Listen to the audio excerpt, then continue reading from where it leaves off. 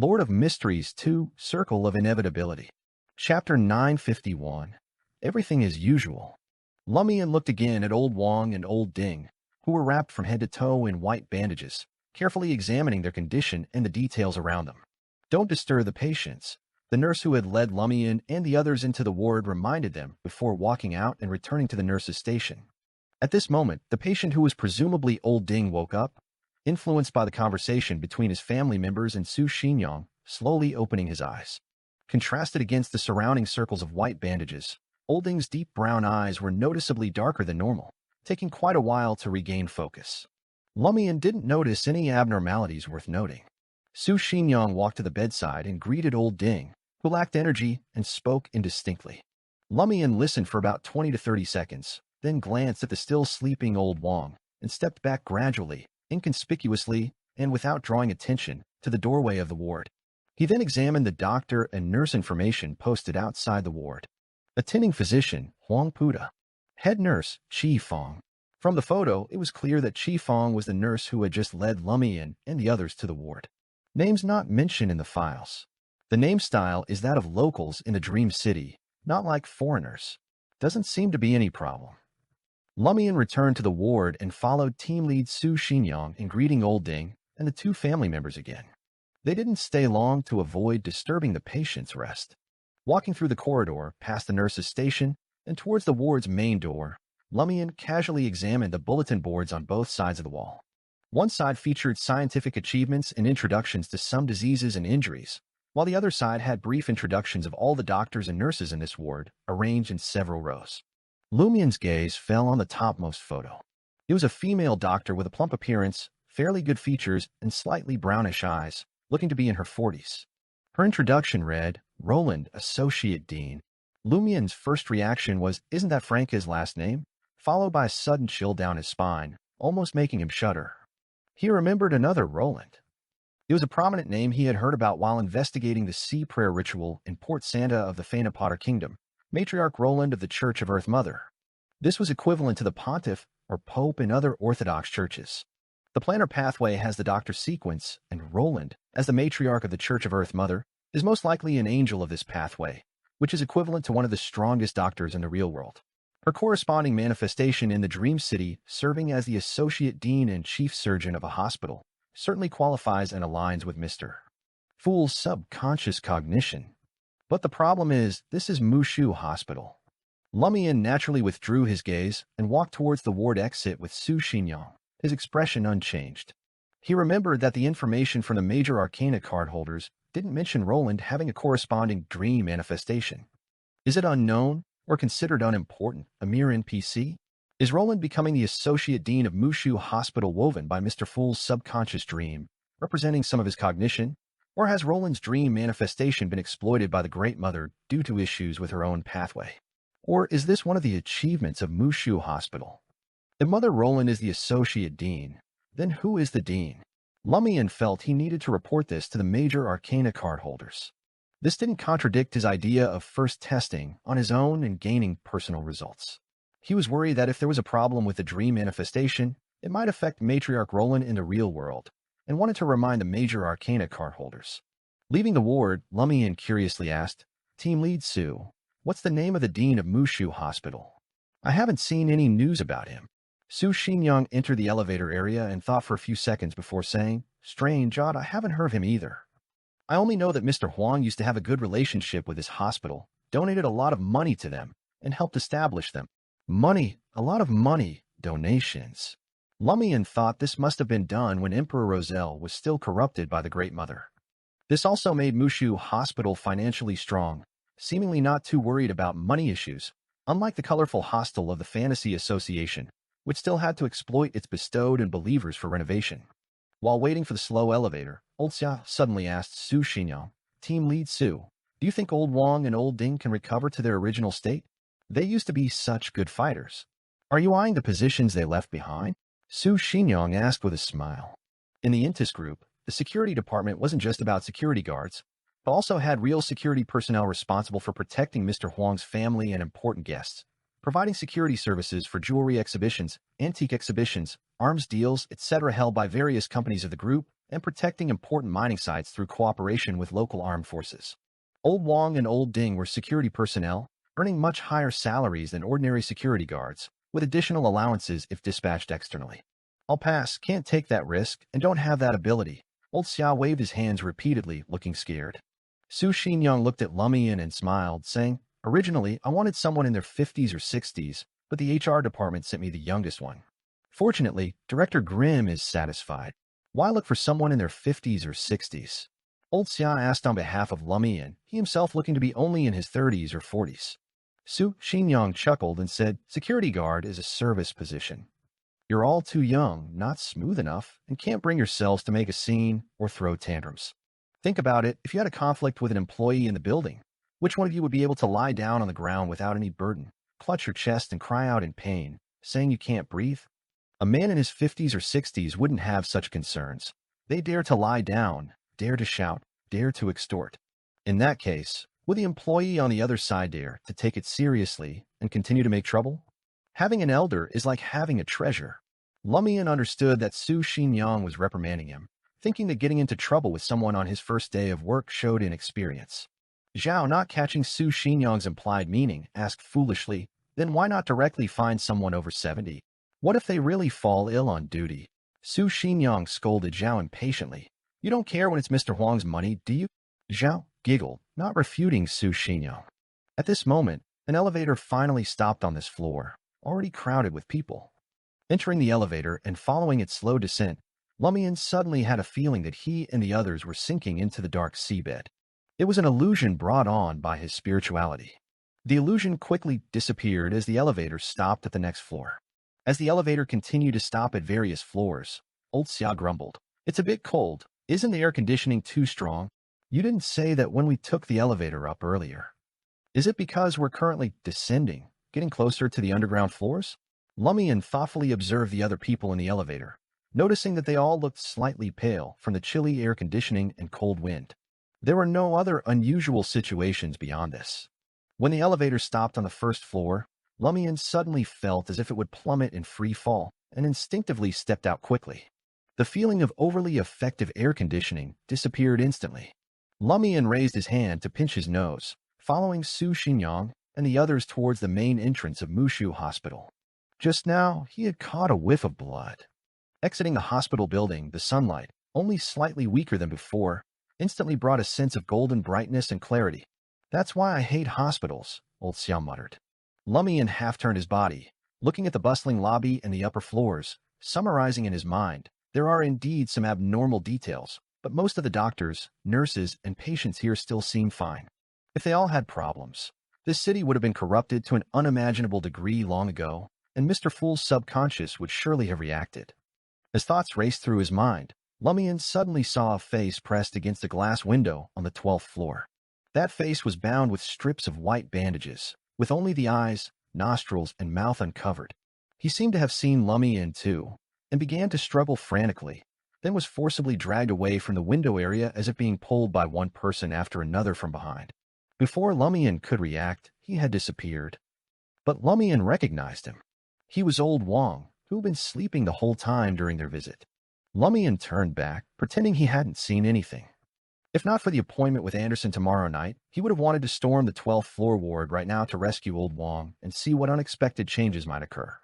For Lumian, this wasn't something he couldn't do, but it should be done after completing most of the experiments. In a beef offal hot pot restaurant. Having booked a large private room with 2 tables set up, Su Xinyang held baijiu, a Chinese spirit, and beer, smiling at Lumian and asking, "Can you drink?" "I can drink a little," Lumian answered somewhat fearfully. "As long as you can drink, that's fine. Drinking style is working style. Drinking etiquette is personal etiquette. Those who don't drink can't fit into our security team too." Su Xinyang pointed at the subordinates around and said, "Except for those on duty, dispatched, hospitalized, or on leave, everyone is here. Make a good impression." Lumian had heard from Franca that many companies' welcome parties for new employees were mainly to test obedience and haze the newcomers, making them learn to be compliant, with drinking being the most common method. "Oh, I'll try my best." Lumian squeezed out a smile with a heavy expression.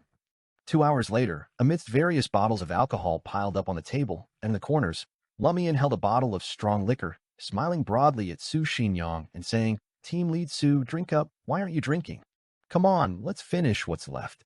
Su Xingyang, his face pale and movements uncoordinated, said, No, no more drinking. Later I still need to go home and pay my dues to the wife.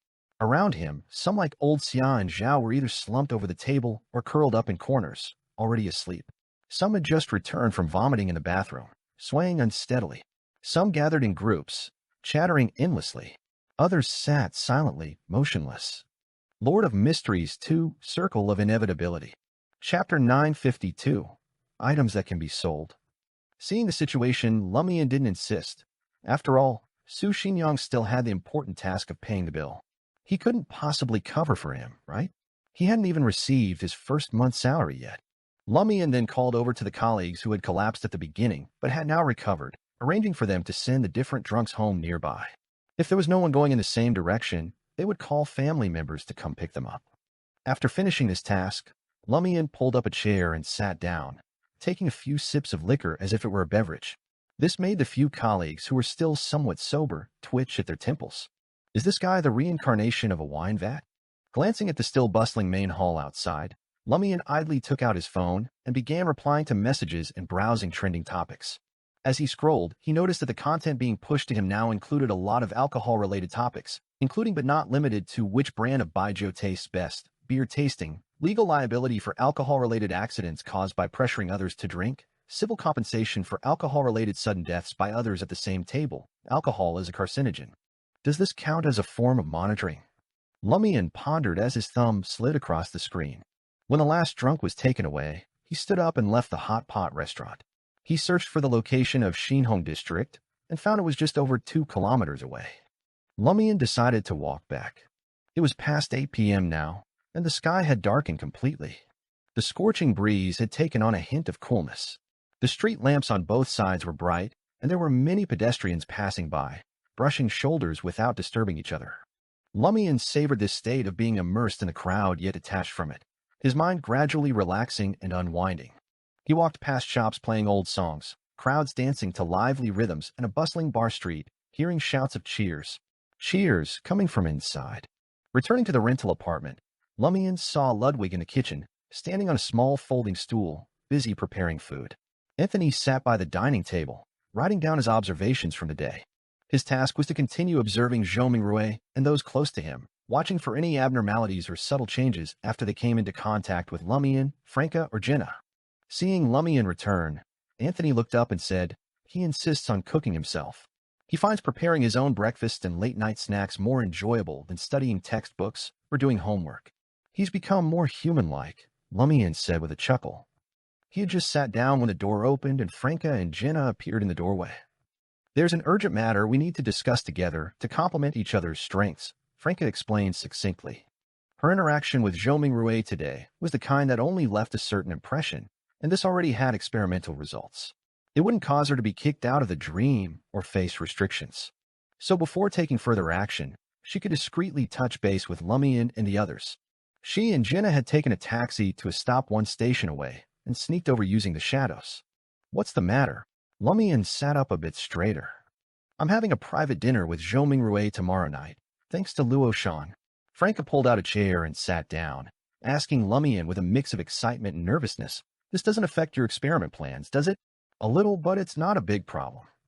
Taking big steps to try things out first, then working backwards to eliminate possibilities one by one is also a method of experimentation, Lumian said after a few seconds of thought.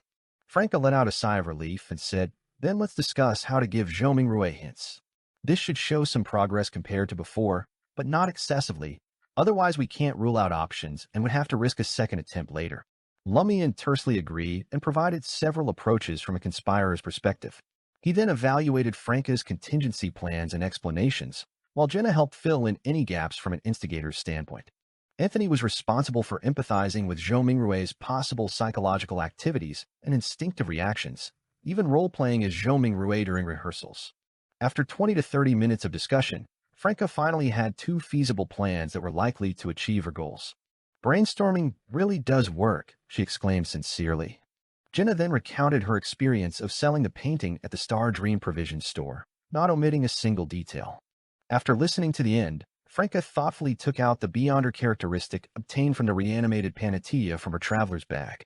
She showed it briefly before quickly stuffing it back. Can we sell this thing to the Star Dream Provision store? We can't use it for now anyway, so why not exchange it for money and find a way to rent useful items? Whether the mission succeeds or not later, the major Arcana cardholders should reimburse us or help buy it back. We can try, but I think that individual probably won't accept it, Lumian said as he also took out an item from his traveler's bag. It was the corpse wax candle obtained from the Blue Avenger. Looking at this pale yellow candle with a reddish tinge, Lumian thought for a moment before saying, "We discussed before that demonesses might have symbolic meaning and special uses in the Dream City. Now I want to say that hunters might also have significance.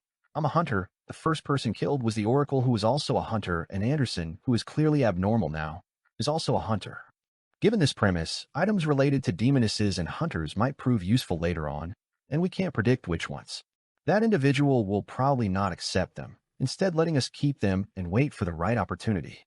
We can try. If she doesn't accept them, it would provide initial validation for my theory." Jenna, Franca, and Anthony all nodded thoughtfully. The four of them then took out many mystical items they weren't currently using, planning to have Jenna take them to the Star Dream Provision store to sell the next day. Looking at these items, Jenna pondered for a few seconds before saying, "That individual is a true deity. Isn't it somewhat disrespectful to bring such a hodgepodge of items of varying value?" Anthony nodded in agreement with Jenna's statement. Franca added, "Yeah, it feels like we're treating her like a junk collector."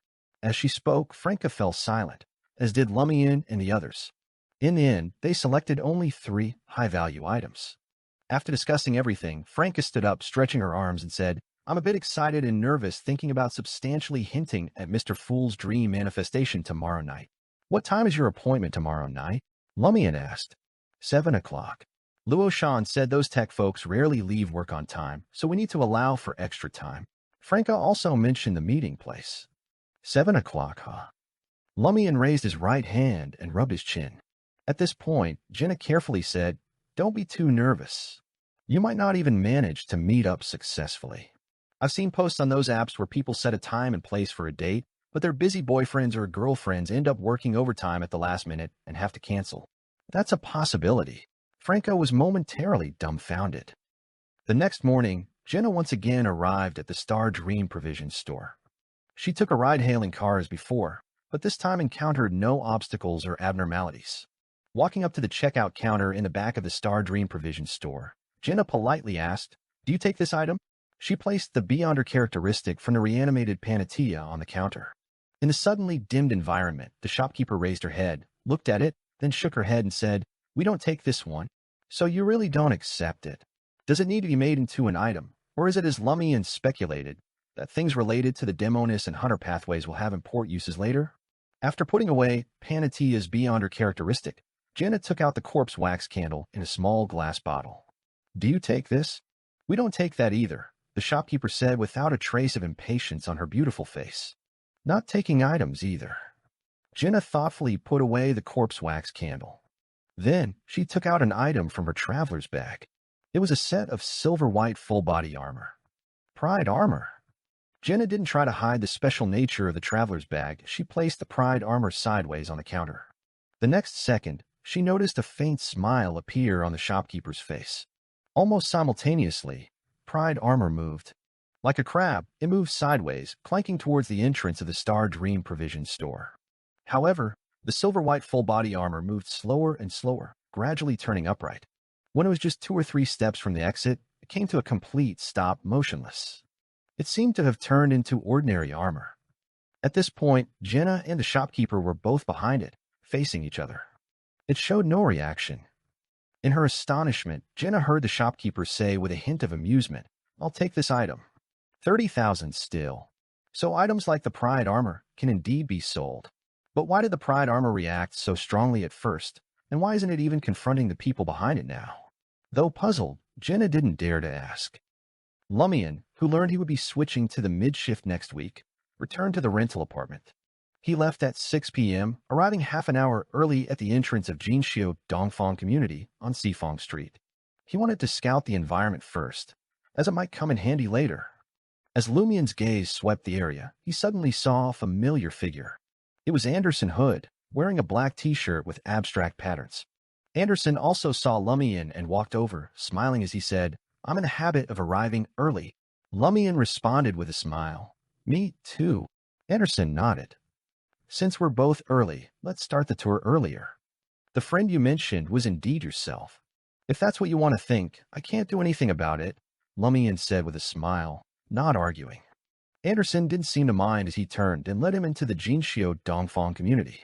Lord of Mysteries 2, Circle of Inevitability. Chapter 953, Art Studio. Sifang Street was located near a famous scenic spot in Yangdu, part of the Old Town area. The Jinxiu Dongfang community was also quite old, with no building exceeding 6 floors or having elevators installed. Lumian followed behind Anderson, turning towards the building closest to the community entrance. As they climbed the stairs, he couldn't help but raise his right hand to pinch his nose. A mixture of strong odors permeated the air. Anderson turned sideways and laughed. The whole building is being renovated. He had somehow already stuffed 2 wads of white paper into his nostrils. Why is everything being renovated? Lumian didn't hide his confusion. Anderson glanced at him and said with a smile, "This gated community is too old. Most owners have moved away and chosen to rent out their vacant apartments. Someone has rented all the rooms in this building, planning to..." At this point, Anderson paused, his smile becoming more pronounced in the dim stairwell as his voice deepened.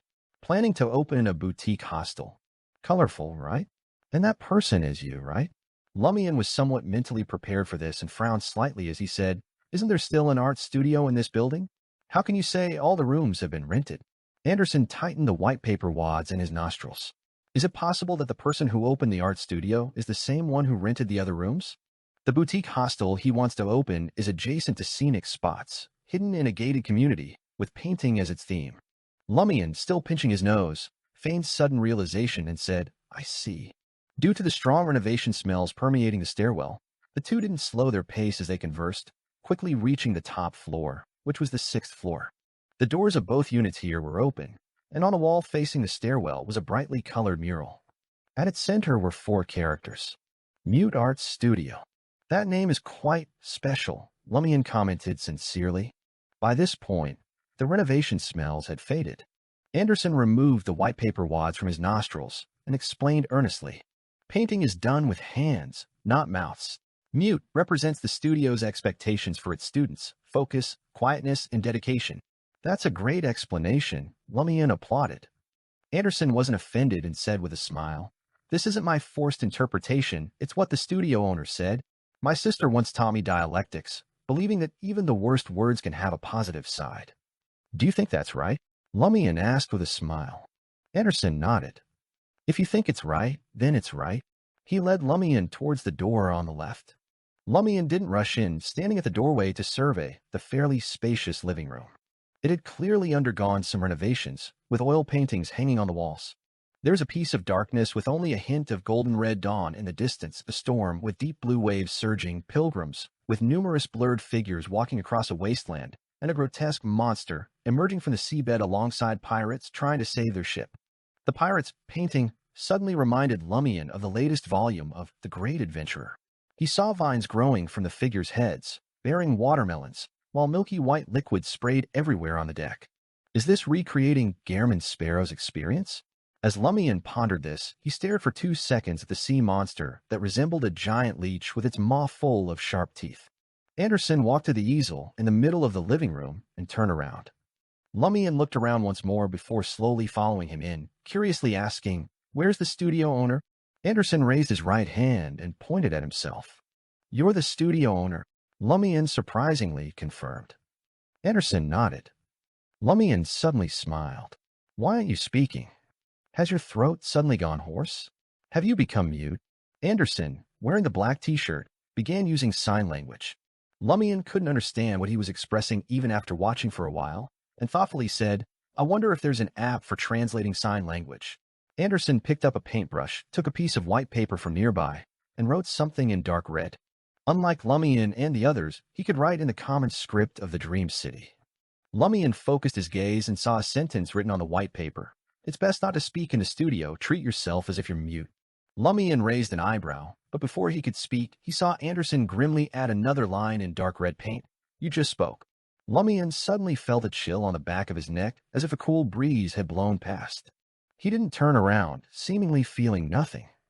Anderson wrote another passage, the dark red paint appearing to become much brighter. Do you know this person?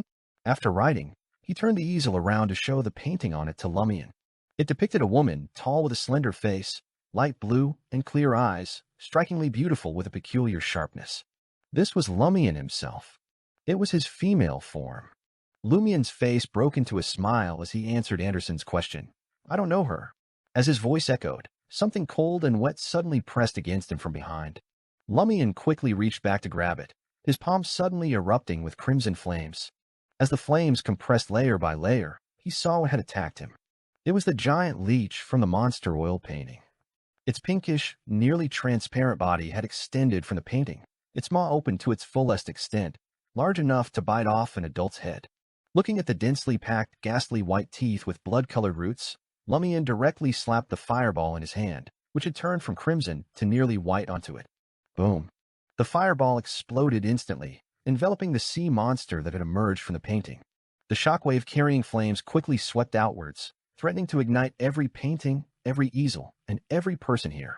At that moment, from the storm oil painting, the azure seawater surged out, pouring into the room with a splash, extinguishing all the flames. Lumian's figure disappeared from where he stood, reappearing behind the mute Anderson. His eyes had turned completely iron black, reflecting a ghastly white. Lumian clenched his right fist and thrust it out with a smacking sound, striking Anderson's back. This punch, accompanied by a thunderous explosion, tore through Anderson's flesh, penetrated his body, and hit the oil painting of Lumian's female form and its easel. The mute Anderson's body suddenly ruptured, quickly thinning and transforming into a portrait painting with a huge hole. This portrait, along with the oil painting of Lumian's female form, was ignited by crimson flames, turning into black light ashes in just a few seconds.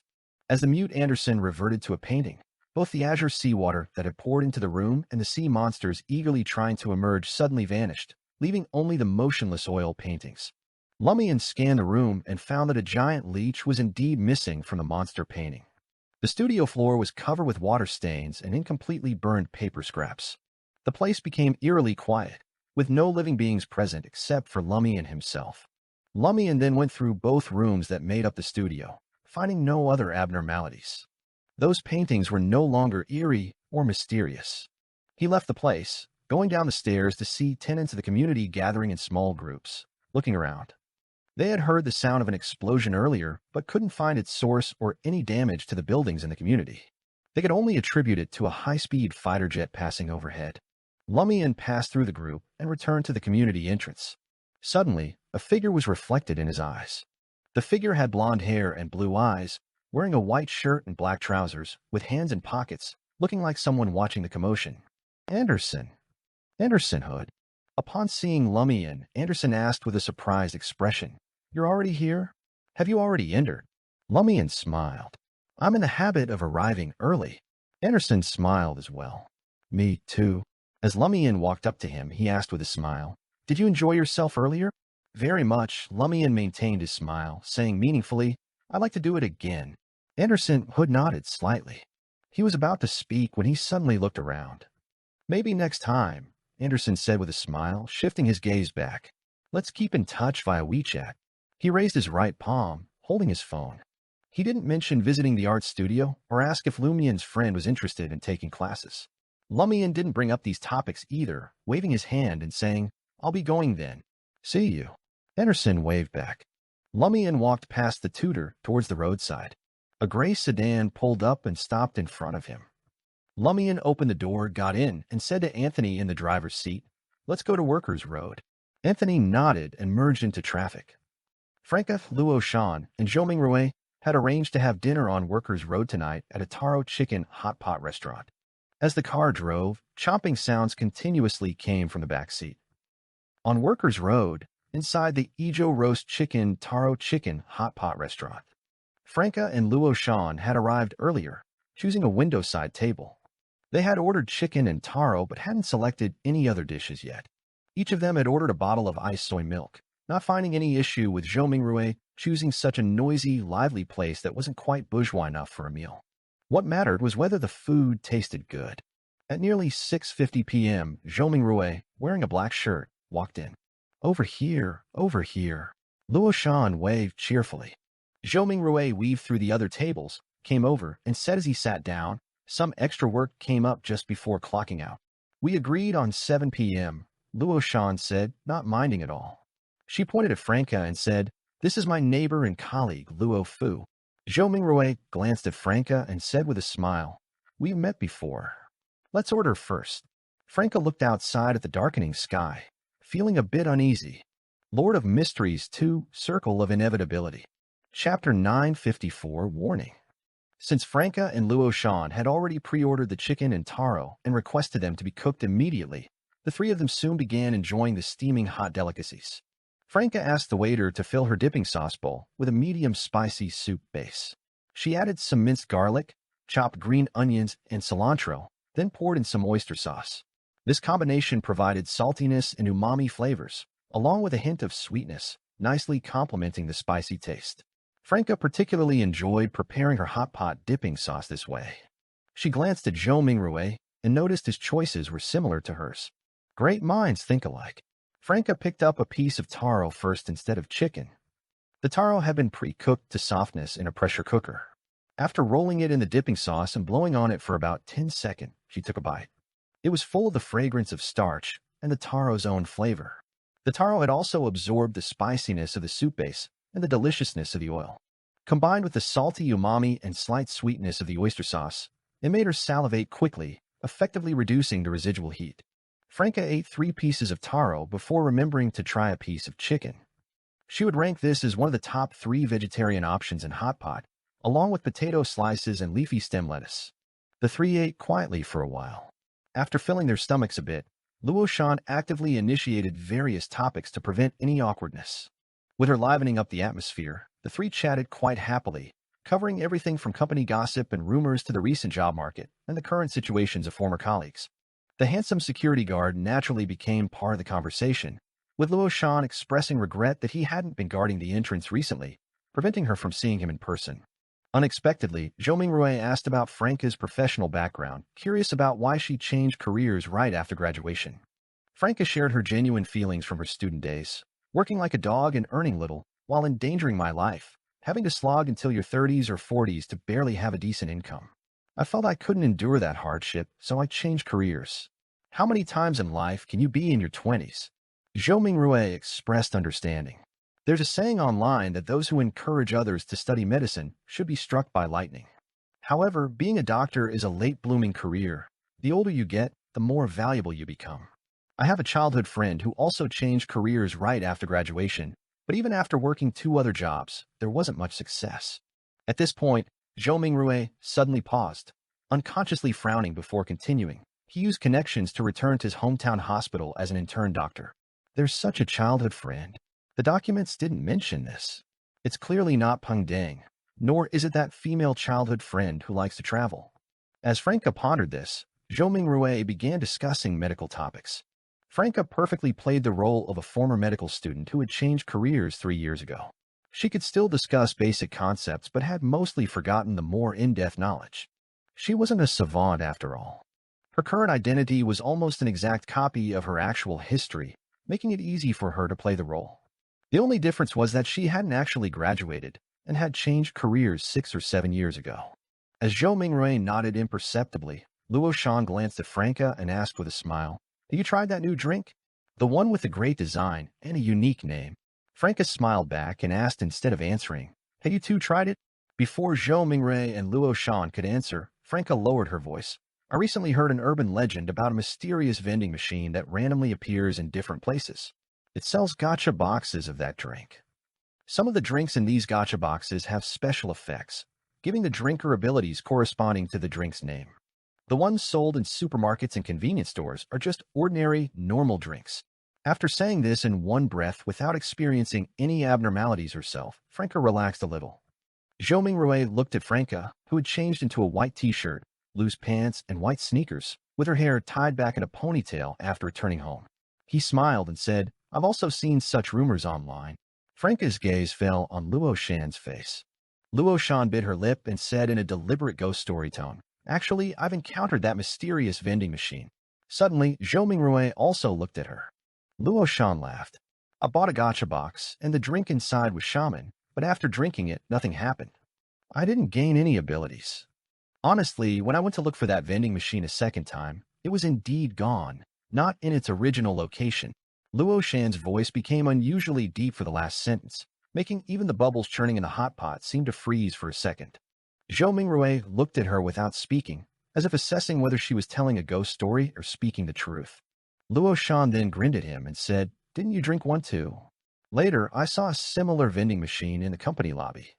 I got a bunch and gave you one bottle, the instigator drink, right? It's not like I drank it. Zhou Mingrui laughed. Someone had given me a pack of dried mushrooms earlier, saying they were great for infusing drinks and tea.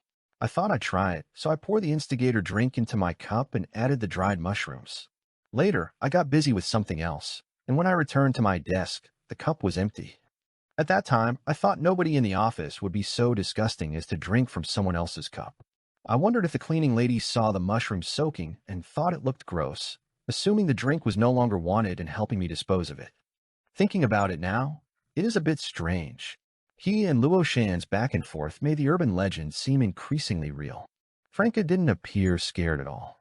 She looked around and lowered her voice. Since you're both being so honest, I'll tell the truth too. To be frank, I've also encountered that vending machine. Luo Shan played along and asked, "What did you get?" Franca looked at Zhou Mingrui, pushed up her black-framed glasses on the bridge of her nose, and smiled noticeably. Assassin. Zhou Mingrui quietly looked at her, waiting for her to continue. Franca added with a smile, "I'm a fan of Assassin's Creed. Look, my WeChat name is even True Hidden Blade." As she spoke, she took out her phone and showed her WeChat name to Zhou Mingrui, then continued, "I was very satisfied with the name of that drink. I imagine myself becoming an assassin, able to perform a real leap of faith and hide in shadows undetectable." Franca deliberately described all the changes and abilities brought by the assassin potion, wanting Zhou Mingrui to believe that she had either actually drunk the assassin drink or was very knowledgeable about assassin-related matters. As she described this, her heart involuntarily began to beat faster, and she became tense, feeling as if she was about to be kicked out of the dream.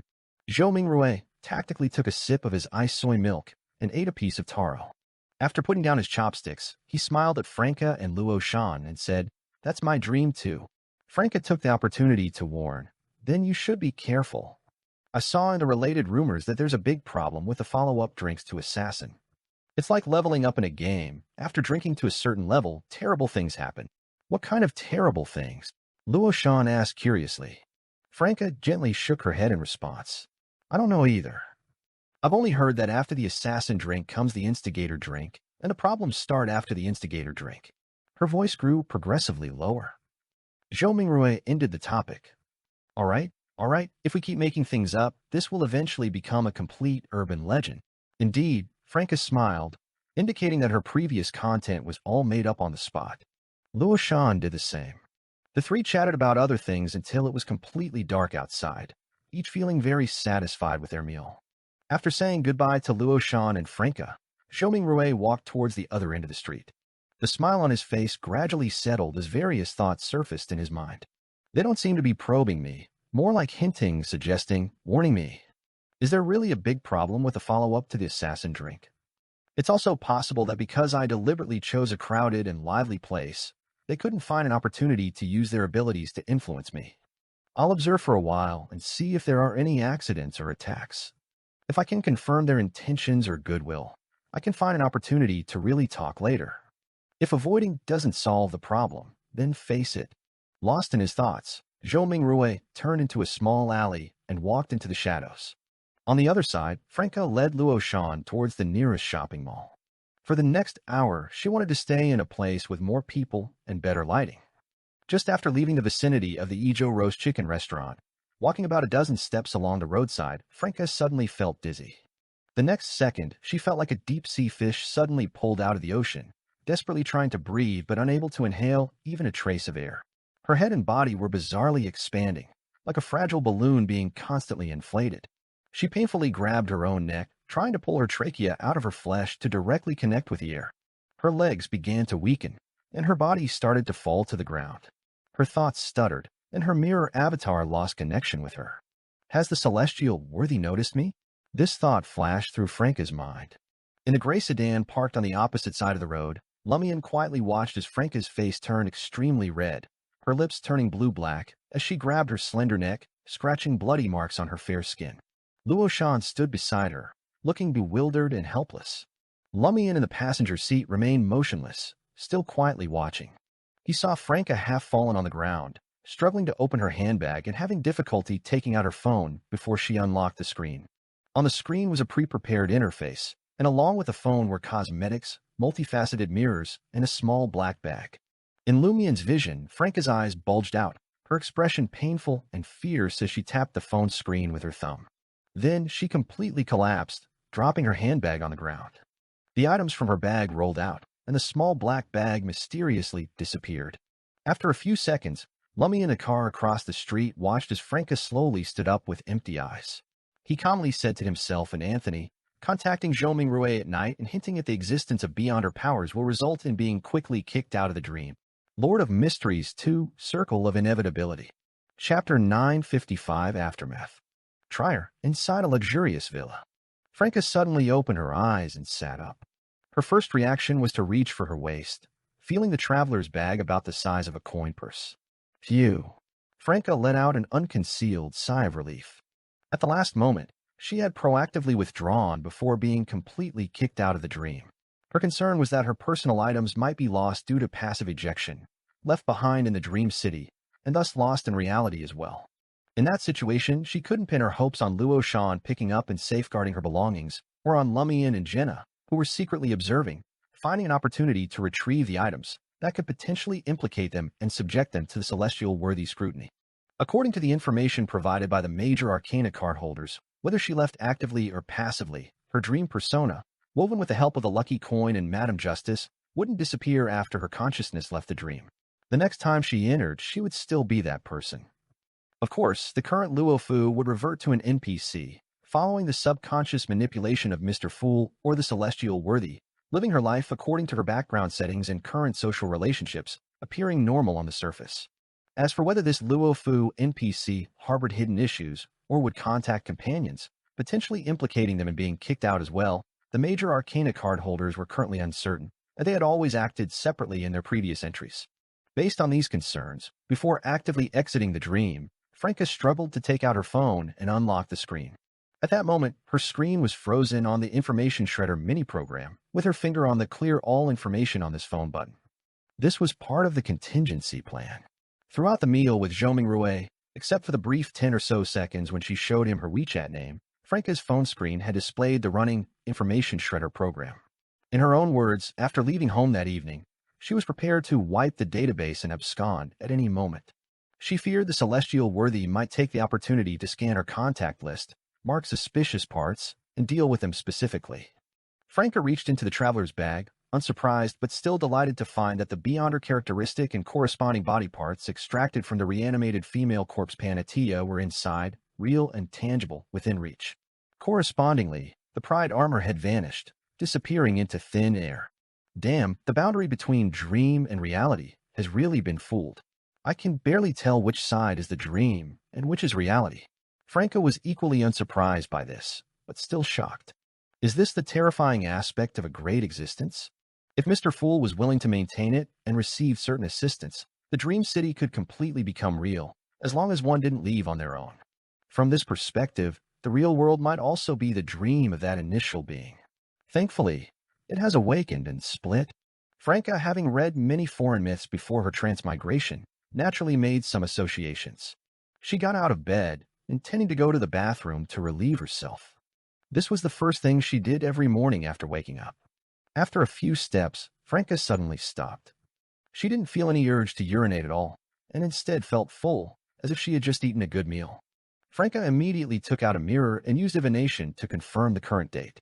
Reality had also passed several days, basically consistent with a dream, though there seemed to be a slight time difference. In this bedroom, the tightly drawn curtains let in a bit of twilight. It wasn't completely dark outside yet. Is the Dream City using backlund time? We've been in the Dream City for over a week. It's impossible not to be hungry or need to use the bathroom in reality. Damn, does eating in the dream mean being full in reality, gaining the corresponding nutrients? Does using the bathroom in the dream equate to using it in reality? But I don't smell bad, and my pants are normal. Is this grafting the excrement at the exit to the toilet and sewers? Or directly opening a door, sending it to another dimension? Right? Ludwig seemed to have said that some of the food in the dream city was real. How could it be real? My goodness, it's really hard to distinguish between dream and reality. Franca was amazed, both shocked and amused. After about 10 seconds, her mind calmed down, and she began to think about the gains from tonight's probe. Hinting at the existence of beyond her powers to Zhou Mingrui at night, warning him about the risks following the assassin potion, will result in being kicked out of the dream. But not immediately. There's a reaction time, close to an hour. Perhaps later we can use this hour to do something, like directly telling Zhou Mingrui about the witch's transformation. But maybe just saying the word, which would result in an immediate ejection. We'll need experiments to confirm this. Also, we can't rely on the assumption that the celestial worthy's reaction time for kicking people out in this situation is always an hour. It might be that as long as Zhou Mingrui is watching, nothing unusual happens, but as soon as we say goodbye and create some distance, we're quickly kicked out.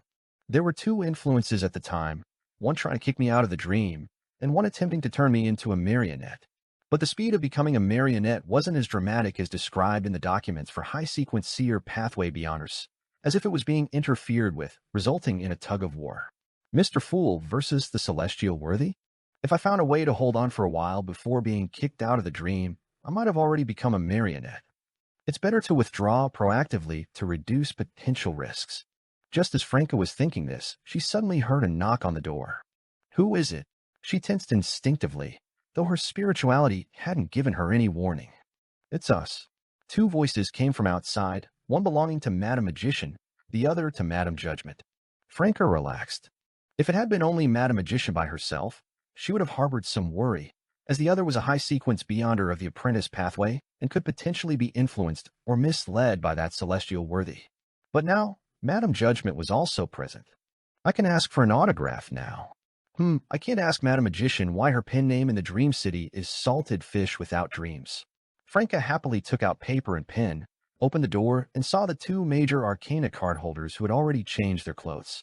Madame Magician reminded her, "You need to wait a day and a night before you can re-enter the dream." Yes, I know. Franca nodded. This was mentioned in the documents. Dream City, Workers Road.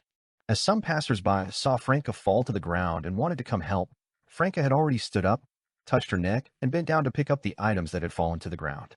Only then did Luo Shan come to her senses, helping to put some of the cosmetics and mirrors back into the handbag. What happened just now? She asked Franca, puzzled, alert, and concerned. Franca looked at Luo Shan and smiled reassuringly. Don't worry, it's an old problem. I'll be fine after a while. You never mentioned having such a condition before. Luo Shan fell silent. Franca continued, Let's not go shopping, shall we? I want to rest early. That's not what you said earlier. Luo Shan made a sound of agreement. After the two got into a rideshare car, Lumian's right hand loosened its 5 fingers, and he nodded at Anthony. Anthony started the car, drove to the intersection, and stopped again. From the shadows, Jenna emerged, walking towards the gray sedan as if she had finally waited for her rideshare. Lumian lowered the car window and looking straight ahead said, Try to minimize contact with her tonight, and it's best to find an excuse not to sleep in Dekwang Garden. After saying this, without waiting for Jenna's response, he raised the window, and Anthony drove the vehicle into the middle lane. Jenna's lips bore the marks of her teeth, and her clenched fists finally relaxed. After seeing Franca's abnormal situation, she knew she shouldn't go to her rescue to avoid implicating herself. But rationality was one thing and emotion was another, especially when Franca seemed on the verge of death during her struggle. It took great willpower for Jenna to control herself, clearly discerning Franca's state and waiting for her to withdraw on her own. Dekwang Garden, Building 5. Luo Shan said goodbye to Franca on the 15th floor and returned to her own home. After a while, she heard the doorbell. Outside the door was Jenna, known as Jin Na in the Dream City.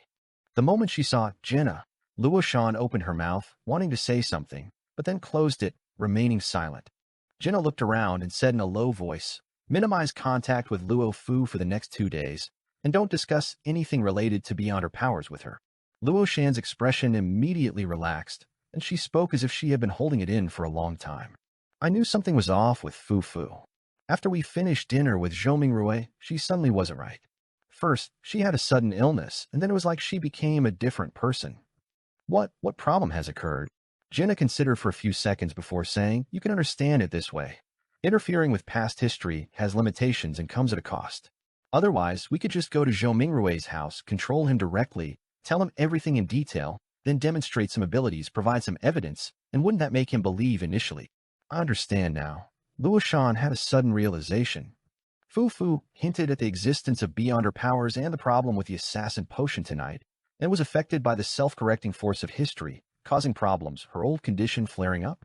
Is she now equivalent to another version of herself, similar to my previous situation? You can understand it that way. Jenna nodded, not explaining in detail. She returned to the 23rd floor and saw Franca sitting on the sofa on her phone. After some thought, she said, I'm going to see Li Lu later. I won't be back tonight. In the identity documents, Li Lu's father was Li Ming, and his mother was Jian Na. Franca raised her head and said with a smile, when will you bring Li Lu over to play? I can sleep on the sofa. It depends on his father's opinion. Jenna smiled, packed her toiletries, and left the apartment. Taking the elevator to the first floor, she took out her phone and sent a message to Lumian. Luo Shan still remembers the story we told her, remembers the help we gave her, and shows no changes at present. Franca only knows about the things in the background information, remembering only the nominal social relationships. Lord of Mysteries 2, Circle of Inevitability. Chapter 956, New Speculation. Jenna didn't actually go to Xinhong District to find Lumian and Ludwig. Instead, she chose a nearby hotel, booked a room, and checked if she would also be kicked out. Nothing happened overnight. After waking up, she immediately returned to Dequan Garden and sat in a corner of the lobby, facing sideways towards the door leading to the interior of the residential complex. After about 10 minutes, she saw Franca. Franca was still wearing her old-fashioned black-framed glasses and dressed in a relatively conservative office lady style. Seeing this, Jenna breathed a sigh of relief, changed her sitting posture, and turned her back to Franca to avoid meeting her. The purpose of her early return to the residential complex was to confirm whether the current Luo Fu's behavior style was consistent with a previous Franca. If she had removed her disguise and changed into makeup and clothes that best highlighted her features, maximizing the charm of a witch, Jenna would have to consider finding an excuse to prevent Luo Fu from going to work, delaying her for a day. Now it seemed that the style of the Luo Fu NPC would continue as before. Tech Building, 10th floor. Franca sat down at her desk and leisurely made herself a cup of coffee. At this moment, she saw Zhou Mingrui walk in, so she smiled and said, Are you looking for Luo Shan? She hasn't arrived yet. I thought you two would come together. Zhou Mingrui didn't hide his surprise. In his view, whether on the surface or secretly, Luo Shan and Luo Fu had a very good relationship and a special connection. They should be the type to wait for each other and go to work together. Franca smiled and said, I asked her, and she said she had something holding her up and told me not to wait for her. I see. Zhou Mingrui nodded and turned to walk out of the administrative department. During this period, he had been coming to ask Luo Shan about various company news more frequently than before, leading to some idle people in the administrative department spreading rumors about him and Luo Shan. Zhou Mingrui walked at a moderate pace to the entrance of the administrative department, unable to wait for Luo Fu to ask him to wait. He actually came to find Luo Fu today, not Luo Shan. He originally thought she would take this opportunity to hint at something again, but unexpectedly, Luo Fu didn't even have the thought of chatting with him casually, being polite but somewhat distant. Zhou Mingrui frowned slightly, not turning back to look again, and left the administrative department directly. Something feels a bit off. He had just grumbled inwardly when he saw Luo Shan walking over with a pancake and a cup of 5-grain soy milk. Good morning, Luo Shan greeted cheerfully. Good morning, Zhou Mingrui smiled. I just want to find you, but you hadn't arrived yet. Luo Fu said you were held up by something. Luo Shan looked around. Want to ask me about something again? The two chatted casually for a few sentences, each walking towards their own department's office. Suddenly, Zhou Mingrui's phone vibrated. He took it out to look, and it was a message from Luo Shan, who he had just been chatting with. Don't talk to Luo Fu about anything today. Wait until tomorrow. The moment he saw this message, Zhou Mingrui thought the two girls' relationship had suddenly broken down, and they were trying to isolate each other by forming cliques. But after reading it carefully again, he came to a preliminary conclusion. Does Luo Shan mean that today's Luo Fu has a problem? Don't contact her, and it will be fine tomorrow? Why would there be a problem? She was still normal yesterday. Is it because of our chat last night about the vending machine, the assassin drink, and subsequent troubles? This seems a bit like when the star in the group suddenly went offline when mentioning key things. What kind of problem could it be? Who gave the problem? And why is it there today, but solved tomorrow? One question after another flashed through Zhou Mingrui's mind, but he couldn't find reasonable explanations for many of them. 13th floor, security department. Lumian and his partner Old Xia had patrolled all floors once, finding no security risks. After sitting in a room that looked more like a rest area for security guards than an office, Lumian took out his phone.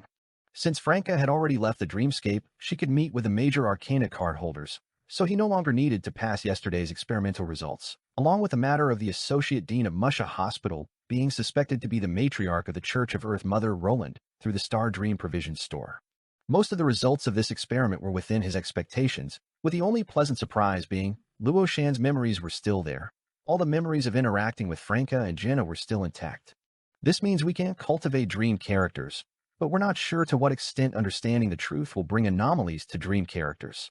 In the future, there might be a situation where all 5 of us and even subsequent coin holders are completely kicked out of the dream, only able to observe, yet there are quite a few dream characters who have inherited our will and cause, still striving to awaken Mr. Fool, and they are part of the dream, unable to be kicked out. This is a change in thinking. It doesn't have to be outsiders. It doesn't have to be us. NPCs can also play a role. At that time, well, these dream characters won't be kicked out, but they can be killed or corrupted, just like the Oracle. When enough dream characters are killed, isn't that also a kind of stimulation for Mr. Fool? This also counts as a disaster for the Dream City, with a large number of important characters dying or falling. Demonesses and hunters, are they really meant to bring calamity? Lumian mocked himself, then selected Intis Group Grim and opened the chat interface. He slightly raised his chin with a rather cold expression, using voice input to send a message. How are you doing with the recent matters? Sitting in another chair 2 or 3 meters away, Old Xia heard this voice and these words, and suddenly shuddered, feeling that this kid Li Ming somehow seemed more like a team leader than Team Lead Su. After a few minutes, Grim replied, haven't found a way to make Huang Tao return to the mother's embrace yet. Without Huang Tao's cooperation and acquiescence, there are many things we can't do now. Currently, we can only use the authority of the security department to monitor Zhou Mingrui's actions. We've installed pinhole cameras and bugs at his seat and planted a Trojan on his computer. This allows us to discover problems immediately from his browsing history, search history, and call records and prevent them in time. A few days ago, Zhou Mingrui had thoughts of resigning and searched for specific procedures and precautions, but later he didn't do it and hasn't looked at articles or videos on this aspect again. Without Huang Tao's cooperation, we can't keep him through promotion and salary increase for now. We must solve this problem before he actually resigns. Lumian read it carefully and felt that Grimm, or rather the children of the Great Mother in the Dream City, hadn't thought about how to cooperate with the Celestial Worthy to turn Zhou Mingrui into a witch for now. They were more focused on monitoring, observing, and trying to keep Zhou Mingrui staying within the Intis group where they had great influence, not resigning and leaving.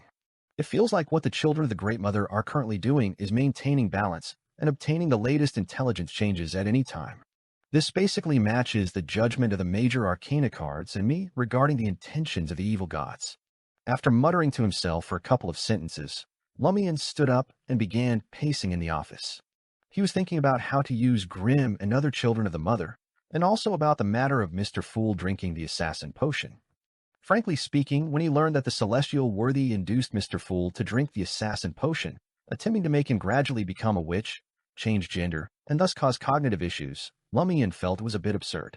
In his view, gods were all divine, and except for few pathways that needed to emphasize gender, they shouldn't care whether they were male or female. Those ancient beings who had lived for thousands or tens of thousands of years might be even more so. Would Mr. Fool really have cognitive issues because of becoming female? Recalling that Mr. Fool required to be referred to as he rather than he, Lumian reluctantly accepted this reason. At the same time, he also suspected that the Celestial Worthy wanted to use the conflict of symbolically non-neighboring pathway beyond her characteristics to drive Mr. Fool mad, thus gaining the upper hand and achieving victory. The Demonist pathway was not adjacent to the Seer, Apprentice, or Marauder pathways. After killing the reanimated female corpse Panatia and learning about her mission, Lumian's internal balance leaned more towards the speculation that the Celestial Worthy wanted to use the conflict between non-neighboring pathways. Panatia was supposed to make Zhou Mingrui fall in love, and after he drank the witch potion and changed gender, stay by his side. Wasn't this equivalent to helping Zhou Mingrui, helping Mr. Fool stabilize his mental state? This was somewhat contradictory to the speculation of using gender change to cause cognitive issues for Mr. Fool. And if stabilizing the mental state was for Zhou Mingrui to drink higher sequence demonist potions, accumulating more madness, it seemed more reasonable. Now, following this line of thought, Lumian had new questions. Why did it have to be the assassin potion, the demonist pathway? As long as it was a potion from a pathway not adjacent to seer, apprentice, or marauder, it could achieve the purpose. Does becoming female early on indeed have its effect, bringing mental hidden dangers? Combining this with the fact that most of our team are demonesses, and the celestial worthy specifically brought a demoness marionette into the Dream City, does this indicate that inducing Zhou Mingrui to drink the assassin potion rather than other non-neighboring potions has hidden reasons? Lumian immediately went through various specialties of the demonist pathway in his mind. In just a few seconds, he thought of a term, mirror person. Becoming a witch not only changes one into a female, but also creates a corresponding, fixed mirror person. From this sequence onwards, demonesses can use mirrors to create avatars and use corresponding magic. And from Lumian's current experience, mirror people were more extreme, more vicious, more sinister. What the celestial worthy actually wants is to make Mr. Fool have a mirror person, and then by doing certain things to the mirror person, or making the mirror person do certain things, achieve the goal of winning this confrontation. Confusing the real with the fake? Turning the fake into real? Lumian fell into deep thought. At this moment, his phone vibrated, and the new incoming message was from Anderson Hood. Lord of Mysteries 2, Circle of Inevitability. Chapter 957, A Special Ability Once Obtained. A name that leaves a deep impression on you. Send a hi emoji. Want another round of fun? Hope it's more exciting than last night. Lumian replied using voice input, bringing the phone close to his mouth. Nearby, old Xia glanced at him, his eyes full of envy and longing. Young people sure have exciting lives. No wonder he has a 7-year-old child at just 22. Too bad I don't dare. Soon, Anderson replied to Lumian, you picked the place, somewhere suitable for discussing secrets. All right, Lumian didn't refuse. Let's set the time for 6 p.m. I like sunlight. Anderson sent an okay emoji. After Lumian replied, no problem, the former strongest hunter of the Fog Sea asked in text, why is your WeChat name the idiot? Do you think you're not smart enough? Lumian chuckled. I really like tarot cards, and I think the Fool card is super cool. Calling myself idiot is a kind of an imitation. Sometimes, people like to use high-sounding reasons to cover up their own issues. This is a phrase I've been fond of lately, and I'll share it with you too. Anderson replied, sending a bye-bye emoji. Lumian didn't respond further. After resting for a while, he and old Xia started patrolling the floors again. When they reached the 10th floor, while patrolling inside the Intis group, Lumian saw Zhou Mingrui coming out of the public restroom. As their eyes met, Lumian nodded slightly as a greeting. Zhou Mingrui hadn't run into him these past couple of days, and since security guards patrolling the floors was indeed routine work, he didn't show any alertness and responded with a nod. As they passed each other, Lumian naturally checked the surroundings for any fire hazards. He hadn't thought about using this opportunity to hint at the existence of beyonder powers to Zhou Mingrui during the day. Firstly, they weren't close enough to chat, and even if he tried hinting, the other party might not be willing to listen. Secondly, he needed to wait until Franca being kicked out of the dreamscape truly ended. Otherwise, it would be impossible to distinguish whether subsequent anomalies were after effects of last night's reminder or caused by today's probing. Seeing that Li Ming, this security guard, didn't make any strange gestures or say anything odd, Zhou Mingrui's doubts dissipated a bit more. At 6 p.m., sunlight still illuminated the small square in front of the mall, lighting up those facilities for children to play. Inside a glass-sealed cylinder, 6 sets of seats were slowly rotating. In the middle of the cylinder, various colored plastic balls were constantly being sprayed out, flying in all directions. Ludwig was using a fishing net with a handle to catch them. Lumian sat next to him like a real parent, and the adjacent set of seats belonged to Anderson. Anderson didn't have children, but he sat there at ease, occasionally raising his net to catch a ball, completely without the shame or embarrassment of an adult who had entered a children's ball pit without bringing a child. At this time, except for the 3 of them, no one else was present. Everyone else had gone home for dinner. It's very enclosed here. No one will disturb or eavesdrop, and I've checked the facility. There's no problem, Lumian said to Anderson with a smile. I originally wanted to choose the carousel, but it's not private enough, not suitable for discussing secrets. As they spoke, they followed the seats, constantly rotating around the middle of the cylinder. This effectively makes up for the childhood I lost. Anderson glanced at Ludwig, then turned to Lumian and said, "Do you sometimes feel that this world is unreal, that many people are like puppets in a theater, seeming normal at first glance, but some details make you fearful? Why are you talking about this kind of thing with me and my girlfriend?" Lumian countered without answering. The girlfriend referred to Jenna. Anderson smiled and said meaningfully, "Because I feel that you are very real, more real than the people around us." Lumian also smiled. "Yes, I sometimes feel that this world is unreal. It's like a huge dream. We seem to be making our own choices, but in fact, we are being pushed and guided by the subconscious of the dream owner. When he wakes up, everything will disappear like bubbles." Amidst the music of spraying balls, the smile on Anderson's face became more evident. "There's a time limit for this attraction. We can't stay here forever." Have you ever heard of the term Battle of the Gods' Ruins? Is this confirming each other's identity? Lumian glanced outside the glass cylinder and smiled as he answered Anderson's question. "I've heard of it." Outside the door of this children's facility, Anthony was waiting there holding Lumian and Anderson's phones. Anderson smiled and sighed. "It's indeed easier to communicate with you than with a certain someone. Some people, their brains might be spouting from their boxing gloves." Anderson continued, "I've adventured the Battle of the Gods' Ruins, come into contact with some dangerous things, which caused me to undergo some changes. In sufficiently special dreams, if I receive a strong enough stimulus, I can break free from the dreaming state and maintain a certain level of clarity within the dream. Is this the reason you discovered the dream city isn't real?" Lumian didn't ask Anderson this, but remained quiet. He still wasn't clear about the exact relationship between the colorful hostel and Anderson. Anderson smiled and said, "That adventure was very exciting, but unfortunately, I can't write it out in certain books. After all, I'm not the protagonist. In recent years, I often dream of living in a big city like this, which makes me look forward to sleeping. In that dream, sometimes I'm a language teacher, sometimes I'm an unsuccessful painter. They should be the same person, just in different states of life." Later, the painter became mute, and his painting skills underwent a qualitative change. "I was stimulated, woke up in a dream, and gained a certain level of clarity. I found that someone was actually giving me money, helping me open an art studio, and even a hotel. Oh, the evil of knowledge. Do such good things exist? Of course I had to accept. How could I let down their kindness?"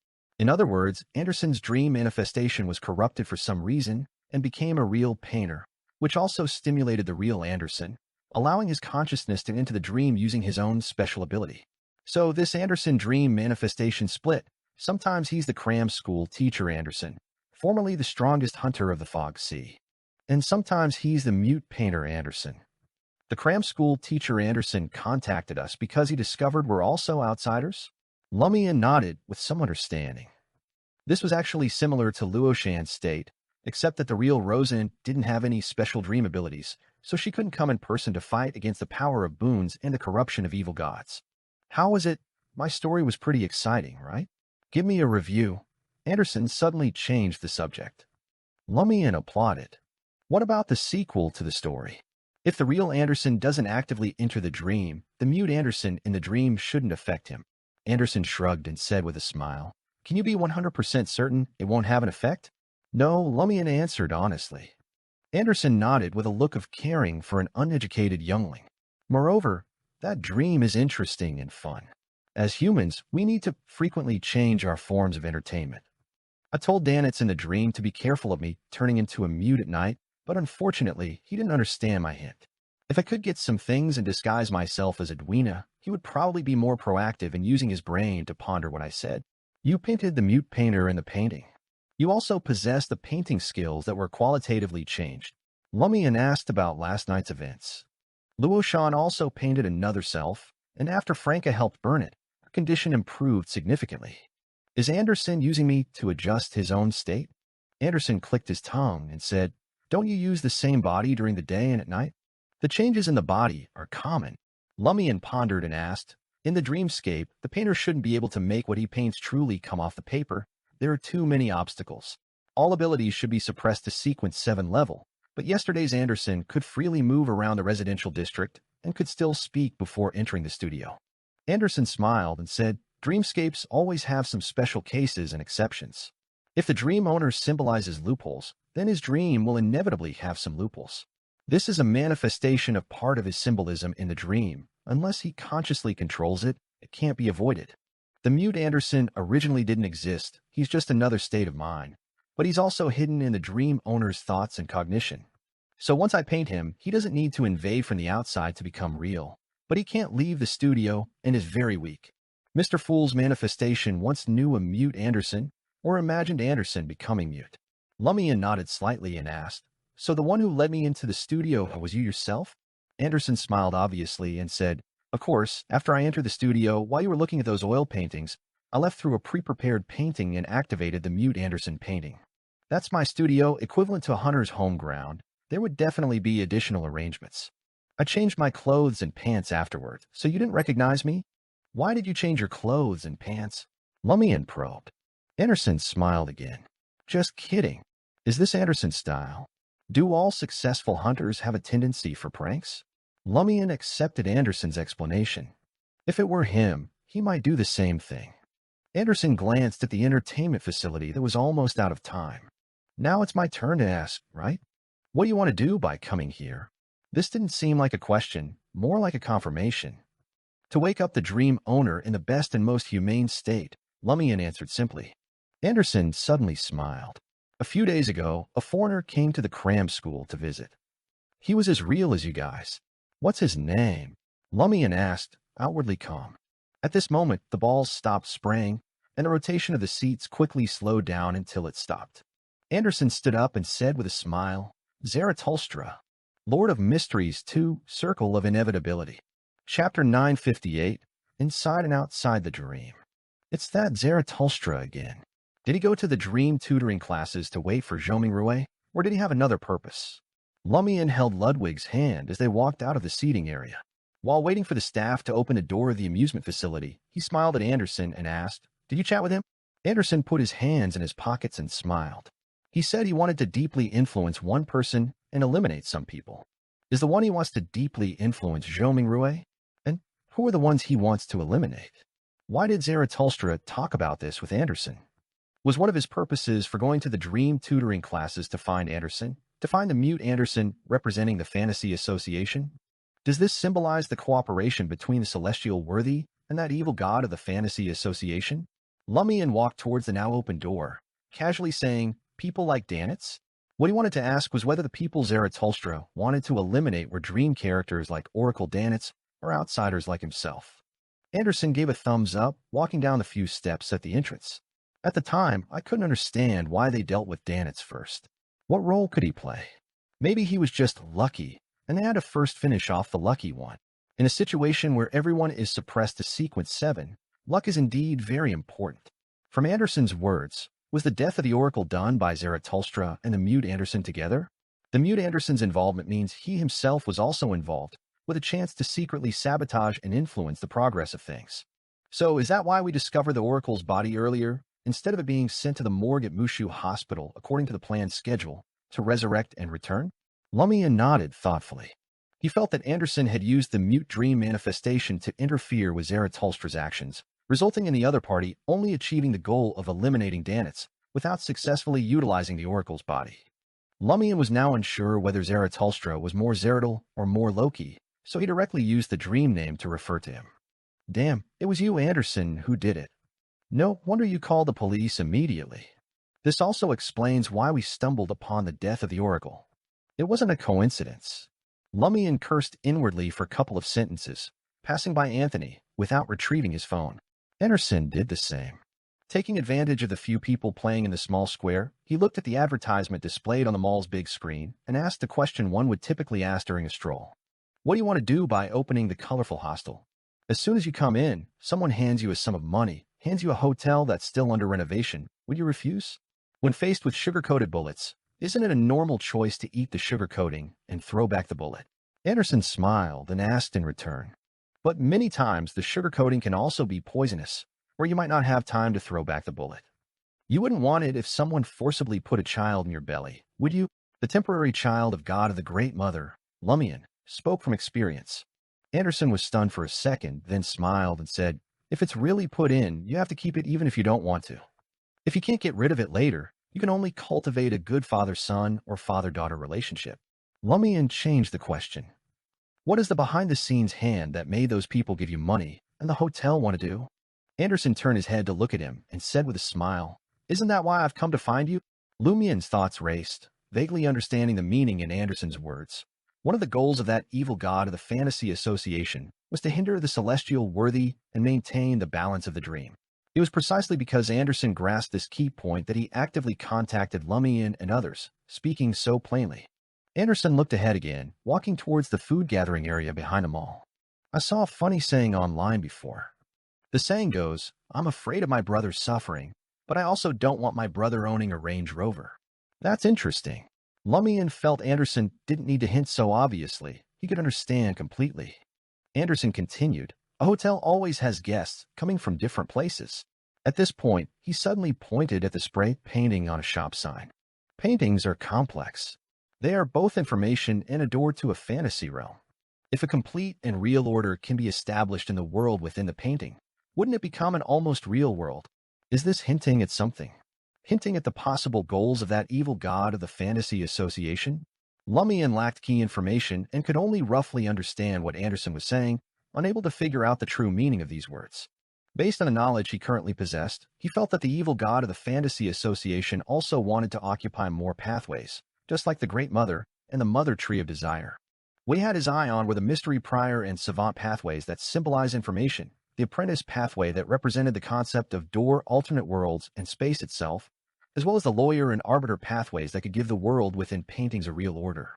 While Lumian was thinking, Anderson pointed at a shop and laughed. "I told you the world would have loopholes. Look over there." Lumian looked over and found it was a small shop named Lone Delights, mainly selling sweet iced tea and desi pies. How could Lone have anything considered a delight? "This is definitely a loophole," Anderson said with a mocking expression. Lumian nodded. Yes. On this matter, the two Intisians easily reached a consensus, and Ludwig started to clamor. "I want to eat." In an apartment on Rue du Chapeau Noir in Quartier de la Maison d'Opera, which Nikié sat in front of her dressing mirror, carefully and meticulously drawing her eyebrows and applying powder in the light of the gas wall lamp. Suddenly, behind her, near the chair by the window, a figure appeared. It was Franca, in a relaxed posture. Franca quietly watched Nikié without making a sound. After discussing with Madame Magician and Madame Judgment about why she was kicked out of the dream and the issue with the Associate Dean of Mushu Hospital, she rested for a day. Before returning to the dream, she specifically came to see her subordinate to ask about her recent progress. She couldn't be the kind of superior who disappeared completely after arranging a task, showing no concern and effectively going missing. After about 10 seconds, Nikié finally noticed and subtly adjusted the direction of her dressing mirror. Seeing it was her immediate superior, she quietly sighed in relief and turned around. "Good evening, ma'am." "Good evening. How have you been lately?" Franca didn't directly ask about the Emperor party. She hadn't contacted 007 yet, because 007 was recently undergoing special training, seemingly with hope of obtaining a spot to become a demigod. Nicea's expression changed several times, showing some struggle and pain, and with a bit of a might-as-well attitude, she said, "I've become Gruis's mistress." Gruis was one of the confidants of Louis Gustave, the leader of the Emperor party. "This progress is a bit fast.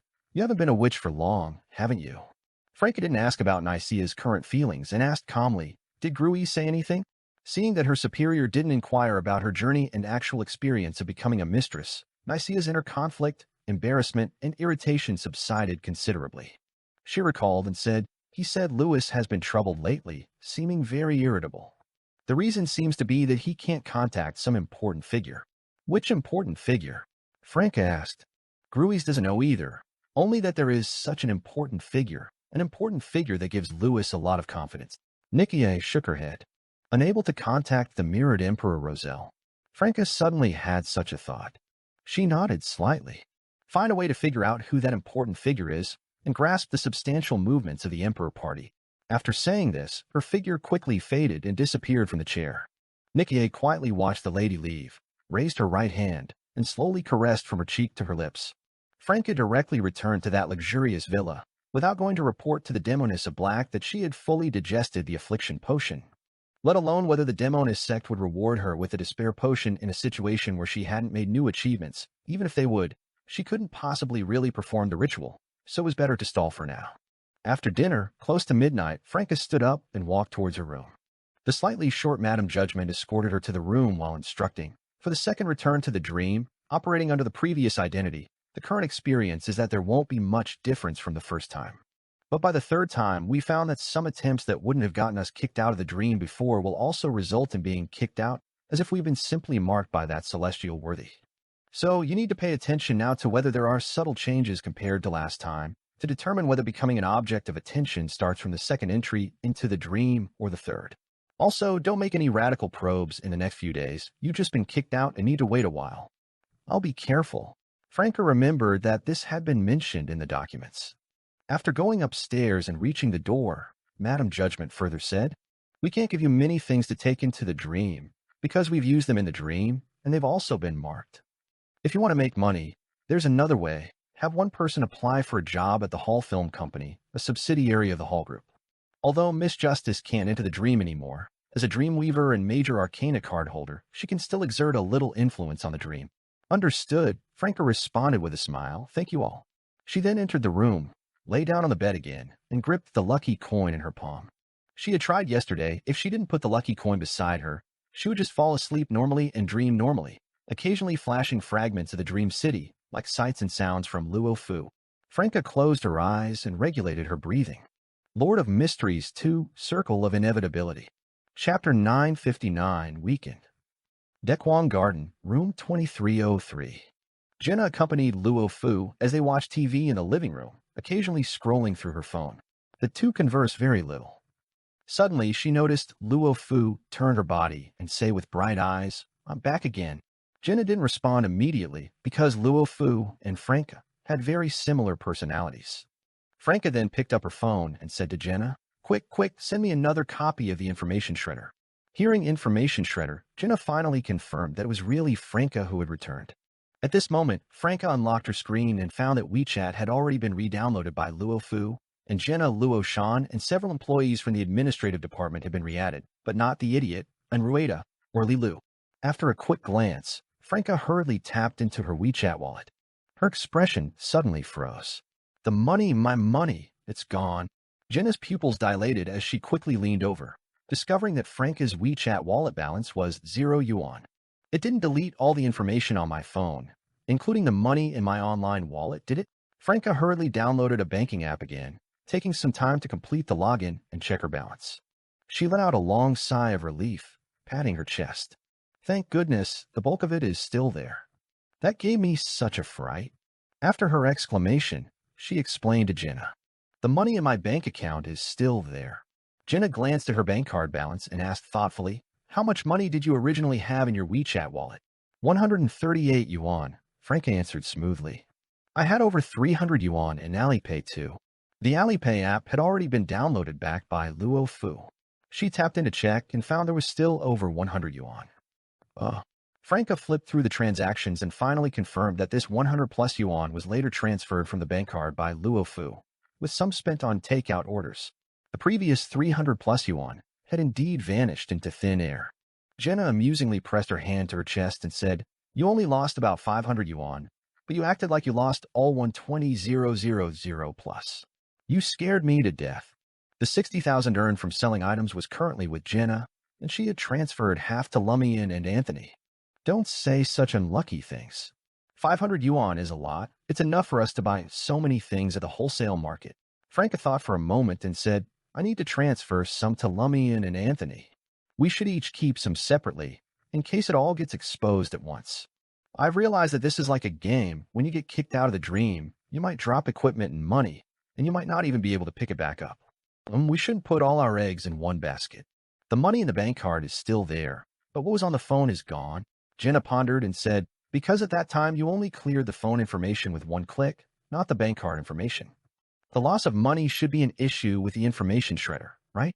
Franca nodded slowly. "This mini program is really powerful. I suspect it even deleted the corresponding information and backup information on the servers. Only in this way could it deal with mystical photos and prevent our chat records from being found." At this point, Franca frowned slightly and said, "I asked Madam Magician and Madam Judgment. They know every high-ranking member of the Church of Steam, but none of them is called Stiano." Anthony's feeling at that time must have been correct. Stiano should have a close connection with the Church of Steam. Jenna also showed a puzzled expression. They seem to have suspects. They said they would tell us through the Star Dream Provision store after confirmation. Franca suddenly looked around, pointed at the ceiling, and said in a lowered voice, "Could it be that one? Only a mini-program made by him could be so powerful, and besides, he can enter with real consciousness." Maybe. Jenna's voice also became low. As a native of Trier, she had received religious education since childhood and still had considerable awe for deities. She now wondered if she would one day encounter the eternal blazing sun she once believed in within this dream city. And if the eternal blazing sun entered, what did the corresponding dream manifestation look like?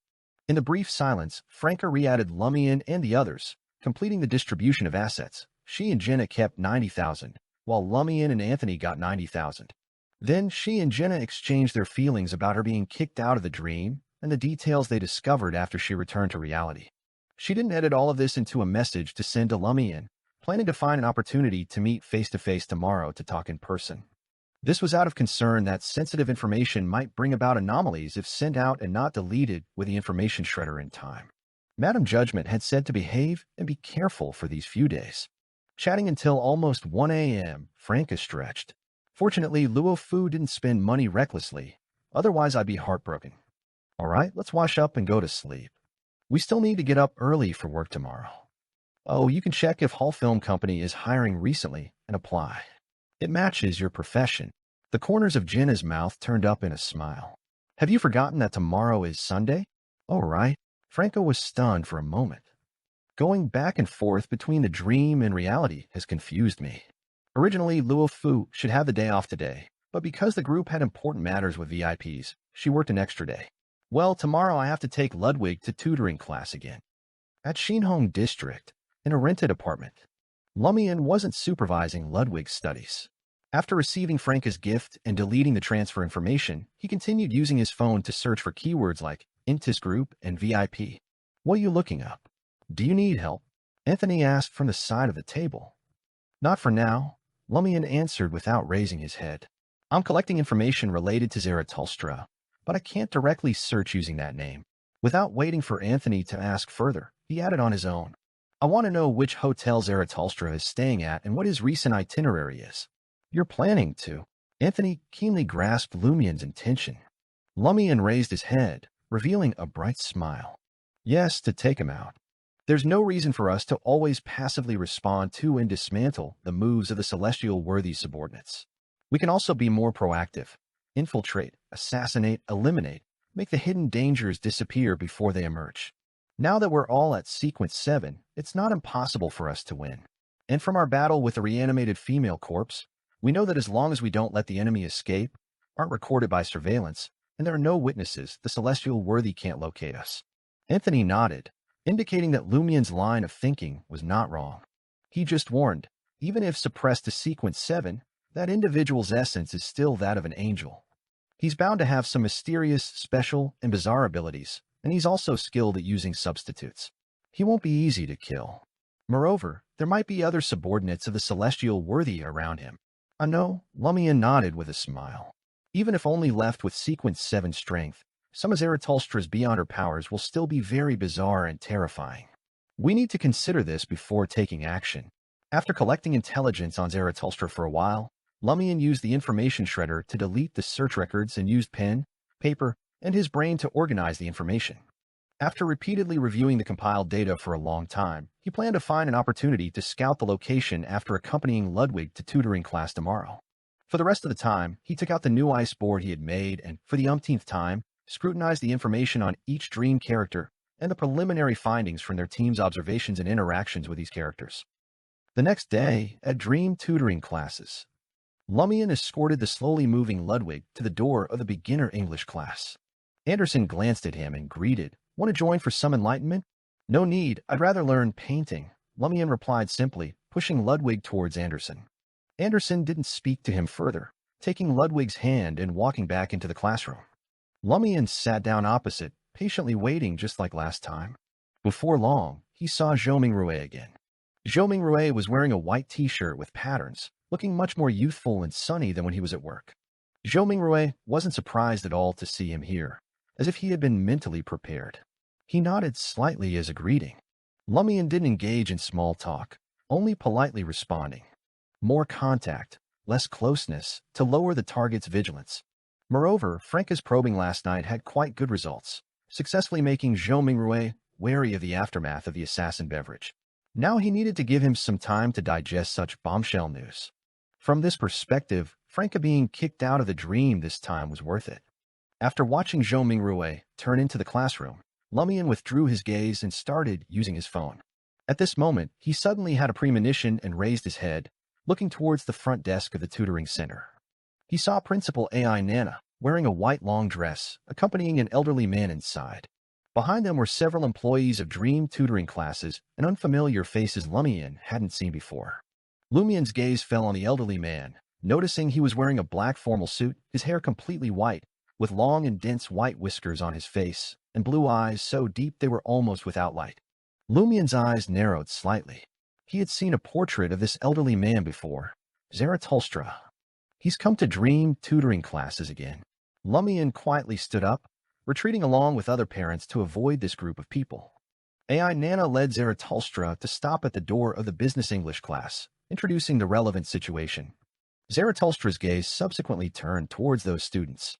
At this point, Lumian had already retreated to the depths of the corridor, stopping next to the fire alarm, and glanced up at the surveillance camera that could capture this area. He watched Zarathustra from the corner of his eye. If the other party made any unusual movements or tried to talk to Zhou Mingrue, he would first knock out the surveillance camera from a blind spot, then punch the fire alarm to make the scene chaotic, causing everyone to rush out of dream tutoring classes. During this process, he would play the role of a panicked parent, constantly obstructing Zarathustra's various actions while carrying Ludwig. Lord of Mysteries 2, Circle of Inevitability. Chapter 960, Psychiatric Ward. Using the cover of the parents in front, Lumian discreetly observed Zarathustra's every move.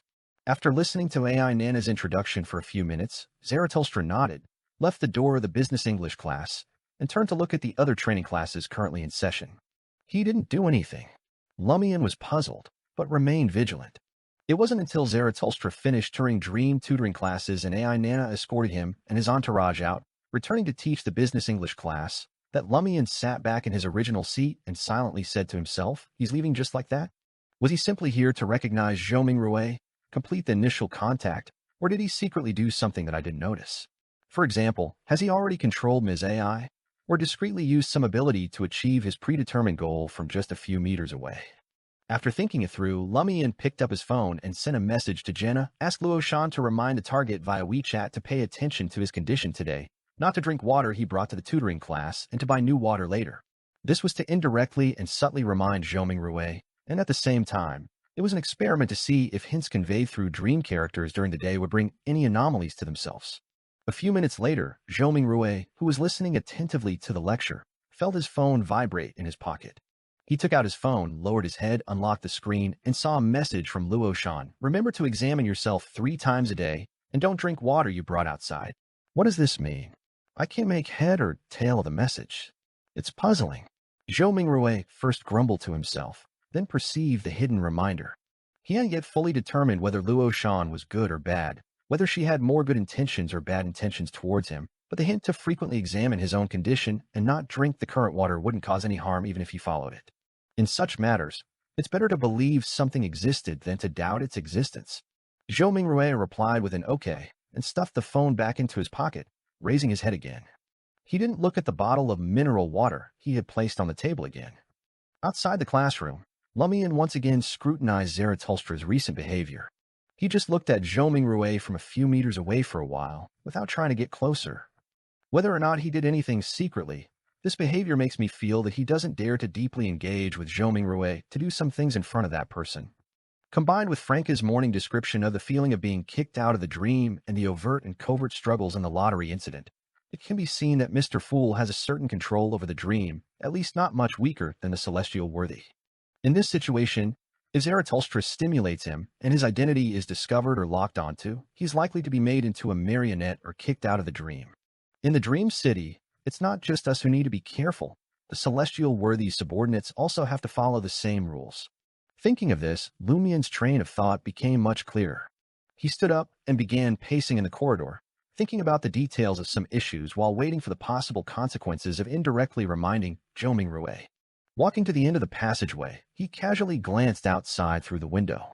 He suddenly saw that across the street, Zarathustra walked out of the building accompanied by a young girl, followed by his entourage and many unfamiliar faces. Lumian was very familiar with the appearance of that young girl. The major arcana card holder, the Hermit, Queen of Stars Catlia. In the Dream City, Ma'am Hermit's role is Huang Jejia, roommate of Miss Bernie Huang, and because she lost a bet, she always calls Bernie Huang Dad. Mr. Fool's subconscious weaving of relationships is quite interesting. Huang Jejia's family-run Star Tutoring Classes, which is a competitor to Dream Tutoring Classes, so she used high remuneration to ask Zhou Mingrui to enroll in Dream Tutoring Classes to scout the enemy. Is Zarathustra putting on a full show by examining Dream Tutoring Classes competitors as well? Or does he want to do something to Ma'am Hermit's dream manifestation? Speaking of which, the dried mushrooms that prevented Zhou Mingrui from drinking the instigator beverage came from Huang Jejia, grown by the biology teacher Li Keiji at Star Tutoring Classes, whose prototype is the legendary druid Frank Lee. No wonder those dried mushrooms had supernatural properties. In Mr. Fool's subconscious, any mushroom product sent by Frank Lee might be problematic. Lumian stood at the window, watching until Zarathustra got into a black business car, with Huang Jejia and others waving goodbye at the roadside, before preparing to walk back to the outside of the beginner English class. Suddenly, he heard a wee-woo sound. It was an ambulance, stopping at the entrance of Star Tutoring Classes. Not only nurses but also police officers jumped out. What happened? Was it brought by Zarathustra? Lumian stopped in his tracks and continued observing from afar. Before long, the police and nurses brought out a person from Star Tutoring Classes. The person was wearing a white shirt and olive green overalls, with longish brown hair and dense body hair. His hands were handcuffed behind his back, and his legs and body were tightly bound. This person was carried out and stuffed into the ambulance. Lumian recognized this person. He was Li Keiji, the biology teacher at Star Tutoring Classes, corresponding to the prototype character legendary druid Frank Lee. Why was he arrested? And arrested using an ambulance? Did he cause problems with the mushrooms? Or is this the problem brought by Zarathustra? Is he trying to eliminate Frank Lee's dream manifestation to prevent some mushroom from ruining his plans next time? Lumian quickly took out his phone and scrolled through local news and videos. In just a few minutes, he saw a related post. Guys, can you believe it? I just want to take some biology tutoring, and the teacher was arrested as a mentally ill terrorist. Is studying biology so dangerous? The teacher had said earlier that if we did well on this test, he would give us a bag of new mushroom strains. After scrolling through several similar videos, Lumian roughly confirmed that Frank Lee had been arrested by the Celestial Worthy side on some pretext, first to be treated for mental issues, then to deal with other matters. However, judging from the description in the latest issue of The Great Adventurer and the situation with Zhou Mingrui's bag of dried mushrooms, the probability that the mushrooms grown at Li Keiji's home are harmless is very, very low. What's this called? It seems to be endangering public safety by dangerous means. Arresting him seems reasonable. Just as Lumian thought of this, he received a message. It was from Intis Group Grimm. There's a matter that requires your personal attention. What matter requires the child of God to handle personally? Lumian used voice input to reply. Is it urgent? Not too urgent. Grimm quickly replied. Lumian pondered for a few seconds and replied, then wait until I've finished with the child. In front of the Mother Goddess's believers, it was better to show more of the glory of motherhood to make them more certain of one's identity. All right, please attend to your matters first. Grimm replied quite humbly, completely unlike the security director of the Intis Group, while Lumian was just a mere security guard. Lumian took this opportunity to inform Jenna about the Zarathustra matter and Frank Lee's fate. When the Business English class and Beginner English class ended one after another, Lumian politely said goodbye to Zhou Mingrui, took Ludwig, left Dream Tutoring Classes, and got into the gray sedan driven by Anthony. Only then did he send a message to Intis Group Grimm, time and place. Just a dozen seconds later, Grimm responded, I'll wait for you at the entrance of Mushu Hospital. Mushu Hospital. Lumian frowned slightly. Under the blazing sunlight, Lumian saw Grimm standing in the shade of a tree. The security director of the Intis Group had changed into a light-colored striped shirt and was wearing sunglasses, disguising himself quite well. What's the matter? Lumian walked past Grimm, heading straight into Mushu Hospital. Grimm followed behind him to the side, saying with a smile in his voice, You'll know when you see it. This should be one of the purposes Mother wanted you to come here for. The way you're talking, it feels like you've dug a trap in front and are waiting for me to fall in. Lumian nodded slightly, not asking further. Wouldn't asking too much reveal that there's actually no connection between me and the Great Mother? Grim quickened his pace, overtaking him, and led the way in front. He led Lumian around the main building to a 3-story building behind it, surrounded by high walls, with a lawn and garden. This is the psychiatric ward, Grim introduced, verifying his identity with a security guard and passing through the iron gate. Lumian nodded thoughtfully. The two quickly entered the building, and just as they climbed to the second floor under the nurse's guidance, they heard a patient banging on the iron door and shouting, "Let me out. I'm not sick. I only lost after fighting with 2 supreme beings to the edge of the universe, and you caught me. I'm not sick. This is my marionette. This is my paper figurine. Look, I have them all with me. I'm not crazy. I've divined it. There's no danger, really no danger. That voice is normal. Haven't you heard it? Let me out. Let me out." Lumian raised his right eyebrow. Which seer pathway beyonder is this? At least a marionettist. Lumian immediately associated this with a marionettist who hadn't intervened when they killed a reanimated female corpse, and thought of the madman found in the garbage dump near Moon Plaza the next morning, who had been sent to the hospital. Is this the marionettist who went mad?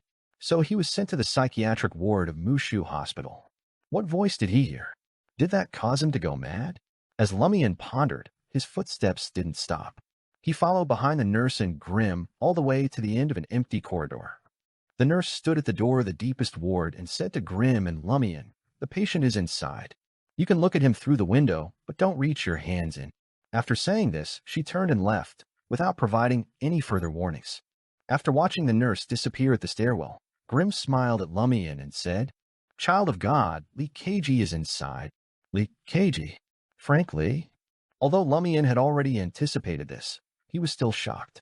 Lord of Mysteries 2, Circle of Inevitability. Chapter 961, Ideology. Lumian's expression remained unchanged as he looked at Grim, waiting for him to continue speaking. At this moment, the psychiatric ward was very quiet. There were no patients walking around, no family members coming and going, only the occasional nurse passing by.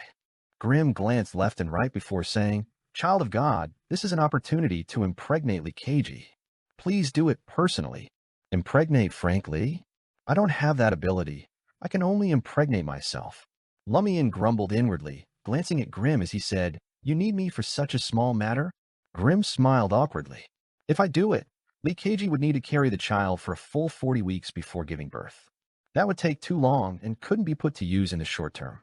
There may be some mutations soon, so you really do have the beyonder power to impregnate anyone regardless of gender. Corruption is also a kind of boon and a source of power. But why are you so fixated on having Frank Lee give birth? Is it some kind of symbol symbolizing that Frank Lee has truly become a child of the mother?" Various thoughts flashed through Lumian's mind. He suddenly remembered that Frank Lee's dream manifestation, Lee KG, was a special character. Influenced by Mr. Fool's subconscious perception, he exhibited supernatural aspects in mushroom-related matters. Moreover, judging from the dried mushroom incident, his potential stance leaned towards Mr. Fool. If Frank Lee really became a child of the Great Mother, it would mean that the Great Mother's forces had control over this special point in the Dream City, could effectively utilize it, and more deeply interfere with the development of the dream.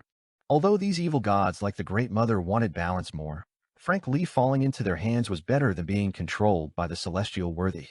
But they also had to guard against the possibility that they were cooperating with the Celestial Worthy on this matter. Frank Lee was arrested by official forces and brought to the psychiatric ward of Mushu Hospital, representing the will of the Celestial Worthy. The Great Mother was one of the major shareholders of Mushu Hospital. Perhaps the two have already reached an agreement to cooperate on this individual incident and completed a private transaction. Lumian calmly said to Grim, "My power is also limited in the city, not much better than yours." Grim explained with a smile, "I know. This time we just want to use your godhood. Although it's also restricted, it's still godhood. After you impregnate Lee KG, the hospital's obstetrics department will provide the corresponding reproductive technology and beyonder power support. Lee KG can give birth to the child within 4 weeks. As expected, the obstetrics department of Mushu Hospital is one of the symbols of the Great Mother in this dream. It sounds like it has already been corrupted to some extent, with multiple medical staff becoming children of the Mother. If the obstetrics departments of every hospital in the Dream City are thoroughly corrupted over time, and the problem isn't exposed, wouldn't that mean that all newborns in the Dream City afterwards would be children of the mother? Generation after generation, everyone in the Dream City would become a child of the mother. In the end, whether it's Mr. Fool or that celestial worthy who wakes up, they would bear the identity of being a child of the Great Mother in a mystical sense. The more Lumian thought about it, the more inexplicably terrified he became. This was a subtle, gradual influence, like boiling a frog in warm water. Given enough time, the Great Mother would inevitably achieve her goal. Of course, this was assuming that Mr. Fool and the celestial worthy didn't offer effective resistance, and that this dream continued for at least 5 generations, spanning a century. These great existences are all cunning. After sighing inwardly, Lumian nodded slightly and responded to Grimm. Okay? Grimm's face lit up with joy as he said in a prayerful tone, "May the glory of motherhood be eternal." He then approached the iron gates of the ward and looked inside through the small window barred with iron. Lumian also took 2 steps forward. What met their eyes was the burly back of a man wearing blue and white striped hospital clothes. The figure was crouching in the corner, fiddling with something. As Lumian's gaze moved, he noticed several mushrooms with brown caps and white stems growing where the wall met the floor. They looked fresh and plump, as if they had just been transplanted from a rain-soaked forest. Bang!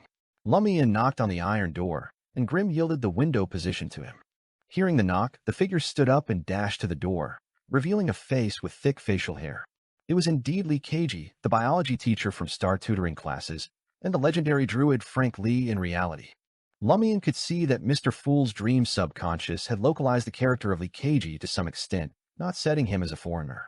Thus, his eyes were deep brown, and his facial features were softer.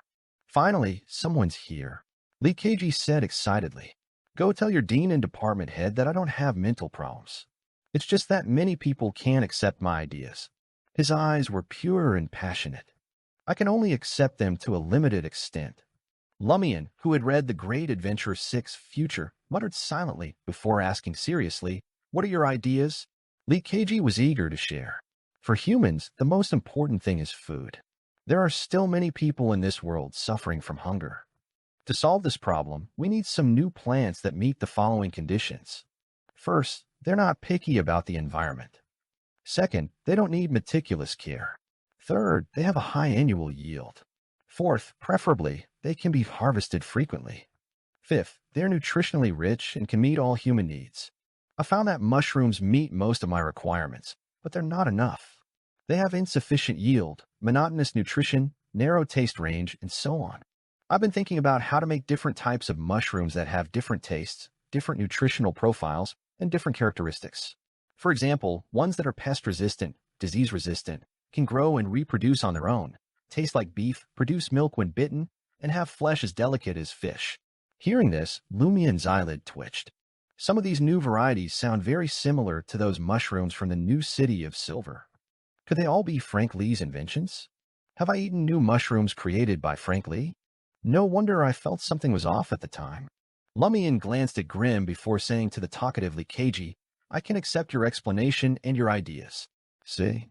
Those people don't understand science. They even called the police to arrest me. Lee Keiji's eyes brightened.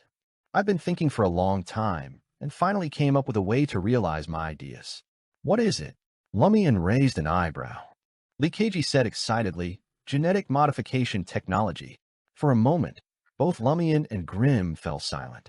After several seconds, Lumian finally grumbled to himself, "So you transplanted all of a cow's genes into a mushroom?"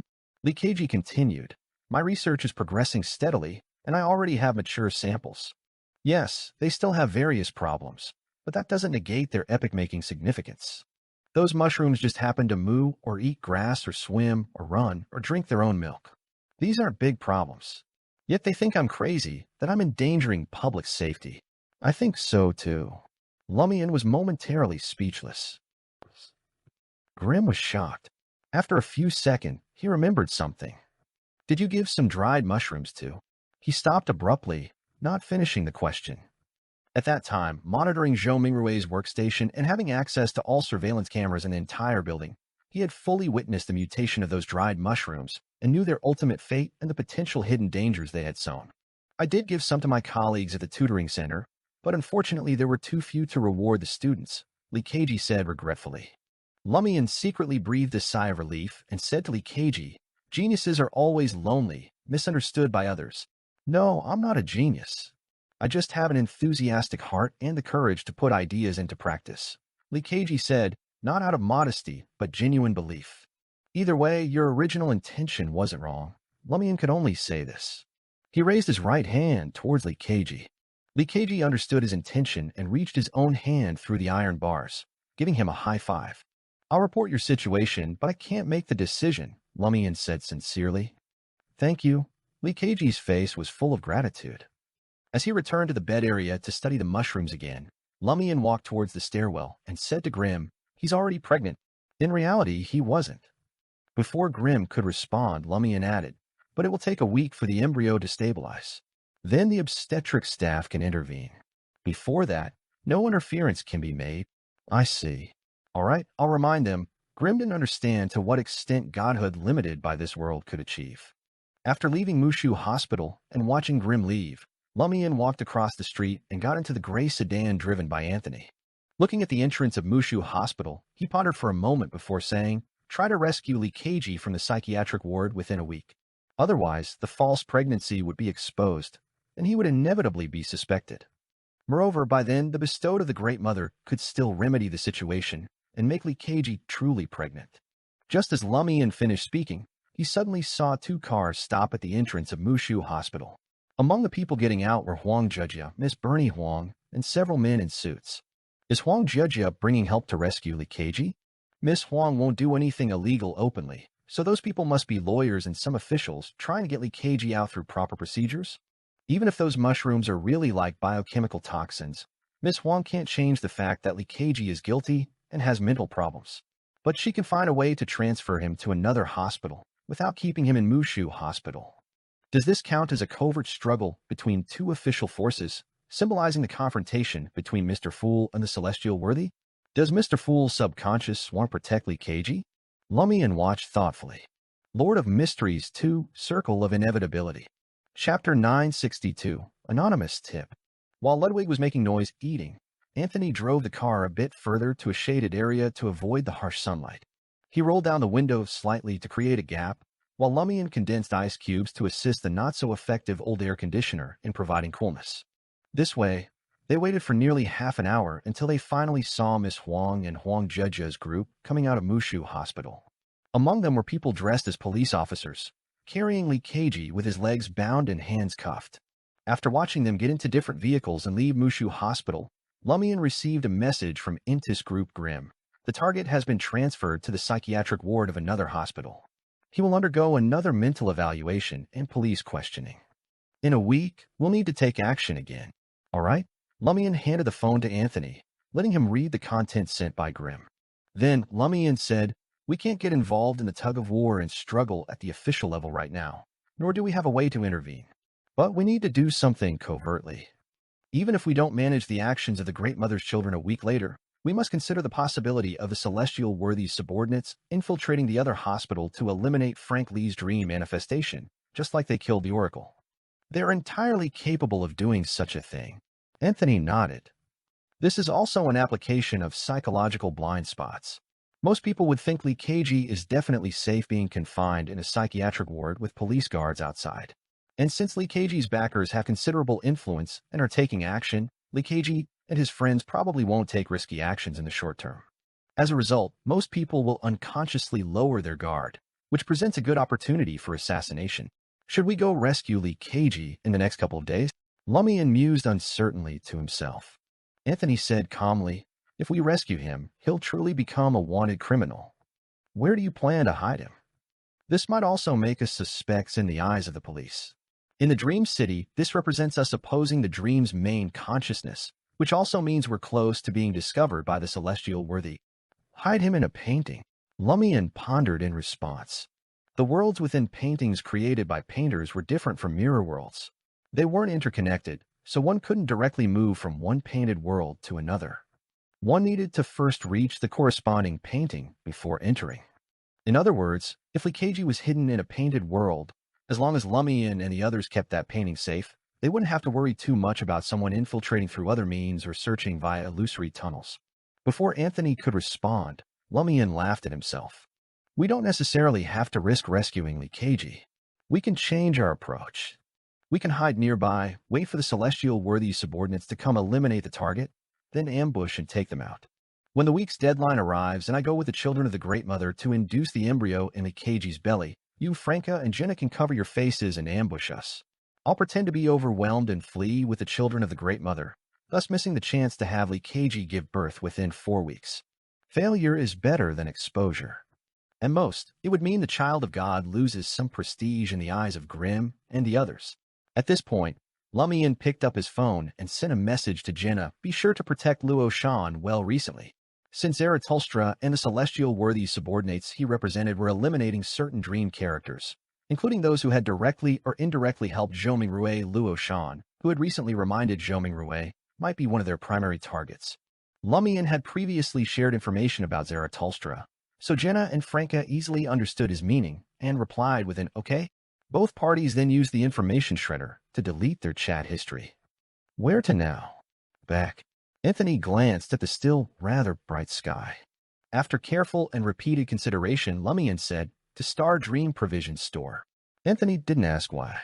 He rolled up the window and drove off. About 20 minutes later, they arrived at their destination. While Anthony took Ludwig to queue at a nearby shop selling guacue, a type of Chinese flatbread, Lumian entered Star Dream Provision Store and approached the cashier, politely asking the shopkeeper, is there any mail for us? The shopkeeper, occupied by her phone, nodded and took out a letter, tossing it onto the counter. Lumian opened it on the spot and began reading. Regarding the matter of Mushu Hospital's associate dean, we've communicated with the Sanguine Duke and high-level blessed of the Church of Earth Mother.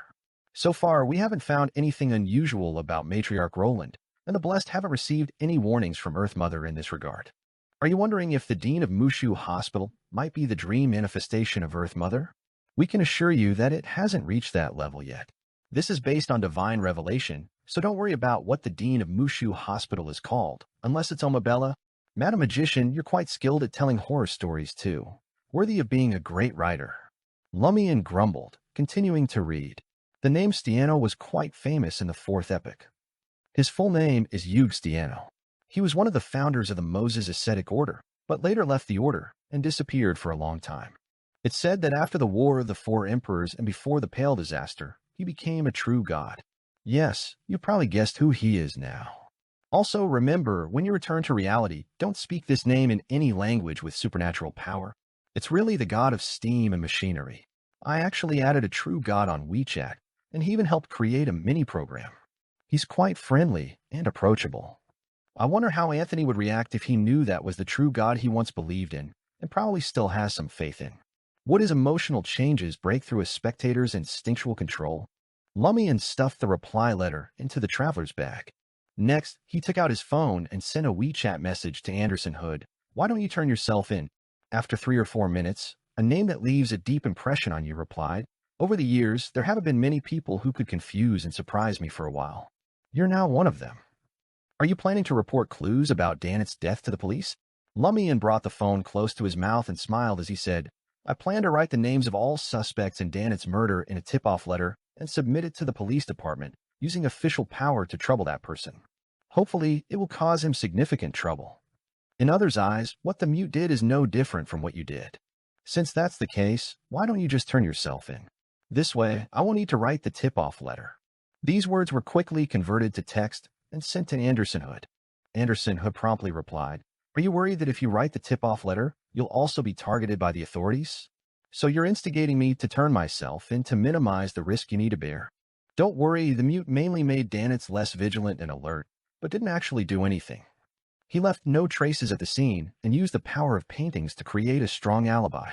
Otherwise, as Danitz's roommate who reported to the police just hours after the incident, I would have been the most suspicious person and would have been found out long ago. That person is also very cautious and didn't leave any effective clues. However, troubling him a bit, distracting his attention, and making the police truly notice this name is not a bad idea. Go ahead and report it, just don't mention my name. Lumian clicked his tongue and walked back to the cashier, saying to the shopkeeper, can you help me write a letter? Seeing the shopkeeper raise her head to look at him, causing even the bright sunlight outside to be blocked by clouds. Lumian self-deprecatingly smiled and said, "I'm illiterate. I can't write." The shopkeeper smiled slightly and asked, "What do you want to write?" Lumian thought for a few seconds and replied, "Danit's death is related to Zarathustra. He murdered Danitz." The shopkeeper put down her phone, took out paper and pen, and quickly wrote down this paragraph. Finally, she asked, "How many copies?" 3. Lumian reduced the quantity to the minimum. After the shopkeeper finished writing, he thanked her, took the 3 tip-off letters, and walked to the front of the magic mirror roads. He pressed his hand towards this ancient silver mirror. He wanted to test if the supposedly great magic mirror had a corresponding area behind it, whether it was part of the mirror world. Before any text could appear on the mirror's surface, Lumian's body suddenly lunged forward, quickly dematerializing and diving in. In the blink of an eye, he saw the void and dark area behind the mirror. The magic mirror is still a mirror.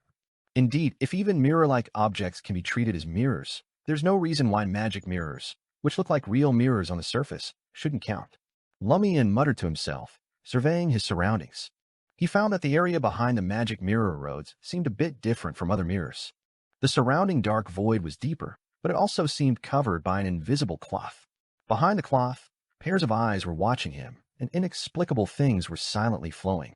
Indeed special. Lumian didn't waste time. Combining the police department layout provided by the major arcana card holders and his own sensing of various mirrors within range, he chose one of them and traversed through. He wanted to submit the tip-off letters through the mirror world. Soon, he reached his destination and brought his face close to the glass surface, observing the situation outside. The next second, he saw a person. The person wore a neat white shirt with black diamond-patterned epaulets on the shoulders. He was a rigid middle-aged man with deep black hair, interspersed with some white strands. His dark brown, almost black eyes were looking at the mirror where Lumian was. Lumian quickly drew back, feeling as if he had been seen by the other party. This was the office of Police Station No. 1, and that man was the highest leader of the Dream City's police force, Yagits. Lord of Mysteries 2, Circle of Inevitability. Chapter 963, Midnight. Lumian had seen in the information provided by the major arcana card holders that the original character for Police Chief Yagits of Police Station No. 1 should be Madam Magician's teacher, the Grand Duke of the Tudor Empire, the strongest king of angels of the Fourth Epoch, Mr. Dor Bethel Abraham. Within this introduction, there was a very important conjecture, suspected to be the dream symbol of the uniqueness of the apprentice pathway.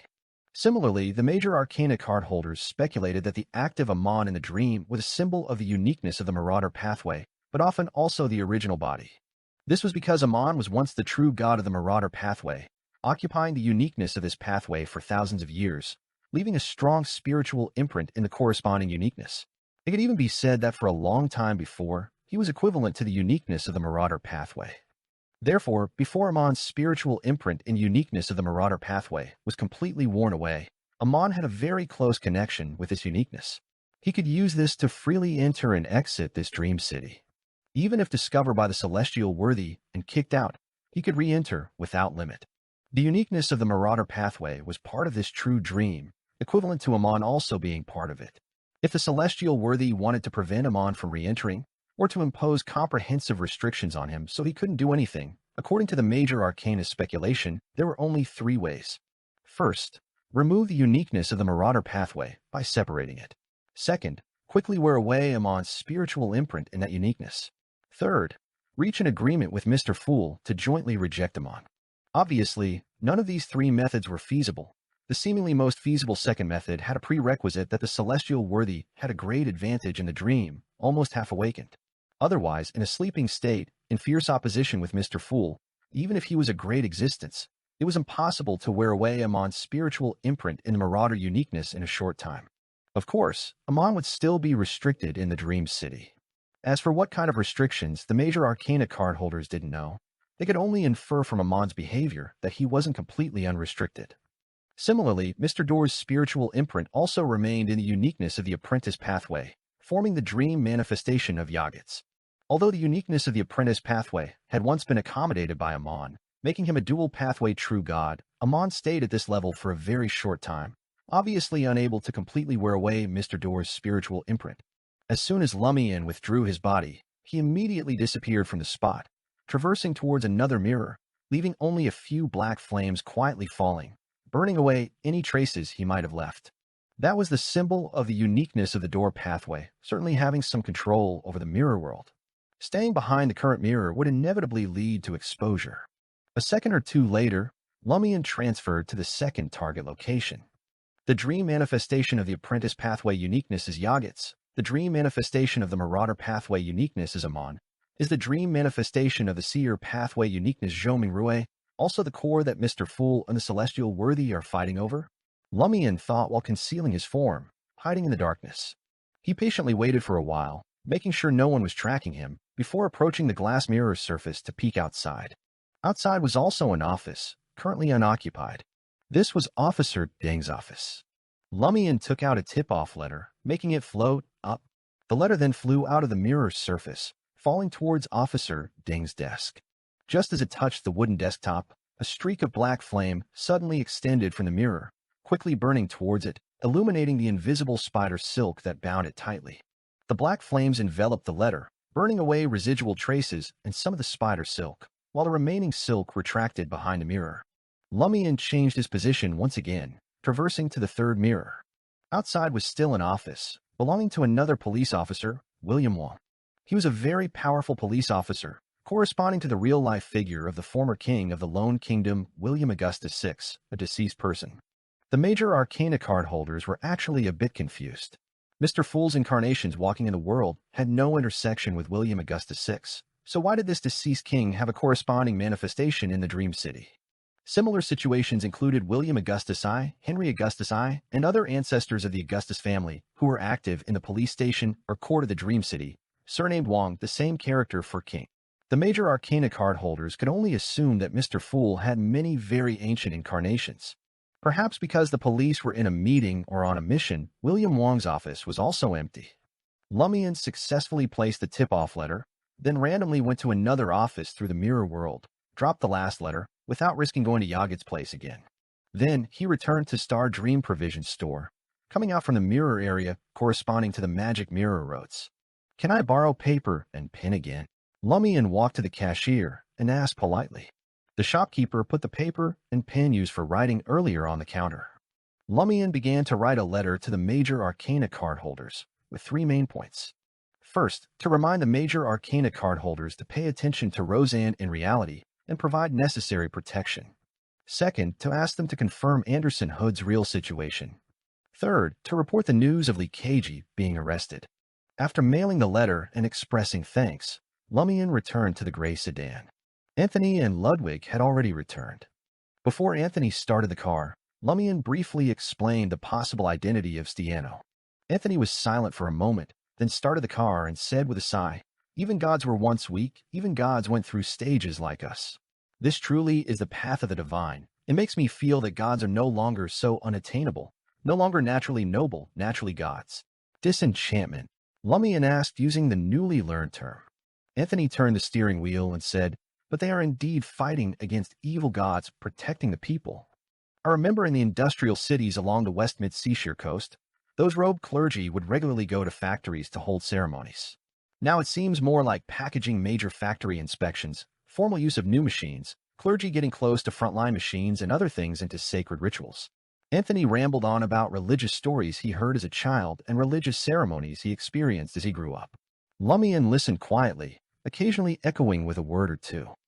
Deckhang Garden, Building 5, Room 1502. Luoshan was very happy to find that Franca had returned to normal.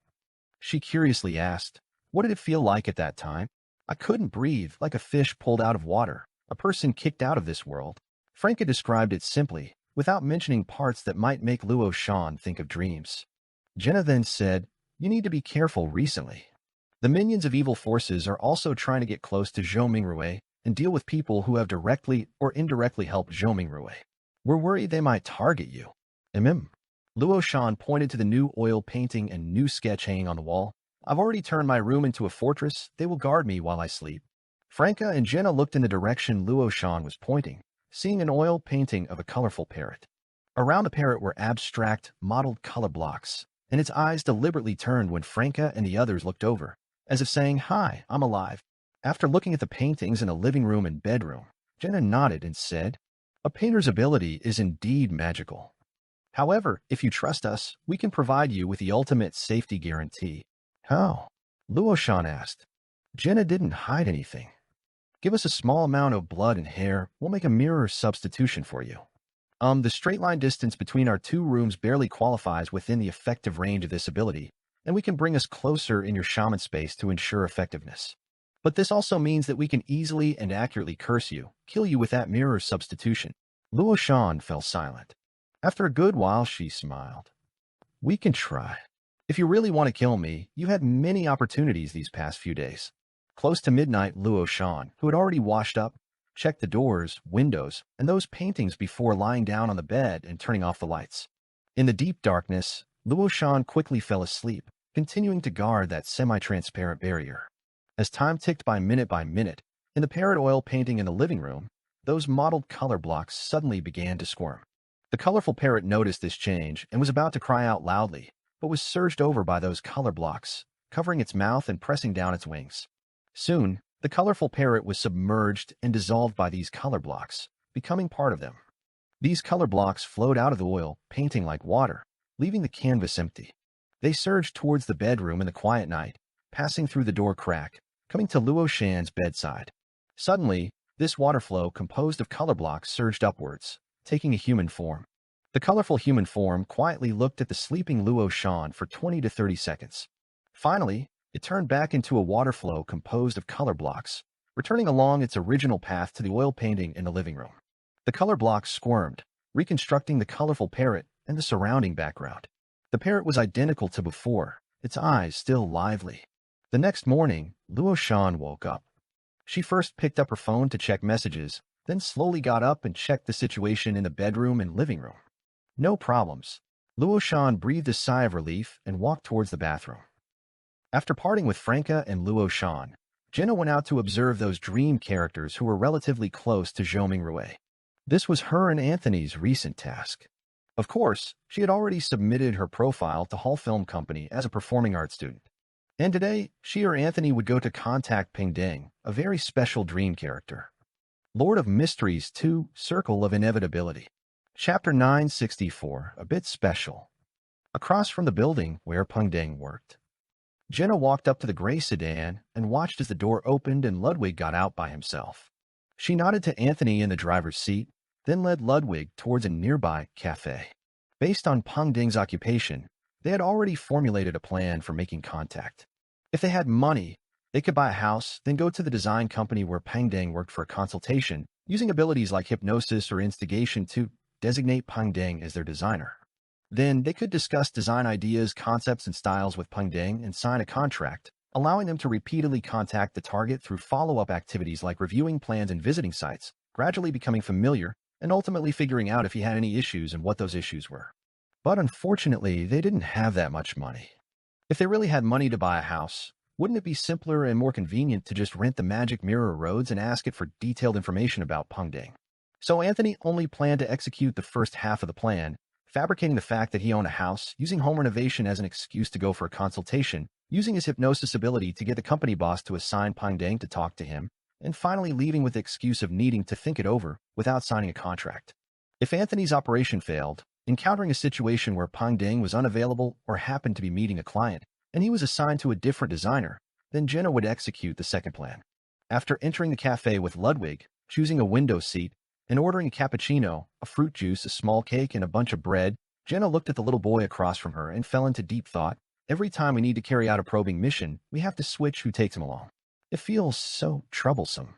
He can certainly be very useful, but a child's appearance, mentality, and cognition mean he can't act independently, and we're not comfortable with that, not comfortable with the ordinary people of the Dream City.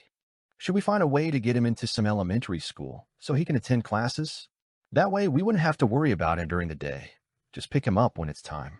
In Jenna's silence, Ludwig suddenly had a bit of a bad premonition. At that moment, the small cake was brought over, and he immediately smiled, picking up the fork and spoon.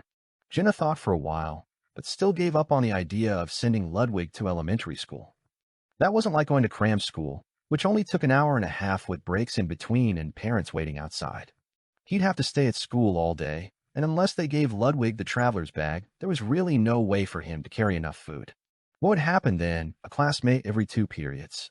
Meanwhile, Anthony saw Ping Ding enter the building. After 9 o'clock, confirming that Ping Ding hadn't left, he got out of the car, entered the building, took the elevator, and arrived at the design company called Shenwei. Anthony said to the receptionist, "I called earlier to inquire and made an appointment." The receptionist checked the record book and led Anthony to a meeting room. Soon after, the person in charge of the design company came over and chatted with Anthony for a bit, confirming the style he wanted.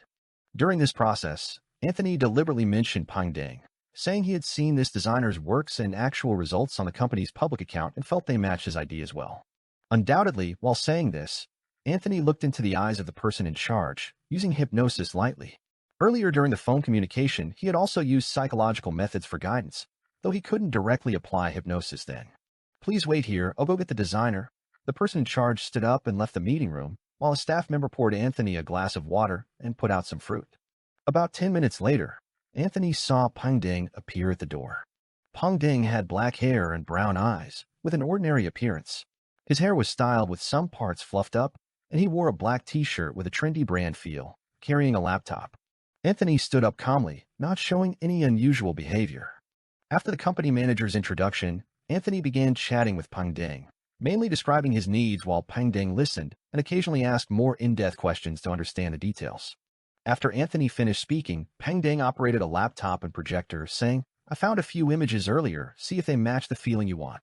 Soon, Anthony saw an image, a modern-style living room, bright and clean with golden sunlight shining through the windows, a vase placed in just the right position with a bouquet of fresh flowers, and 2 oil paintings hanging on either side, depicting sparse, beautiful forests and lush green fields. Anthony suddenly felt this was exactly what he wanted. Ping Ding continued to show several more images, with styles similar to the previous one, and each seemed to perfectly match Anthony's requirements. He accurately grasped the vision I had in mind just based on the description over the phone and our face-to-face conversation. Isn't this a bit special? Anthony didn't immediately express his thoughts, but continued discussing with Ping Ding how these images could be combined into a whole and the specific cost for the designer's fee. After chatting for a while longer, Anthony stood up and said, "I'll think about it some more." "All right." Ping Ding didn't try hard to persuade him and escorted Anthony to the company entrance. Anthony went downstairs, crossed the street, and passed by the cafe where Jenna and Ludwig were. When the two parties met through the glass window, Anthony nodded slightly. Then he walked straight towards the rented gray sedan. Jenna withdrew her gaze and continued watching Ludwig eat.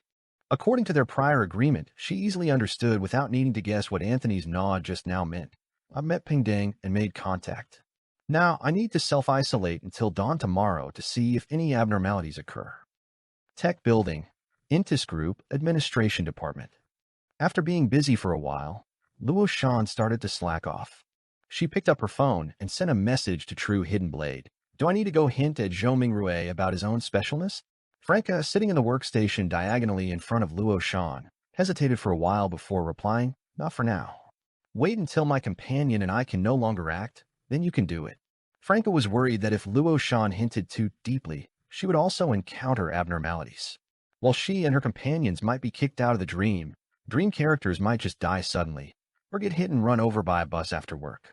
She preferred Luo Shan to only act as her assistant for now, cooperating with her to hint at Zhou Mingrue. Luo Shan was about to say something more when Deputy Director Zhang Qing came out of his office, clapped his hands and said, "Mr. Huang will be coming over shortly, bringing that VIP from last time to continue touring the company." A rustling sound suddenly arose as many employees took out their makeup bags and makeup mirrors. "That VIP from last time?" Franca used her phone to ask Luo Shan, "Is it Zarathustra?" "It should be. He's the only VIP recently, involved in the integration and merger of certain subsidiaries, as well as a big deal," Luo Shan replied quickly. "What should we do next?" She meant, should they let Zarathustra come into contact with Zhou Mingrue? Didn't Lumian report Zarathustra yesterday? The police station has no evidence and can't restrict the foreign guest's freedom for now. Zarathustra just went to see Zhou Mingrue at the cram school yesterday, and now he's coming to the company again today. What does he want to do? Lumian was right, passively dealing with things can easily lead to problems. It's better to actively eliminate hidden dangers. Franca looked at her phone, her thoughts racing quickly. After nearly a minute, she replied to Luo Shan, "Stay calm, let me see the specific situation before deciding. You just need to cooperate with me." Don't worry, with so many people in the company watching, Zarathustra can't do anything. If worst comes to worst, I'll risk losing my job and pour a glass of water on Zarathustra's or Mr. Huang's crotch. Seeing that Luo Fu didn't take out mirrors or put on makeup, several nearby employees withdrew their observing gazes, feeling relieved and focusing on themselves. Soon after, the group chat reported Mr. Huang's itinerary. Mr. Huang has brought the VIP to the 16th floor. Tech Building, 16th floor. Huang Tao, dressed casually, sat down with the formally dressed Zarathustra in a room filled with various classical objects and opened a bottle of Ormer red wine. You said you bought a very peculiar mirror? Huang Tao continued their previous topic. Zarathustra smiled and said, yes, it possesses a kind of magic. It can let us see our inner selves. As he spoke, the old man's deep blue, almost black eyes moved slightly, and he took out a small mirror with a classical design, luxurious style, and inlaid with gems from his suit pocket. At this time, his and Huang Tao's entourage had all been left outside the current room, with only a few security personnel guarding at the door, not approaching them. Look, this is how I appear in the mirror. Zarathustra placed the mirror in front of his face. Huang Tao leaned in and saw that the reflection in the mirror was not the elderly Zarathustra, but a man in his 30s with deep black hair and ordinary features. Could it be a high-tech mirror with artificial intelligence? Huang Tao mumbled based on his experience and understanding. Would you like to try? Zarathustra asked him. Sure. Huang Tao took the mirror with interest, quietly checking if the item had any hidden switches and what material the mirror's surface was made of. He didn't find any issues, so he brought the mirror up to his face with curiosity. He then saw himself in the mirror. It was completely different from what he had imagined. The him in the mirror was a woman, wearing an ornate golden crown, with slightly curly chestnut hair, blue eyes, a high-nosed bridge, thin lips, and an alluring appearance with an indescribable charm. Huang Tao was stunned, as if he had seen the anima in his heart. Lumian, who started his middle shift today, only needed to arrive at the company before 4:30 p.m. Since late last night, he had been using the mirror world to sneak into a hospital called Crimson Moon, where Li Keiji was currently being held. Lord of Mysteries 2, Circle of Inevitability. Chapter 965. Experimenting Again. Lumian hid behind a mirror-like object on the corridor wall, gazing at Li Keiji's hospital room through the hard barrier. He had maintained this position for many hours, only occasionally adjusting to relax. He had waited all night but hadn't seen Zarathustra or other subordinates of the celestial worthy come to eliminate Li Keiji. After an unknown amount of time, as sunlight shone in from the other end of the corridor, different rooms in the psychiatric ward gradually became lively. Someone was singing loudly, someone was banging on doors, someone was knocking on something unknown, as if calling for breakfast.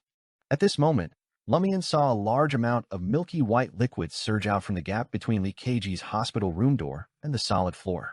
Milk. Lumian's gaze froze slightly. A second later, he found that the milky white liquid, which seemed to be milk, receded like a tide back into Li Keiji's hospital room. The floor became clean again, with only varying degrees of wet traces remaining. Lumian watched silently.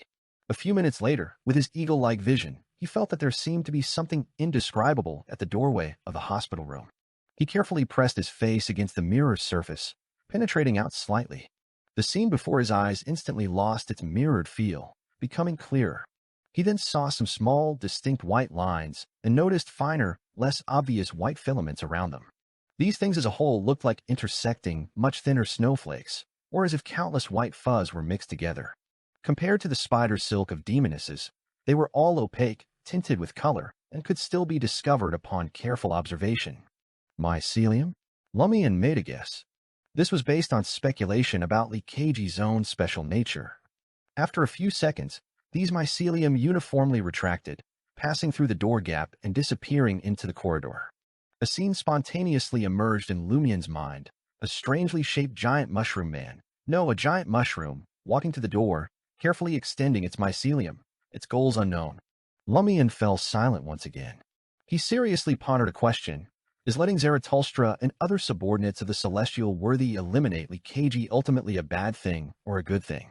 As long as they are prevented from taking Li Keiji's corpse to the basement of Mushu Hospital and using the mother's power to give him new life, the whole thing doesn't seem that unacceptable.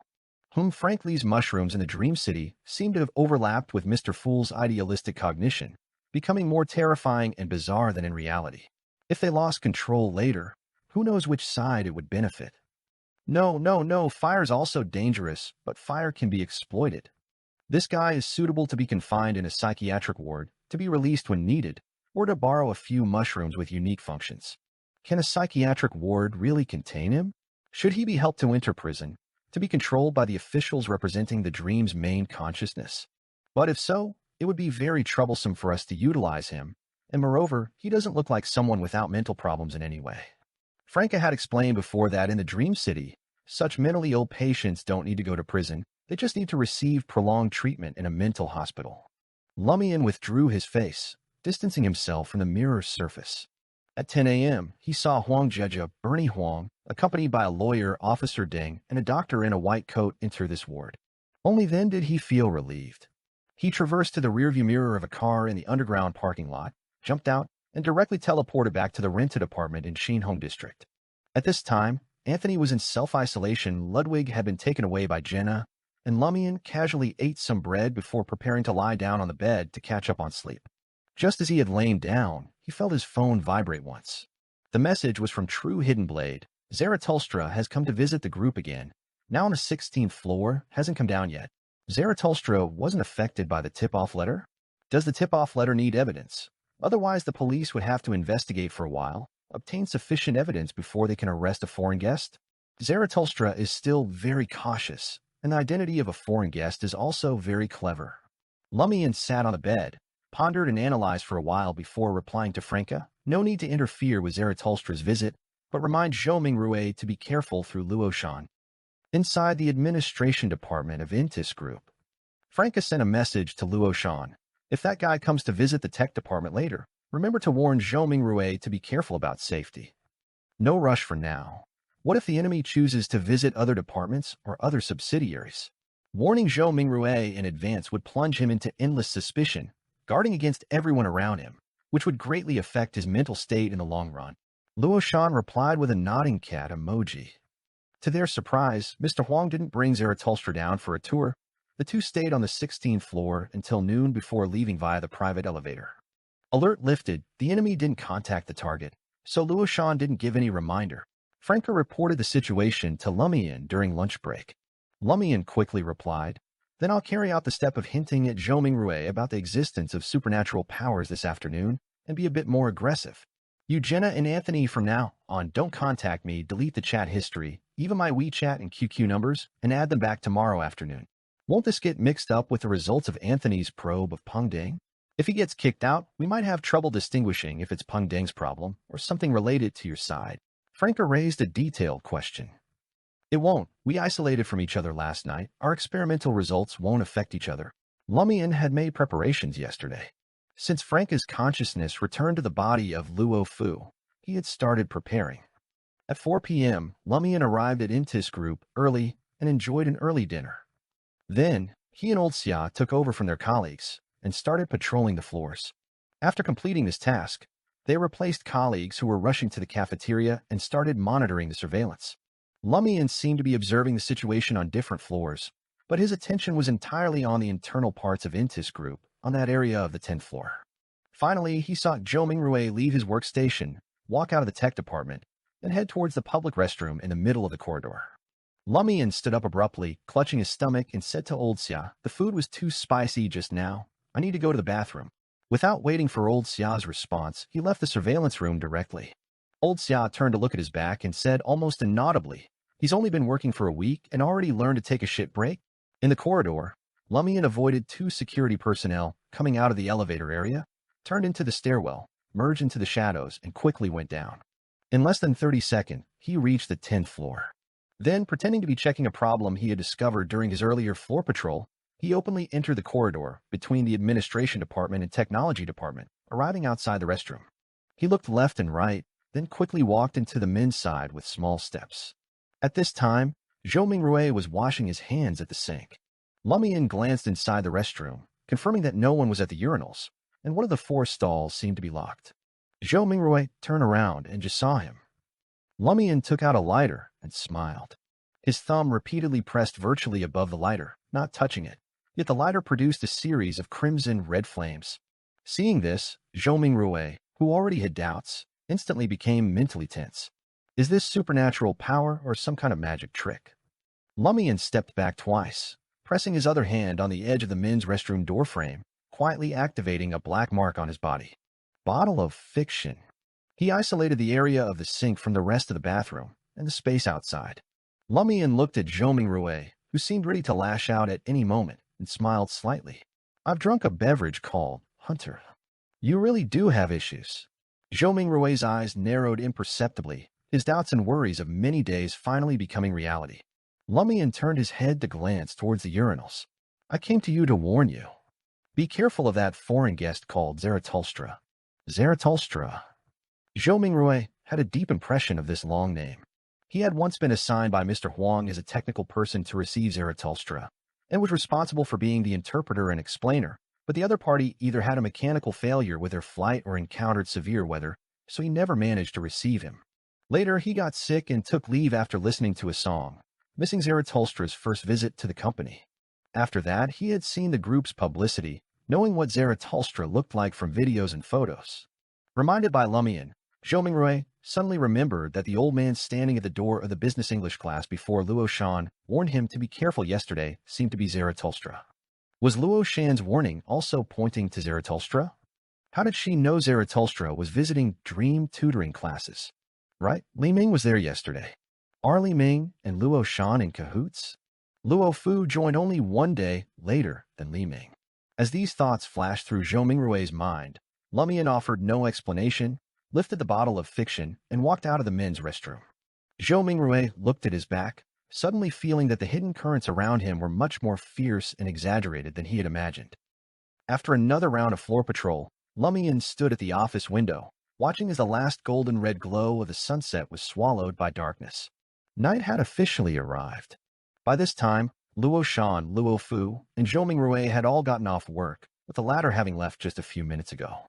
Lumian looked at the brightly lit buildings, slightly raising his chin and curling the corners of his mouth, waiting for the possible exile. This time, if he was kicked out of the dream, Zarathustra probably wouldn't be spared either. A one-for-one exchange was worth it. Lord of Mysteries 2, Circle of Inevitability. Chapter 966. Different Treatment. Time passed minute by minute. Lumian saw office workers continuing to leave the tech building, while carts appeared in less conspicuous places along the road, selling fried noodles, stir-fried rice noodles, braised dishes, fried skewers, barbecue, and other foods. Cars drove by with their lights on, still busy. Nothing's happened yet.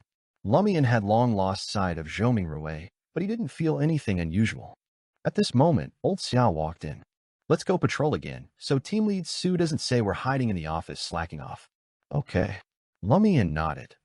Then he saw old Xia turn his body somewhat awkwardly. What's wrong? Did you hurt your back? Lumian stopped, still close to the window. Old Xia turned his head, his expression unchanged as he said, I'm not. What, As he spoke, his lips sometimes paused mid-movement, and his accent changed.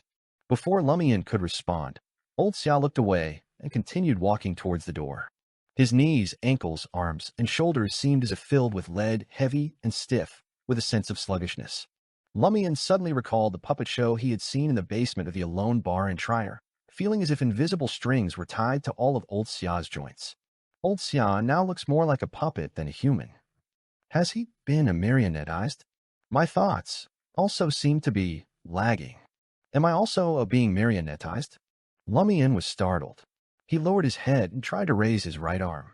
In his view, his arm lifted, paused, lifted again, and paused again, as if watching a video with slow internet speed. Indeed.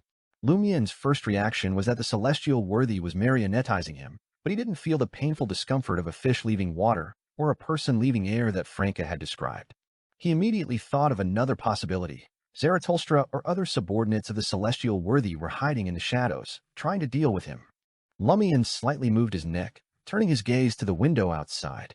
He found that the vehicles on the road all paused simultaneously, but without the forward surge that would occur with sudden braking. After a brief freeze, these vehicles started moving again. 2 seconds later, they stopped again. This made Lumian feel as if he was watching surveillance footage, frame by frame. Not only the vehicles, but the vendors selling fried noodles and their customers also showed similar, abnormal stuttering. Such large-scale marionettizing in the Dream City can only be done by the celestial worthy or Mr. Fool. The anomaly has come. Lumian tried hard to concentrate, preparing to actively exit the dream.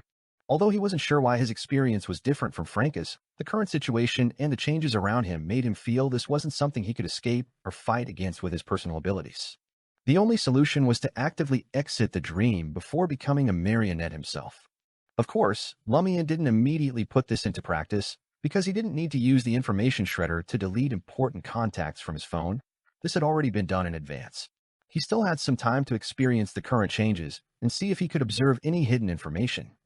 After about 10 seconds, Lumian's thoughts suddenly became smooth again, no longer feeling as if his head was stuffed with paste. It's over. No more marionettization. Lumian, already looking outside, noticed that the vehicles on the road no longer had strange pauses. Those vendors and pedestrians had also returned to normal. Why aren't you moving yet? What's on your mind? Old Xia turned around again, urging Lumian.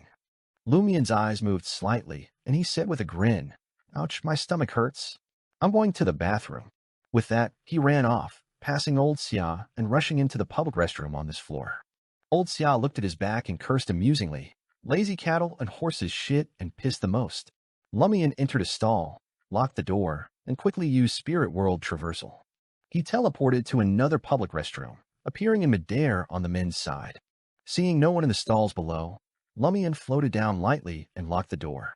This was the hotel where Zarathustra was staying. Before going to wait outside Li Keiji's ward at Crimson Moon Hospital, Lumian had come here to scout around, although he had temporarily shelled the plan to actively attack and assassinate Zarathustra.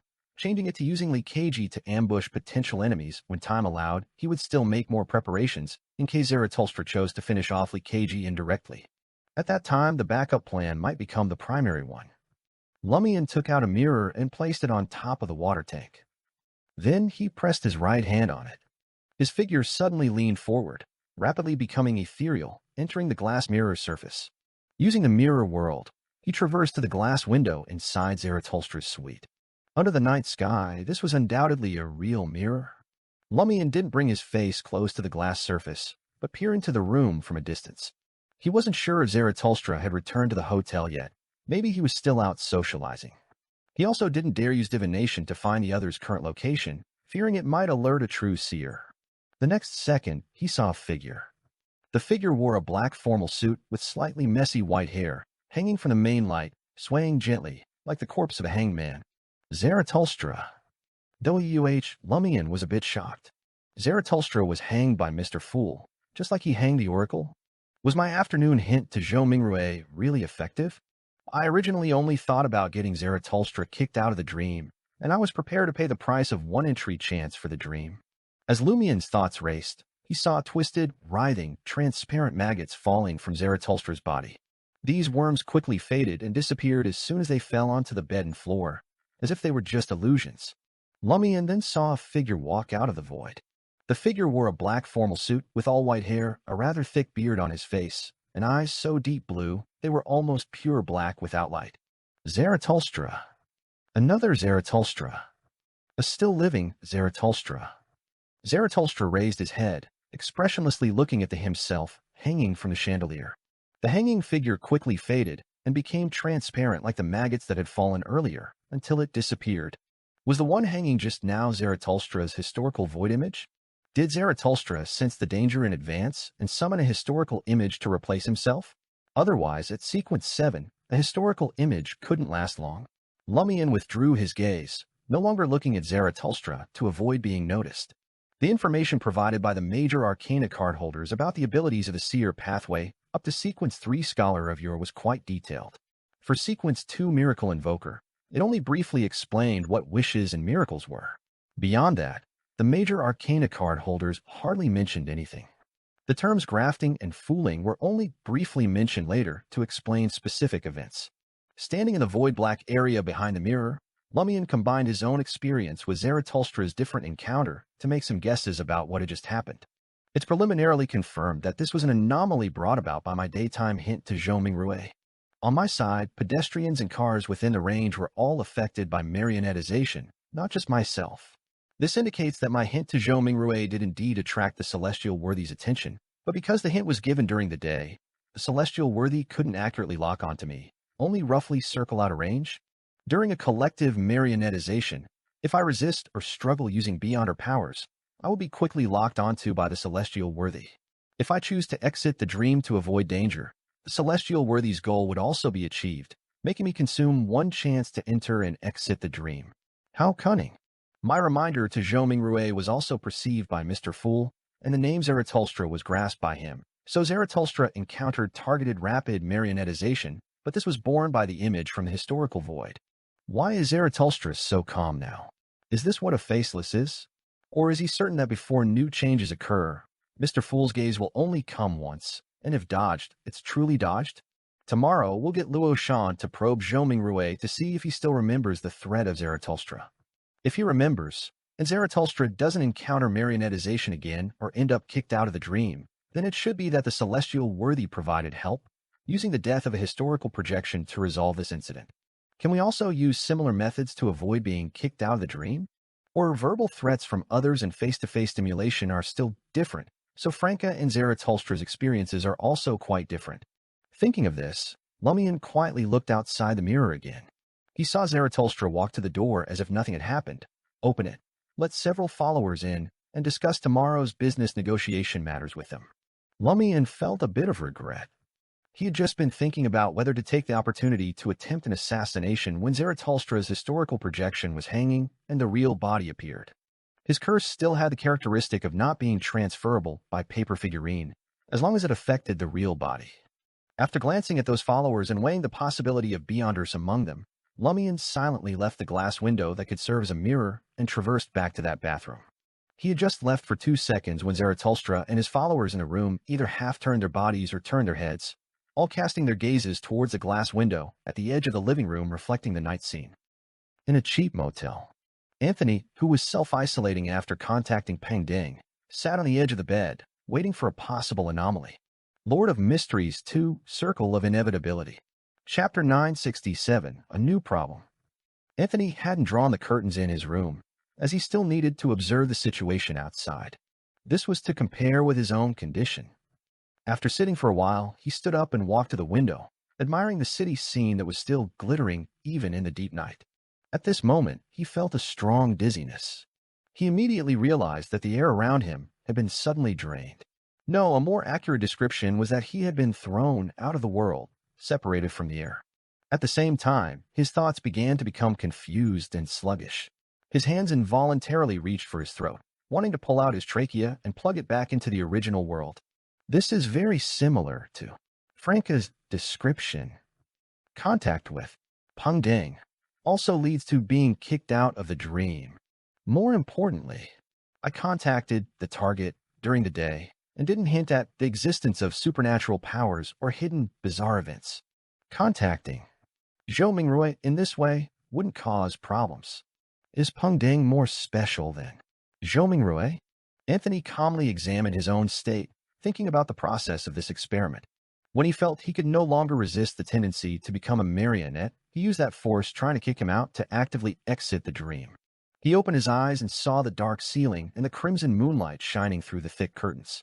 This scene was not present in the dream city. Anthony had heard from Franca about the situation in reality. After briefly confirming the things he was carrying and the state of his body, he got out of bed and walked towards the bathroom. He had also planned to go to the bathroom in the dream city. After a while, Anthony heard a knocking sound on the door. Without needing to ask, he naturally knew that Madame Justice and Madame Susie were outside. Anthony opened the door and, as expected, saw the Major Arcana card holder and the gentle, intelligent golden retriever. Before he could greet them, Madame Justice asked in a soft voice, "Why did you suddenly leave the dream?" "I was kicked out," Anthony replied, slightly confused. Madame Justice shook her head. "Although I can no longer influence Mr. Fool's dream, I have been monitoring the changes in the dream. I didn't notice any signs of you being rejected by the dream." But Anthony didn't question Madame Justice's statement. He recounted in full detail how he had contacted Peng Ding, how he had self-isolated, and what he had just experienced. Madame Justice didn't interrupt Anthony's words, listening patiently and attentively to his statement. Then she nodded gently and said, "I believe what you felt was inner fear. Your fear turned the description from Two of Cups into reality, making you mistakenly believe you were being kicked out of the dream, so you chose to actively leave. As a psychiatrist, both you and I know very well that this level of fear without warning, is not normal at all. This is the anomaly brought about by your first contact with Peng Deng during the day. The contact with Peng Deng triggered my fear of being kicked out of the dream and let it reach its peak in the early hours, evolving into an almost tangible hallucination. Anthony recalled the previous events and agreed with Madame Justice's speculation. He muttered thoughtfully, "Is this also a manifestation of being watched by that celestial worthy, a symbol of one of his abilities? Or is Peng Deng's uniqueness not directly related to that celestial worthy, but has another source? We're not sure either because Peng Deng's role and position in the Dream City are too special. We put him in the last few steps when it comes to confirming the situation. Unfortunately, we couldn't influence the dream anymore before we got to that part of the process. This time can be considered our Tarot Club's first real contact with Peng Deng." At this point, Madame Justice's emerald-like eyes moved slightly, her mouth half open, stopping her subsequent words. After 2 seconds, she said thoughtfully, "Perhaps the fact that we put Peng Deng at the end to probe itself has some problems, but there are too many possible reasons. Fooling can certainly achieve this. We also don't know if that celestial worthy can unconsciously trigger the fear in your heart and let it burst at a specific moment. We know very little about the authority and corresponding existence symbols of Sequence 0 of the Seer pathway, especially the latter." Although Madame Justice didn't finish all her speculations, Anthony roughly knew what her possible thoughts might be. He said carefully, "We need to design a more detailed experimental plan specifically for Peng Deng in the future to determine the source of the problem.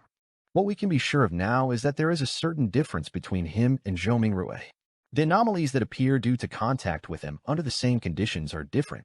Madame Justice smiled and said, "Your contact with Peng Deng this time has been very informative for me. Don't rush back to the dream. Stay outside for 3 hours first. Walk around the villa, eat something.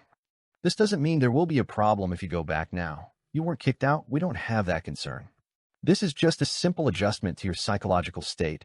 After staying in the dream city for a long time, it's easy to confuse reality and dreams. Since you've already left, it's best to re-experience reality and deepen the corresponding psychological cognition." Yes, Madame Justice. As a psychiatrist, Anthony naturally understood the meaning of these words. To use a new term he learned in the Dream City, prevention is better than cure. After returning to the tech building, Lumian continued the task of patrolling the floors with Old Xia until they got off work at 12:30 a.m. He directly teleported to the vicinity of Crimson Moon Hospital, then used the mirror world to reach outside Li Keiji's ward, waiting for possible attacks. Of course, he didn't stay in the same position all the time, nor did he always remain at Crimson Moon Hospital. He picked out 3 time periods he thought were most suitable for assassination, only ambushing during these 3 periods and being normal the rest of the time, such as sleeping at home or being on his phone. During those 3 time periods, he would randomly choose one of 6 hiding spots each time, with no 2 consecutive times being the same. This was to guard against Zarathustra and the Celestial Worthy's other subordinates thinking that someone might be using Li Keiji as bait to ambush them and launching targeted attacks in return. At daybreak, Lumian went out to buy breakfast. On the way, he deliberately turned into a quiet alley and met Jenna. This was arranged by both parties. Jenna handed Ludwig over to Lumian as she had an interview at Hall Film Company today and couldn't watch over the child. Lumian looked around and told Jenna about what happened last night, asking her to share it with Franca.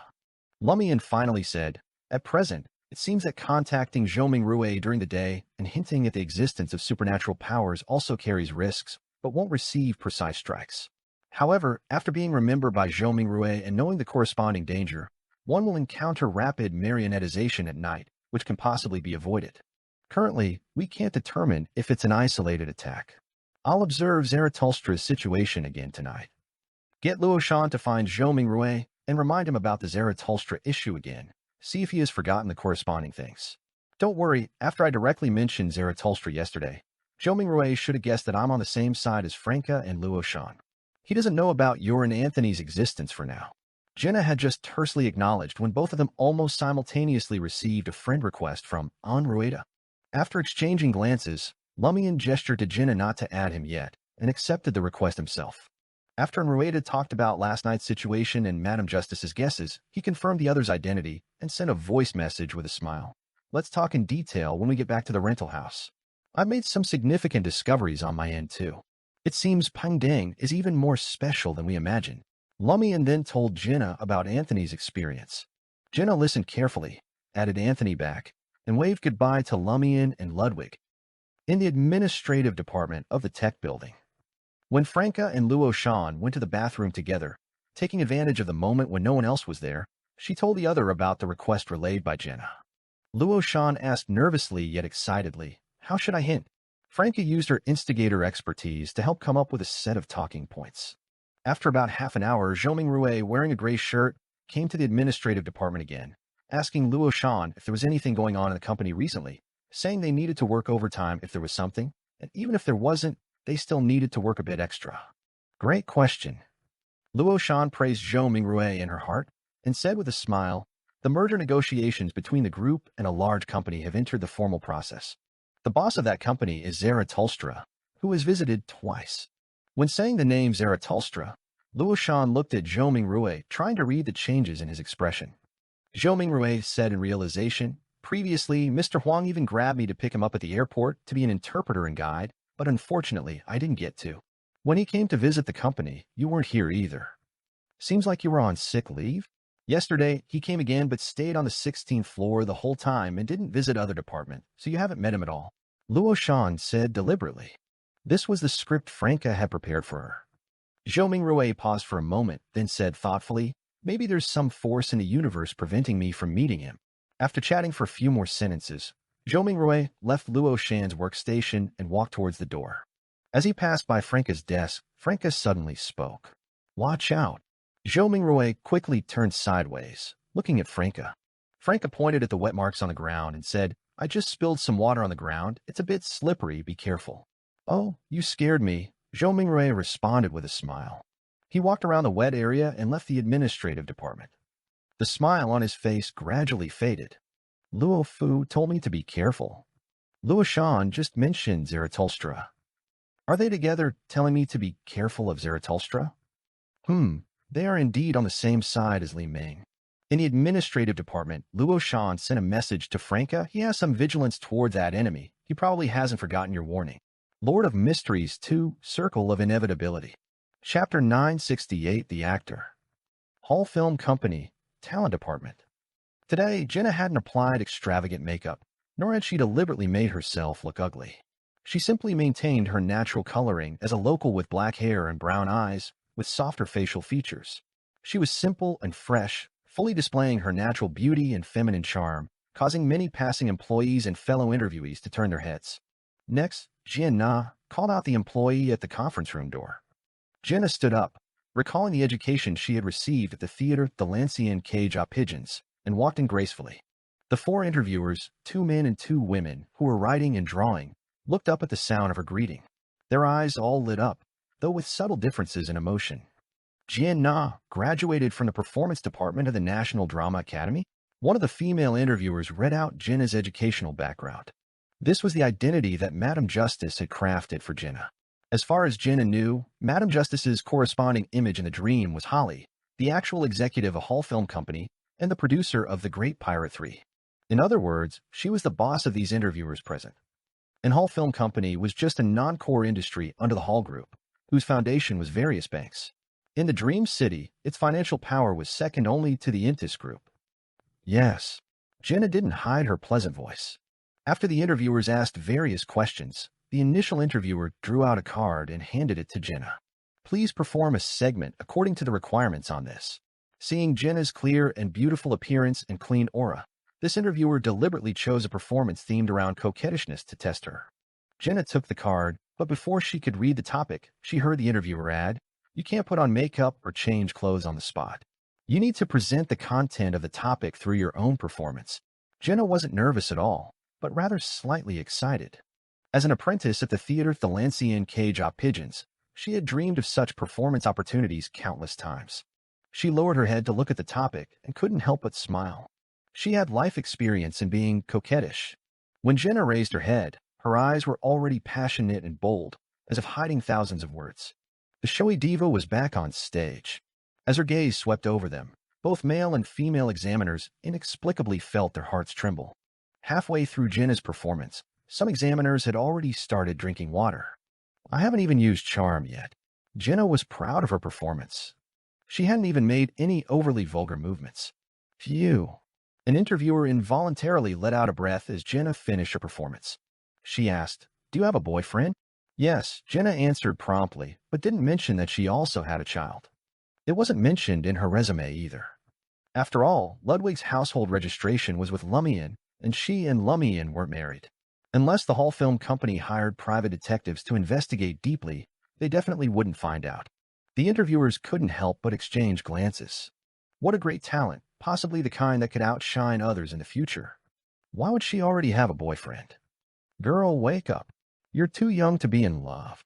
Never mind, once she enters the industry and sees what real luxury is, she'll quickly break up with her previous boyfriend. Before that, just make sure to keep it confidential. The initial female interviewer withdrew her gaze from her colleagues and said to Jenna, "We'll get back to you with an answer soon. Try not to leave the city for the next 3 days." All right, Jenna bowed and left the meeting room. Since this was in the talent department, where one might run into big-name stars at any time, there were dedicated staff to escort her out to prevent wandering and unauthorized photos. The young woman escorting Jenna out of the talent department saw that this interviewee was not only beautiful, but also had a unique kind of beauty, with great potential to become a big star in the future. Wanting to build a relationship, she started introducing which office belonged to who, and which area was exclusive to whom. Jenna was also very interested in this because Lumian had reminded her to pay attention to the actor playing Guillermin Sparrow, see if there's anything special about him. The two chatted happily as they slowly walked towards the exit of the talent department. At this moment, several people came in from outside, led by someone wearing sunglasses about 1.8 meters tall. Having already entered the talent department, this person took off his sunglasses, revealing a face that Jenna found somewhat familiar. He looked about 30% similar to Zhoming Rue, with a smaller head, more delicate features, and more pronounced contours. If Jenna hadn't been specifically looking for traces of Zhoming Rue on his face, she probably wouldn't have noticed the resemblance. This was the actor playing Guillermin Sparrow, a mixed-race man named Jiayu. Jenna withdrew her gaze with some disappointment. If Jiayu himself had looked 60 to 70% similar to the Guillermin Sparrow he played, or very close to Zhoming Rue, relying on makeup to become Guillermin Sparrow, then Jenna would have thought he might be somewhat special, a symbol of some key issue in the dream. But now Jenna thought it was unlikely. No wonder Franca said there was no need to observe and contact the actor playing Guillermin Sparrow, and Madame Justice didn't mention Jiayu in the information. However, Franca's reason was really strange, saying that Jiayu means fake jade, representing that this person is fake. No need to delve deeper. But Jia and fake have completely different meanings. Indeed, only with Franca as a guide can some things become clear at a glance, and some symbols be easily interpreted. Jenna amused herself as she passed by Jiayu and his group. Those people instinctively turned their heads to look at Jenna's back, seeming to have been struck by her beauty. After leaving the talent department, Jenna asked curiously, "Was that just now, Jiayu?" The female employee escorting her out nodded. Yes, the Great Pirate 3 made him famous overnight. Does he have an English name? He looks very much like a foreigner, Jenna asked casually. If Jiayu's English name was Klein Moretti, then it would still be worth continuing to observe and make deeper contact. The female employee thought for a moment and said, "No, he just has some foreign ancestry." As Jenna was feeling disappointed, the female employee lowered her voice and said, "Actually, he wasn't initially chosen to play Guillermin Sparrow. We had booked another actor who was much more famous than him at the time, a real international star.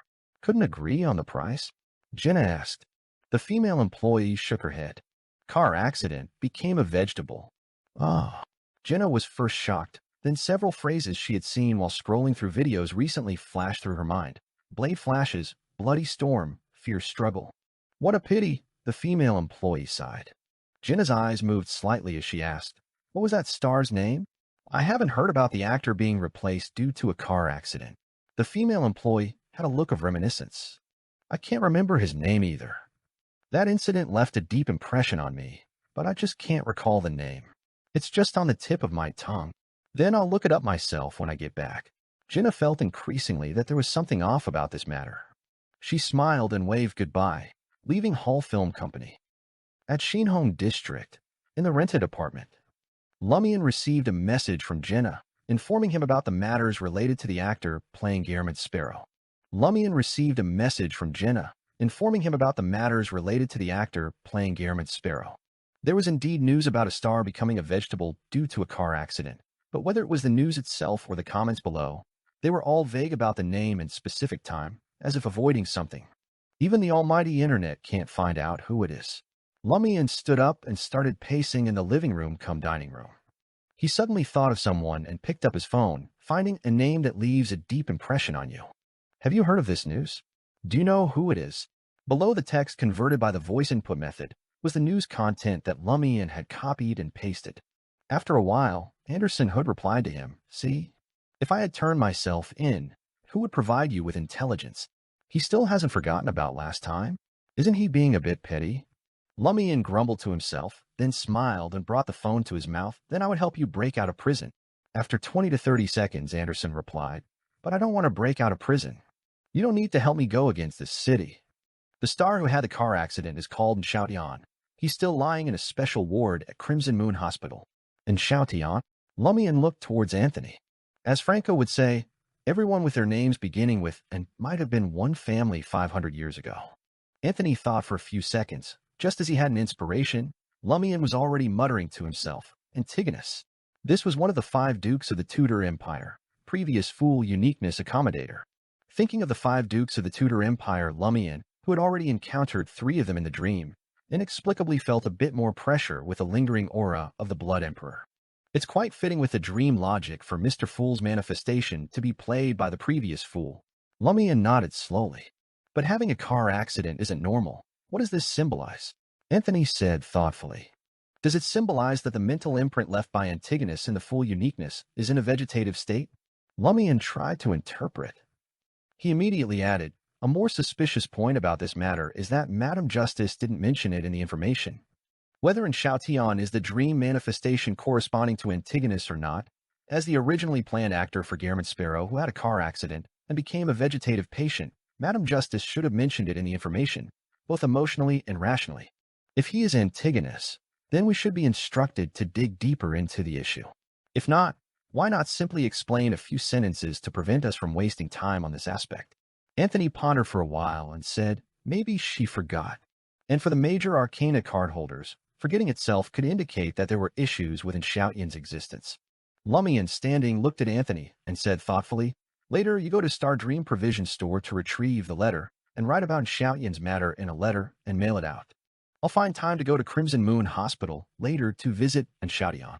Lord of Mysteries 2, Circle of Inevitability. Chapter 969, Conspirer's Sensitivity. Star Dream Provision Store. With Ludwig tagging along, Anthony received the reply letter from the major arcana card holders from the shop owner. In reality, Roseanne is under strict protection from the Church of Evernight Goddess. As long as she's asleep, there will definitely be Beyonders monitoring her dream state. The Church of Evernight Goddess are experts in this area. On the future, frankly, hasn't shown any more abnormalities so far. He's the same as before. Regarding Lee KG in the dream, our bottom line is that we can't let him be corrupted by the power of the Great Mother, nor can we let him become a puppet of the celestial worthy through death and rebirth. Reading this, Anthony seemed to hear the inner thoughts of the major arcana card holders.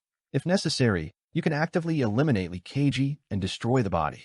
In any case, we can't let him be corrupted or exploited. Death won't affect the real person in reality. Lumian thought the same. Anthony hadn't personally witnessed Lee KG's mushrooms. He had only heard Lumian recount the other's ideas, which he found somewhat reasonable, but also permeated with bewildering madness. He continued reading the rest of the letter.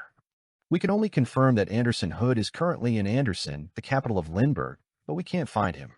We will communicate with the Church of Knowledge later. The fact that even the major arcana card holders from different pathways can't find him proves that Anderson Hood is hiding very well. Perhaps he has even received protection from higher powers. Is the communication with the Church of Knowledge a way to confirm if they had provided help to Anderson Hood? If not, things would be even more complex and troublesome." Anthony folded the letter and stuffed it into his jeans pocket. He then immediately dropped the letter he had written in advance into the silver-trimmed black mailbox. Tech Building. Lumian was already at work. While patrolling the floors, he pondered how to more effectively monitor Zaratulstra's situation and where to go tonight to observe this enemy's state. Lumian wanted to see if Zaratulstra would still encounter hostility in his dreams at night after Luo Shan reminded Zhou Mingrue again, deepening the latter's impression of Zaratulstra. Reaching the 7th floor, taking advantage of old Xia's trip to the bathroom, Lumian took out his phone, opened the online shopping platform Franca had mentioned, and typed a few words using voice input, pinhole cameras.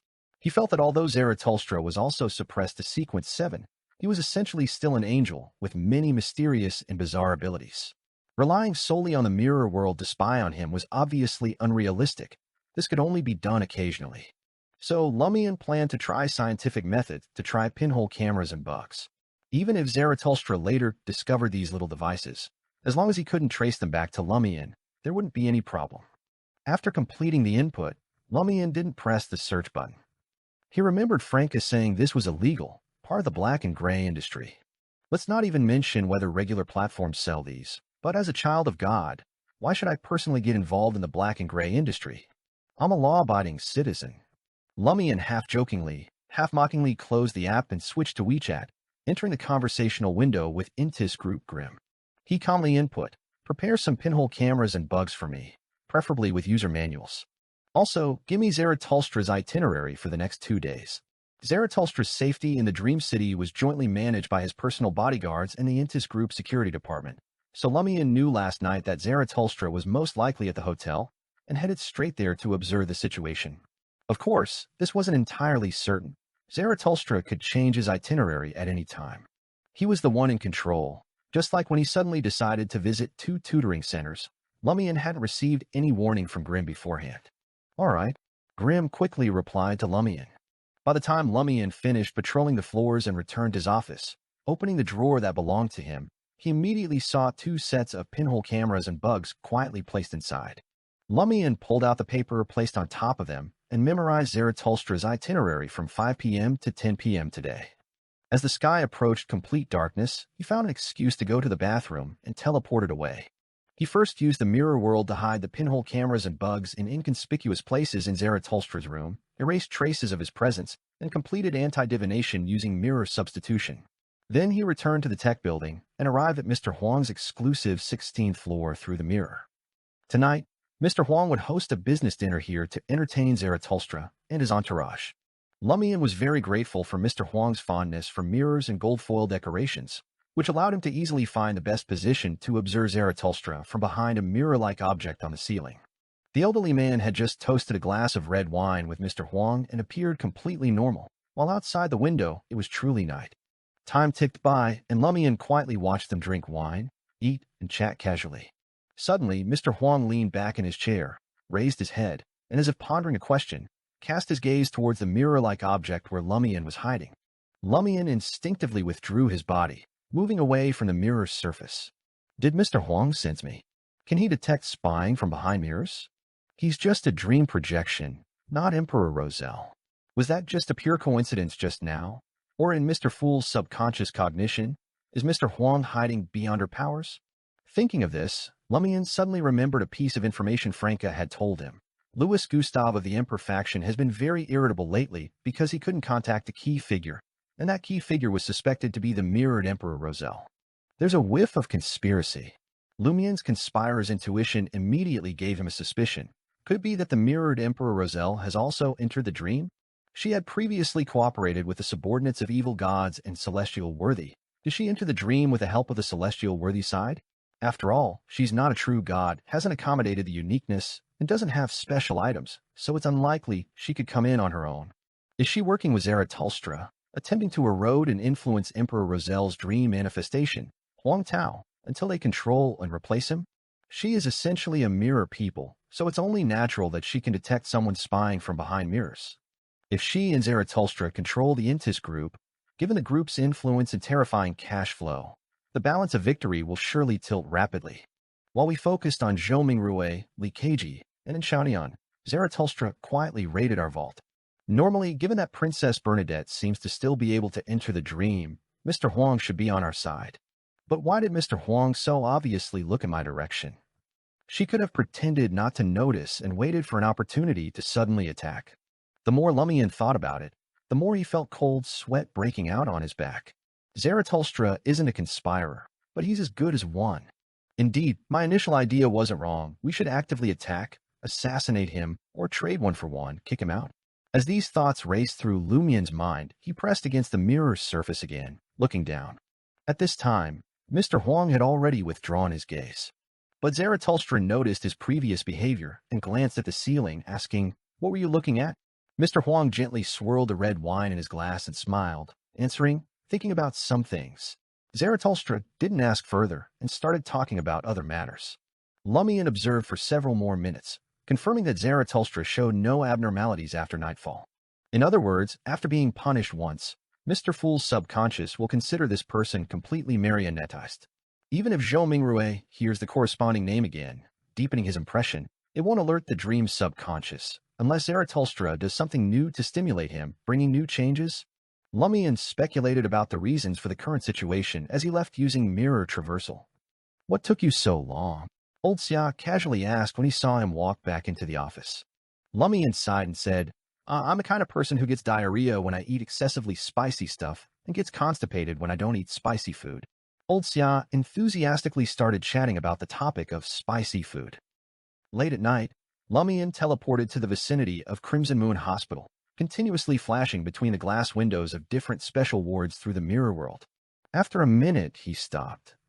Before him was a dark hospital room with only a bit of moonlight, and his spiritual intuition told him that the person in the room wasn't Xiaotian, whom he was looking for. Lumian looked down at the hospital bed from above and saw a person connected to many machines and tubes. The person's head was immersed in darkness, only vaguely showing decent facial features, but the beard seemed to have been only trimmed short due to not being shaved for a long time, growing up to just below the cheeks, thick and black in tufts.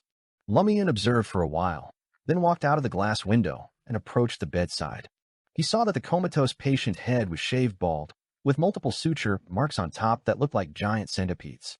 A scene spontaneously formed in Lumian's mind. The head forcibly split open, the brain violently extracted, then something unknown placed in the emptied space before suturing shut. A symbol? Just as this thought flashed through Lumian's mind, he saw on a monitor that the heartbeat became intense, with peaks and valleys rapidly alternating, bringing a beeping alarm sound. Lumian instinctively stepped back, moving to the window, ready to leave at any moment.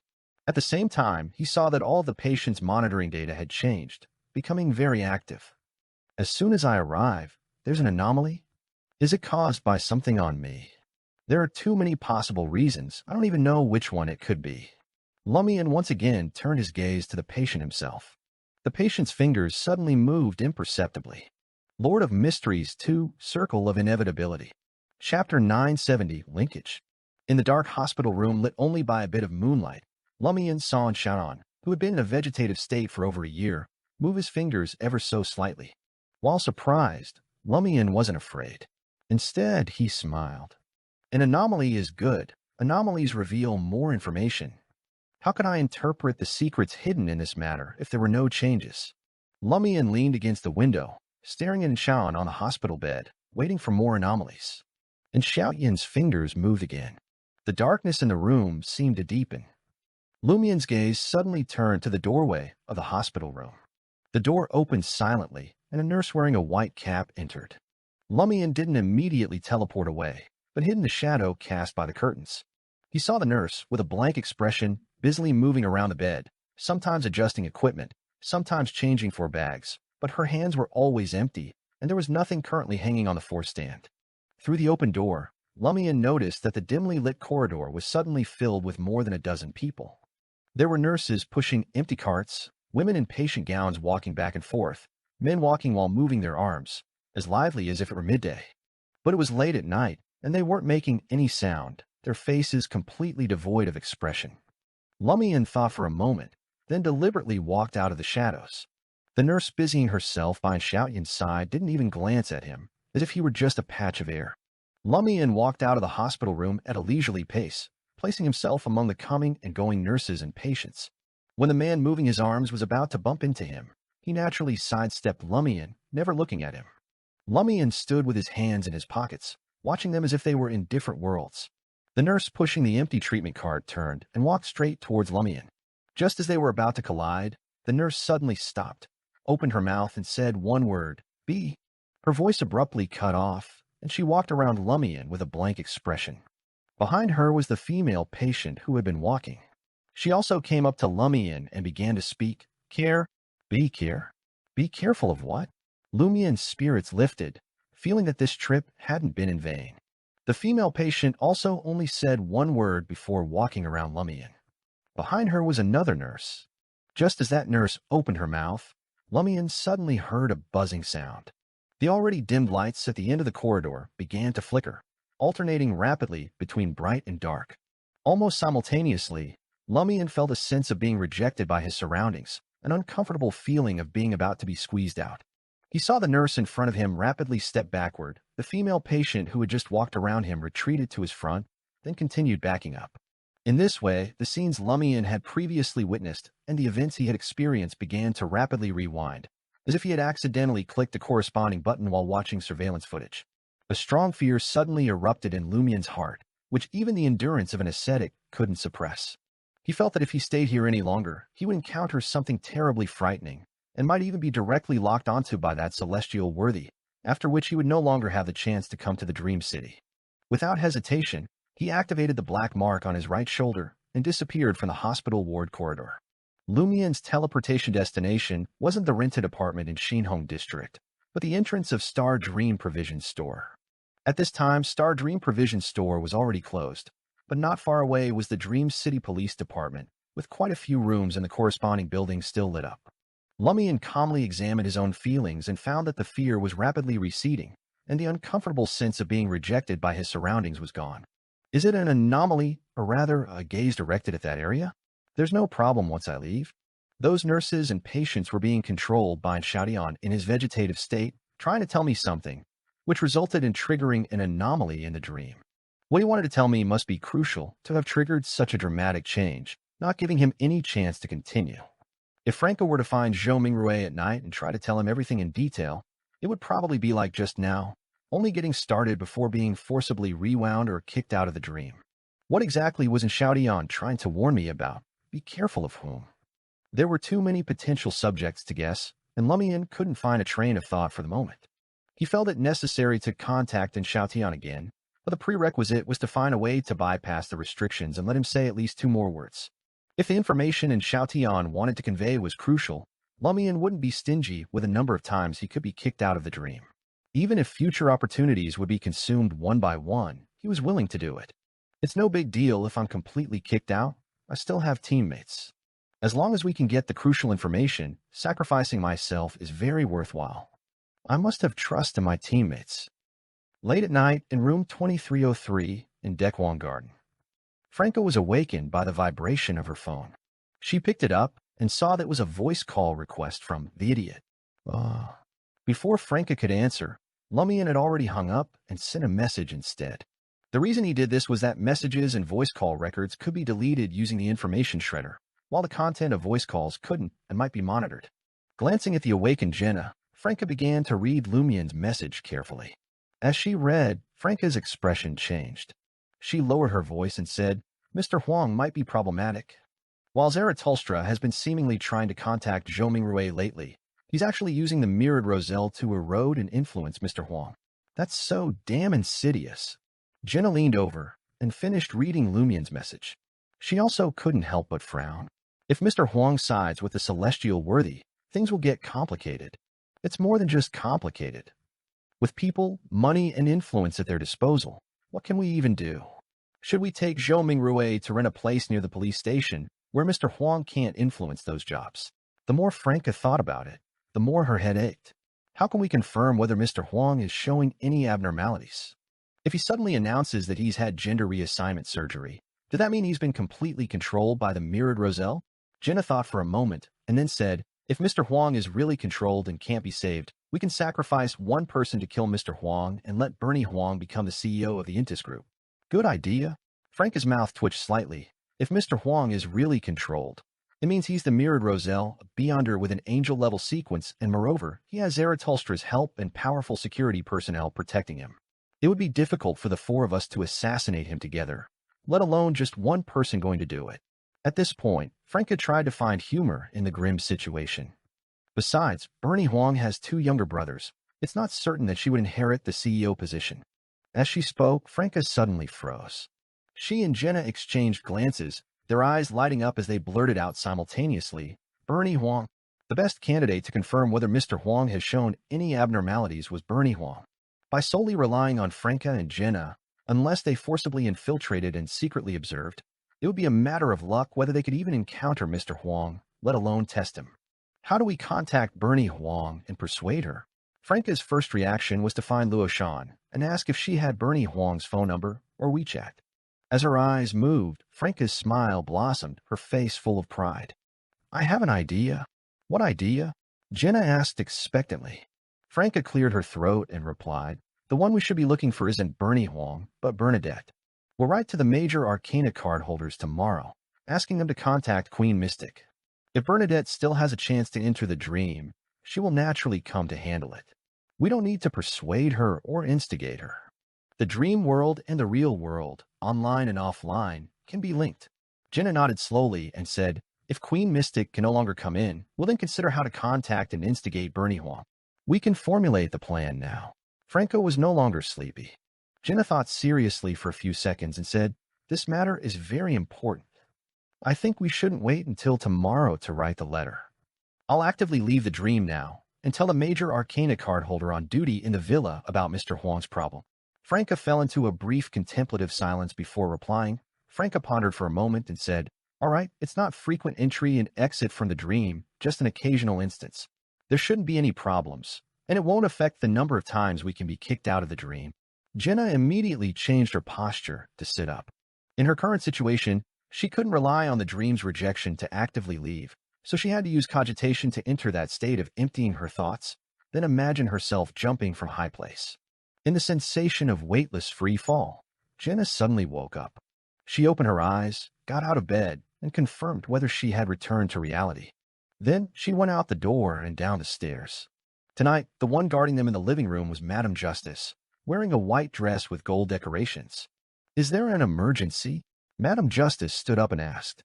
Without Jenna needing to emphasize further, she already knew the seriousness of the issue. Jenna nodded and recounted Lumian's guesses, Franca's intelligence, and Zaratulstra's recent interactions with Huang Tao. Madame Justice nodded slightly. We will contact Queen Mystic immediately. She raised her right hand and quickly sketched a small bird in midair. The bird was transparent and dreamlike.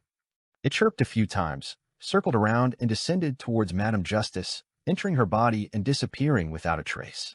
This is a dream messenger I made. It can travel to specific targets through the collective unconscious sea, Madame Justice briefly explained. She paused, then continued, since you've returned to reality, I'll tell you about Nshadian directly. At that time, I had already been kicked out of the dream once and started planning to shoot The Great Pirate 3. This was not only because I wanted to present Gehrman Sparrow's experiences to Mr. Fool's dream manifestation, trying to awaken his memories and make him wake up, but also because I was exploring how to realize a sentence Mr. Fool had told us. The awakening of the world spells the Fool's return.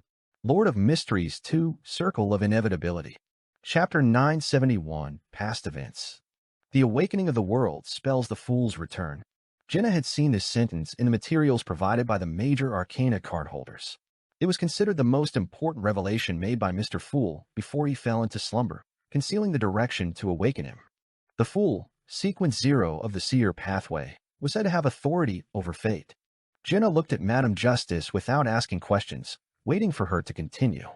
Madame Justice pointed to the sofa area. Let's sit down and talk. After they each chose a sofa, Madame Justice began speaking in a gentle voice. After our initial intelligence gathering in the Dream City, we discover a problem. There was no dream manifestation corresponding to Gehrman Sparrow. Among Mr. Fool's avatars, Klein Moretti's dream manifestation was merged with Zhou Mingrue. This can be seen from Zhou Mingrue's brother being called Benson Zhou and his sister Zhou Sasa, corresponding to Klein Moretti's real-life brother Benson and sister Melissa. Other manifestations, like the private detective and the wandering magician, could be found in the Dream City, but they were scattered among multiple people. They either used half of their names or only exhibited corresponding characteristics. Hearing this, Jenna nodded slightly. These had all been mentioned in the materials, and their team had also secretly observed the corresponding manifestations, planning to make deeper contact with them in turn. Madame Justice smiled with a sigh. We've confirmed those dream manifestations, and there were no issues or anything we could exploit. But Gehrman Sparrow, as one of Mr. Fool's 2 most important manifestations in the world mentioned in that revelation, had no corresponding manifestation in the Dream City. At the time, this raised strong suspicions and made us a bit excited. It's not a problem if there are issues. It's a problem if everything is normal. After discussion, we decided to try to create the character of Gehrman Sparrow in the Dream City. Only with Gehrman Sparrow could we talk about awakening the world. Jenna listened with both surprise and excitement. This approach was something they hadn't thought of before. Of course, this was mainly because they had just finished observing important characters and were still experimenting with the results of different levels of contact with different characters. They hadn't yet compiled the intelligence or sought ways to awaken Mr. Fool. Lumian had made some associations from the phrase, "The awakening of the world spells the fool's return," which was why he had Jenna apply for a job at Hall Film Company to observe the actor playing Gehrman Sparrow more closely. What they hadn't realized was that filming The Great Pirate 3 not only included the idea of stimulating Zhou Mingrui and awakening his memories, but also aimed to create the dream manifestation of Gehrman Sparrow out of thin air. Madam Justice continued, "Our first attempt was to use my Dreamweaver ability and Hall Group's resources to directly create Gehrman Sparrow's dream manifestation and give him real identity proof and past experiences. The result was, well, I got kicked out of the dream. I got my gold coin from Madame Rionette and later returned it to her. She had already been kicked out 3 times before I entered the Dream City. Being kicked out of the dream didn't discourage me. I even felt excited, believing this might truly be a meaningful direction. Otherwise, the celestial worthy wouldn't have turned his gaze to this place far from Zhou Mingrui. We started our second attempt, with Madame Magician using her identity as a best-selling novelist to write The Great Pirate 3. Was The Great Pirate 3 also deliberately written by you guys?" Jenna asked thoughtfully. Madam Justice smiled in a way that made Jenna's eyes light up. "Haven't you watched The Great Pirate 1 and The Great Pirate 2? They tell stories about pirates, but the character Gehrman Sparrow doesn't appear. In other words, before Madam Magician personally wrote The Great Pirate 3, the dream manifestation of Gehrman Sparrow didn't exist even in the story. The completion and publication of The Great Pirate 3 also resulted in Madam Magician being kicked out of the dream. We felt we were on the right track, so I used Hall Film Company to purchase the film and television rights for The Great Pirate 3 and began preparations for filming. It's great to have money." Jenna couldn't help but sigh. For their small team, forget about filming a movie about Gehrman Sparrow. They couldn't even afford to buy the rights to The Great Pirate 3 without winning the lottery who knows how many times. Madam Justice reminisced. "I personally served as the producer and personally selected the actor to play Gehrman Sparrow. Then I discovered in Xiaodian. He was an actor and a star. It was such a coincidence, as if Mr. Fool had secretly set it up, waiting for us to trigger it. And Xiaodian's backstory in the dream was that he was an orphan, raised by his older sister. He dropped out after high school and entered the entertainment industry. His sister fell seriously ill and is currently in a vegetative state. To maintain hope for his sister's awakening, he worked hard to become a big star and earned quite a bit of money. I extended an invitation to him, offering a salary he couldn't refuse. At the time, I was actually a bit uneasy, wondering if having Xiaotian play Gehrman Sparrow would cause any problems. You know, and Xiaotian corresponds to Antigonus in reality, who was the half-fool in the 4th epic and hasn't perished yet. If we merged his spiritual imprint with a movie image of Gehrman Sparrow, it could potentially affect Mr. Fool's self-awareness or benefit Antigonus, and that's celestial worthy. To ensure there were no issues, we contacted Antigonus through the Church of Evernight Goddess. He told us we could try.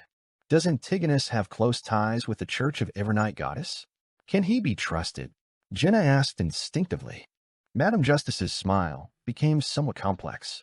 Being captured and imprisoned is also a kind of connection, I suppose. However, after the goddess provided a revelation and promised Antigonus one thing, he began working for the Church of Evernight Goddess. His words are quite credible now. That's why I ultimately decided to invite Xiaodian to play Gehrman Sparrow. On the day of the shoot, Xiaodian had a very serious car accident and also became a vegetable. Also, both he and his sister became vegetables. Jenna found it tragic. At the same time, that also caused me to be kicked out of the dream for the 2nd time, Madam Justice said in a self-mocking tone. Afterwards, I faced significant restrictions. By the time I entered the dream for the 3rd time, Holly had already chosen the actor to play Gehrman Sparrow.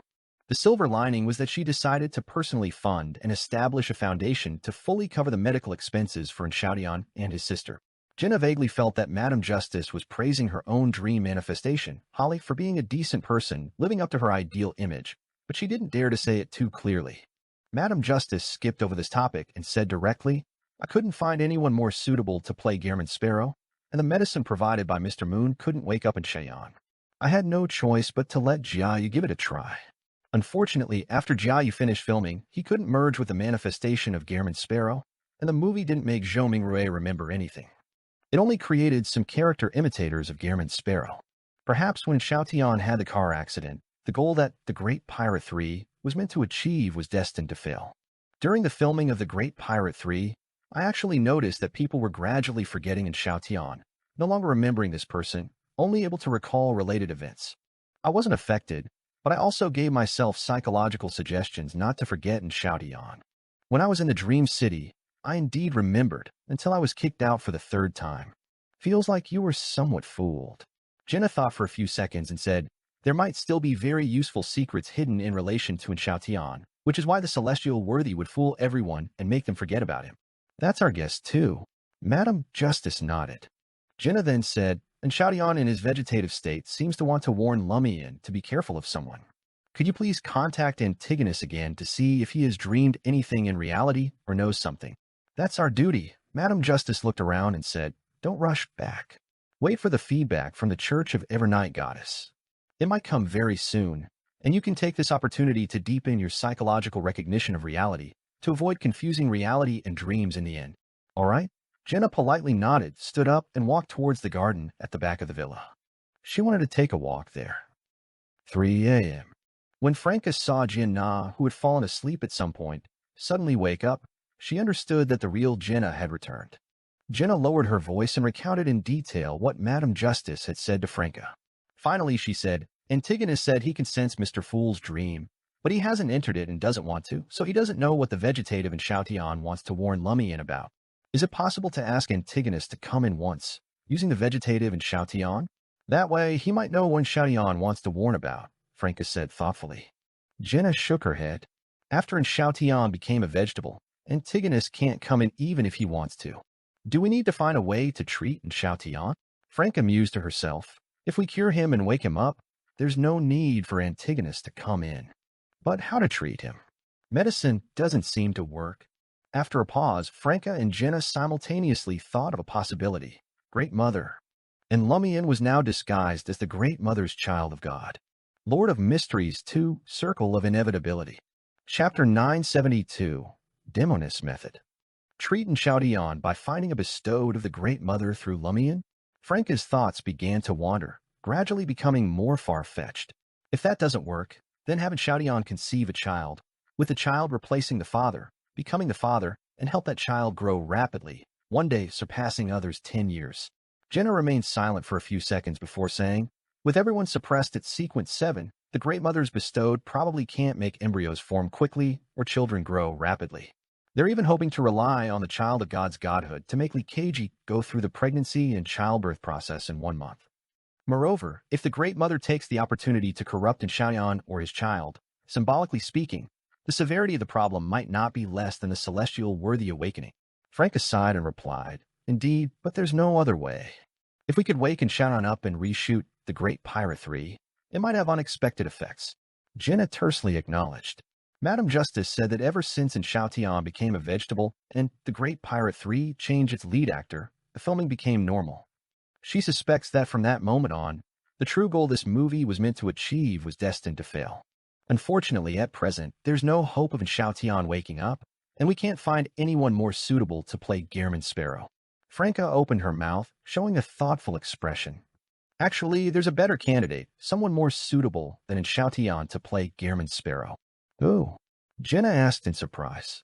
The major arcana card holders hadn't discovered such a person? Franca's eyes curved slightly as she smiled. Zhou Mingrui. Jenna felt a bit stupid. Is that even allowed? What would you call this? Having Zhou Mingrui play Zhou Mingrui, letting Zhou Mingrui awaken Zhou Mingrui. Franca said seriously, if Zhou Mingrui plays Gehrman's Sparrow, he could relive the life he's forgotten during the filming process.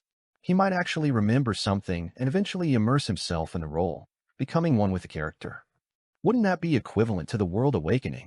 At this point, Franca smacked her lips. But the difficulty is too high. We don't have the money to reshoot The Great Pirate 3, nor can we convince Hall Film Company. If they were to shoot anything, it would be The Great Pirate 4, not Gehrman Sparrow's maritime adventure story. Even if you became a top star in the entertainment industry and actively proposed reshooting this movie, And even if someone invested, convincing Zhou Mingrui to film would be extremely difficult.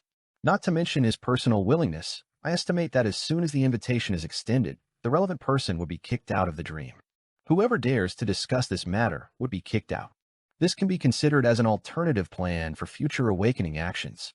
Jenna felt a headache coming on as she thought about the troubles Franca mentioned. Franca nodded thoughtfully. Correspondingly, Zhou Mingrui's memories don't seem to be erased.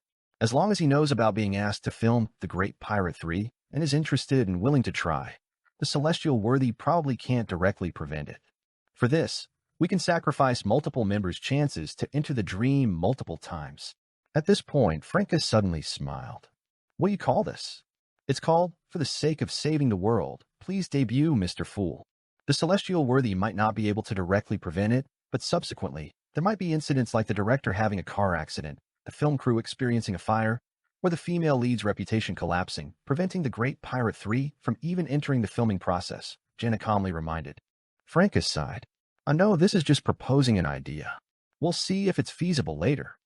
The next afternoon, in the administrative department of the tech building, Franca was busy making charts when she suddenly saw Luo Shan, who had just been called to the HR department, return with a dejected and confused expression.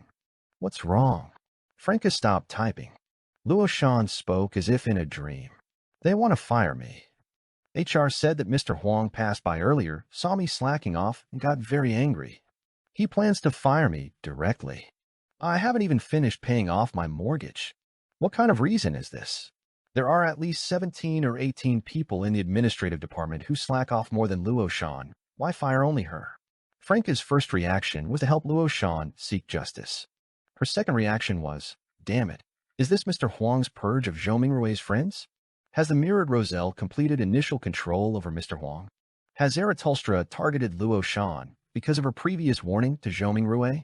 If Luo Shan doesn't commute with me, the mirror substitution won't be able to work, unless Jenna follows her all the time, but Jenna might soon receive a contract from Hall Film Company. This way, Luo Shan would be in danger. Before Franca could comfort Luo Shan and think of a countermeasure, she heard her phone vibrate. She picked it up and saw it was a friend request on WeChat.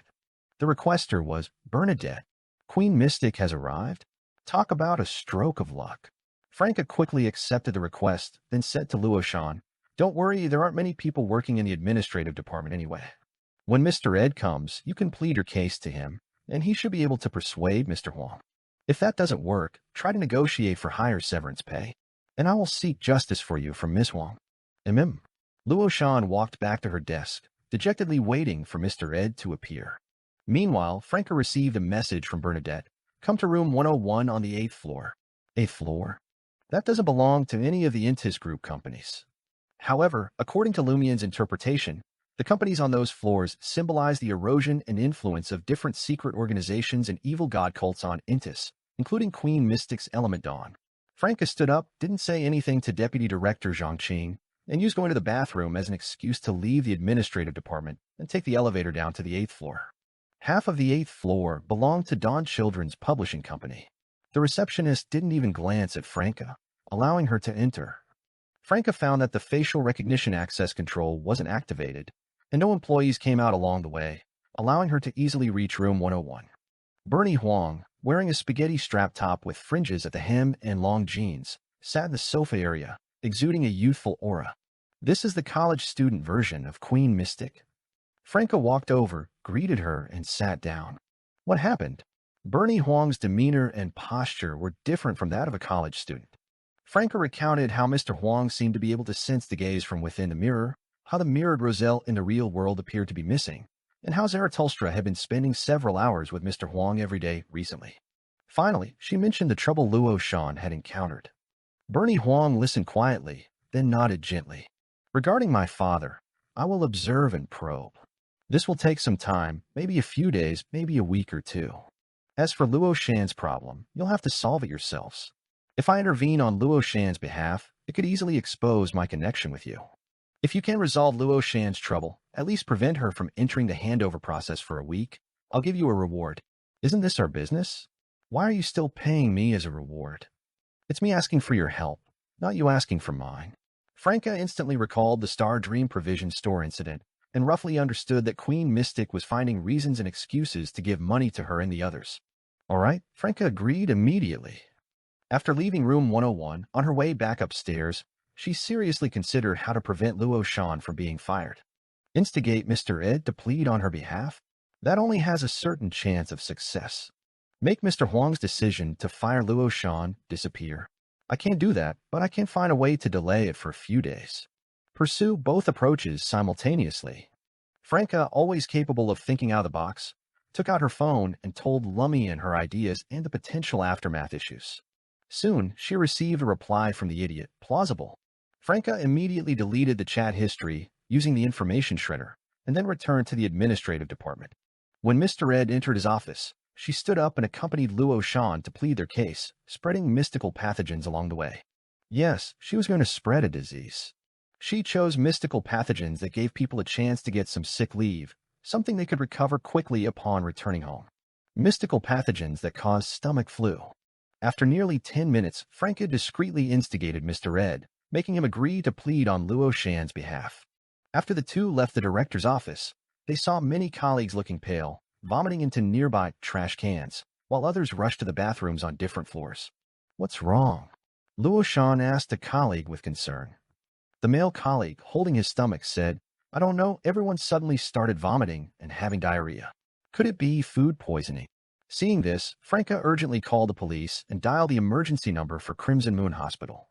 While the administrative department staff waited for the ambulances and other department staff came to help, Franca covered her mouth and started dry heaving. I've been affected too, she said to Luo Shan. Luo Shan assessed her own physical condition. I feel it a little, but I'm okay. Soon, ambulances from Crimson Moon Hospital arrived and took the affected administrative department staff to the hospital. The entire administrative department was suddenly left with only 4 people, one of whom was Luo Shan. Mr. Ed looked at Luo Shan, his expression grave, and said, You hold down the fort for now. Don't worry about the firing. Okay. Luo Shan was both confused and bewildered. From earlier, Lumian, as a security guard, had been running up and down, helping the administrative department staff go to Crimson Moon Hospital. During this process, he found an opportunity to get close to Franca, and they exchanged a glance. As agreed, Lumian spread the mystical pathogen causing stomach flu to Franca, in case she went to the hospital later and nothing was found, making her a suspect. How did they get food poisoning? Old Xia looked at the departing vehicles and asked confusedly, Everyone ate at the same cafeteria, didn't they? Did they order some unclean takeout? Who knows, Lumian said as he turned to walk back, receiving a message from Franca. The message read, You can go check out the administrative department. Those who can still maintain some health and continue working are likely to be beyonders, like Luo Shan. Lord of Mysteries 2, Circle of Inevitability. Chapter 973, An Unexpected Visitor.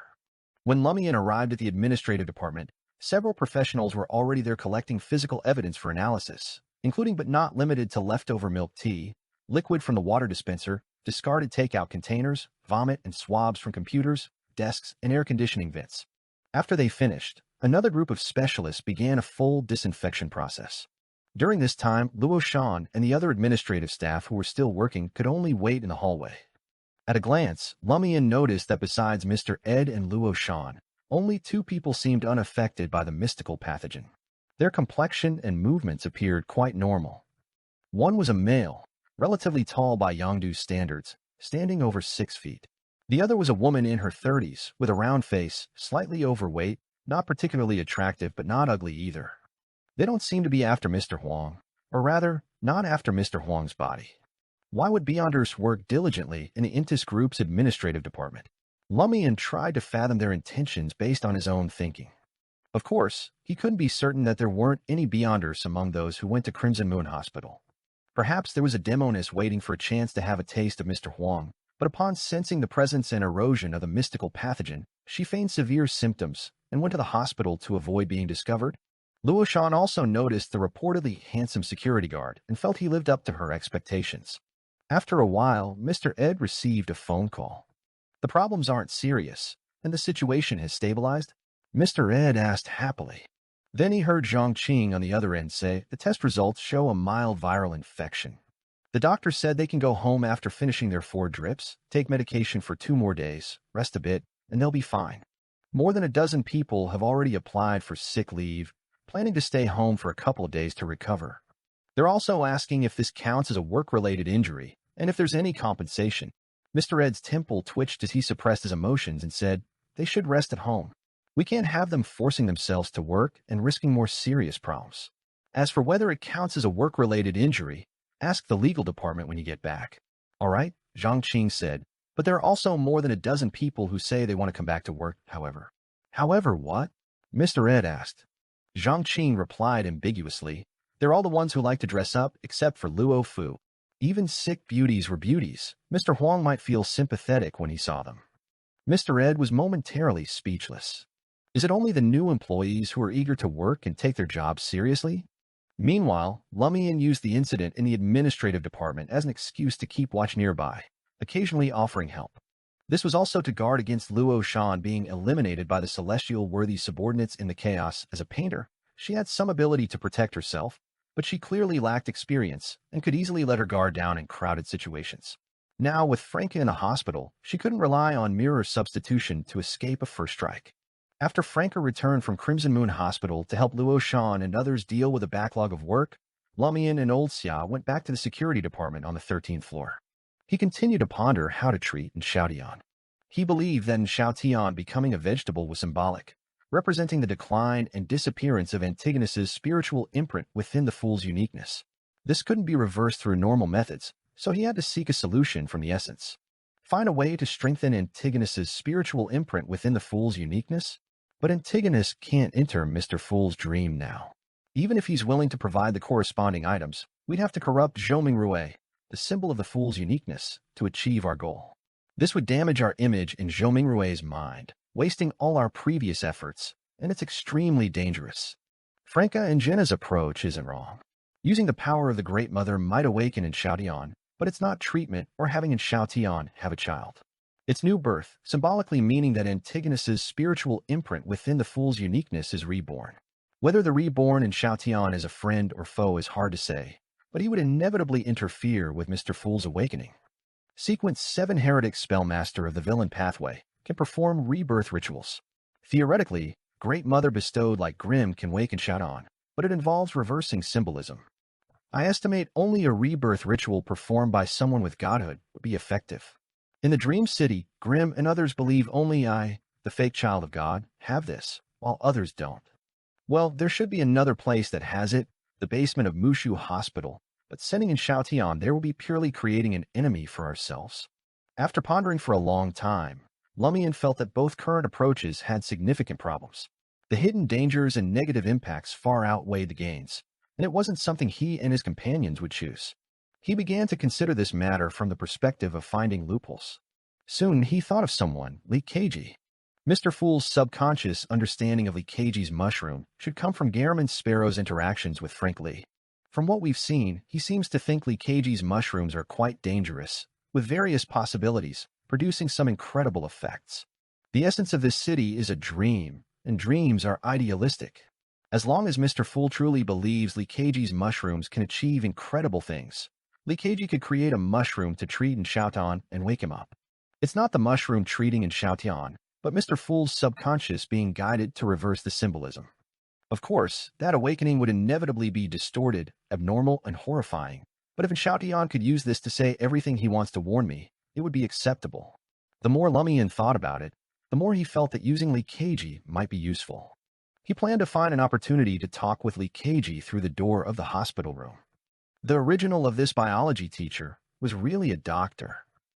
Jenna, who was observing other incarnations corresponding to Mr. Fool, received a call from Hall Film Company, asking her to head over to the talent department tomorrow to sign a manager contract.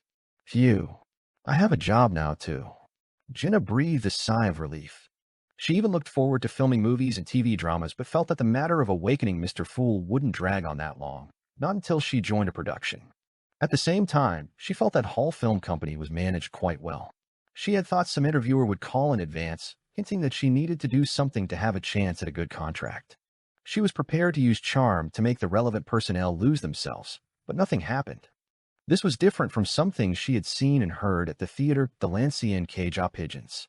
As expected of a film company founded by Madame Justice, Jenna felt relieved. After dark, Lumian, who knew the target's schedule, took advantage of Zaratulstra's absence from the hotel to cross over from the mirror world and retrieve the surveillance content stored in the pinhole cameras and listening devices. After midnight, he returned to the rented apartment in Shinhong District and used his phone to play back Zaratulstra's activities in the hotel room. This wasn't to spy on what Zaratulstra was plotting or planning to accomplish, though that would be a bonus. Lumian's main purpose was to observe Zaratulstra's behavior when alone, to find out how many marionettes he could currently maintain, how often he summoned historical void images, how long these images would dissipate on their own, and other such information. This was preparation for an upcoming surprise attack and encirclement to kill Zaratulstra. Although Zaratulstra was also suppressed to Sequence 7, he still had an Angel's rank. Many of his abilities' effects and ranges were somewhat different from a true Sequence 7. Take the number of marionettes, for example. A normal marionettist who had just advanced to Sequence 5 could only control one marionette. If restricted to Sequence 7 level, theoretically, they wouldn't be able to control marionettes at all, only using marionettization for killing. But this ability might qualitatively change at Sequence 4 and Sequence 2, reducing spirituality consumption and lowering control difficulty. After that, even if the ability was suppressed to Sequence 7, it would still essentially exist, just with less pronounced effects. In other words, Zaratulstra could still control marionettes, but the number was very limited, perhaps 2, perhaps only 1. Lumian now needed to confirm these details. Without grasping the relevant intelligence, if they directly launched a surprise attack and tried to encircle and kill Zaratulstra, given their superior numbers, they might have some hope of defeating or forcing him to retreat. But achieving their predetermined goal would be almost impossible. The seer pathway was known for its strong survival abilities. Lumian stared intently at the phone screen, not missing any detail. For now, he was skipping through, selecting only scenes with human activity. When the surveillance video reached 11 p.m. last night, Lumian saw Zaratulstra, dressed in a black robe, walk to the door and open it. Someone entered from outside. The person wore sunglasses even at night, dressed in a black t-shirt and dark jeans that wouldn't attract attention, about 6 feet tall. Who could it be? Lumian's focus intensified. After entering the room, the person looked left and right, then removed the sunglasses perched on their nose, revealing a face quite familiar to Lumian. He had seen videos of this person being interviewed and participating in certain activities online. It was Jiayu, the actor who played Gehrman Sparrow. He doesn't look too much like Zhoming Rue, which shouldn't be a problem. So why is he visiting Zaratulstra late night? What have we missed? Lumian's pupils dilated as he watched more intently. He was grateful for the technology that provided him with assistance, but also worried that Zaratulstra might have already discovered the presence of the pinhole cameras and listening devices, deliberately staging this scene. Jiayu sat down in the sofa area and talked with Zaratulstra for nearly 15 minutes, then stood up and left. Lumian quickly stopped playing the surveillance video, deciding to first listen to whether the listening device had recorded any dialogue during that time period. Lord of Mysteries 2, Circle of Inevitability. Chapter 974, Instigation. Lumian quickly found the conversation between Zaratulstra and Jiayu. The gist was that Zaratulstra wanted to poach Jiayu for a newly established film and television company. This company would be funded by the restructured Intis Group, which would also help pay the penalty for breaking Jiayu's contract in the final year.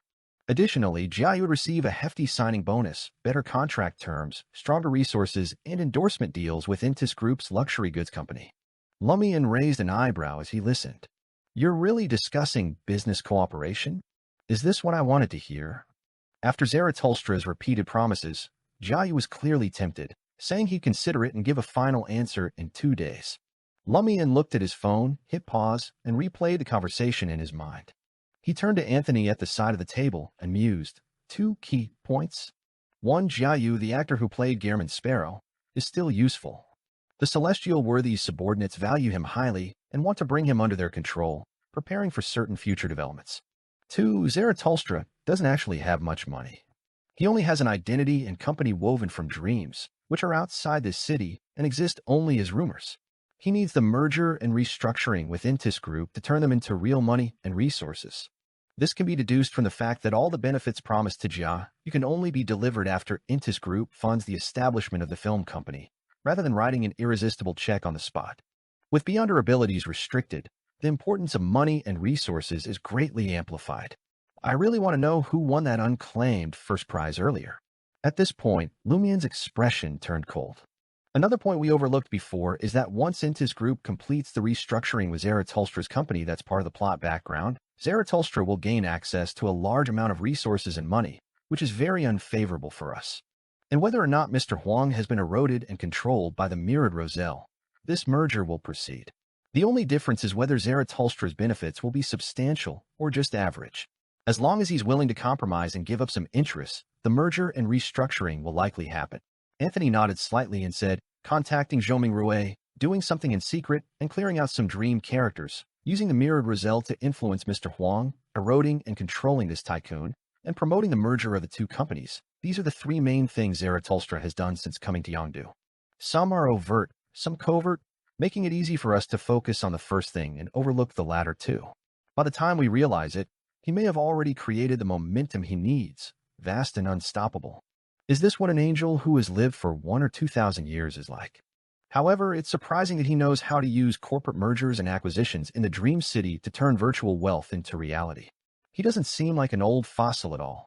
He, Lumian, and Jenna hadn't even thought about this aspect before, nor had Franca, who was just an undergraduate student before her transmigration and had almost no exposure to the business world. Did you forget that his current body belongs to another transmigrator? Lumian suddenly smiled. The operation to eliminate Zaratulstra must be launched as soon as possible. But we need to be wary that it might be a trap to lure us in, Anthony reminded Lumian. Lumian nodded and stood up. I'm going to chat with a friend now. After giving some of the food from his traveler's bag to Ludwig, he used teleportation and mirror traversal to arrive at the psychiatric ward of Crimson Moon Hospital. Li Keiji was still confined there. Lumian changed into a more feminine shirt and loose trousers, transforming back into the appearance of a demoness of despair. He gathered his black hair behind his back, letting it fall naturally, then stepped out of the mirror-like object and gently landed at the door of Li Keiji's room. Knock, knock, knock. Lumian gently tapped on the steel door. He and Li Keiji were on opposite sides of the door, so he couldn't use the bottle of fiction to isolate the environment. After a few seconds, Lumian saw a plump, white mushroom cautiously poke its cap out from behind the iron grate in the upper part of the metal door, then quickly retract. I really want to throw a fire of destruction ball in there. Lumian grumbled as Li Keiji's densely hairy face appeared at the window blocked by the iron grate. Who are you? Li Keiji asked, instinctively brightening. I'm here to rescue you, Lumian replied with a smile. Li Keiji shook his head.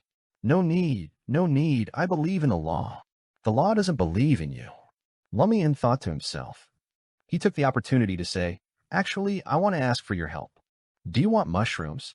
Li Keiji became excited. I have many types of mushrooms here. He was about to start a lengthy introduction. Lumian interrupted him. I've heard about your ideas from someone, but I think they might be a bit too narrow. Too narrow. Li Keiji was taken aback. Lumian nodded solemnly. For humans, food is indeed important, but it's not everything for survival.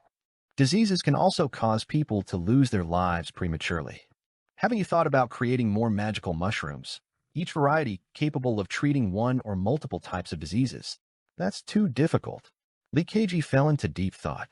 It's impossible to treat diseases by crossbreeding cows, fish, wheat, and mushrooms.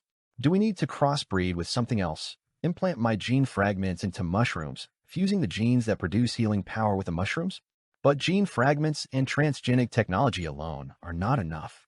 Lumian's eyelid twitched, and he said sincerely, I have a friend who became a vegetative state due to a car accident, but I feel he still has a bit of consciousness.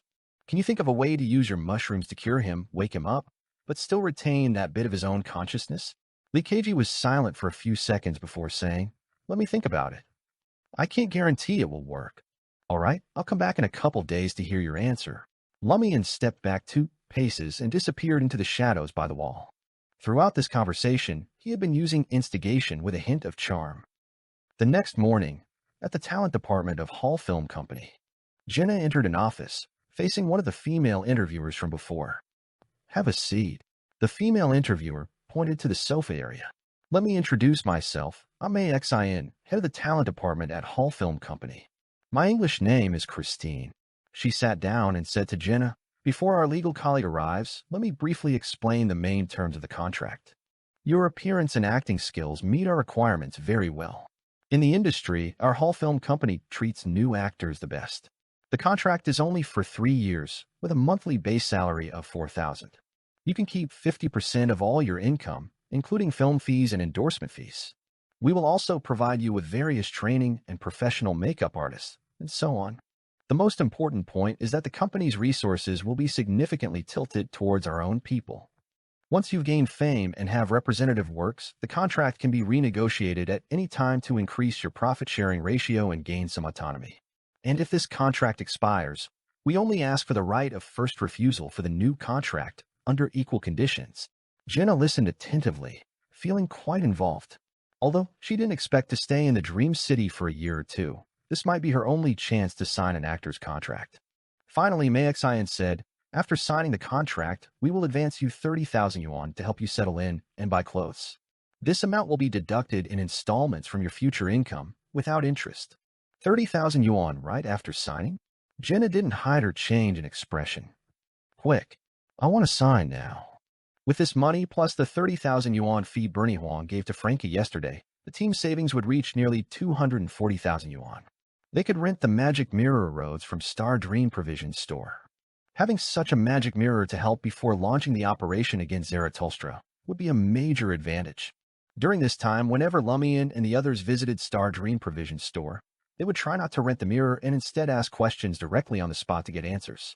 However, they were never successful. That first time when they got answers seemed to be just a coincidence, or perhaps such a benefit could only be enjoyed after a very long interval.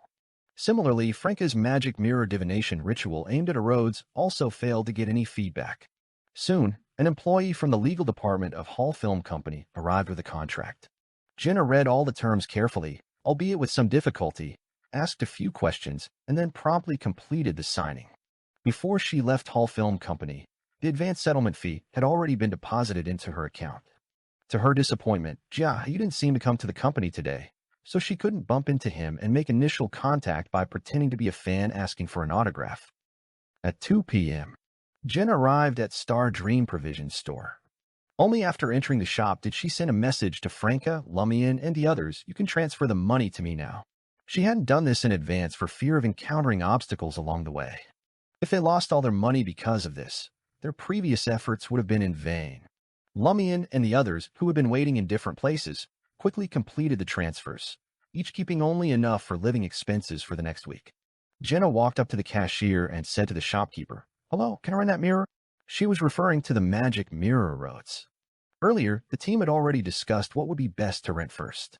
Considering that the magic mirror roads was the only item Mr. Fool carried while sleeping, as well as the specific rental price and the symbolic meaning of demonesses in the dream world, they finally decided to rent this mirror.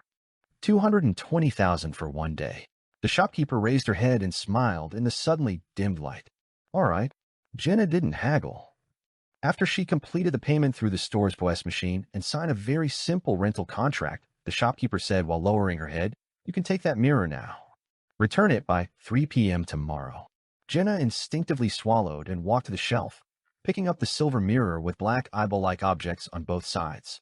After placing the magic mirror roads into the traveler's bag, Jenna quietly let out a sigh of relief. It wasn't easy. Saving money really wasn't easy. Lord of Mysteries 2, Circle of Inevitability. Chapter 975, The Diligent Magic Mirror. Late at night, in room 2303 of Dekwang Garden, Lumian, Franca, and Jenna sat side by side on the long sofa, with a silver mirror bearing ancient patterns and black gemstones on each side placed in front of them. Anthony had taken Ludwig out for a late-night snack, politely avoiding the question-and-answer session with the magic mirror roads. Of course, they had already discussed and decided which questions to ask beforehand, focusing mainly on two parts. First, Zarathustra's current situation, and second, matters related to the Dream City. They had listed over 20 questions, but considering the subconscious limitations of the dream on various aspects, they believed it impossible to keep asking until all their doubts were answered by the magic mirror roads. They suspected that the mirror could only answer a limited number of questions at a time or in a day, just like how magic mirror divination normally only allowed 3 questions. Therefore, Lumian adjusted the order of the questions, placing the most important and crucial ones at the beginning. "Shall we start?" Jenna turned her head to look at Lumian. Lumian nodded and said calmly, "I'll go." "No, we'll take turns. We can't let you bear the mirror's questions alone," Franca emphasized. It must be fair. She felt that she should also make some sacrifices, and not always let Lumian face the terrifying questions of the magic mirror roads. Lumian glanced at her. All right, you go first. Franca took a deep breath and looked at the magic mirror roads. Great roads, may I ask you a question?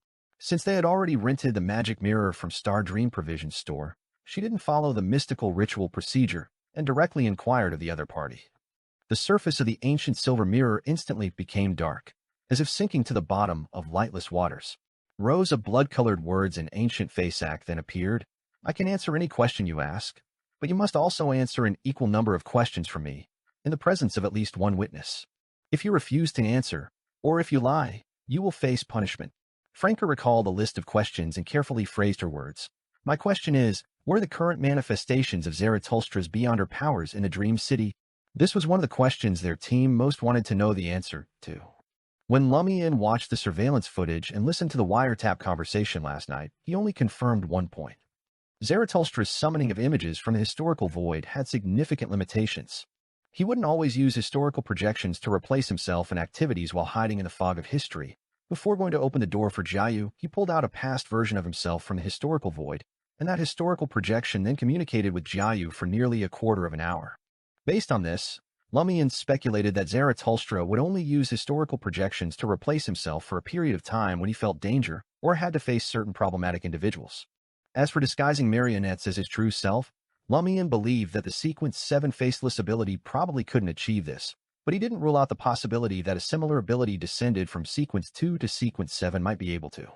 The blood-red ancient Faceac words on the surface of the magic mirror erodes writhed and changed, revealing row after row. Zaratulstra can currently manipulate 2 marionettes. Through spirit body threads, he can initially control a target for 20 seconds and completely marionettize them in 1 minute and 30 seconds. His marionette manipulation range is 50 meters. He can switch positions with marionettes. The marionettes can use their own abilities as well as borrow all of his abilities, but all at the Sequence 7 level. He can only maintain the existence of one historical void image at a time, including people, objects, scenes, and spirituality. He can currently maintain summoned angel-level historical void images for 30 seconds to 1 minute, depending on his closeness to or understanding of the corresponding target. If he summons his past Sequence 1 self, it can be maintained for 1 minute and 30 seconds. If summoning his Sequence 2 self, it's 3 minutes. His past selves below angelic level can be maintained for up to a quarter of an hour. Other people, objects, and scenes below angelic level range from 2 to 10 minutes. His shape-shifting ability allows marionettes to disguise themselves as him, surpassing any makeup effect. However, upon careful observation, differences can still be seen to determine authenticity. He can also wish, creating some miracles, but the effects of these miracles are still restricted to the Sequence 7 level. His past Sequence 1 self could make the spirit body threads of the dead or certain objects reappear, thereby marionettizing them. If one eats marionettized food, they will be corrupted and gradually become marionettized. His past Sequence 1 self could also graft physical entities or abstract concepts that normally couldn't be directly connected, combining them to achieve incredible effects. However, these incredible effects are still only at the Sequence 7 level. His past Sequence 1 self could distort space and time, creating a realm of mysteries that surpasses the bottle of fiction and possesses concealed properties. His air straw is 20 meters long, potentially helping him avoid areas densely populated with mystical pathogens. The magic mirror erodes described all of Zaratulstra's abilities and their current manifestations, causing the blood-red words on the mirror's surface to change several times. However, it didn't provide enough details about the Sequence 2 and Sequence 1 level abilities, only briefly mentioning them. The mirror is really working hard to awaken, Mr. Fool. Franca couldn't help but grumble inwardly after reading everything carefully. Lumian, meanwhile, recalled the historical projection of Zaratulstra that had conversed with Jiayu. Judging from the fact that they had talked for nearly a quarter of an hour, Lumian deduced that it was a historical void image of Zaratulstra before he became an angel. This also indicated that Zaratulstra wasn't a born mythical creature, but had ascended step by step from lower sequences. After displaying Zaratulstra's current abilities, the blood-colored words on the surface of the ancient silver mirror change again. Based on the principle of reciprocity, it's my turn to ask a question. If you answer incorrectly or lie, you will be punished. Franca gritted her teeth and nodded slightly. What do they not know about me? There's nothing to be afraid of. On the mirror, new words began to form, composing a sentence. After entering the dream city, Have you ever thought about doing something with Lumian when Jenna wasn't around? Damn it, that's harsh. Franca didn't dare look at Jenna and squeezed out a word through her teeth. Yes. She immediately defended herself. I just thought about it occasionally, never put it into practice. This is Mr. Fool's dream. How dare I do anything inappropriate? If Mr. Fool's subconscious remembers it, I'd be socially dead for real.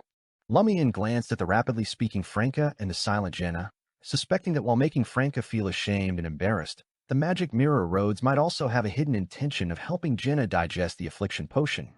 It's really going all out to wake up Mr. Fool. Franca finally finished speaking and mustered the courage to look at Jenna, receiving an encouraging smile and slight nod from her. Lumian spoke on Franca's behalf. The second question is, has Zarathustra discovered my surveillance?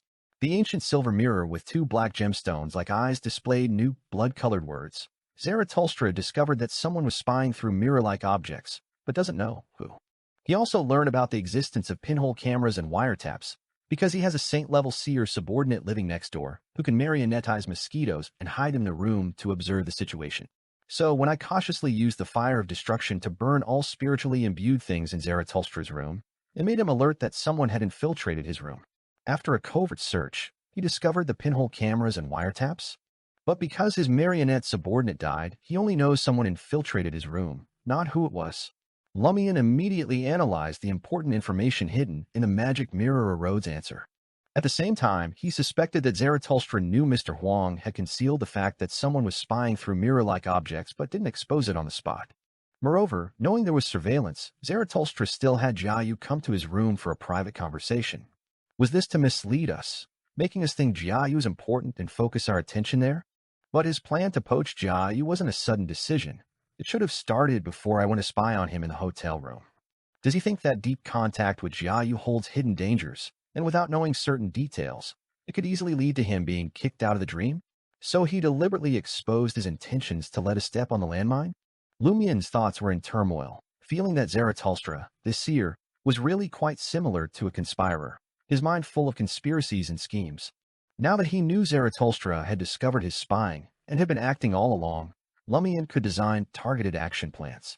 Demonesses had ways and abilities to evade the dangerous premonitions of a seer. After answering, the magic mirror roads routinely displayed the corresponding prompt before posing a question to Lumian. Is your feeling for Franca and Jenna love, or just valuing them?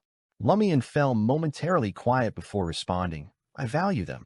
After a few seconds of silence in the sofa area, Jenna moved forward slightly and said, It's my turn to ask. Lumian and Franca both nodded. Jenna recalled the list of prepared questions and looked at the ancient silver mirror. The third question is, who was the last person to rent you? The blood-red words on the mirror's surface suddenly disappeared, leaving only a faint shimmer of water. After several seconds, a few words appeared on the deep, dark surface of the mirror, the unique text of the Dream City, all in a pale white color. It's Peng Ding. Peng Ding? The person who spent 220,000 to rent the magic mirror roads for a day was Peng Ding? Lumian, Franca, and Jenna were all shocked. Lord of Mysteries 2, Circle of Inevitability. Chapter 976, Scheming and Strategizing. Regarding who had previously rented the magic mirror, Lumian and the others had various guesses, but they never imagined it would be Peng Ding. Where did Peng Ding get so much money? Why did Peng Ding want to rent the magic mirror roads? What exactly did Peng Ding want to do? Lumian, Jenna, and Franca looked at each other, all feeling it necessary to adjust the order of questions and temporarily add some related to Peng Ding renting the mirror. At this moment, the pale white text on the silver mirror's surface twisted and writhed, turning blood-red again and stretching into individual ancient Fasak words. Based on the principle of reciprocity, it's my turn to ask a question. If you answer incorrectly or lie, you will be punished. Jenna nodded slightly, beginning to think about what question to ask next. The blood-red words on the mirror changed to new content. Have you considered how you would intimately get along with Lumian and Franca if you switched to the hunter pathway in the future and became male? That's quite a subtle way of asking. Jenna sensed Erode's goodwill. Although it was still quite embarrassing for someone who was once a showy diva, she could answer with her eyes closed. I have thought about it. Franca's mind suddenly flashed with a thought. Thought about being on top or on top. She steadied herself and looked at the mirror. The fourth question, what did Peng Ding do with the help of the great Erodes? On the surface of the ancient silver mirror, the blood-red words quickly faded away. The watery sheen receded, and it no longer had a deep, dark feel. Franca's question went unanswered. So it's only 3 questions. She sighed in disappointment. Lumian thought for a moment and said, let's try asking again before returning it to Star Dream Provision Store this afternoon. Perhaps the interval between inquiries is calculated by time, not by rental frequency. Jenna nodded. Of course, she would be responsible for returning the rental. Friday morning. Zhou Mingrue, busy at his workstation, felt his phone vibrate beside him. He picked it up and saw a message from Luo Shan. I might be losing my job. Let me treat you to dinner again tonight. What happened? Zhou Mingrue asked, both puzzled and concerned. Luo Shan sent a emoji. I'll tell you when we have dinner. Oh, and Luo Fu will be there too. All right, should I choose what to eat, or will you? Zhou Mingrue politely asked. It's my treat, so of course I'll choose. Luo Shan quickly replied. After putting down his phone, Zhou Mingrue focused on his computer screen, as if seriously evaluating his previous work results. In reality, he was thinking about Luo Shan's situation. How could she suddenly lose her job? The last time we had dinner, Luo Shan was praising Mr. Huang for paying well and a relaxed work atmosphere. She didn't seem to have any intention of quitting. Is it because of her special circumstances that she must change her workplace, or does the company want to fire her, or both? About half of the administrative department came because of Mr. Huang. Luo Shan is considered a very qualified employee. There's no reason for the HR department to actively fire her. Moreover, the company's overall revenue and profits have reached new highs, and they even said the administrative department was short-staffed, specifically hiring Luo Fu. Has Luo Shan shown any unusual behavior or done anything problematic recently? Zhou Mingrue thought back and forth, feeling that after Luo Shan discarded those original paintings, everything seemed normal, except for secretly forming a group with Luo Fu and Li Ming and warning him to be wary of Zarathustra. The group is in talks with Zarathustra's company about a merger and restructuring. Luo Shan has warned me twice to be careful of Zarathustra. Luo Shan then gets suddenly being fired. Is there a connection between these events? Well, after Luo Fu warned me last time, she was off for a few days. Tonight, she and Luo Shan might hint at something again. Because his previous interactions with Luo Shan and Luo Fu hadn't brought any abnormalities or led to attacks or difficulties, Zhou Mingrue wasn't averse to having another meal with them and listening to what they had to say. Frankly, if it weren't for Luo Shan and Li Ming hinting 3 times since Sunday to be wary of Zarathustra, he would have felt that everything around him was calm and normal, without any issues, as if he had never drunk the assassin beverage. But the more it seemed so, the stranger Zhou Mingrue felt as if he were trapped in a cocoon, with various abnormalities lingering outside, waiting for a chance to invade, yet invisible to him. So he was trying hard to probe, and contacting Luo Shan and Luo Fu was part of that effort. Hall Film Company, Talent Department. The young employee who had previously introduced various situations to Jenna smiled at her. I'm Zhang Yu. I'm responsible for helping you new recruits connect with various departments of the company. You can come to me for anything. What a coincidence. Jenna, who had changed into a short-sleeved chiffon blouse, smiled back. Zhang Yu looked around and said, this isn't a coincidence, it's destiny. Why was I waiting outside the conference room to take the interviewees out? It's because I'm responsible for these matters later on. Well, I'm not the only one in charge of you new recruits. When selecting, I chose you first. I have high hopes for you, keep it up. Whether Zhang Yu was sincere or not, these words made Jenna quite pleased, giving her a feeling of being valued and affirmed, naturally generating a happy mood. Zhang Yu continued, I thought you'd only report to work on Monday. The physical training courses and media response courses arranged for you are all next week. Well, today let's just chat casually. I'll give you a tour, and if we happen to meet a producer or director, you might get a chance to audition soon. If I had come next week, Jia, you might have already paid the penalty and left. Jenna followed Zhang Yu, walking forward in the talent department. She glanced at Jia Yu's studio and said, Jia Yu's in here? I have a friend who's his fan. I wanted to get his autograph. He's not here. After the Great Pirate 3 blew up, he's been coming to the company less and less, Zhang Yu said with a complex tone. Today, he said he was going to attend a film-related event. Jenna showed a disappointed expression on her face and nodded, saying, The Great Pirate 3 is quite popular, with high box office numbers. Yeah, although those film critics all say it's just a qualified popcorn flick, audiences love watching popcorn flicks. What can those that don't even qualify compare with us? Zhang Yu said, somewhat indignantly. Jenna took this opportunity to ask, So, is the company planning to make The Great Pirate 4? Jiang Yu lowered her voice. There is such a plan, but the problem is that the Romance Queen is too slow. We've already finished filming and released The Great Pirate 3, but she still hasn't written The Great Pirate 4. After all, the person herself has been completely kicked out. After all, the Dream Manifestation's pen name is Salted Fish Without Dreams. Jenna continued Jiang Yu's conversation for a few sentences, and then said, Moreover, I see that The Great Pirate 3 is popular mainly because of the adventurer image of German Sparrow. If the next one doesn't have him as the main character, I think there will be big problems. The box office might even be a disaster, just like how The Great Pirate 1 and The Great Pirate 2 movies didn't have much fame. This was laying the groundwork for the team's alternative awakening plan. Jiang Yu was stunned for a moment. The Great Pirate 1 and The Great Pirate 2 were never made into movies. Huh. Jenna was stunned for 2 seconds, and then said, Then why is this movie directly called The Great Pirate 3? I don't know either, Jiang Yu answered with a bewildered face. The big boss personally decided it, and no one else raised any objections. If you hadn't mentioned it, I wouldn't have remembered that the previous parts of the Great Pirate series hadn't been made into movies. What's going on? How can they skip The Great Pirate 1 and The Great Pirate 2 and directly make The Great Pirate 3? Even if they skip, why not change the name instead of adding 3? Amidst her confusion, Jenna vaguely grasped a key point. This was related to one of Anderson Hood's reminders. The Master of the Dream City is a symbol of loopholes and errors, so no matter how real this dream is, there will still be inconsistencies, loopholes, and places that make people feel terrified upon deep thought.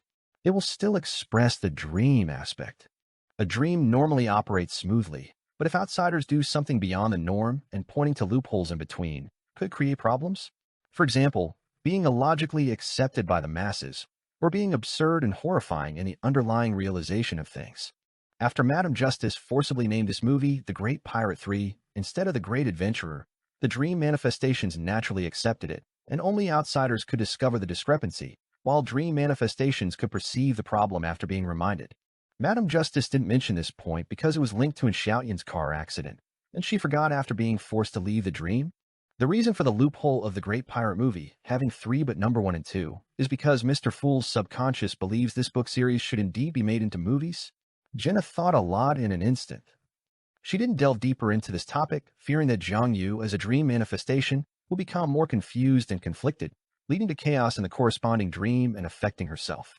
Since it can't be filmed later, The Great Pirate 3 can be made into stage plays, animations, TV series, games, and such, taking full advantage while the movie's popularity is still high. Jenna acted like an enthusiastic and kind-hearted audience member. Jiang Yu nodded in agreement. True.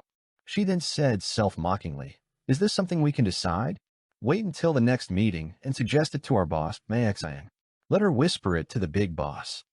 In a high-end hot pot restaurant with a proper stage. In a private room on the 2nd floor, Mr. Huang introduced to Zarathustra beside him. This hot pot restaurant has a unique feature. Later, there will be a face-changing performance, one of the local and tangible cultural heritages.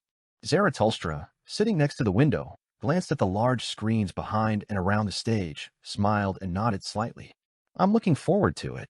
Just as Mr. Huang was about to say something more, his phone suddenly rang. The caller was Bernie. Excuse me, I'll take this call first. Mr. Huang stood up with his phone and walked towards the door of the private room. Lord of Mysteries 2, Circle of Inevitability. Chapter 977, The Best Support. After Mr. Huang left the private room to take the call, Zarathustra leaned towards the center of the window, as if trying to get a clearer view of the stage and the corresponding large screen. At the same time, Mr. Ed and other Intis Group employees responsible for reception, as well as Zarathustra's entourage, all heard their phones vibrate. They instinctively picked up their phones, unlocked the screens, and saw a pop-up message. This wasn't a text message or WeChat notification, nor was it an alert for an incoming call. It seemed to be just a simple dialog box that had taken over the screen. The dialog box contained a brief line of text. Please be quiet for 1 minute. As Mr. Ed, the Intis Group employees, and Zarathustra's entourage noticed this line of text, it jumped up one by one, directly out of the phone screens, transforming into an invisible, colorless stream of information carrying mystical power that entered the heads of the corresponding people. Except for Mr. Huang, who was making a phone call outside the private room, and Zarathustra, who was looking at the stage below, everyone present suddenly became dazed, their eyes vacant, their bodies frozen in their previous positions. They had truly become quiet. Zarathustra sensed something amiss and turned his gaze back to the people in the private room. As he did so, out of the corner of his eye, he noticed his own reflection faintly appearing in the already open window. His heart skipped a beat, and he instinctively pulled back his body, preventing the window from reflecting him anymore. At this moment, behind the corresponding glass mirror surfaced Lumian, in his demoness of despair form with disheveled black hair and wearing a dark t-shirt, quietly watched as Zarathustra's ethereal figure appeared on the mirror and quickly moved towards the edge. The normally invisible spirit body threads on his body, upon touching the hard mirror's surface, no longer extended as usual, but were drawn upwards by some force, disappearing into the deep, dark sky above. This was distortion's alteration of the spirit body thread's extension direction. This way, Zarathustra wouldn't be able to detect in advance if someone was spying or lying in ambush behind the mirror by observing spirit body threads. The effect of distortion came from the edge of the area behind the mirror, near the ghostly tunnel resembling a spider web, from a crown inlaid with numerous dark gems. The crown floated silently in midair, with a tall, beautiful woman standing behind it. This woman had tied her slightly curly chestnut hair into a bun, had straight eyebrows, blue eyes, and was wearing a white short-sleeved t-shirt and light-colored trousers. She was none other than Miss Bernie Huang. She held a phone in her hand, talking to Huang Tao. Logically, there shouldn't be any signal in the mirror world, but Bernie Huang's words, after going through the phone, directly transformed into an invisible stream of information drilling out of this place. The replies from Huang Tao were similarly affected by beyond her powers, entering as pure information streams and being converted into sound by the phone. Lumian glanced at Miss Huang, recalling what she had said before the operation. "I can provide help for you, but I can't directly participate in the battle. I've already been kicked out of this dream twice, and I'm under certain restrictions. If Zarathustra sees me as his enemy, I might be kicked out of the dream for the third time, and the problem with my father hasn't been resolved yet. I'll create opportunities for you, but killing Zarathustra or kicking him out of the dream can only be done by yourselves. This item can't be lent to you, otherwise, before Zarathustra dies, you'll die first." Lumian hesitated no longer and, looking at Zarathustra's mirror projection that hadn't yet disappeared, raised his left hand. On his wrist was a silver bracelet that lit up with a silver, white, and black glow. Circle Inhabitant. Lumian seized the opportunity and used Circle Inhabitant on Zarathustra's fading mirror projection.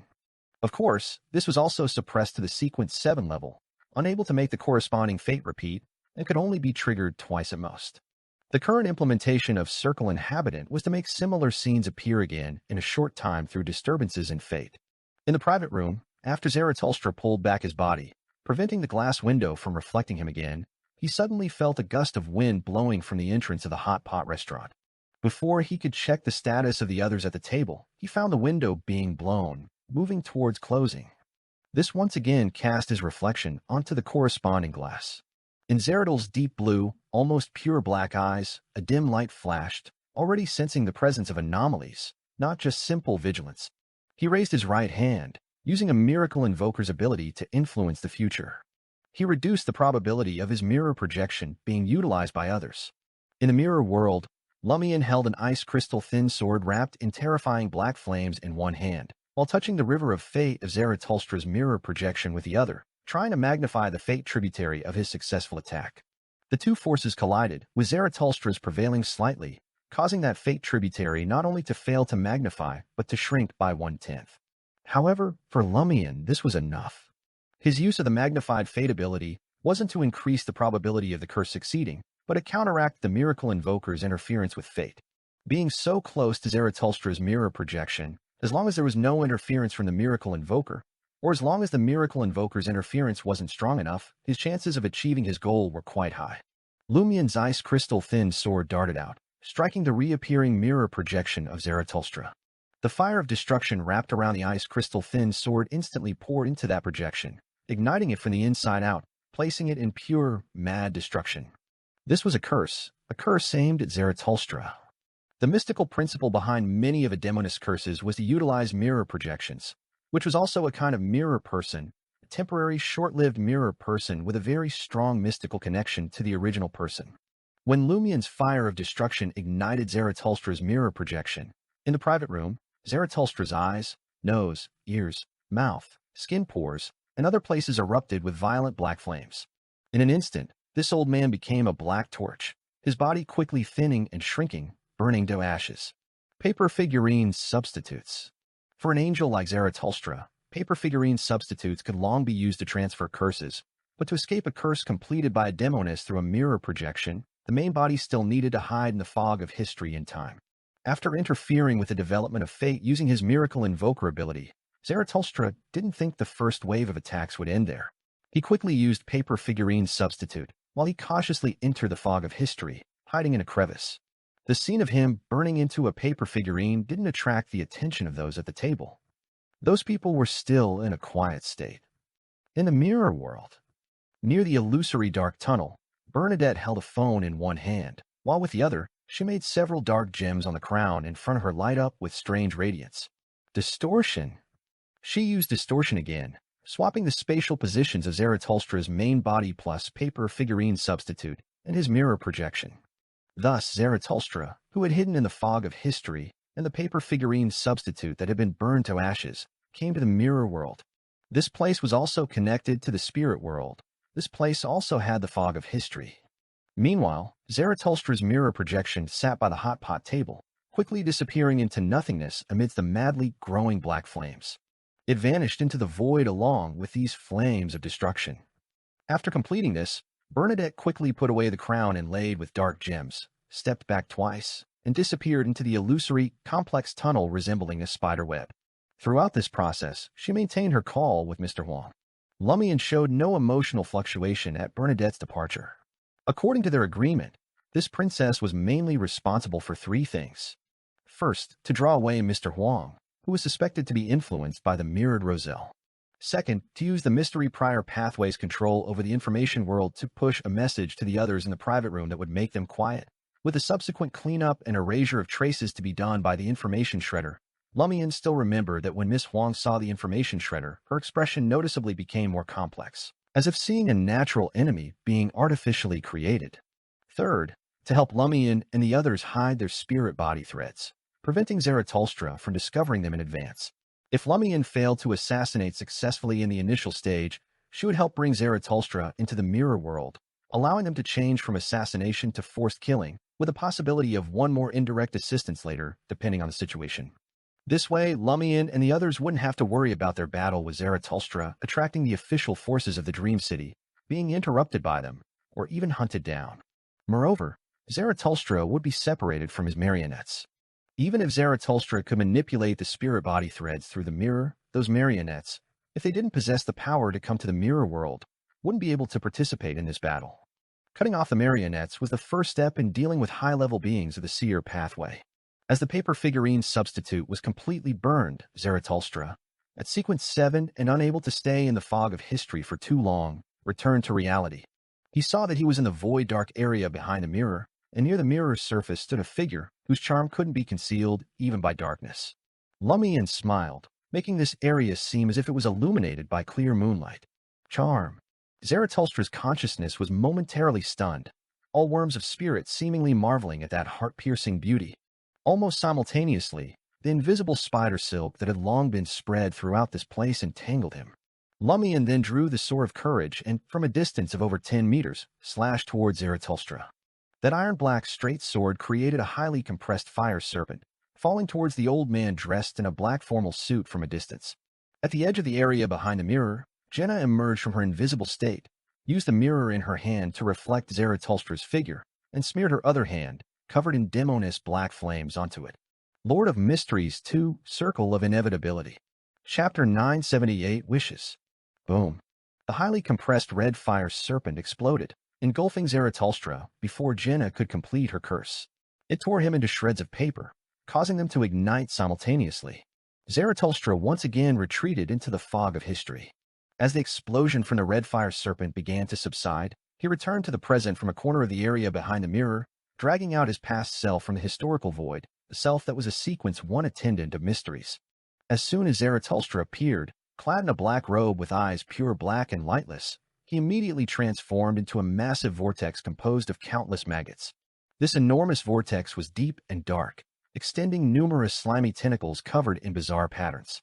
Mythical creature form. The mythical creature form of the seer pathway. For angels, the mythical creature form was their truest appearance, so there was no question of whether they could or could not transform into it within the Dream City. Of course, this too was suppressed to the Sequence 7 level. The instant he saw the maggot vortex, even Lumian, as a demoness of despair and possessing godhood, couldn't help but feel his thoughts stutter, his joints stiffen, and his mind as if it were under attack from a super-strong hurricane. He instinctively closed his eyes, while Jenna, who was near the mirror tunnel, seemed to be twisting her entire body. Seizing this opportunity, Zaratulstra's main body made a wish. "My wish is for my marionettes to return to my side." As soon as the words were spoken, two more figures appeared in the area behind the mirror. They were dressed as business people, one male and one female. As for the other marionettes, they of course belonged to other marionettists. Zaratulstra could command their operators, not them directly. Zaratulstra didn't wish to leave the mirror world because he had sensed the presence of distortion power from the fact that he had been swapped into the mirror world despite hiding in the fog of history. So he chose not to directly leave the current area. He feared having his position distorted again, which might cause him to appear out of thin air in front of Yagats, the #1 figure in the police department. At this moment, because Zaratulstra's mythical creature form was restricted to Sequence 7, both the godhood impact and mental corruption effects were greatly reduced. So Lumian, as a demoness of despair, with his eyes closed and maintaining distance, began to recover. He raised his left hand and snapped his fingers with a loud crack. In different parts of the area behind the mirror, under the cover of a mirror maze composed of numerous mirrors, groups of delayed explosion fireballs that had been prepared in advance received the order to explode immediately. Rumble! They exploded simultaneously, intertwining with each other, causing a fierce red flame storm to cover the entire area behind the mirror, completely engulfing Zaratulstra's historical void image, the two marionettes, along with Jenna and Lumian. This was the hunter's home turf, a battlefield meticulously prepared by Lumian. As for Zaratulstra's main body, he had once again hidden in the fog of history. Rumble! Zaratulstra's two marionettes used paper figurine substitutes, being torn to pieces in the violent impact waves and ignited by the red flames. Zaratulstra's historical void image maintained its mythical creature form, extending numerous tentacles to entangle the oncoming flame storm. He grafted himself onto the flames, thus avoiding harm, merely drifting to another side with the storm. Normally, grafting suppressed to Sequence 7 wouldn't allow Zaratulstra's historical void image to recombine with the concept of fire, but Sequence 7 Magician of the Seer pathway could manipulate flames, having a very close connection with fire itself. Therefore, Zaratulstra's historical void image could become a special kind of flame, constantly flashing within the storm. Lumian's body also shattered like a mirror. Immediately after, he teleported near the newly emerged female marionette, using the mirror in his hand to reflect her figure, and smeared the flames of destruction imbued with cull forces onto the mirror's surface. Affected by both Zaratulstra's main body entering the fog of history and his historical projection turning into a flame, drifting with the storm, the female marionette had no time to react or time to hide in the fog of history. Extremely suppressed black flames hiding destruction erupted from within her body. She quickly regressed into a paper figurine, but when she emerged in another part of the area behind the mirror, the flames of destruction on her body had not extinguished. After using paper figurine substitute twice in succession, this marionette's main body also turned to ashes. At this point, the terrifying scene created by the groups of delayed explosion fireballs finally subsided. Zaratulstra's historical void image extended his right hand and gently grasped. The surrounding space-time distorted in response, covering the entire area behind the mirror as if with a giant curtain, forming a concealed area isolated from the surroundings. Realm of Mysteries. After confirming that Lumian and Jenna had been pulled into the Realm of Mysteries by his historical projection and could not prevent him for a short time, Zaratulstra returned from the fog of history, landing at the edge of the dark and void area behind the mirror. He ignored his historical projection and the remaining marionettes that were also trapped in the Realm of Mysteries, walking directly towards the glass mirror's surface leading to the Hot Pot restaurant's private room. Now he had the energy to be vigilant and avoid the influence of the distortion forces. Just as Zaratulstra approached the glass mirror surface, he suddenly heard a bang of a gunshot. A golden bullet, carrying an indescribable sense of decay, flew out from one of the spider web-like tunnels, heading straight for his chest. Anthony, wearing a cheap black t-shirt and sporting a crew cut, flashed out of the tunnel following the bullet. He had been lurking there using the power of the ice mirror charm, not venturing into the area behind the mirror, so he wasn't encompassed by the realm of mysteries created by Zaratulstra's historical projection. As Zaratulstra's main body avoided the bullet, Anthony, using the remnant power of mirror traversal, instantly appeared beside the white-haired old man. He raised a pre-drawn picture while his eyes turned golden and vertical. Frenzy. Anthony thought that Zarathustra had resurrected by seizing Loki's body, so there might still be some struggle between them. Therefore, using frenzy to target Zarathustra's mental state might have a miraculous effect. The picture in his hand was drawn on a blank sketchbook, depicting a door, a lock, and wooden bars completely sealing the door. The picture spontaneously ignited, turning into a phantom image that attached itself to the glass mirror surface leading to the outside world, sealing it with wooden bars and adding a lock. Zarathustra, directly affected by frenzy, suddenly faded, becoming a phantom. This was a magician's ability to create illusions. After returning from the fog of history, the first thing Zarathustra actually did was create an illusion, rather than directly approaching the exit. He used this to make Anthony misjudge his position, only hitting the illusion. Zarathustra's true figure quickly sketched itself not far away, speaking coldly in Dragonese. "My wish is to banish the enemies here." Before Anthony could use his area of effect awe, he suddenly blacked out, as if lifted by an invisible force and thrown into the air. When he regained consciousness, he found himself in a prison, with no mirror-like objects around to use.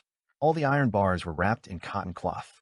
Zarathustra chose to banish Anthony rather than wish for his death, because this angel believed that the enemy mixed with the demoness likely also had one or two mirror substitutions, which would lead to a momentary failure of the wish and a waste of time. However, this meant that Lumian, who was inside the realm of mysteries, was unaffected by the miracle and remained inside. Zarathustra's wish was to banish the enemies here, and the realm of mysteries no longer belonged to here. No longer disturbed by Anthony, Zarathustra turned his gaze back to the glass mirror surface. He had already realized two wishes, creating two miracles, which had considerably drained him. So he just opened his mouth, preparing to use an air cannon to blast the wooden bars and lock, removing their blockade of the exit. Inside the realm of mysteries, Jenna had disappeared, while Lumian, having slightly recovered, teleported behind Zarathustra's historical projection. He raised his head, looking up high, letting his eyes, which had burst many capillaries from directly viewing the mythical creature form earlier, turn iron black. At the same time, he let out a harumph. As two beams of white light shot from his nostrils towards the dark vortex composed of worms, he threw the sword of courage in his hand upwards towards a certain point in the sky. That place appeared pale white in his eyes. It was the weakness of the realm of mysteries. Even though the realm of mysteries was an ability that only Sequence 1 could use, it currently only had the strength of Sequence 7.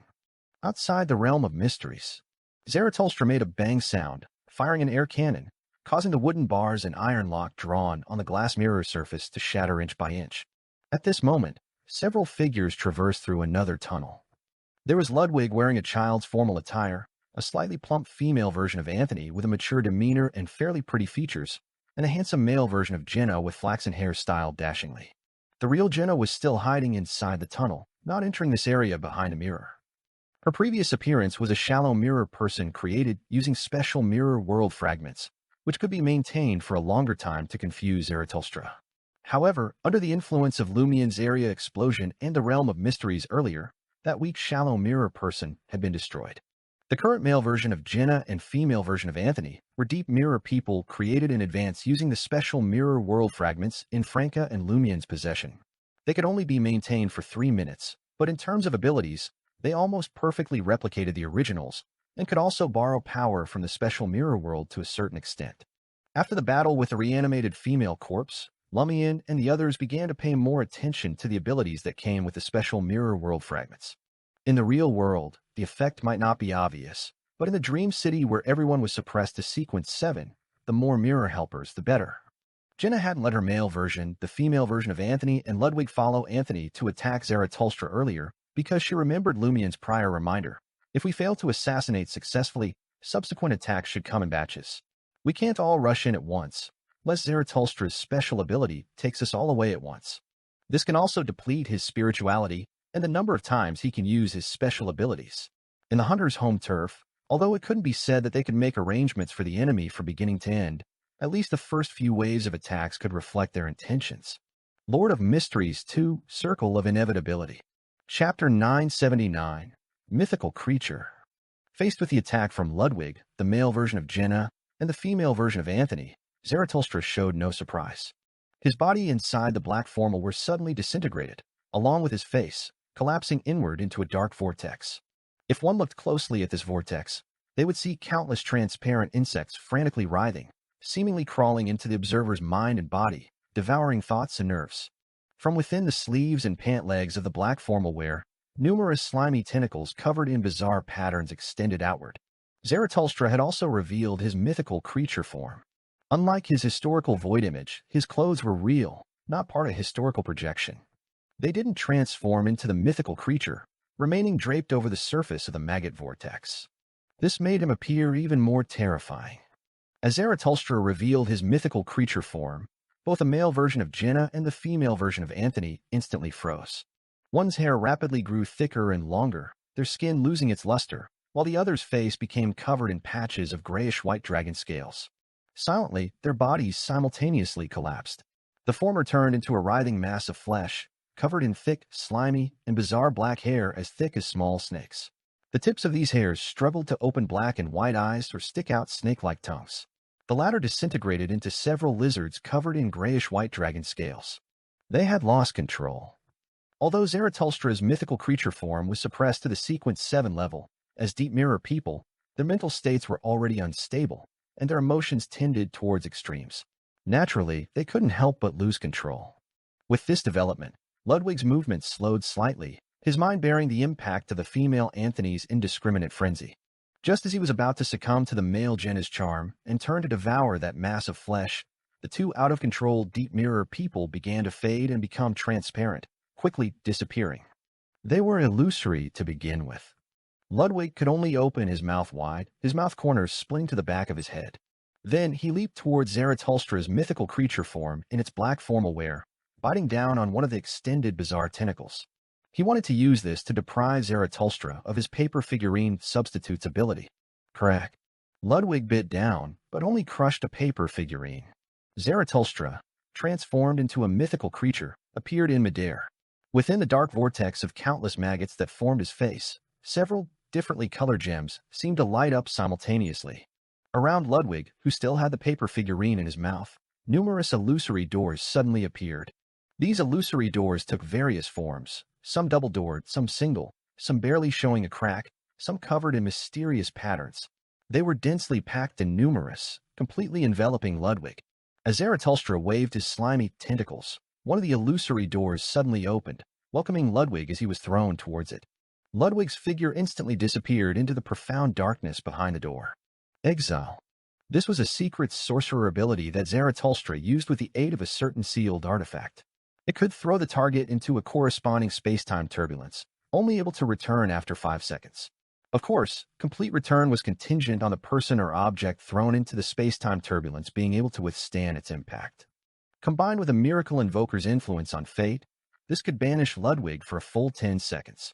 In just 2 or 3 seconds, Zarathustra had permanently or temporarily dealt with a third wave of attacking enemies. He spoke again in the Dragonese. My wish is that no one else will interfere with me from now on. As soon as the words were spoken, Zarathustra realized his wish.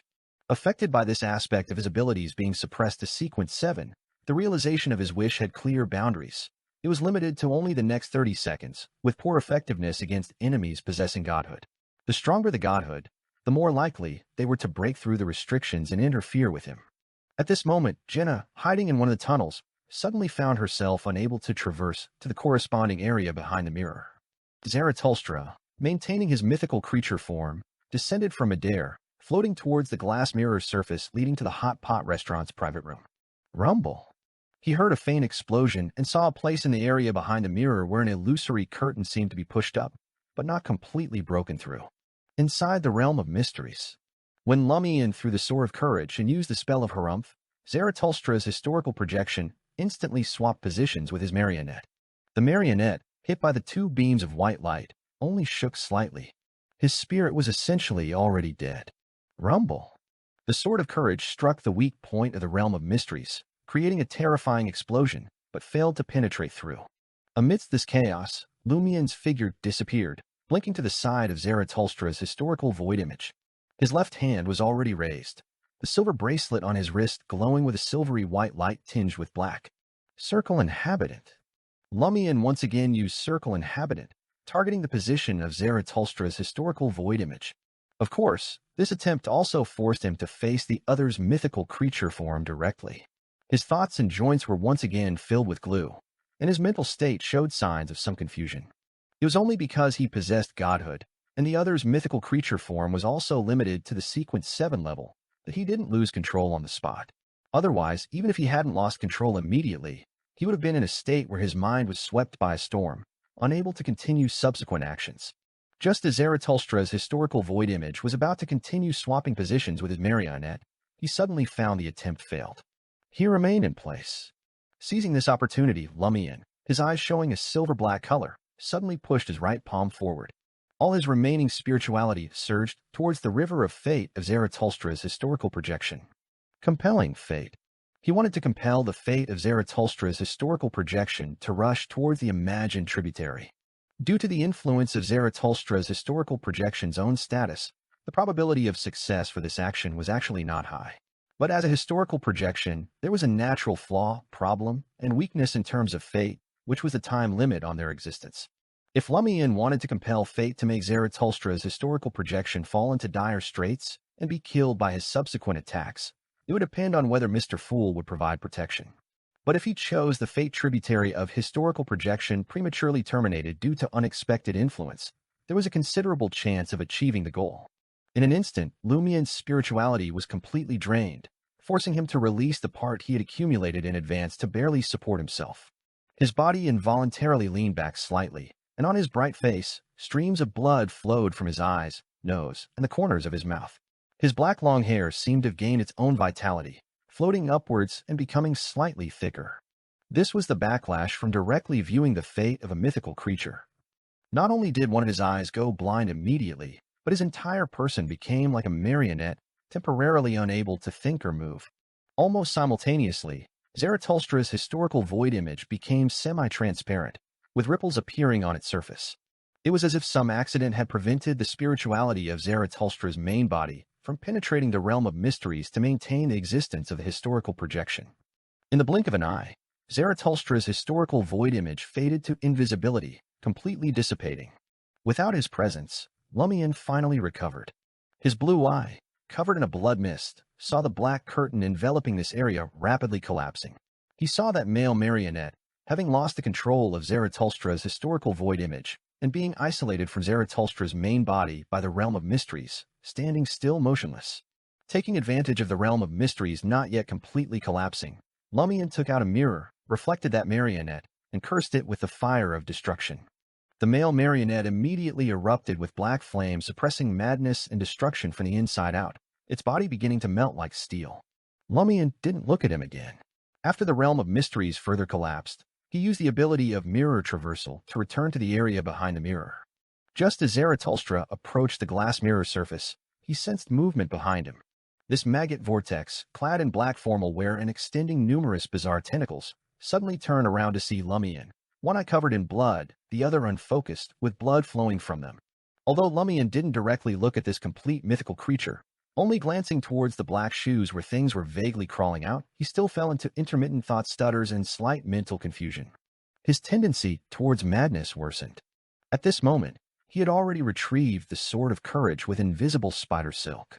Holding this iron-black straight sword burning with scarlet flames in both hands, he was about to strike at Zaratulstra from a distance.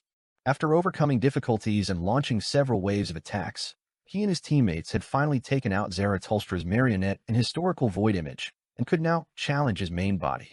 Within the dark vortex that formed Zaratulstra's head, each worm emitted an elderly voice. The words they spoke came together, forming echoing speech in just 1 second. To be able to end my historical void image in such a short time, I'm indeed a bit surprised. But it doesn't matter, I'll just summon another one. As he spoke, Zaratulstra extended a bizarre, slimy tentacle and dragged out another version of himself from the fog of history. This was still him as a Sequence 1 attendant of mysteries. If it weren't for his concern about the hidden enemy, who used the power of distortion to transfer him to the mirror world, Zaratulstra felt he could have killed this group entirely, rather than just thinking about escaping this place. At this moment, Lumian couldn't help but feel a bit of despair. Zaratulstra still has the spirituality to summon a historical void image? Is this what an angel is? Even suppressed to Sequence 7, so many of us have only taken out his marionette, not even scratching his skin. Courage and madness occupied Lumian's body. Without fear, he slashed out a highly compressed scarlet fire serpent toward Zarathustra and his historical void image from a distance. Lord of Mysteries 2, Circle of Inevitability. Chapter 980, Together. Faced with the giant fire serpent slashed out by Lumian, Zarathustra's historical void image had not yet fully emerged from the fog of history and was unable to respond effectively. Meanwhile, the countless transparent maggots within the dark vortex of Zarathustra's main body merely watched, taking no action. The highly compressed scarlet fire serpent had not yet truly approached Zarathustra's main body when it suddenly changed direction, curving to the side, as if unwilling to conflict with this complete mythical creature. This was the power of a miracle. Zarathustra's previously made wish that no one else will interfere with him was still in effect, still functioning. Although Lumian possessed a certain degree of godhood, the power of the wish was unable to prevent him from leaving the realm of mysteries and returning to this area behind the mirror. However, it could still prevent him from directly affecting Zarathustra's main body, causing all his attacks to bypass the target. At this moment, Lumian suddenly raised his head. But he wasn't looking at Zarathustra's mythical creature form. Instead, he was looking at the glass mirror surface not far from Zarathustra. His eye, covered in a blood mist due to burst capillaries, turned iron black, reflecting the glass mirror surface that represented the entrance and exit, reflecting the pale spots on it. This was the mirror's own weakness. Immediately after, Lumian, wearing a silver-white earring on his left ear and his black hair floating gently, smiled and raised the sword of courage in his hand. The giant fire serpent that had bypassed Zarathustra's main body changed direction accordingly, fiercely pouncing towards the pale spot on the glass mirror surface. The distance between them was extremely short.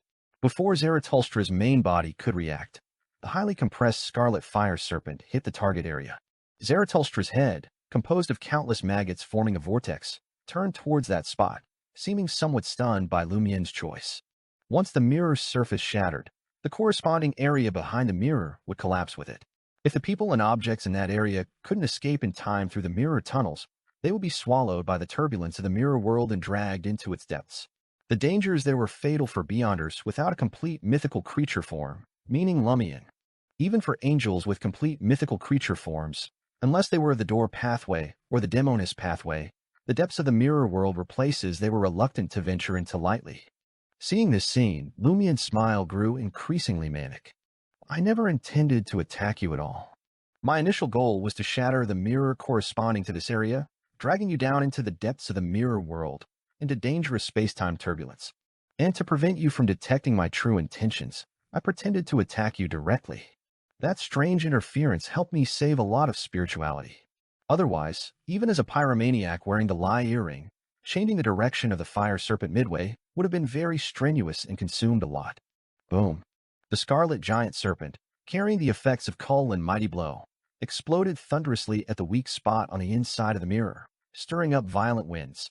Amidst the gale, the sound of cracking was drowned out as the mirror instantly shattered into pieces, causing the entire area behind the mirror to collapse with a thunderous roar. This dark, void world crumbled.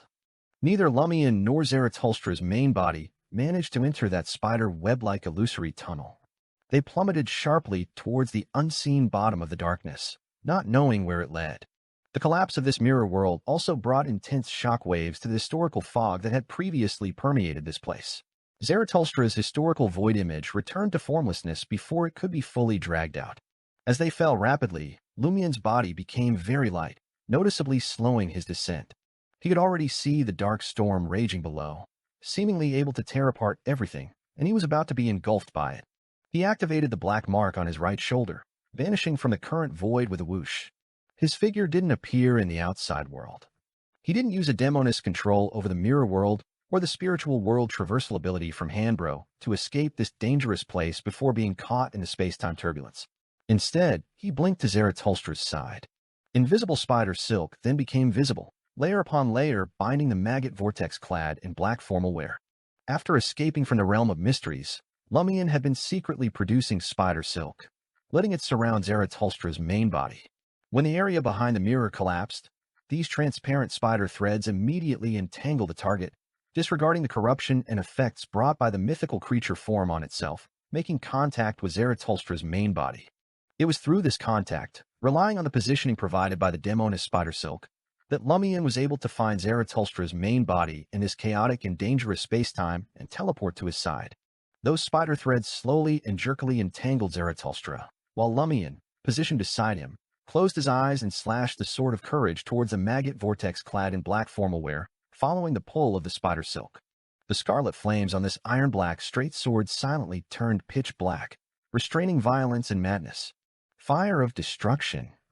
As Lumian drew closer to Zaratulstra's main body, even with his eyes closed, his thoughts became sluggish, and the sword of courage he was slashing noticeably slowed.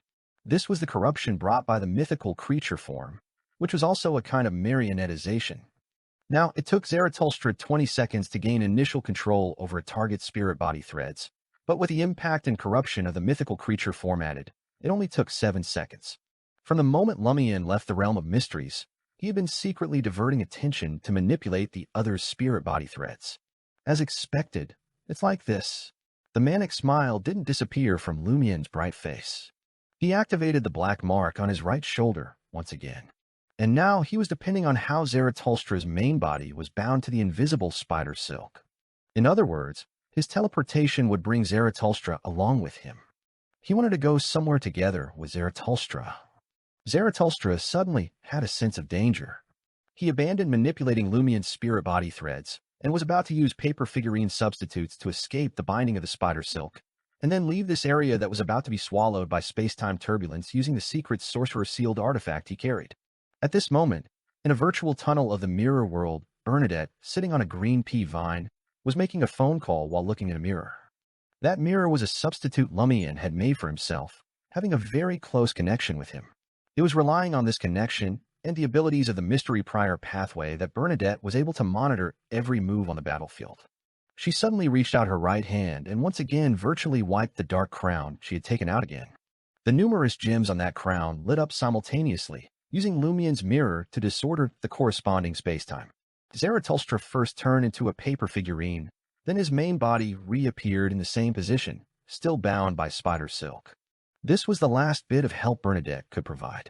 Lumian's figure disappeared from the dark void that was about to be swallowed by space-time turbulence, taking Zaratulstra with him. The two of them appeared on the surface of the large screen on the hot pot restaurant stage and passed through it. Zaratulstra then saw the private room that belonged to his group, saw tables of customers eating hot pot. Thankfully, it's not the police station. Zaratulstra immediately contracted the maggot vortex, quickly changing back into a white-haired elderly man. He was worried that his mythical creature form would cause massive casualties and madness in the public setting of the hot pot restaurant. If that happened, he would certainly be captured by the main consciousness of the dream and forcibly kicked out or turned into a marionette, which could no longer be avoided by historical projection. Just as Zaratulstra regained human form, he suddenly saw a pair of eyes, dark brown eyes. Those were Zhou Mingrue's eyes. Zhou Mingrue was sitting at a table not far from the stage, staring blankly as he watched Zaratulstra and a beautiful woman with a bloody face walk out from the screen. He felt that a dangerous aura lingered on the former, as if he had just emerged from a state that could kill everyone in the hot pot restaurant. This deeply shocked him, and the goose intestine he was holding with his chopsticks, not yet placed in the pot, froze in midair. Outside the hot pot restaurant, the sky at 7 p.m. was still bright. Zaratulstra's gaze instantly froze. The next second, he turned his head to look at Lumian. One of Lumian's eyes had lost focus, dazed and confused, while the other blue eye was shrouded in a bloody mist. He put away the sword of courage and smirked at Zaratulstra, a dangerous yet beautiful smile playing on his lips. Both of them felt pain simultaneously, as if tightly entangled by invisible tentacles, forcibly being dragged away from the world they relied on for survival. Their thoughts were also rapidly becoming sluggish and stuttering. Confirming that the situation was as he had anticipated, Lumian smiled even more happily. Zaratulstra didn't put up much more resistance, as that would prevent him from entering the dream again later. He took a deep look at the demoness of despair before him, then left this world along with the force kicking him out of the dream. Lumian did the same. Clap, clap, clap. Warm applause suddenly came from all directions in the hot pot restaurant. Whether that scene of the beautiful woman and the old man walking out of the screen was magic or an application of virtual reality technology, it was worth applauding. What the audience didn't notice was that behind Zaratulstra, an illusory door discreetly appeared, and Ludwig, dressed in children's formal wear, walked out. People and objects banished by the secret sorcerer ability. When the time was up, didn't return to their original position, but to the side of the person who used the exile ability. Ludwig glanced at Lumina and Zarathustra in front of him, quickly changing his mouth back to its original form. He walked around to the front and took Lumina's hand. Lumina remembered that this was her child. Under Ludwig's guidance, she left the stage and walked towards the back of the hot pot restaurant, the resting place for the face-changing performers.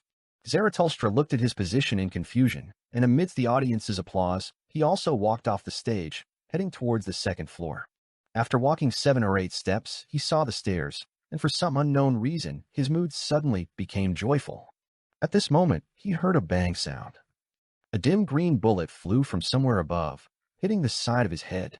On the surface of the glass window in the corner of the second floor, Franka's figure faintly appeared. Located in the blind spot of surveillance, she had extended the inevitable gun slightly out of the glass mirror surface. Certain death. As the gun fired, Zarathustra's pupils suddenly dilated, and his head exploded, splattering red and white in all directions. Franka quickly withdrew the inevitable gun and calmly left the current glass window, using the remaining power of the ice amulet. We may not be able to kill your main body, but can we kill your dream manifestation? Without this current identity, let's see how you obtain money and resources, see how long it takes you to get a new identity and return to the Dream City. Lord of Mysteries 2, Circle of Inevitability.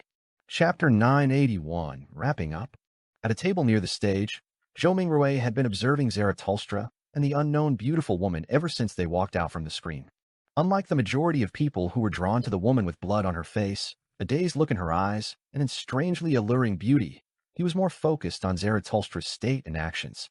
Of course, during this process, he still used his peripheral vision to keep an eye on the woman, to see her condition and what she would do next. After just a few seconds, he noticed a strange child appear from behind Zarathustra, take the hand of the blood-faced woman, walk off the stage, and head towards the resting area for the face-changing performers. Meanwhile, Zarathustra also looked confused, slowly following them off the stage and approaching the stairs leading to the second floor.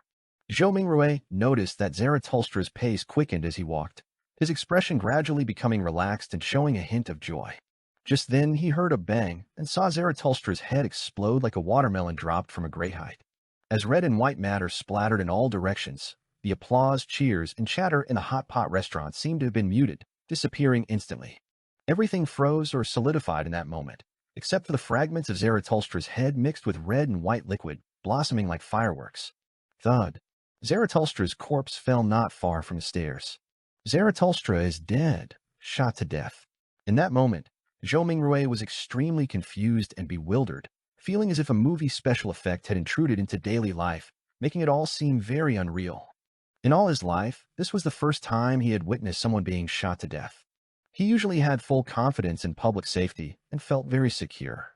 The next second, Zhou Mingrui thought of the Li Ming, Luo Fu, and Luo Shan group who had been constantly reminding him to be careful of Zarathustra.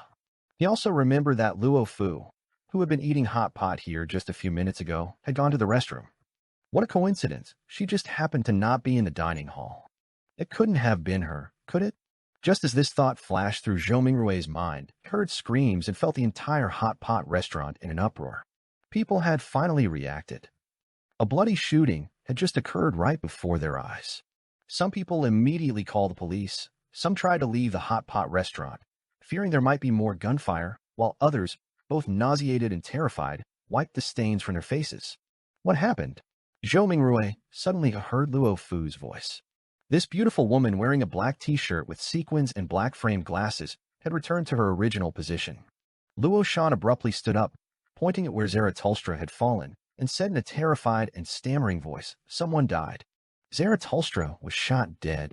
Seeing Luo Shan's reaction, Zhou Mingrui doubted his earlier judgment. Luo Shan seems completely unprepared for Zarathustra's shooting. Huh. Franka, taking advantage of her height, stood on tiptoes to look towards where the body lay. After seeing the corpse with its head blown apart, her face gradually turned pale, and she hurriedly averted her gaze. "It's really Zarathustra?" she asked Luo Shan. At this point, Luo Shan also suspected it was Luo Fu's doing, because inviting Zhou Mingrui to this hot pot restaurant and sitting near the stage were both Luo Fu's instructions. And just minutes before Zarathustra was shot, Luo Fu had gone to the restroom and wasn't at her seat. But Luo Fu's reaction and the change in her complexion made Luo Shan uncertain. Luo Shan nodded with a grave expression. Yes, she was indeed scared. Since becoming a Beyonder, at most she had only killed monsters in the shaman's world and subtly influenced a few people in reality through her paintings. She had never truly fought with any human, let alone killed one. She knew Luo Fu and the other's purpose and target, but she hadn't expected them to use such drastic measures. As she spoke, Luo Shan leaned closer to Franca, wanting to sniff her to check for any lingering gunpowder smell, like they did on TV. But she only caught a whiff of a pleasant, intoxicating fragrance. Franca's face seemed to pale even more as she murmured, "How did he just die?" Amidst the commotion in the entire hot pot restaurant, Zhou Mingrui's gaze moved from Luo Shan and Luo Fu's faces to the resting area for the face-changing performers. He hadn't forgotten about the beautiful yet dangerous woman who had walked out of the screen along with Zarathustra. Inside the hot pot restaurant's rest area, Lumina was led by Ludwig to a corner, where he drew a curtain, as if they were about to change clothes. The face-changing performers present were all attracted by Lumina's beauty, aura, and dazed expression. No one questioned why she had come in. After blocking the surrounding gazes, Ludwig took out a mirror from his pocket. Inside the mirror, Jenna was already waiting. Jenna reached out with both hands, grabbing Lumina and Ludwig, and pulled them into the mirror world. Lumina didn't resist. She remembered this was Li Lu's mother. What confused her was that she thought she was Li Lu's mother, so why did Li Lu have another mother? Yet her memories and consciousness told her this was the truth. Smack! As the mirror fell towards the ground, it burst into quiet and eerie black flames, then shattered into pieces. Having already traversed to a mirror near the Dequan garden, Jenna began cleaning the makeup off herself and Ludwig and removed the lie earring from Lumina's ear. Their action plan for this operation was divided into 3 parts. The first part was to attempt an assassination. The second part was to immediately switch to an encirclement attack if the assassination failed. The third part, if the encirclement attack still couldn't kill Zarathustra, was to bring the enemy before Zhou Mingrui in a way involving mysticism and beyond her powers. This would likely result in both Zarathustra and the person who brought him being kicked out of the dream on the spot. Then Franca, who hadn't appeared or participated in the battle before, would seize the opportunity to covertly assassinate Zarathustra's dream image, now an ordinary person without an angel's rank and temporarily unprotected by bodyguards. This would force this character off the stage, no longer able to be used by the real Zarathustra to approach Huang Tao and obtain money and resources through company mergers and restructuring. Moreover, this might even prevent Zeratul from re-entering the Dream City for a considerable time, until he had a new identity. Lumian and the others would use this window of opportunity to make more attempts. Because there was a possibility of being exposed to the audience at the end, and also the possibility of the plan failing with Zarathustra successfully escaping, so except for Lumian, who could transform into a female form, and Franca, who would only carry out the covert assassination in the final stage, Jenna, Anthony, and Ludwig all used the lie earring to adjust their appearances to some extent, applying near-perfect makeup. Additionally, they used Lumian's mystery prying glasses to add suggestive power to their disguises, making everyone who saw them believe this was their true appearance. The mystery prying glasses itself was not above sequence 7, so the mystical effects it produced were not discounted. In the hot pot restaurant, Mr. Huang, who was on the phone with his daughter, heard the gunshot and commotion in the hall and specifically walked to the stairway to look down. His face, which had been wearing a faint smile, instantly darkened when he saw Zarathustra's nearly headless corpse. He moved the phone from his ear to in front of his eyes, staring at the call interface displaying the words, "Bernie." After a few seconds, Mr. Huang brought the phone back to his ear and said in a gentle voice, "Something's happened at the scene. I need to deal with it. I'll call you back later." As soon as he hung up the phone, Zarathustra's subordinates rushed past him in fear, panic, and anger surrounding the corpse. Edward, the vice president of Intis Group, followed behind them, approaching Mr. Huang and saying in a low voice, "Besides Zarathustra, 1 bodyguard and 1 negotiator are missing." Mr. Huang nodded slowly, looking at the chaos in the hall, and sighed. "Call the police, let them handle it." As soon as she resumed her daily appearance in the Dream City, Jenna took Lumina and Ludwig back to room 2303 of the Dequan Garden. She had used her ice mirror charm once again. Now only 1 use remained. She then placed Franca's traveler's bag on the coffee table. Franca had gone to the women's restroom under surveillance, used a mirror placed on the water tank to lurk in the surveillance blind spot, shot and killed Zarathustra, then immediately drank the healing agent provided by the Tarot Club to delay the negative effects of using the special ability of the Inevitable gun. This would allow the severe illness to manifest after she had been questioned by the police. Of course, before that, her complexion would still show some changes. After doing this, she quickly handed over the traveler's bag and all items related to Beyonders to Jenna, letting Jenna take them away from the scene to prevent the police from discovering any clues. Jenna took out a bottle of healing agent and handed it to the confused Lumina, saying in a gentle voice, "First, let's treat your wounds." Lumina took the agent and trustingly opened cap, tilted her head back slightly, and drank it. Watching this scene, Jenna was actually quite anxious inside. She discovered a problem that hadn't been anticipated before. Lumian had exited the dream in female form, leaving behind Lumina, but the identity woven by Madame Justice was Li Ming, a male. Normally, when an outsider was kicked out of the dream, their remaining manifestation would maintain daily life based on the woven identity and memories not involving Beyonders, just like Luo Fu. But now Lumina and the Li Ming identity were clearly different, even in gender. This would cause a conflict between Lumina's self-perception and the actual identity situation. Does this count as actively creating a dream loophole? Seeing that Lumina had quickly recovered, Jenna carefully asked, "Can you still transform into a male?" Lord of Mysteries 2, Circle of Inevitability. Chapter 982, Exploiting Loopholes. Lumina looked at Jenna with her now fully recovered eye and asked in confusion, "What do you mean by transforming into a male?" Her previously blinded eye, limited by the effects of the healing agent, was still suppressed at sequence 7 and recovering more slowly, with vision still blurry. As expected, she can't do it or doesn't know how. Jenna's thoughts raced as she quickly fabricated an excuse. "Don't you remember that you like to dress up as a man and wear men's clothes?" Lumina looked down at her clothes and accepted Jenna's explanation. "Yes, I still like that." She believed it. She's accepted this character setting. Jenna vaguely grasped the current loophole and probed further. "You seem a bit shaken and confused. Don't tell me you've forgotten that we're a couple raising Li Lu together." Lumina was stunned for a moment. "No wonder he calls me mother and you mom. I remember now, that's right." She just remembered like that. The corner of Jenna's mouth twitched slightly. Lumina's reaction and changes also confirmed her theory. Due to the conflict between Lumina's true gender and background identity, a loophole had appeared in the dream. Before this loophole was patched, whatever character background story was fed to Lumina, she would become that person. Of course, this couldn't involve the supernatural or conflict with actual character relationships. Lumina clearly remembered the people around her. Recalling that she had brought Lumina and Ludwig back through the mirror world, Jenna felt a headache coming on, unsure what kind of changes such details might bring. After a few seconds of thought, she decided not to mention the mirror world or why Lumina was injured for now, waiting for Lumina to bring it up herself before coming up with an explanation. She pointed to the bedroom and said, "You look exhausted and you're not fully recovered. Let me help you to bed to rest."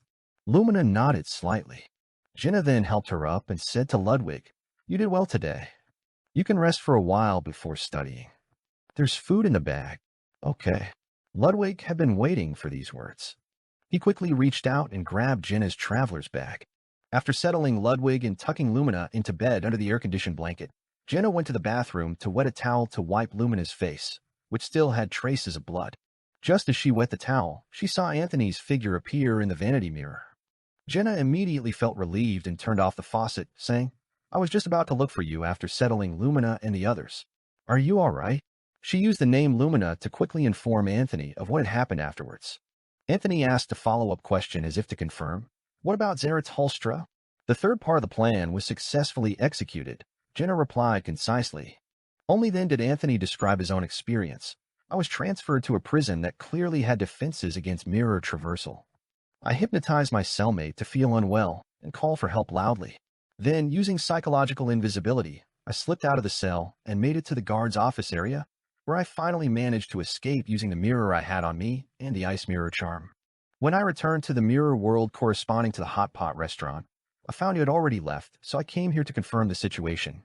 There are already police there, and the area behind the mirror might not be safe. You can clean off your makeup and return to your original appearance now," Jenna said as she tossed the lie earring into the mirror. "I've already done anti-divination using mirror magic, and Queen Mystic will help with the aftermath. Don't worry, go home and rest. I'll keep Ludwig here for now." "All right." While the power of the ice mirror charm was still active, Anthony took the lie earring and traversed back to the rented apartment in Shinhong District. He could only use his ice mirror charm one more time as well.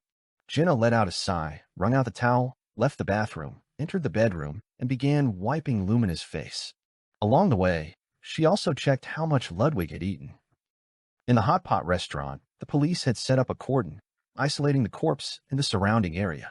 Franca, looking shocked, was being questioned along with Luo Shan and Zhou Mingrui by a police officer named Lian. She said fearfully, "We weren't eating quickly, waiting for the later performance. Then I went to the bathroom, and when I came back, I found someone had died." "So you weren't in the dining hall when it happened?" Lian probed. "Yes, I was in the bathroom," Franca explained. Lian made a note of this, deciding to check with his colleague monitoring the surveillance footage later to confirm if this woman named Luo Fu had indeed entered the women's restroom and how long she had stayed there. He then turned to Zhou Mingrui. "You saw the deceased and a woman walk out from the screen?" "Yes." Zhou Mingrui glanced at Luo Fu. After listening and observing for a while, he increasingly felt that Luo Fu didn't seem to be the culprit. "Or is her acting so superb that I can't detect any flaws?" Zhou Mingrui mused as he added, "At the time, I thought it was a magic show. Thinking back now, there was something off. That woman had blood on her face." Lian asked a few more questions, then walked over to Officer Deng, summarizing the key points from his inquiries. Deng held a pipe but didn't smoke it in public, only sniffing it to stimulate his nerves and make them more alert. "Captain, we found something," another police officer approached and said to Deng. He was responsible for searching for the beautiful woman who had come out of the screen. Deng nodded and followed this officer to the back of the hot pot restaurant, entering the resting room for the face-changing performers. The performers were all a bit scared, huddled in corners, watching the police come and go. This is where the suspect was last seen. The officer who led Deng and pulled back a curtain, pointing to the changing area. Deng scanned the area, his gaze falling on the shattered mirror on the ground. In Trier, inside that luxurious villa. Lumian opened his eyes to find one eye unable to sense light, while the other was tinged with a faint bloodiness. Every joint in his body ached, his thoughts occasionally stuttering. His emotions were clearly off. Despite achieving his goal, he felt a sinking depression as if trapped in inescapable darkness, along with an impulse to explode and tear everything apart. This was the corruption from Zaratulstra's mythical creature form, which would affect reality, and the resulting damage was real too. Lumian slowly stood up, confirming the presence of the traveler's bag and beyonder items, then stumbled out of the room and down the stairs.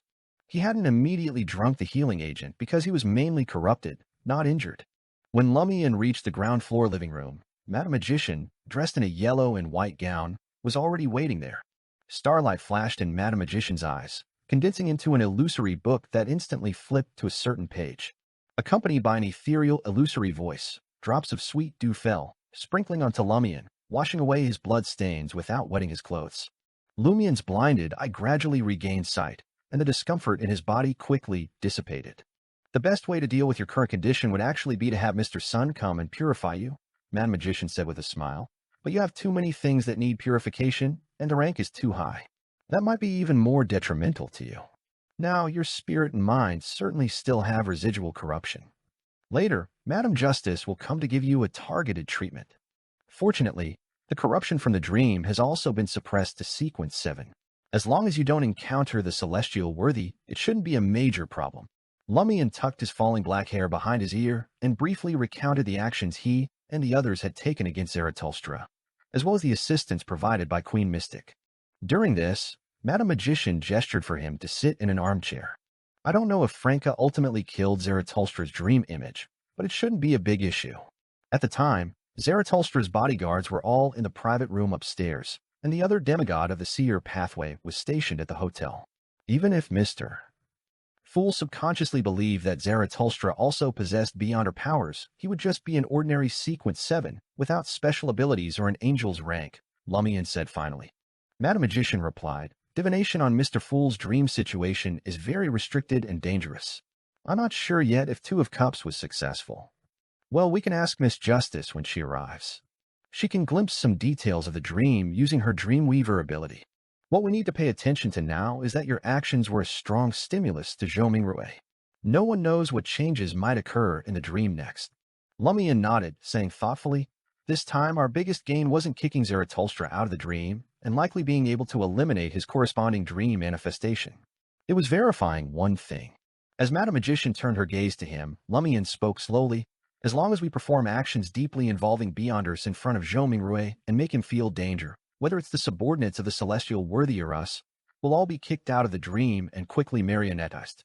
On this point, no matter what stance people take, they receive the same treatment. Affected by the shooting incident, Zhou Mingrui, Franca, and Luo Shan couldn't continue eating hot pot. Since many dishes hadn't been touched, Luo Shan was hesitant about how to pay the bill and how much to give. At this moment, the hot pot restaurant manager came over and proactively said to them, "No need to pay, no need to pay." Mr. Huang from Intis Group said he's covering everything. He said it was their client's issue that prevented everyone from enjoying their meal, so he'll foot the bill. "Mr. Huang is as generous as ever," Zhou Mingrui remarked. Luo Shan strongly agreed. Seeing that Luo Fu wasn't feeling well, Zhou Mingrui didn't suggest finding another place to eat. He politely saw the two ladies off in a ride-hailing car.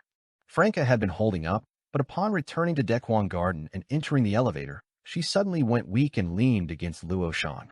"What's wrong?" Luo Shan asked in surprise. "I seem to be falling ill." "How sudden?" Franca herself was puzzled. Luo Shan didn't get off at the 15th floor, but supported Franca to the 23rd floor. Upon seeing the door of room 2303, Franca suddenly woke up.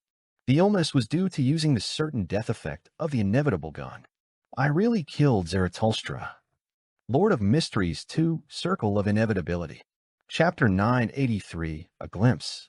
Looking at the door of room 2303, Franca suddenly recalled everything. Considering that if the shooting of Zarathustra was successful, the police department would inevitably be involved in the investigation.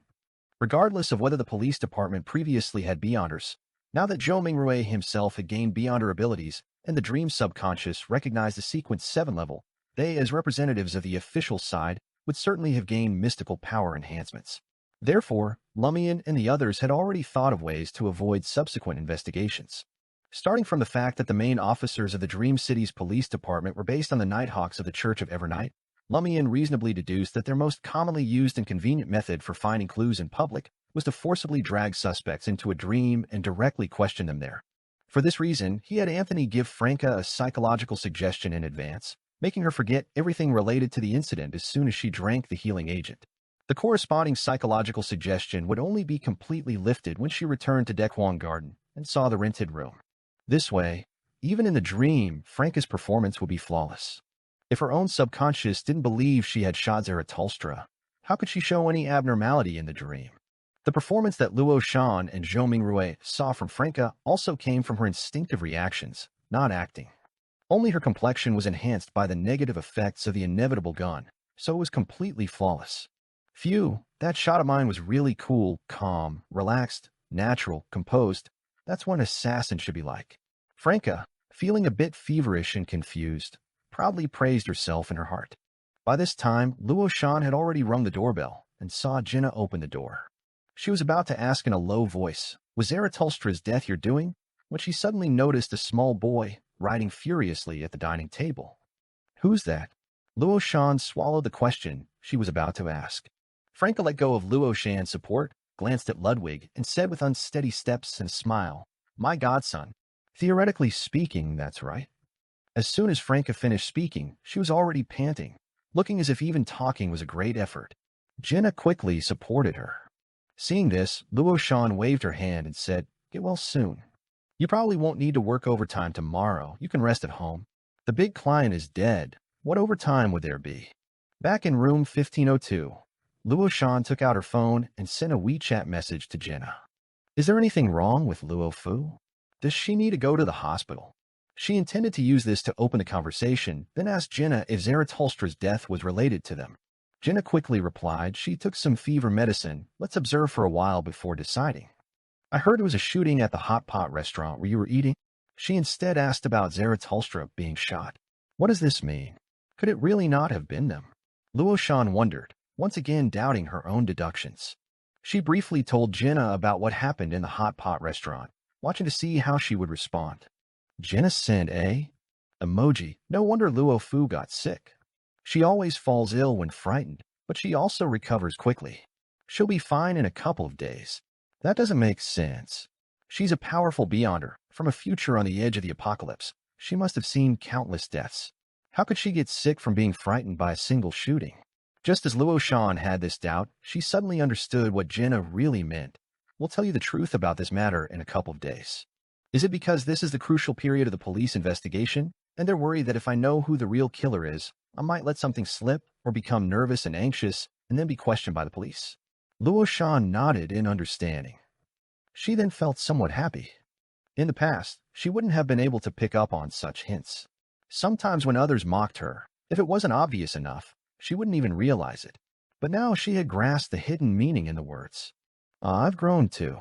Luo Shan leaned back on the sofa contentedly and started using her phone. Soon, she saw the police announcement soliciting key information, part of which read, "This woman is involved in the case. We hope the public will actively provide clues." Next to this part of the content was a photo. The woman in the photo was the one who had walked out of the screen with Zarathustra. Luo Shan could clearly see that the photo came from someone's phone at the scene, rather than from surveillance cameras. It captured the woman's exquisite and elegant features, her confused yet seductive gaze, and her blood-stained face quite clearly, bringing that dangerous beauty to life. Looking at it again, she's still very beautiful, even a bit more beautiful than Luo Fu and Jenna when they're not downplaying themselves. Luo Shan mused as she scrolled through the comments. Such a beautiful woman.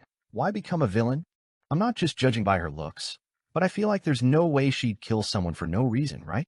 Sister, give me a shot. Do all the commenters let their morals follow their appendages? Isn't she more beautiful than those female celebrities nowadays? She could definitely squeeze into the top tier. This is my dream lover, her face stained with blood, holding a gun, pressing it against my head, forcing me to give up my true heart. So, who exactly was killed? Luo Shan scrolled through with a smile for a few minutes, then suddenly remembered something. She had forgotten to check the details of the room. Ever since Luo Fu and Jenna reminded her to be careful of Zarathustra's group potentially attacking her in secret, every time she returned home, she would use her beyond her ability to examine the details of every corner to avoid being assassinated or ambushed. Luo Shan stood up and walked to the oil painting of a parrot, extending her hand towards it. The colorful parrot poked its beak and upper body out of the oil painting and said crisply, "No one has been here." Luo Shan stroked the parrot's feathers, then turned and walked to the window. She looked outside, raised her right hand, and pinched her eye socket. She wanted to use a reporter's ability to observe and uncover the true world. This wasn't because she didn't trust the parrot, but because there were some intrusions the parrot couldn't detect.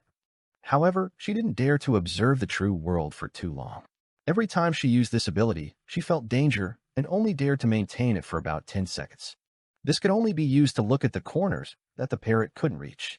The next second, the light and shadows before Luo Shan's eyes changed, and different scenes of the surrounding area overlapped in a strange way, presenting themselves in a chaotic and complex manner.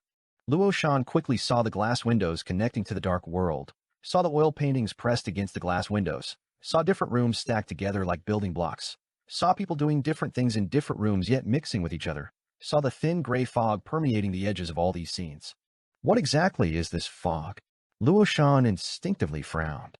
Every time she used a reporter's ability to observe reality, she would discover this thin gray fog, but she never knew what it symbolized, what it represented, or where it came from. Just as Luo Shan noticed that the movements of a man in one of the rooms seemed to stutter, the colorful parrot fluttered its wings in her line of sight. Then she saw Luo Fu lying on the sofa, physically cooling herself with an ice pack. Then she heard Luo Fu's weak voice. Is this what happens after being kicked out of the dream in a female identity? Kicked out of the dream? Luo Shan was stunned. The scene before her eyes immediately shattered. She instinctively ended her observation of reality. Luo Shan stood by the window, her expression bewildered as she recalled what she had just heard. Kicked out of the dream? Did Luo Fu mean to say this is a dream? Was her condition last time because she was kicked out of the dream? Luo Shan's gaze gradually became vacant. After a few seconds, she murmured very softly and weakly, "If this is a dream, then what am I?" Late at night, the bedroom door where Franca and Lumina were sleeping opened silently, and a figure walked out without making any noise. It was Lumina in her nightgown, her eyes like Highland lakes, both confused and irritated. Lumina walked along the darkest areas, stealthily reaching the door and unlocking it. Then she put her hand on the handle, trying to open the main door. But the handle didn't move at all. Is the lock broken? Just as Lumina showed a surprised expression, she heard Jenna's voice from behind. Where are you going? Lumina turned around quickly, looking at Jenna. Didn't you take Li Lu to Enrueda's place? We later came back, but you were all asleep. I thought I shouldn't disturb you, so I just slept here on the sofa. Jenna stood up from the sofa and asked curiously, You want to go out? It's the middle of the night. I feel very stuffy, very depressed. I want to go out for a walk, Lumina explained, but the door lock is broken. She then laughed self-mockingly. Am I too unlucky? Being unlucky is normal and inevitable. This is the negative impact of using the circle inhabitant effect. Jenna didn't explain, but shook her head and said, the hot pot restaurant incident isn't over yet, and your body hasn't fully recovered. If you go out for a walk now, and someone sees you, it will be very troublesome. All right. Lumina pursed her lips and said, I feel like there's always a voice, an impulse in my heart telling me to go out. A voice? Jenna frowned, becoming more vigilant. Go where? Lumina didn't conceal. On the one hand, I want to go to the rooftop to feel the wind, to see if there are any stars, and to space out a bit. On the other hand, I want to go to a certain place. That place is calling me. Which place? Jenna asked.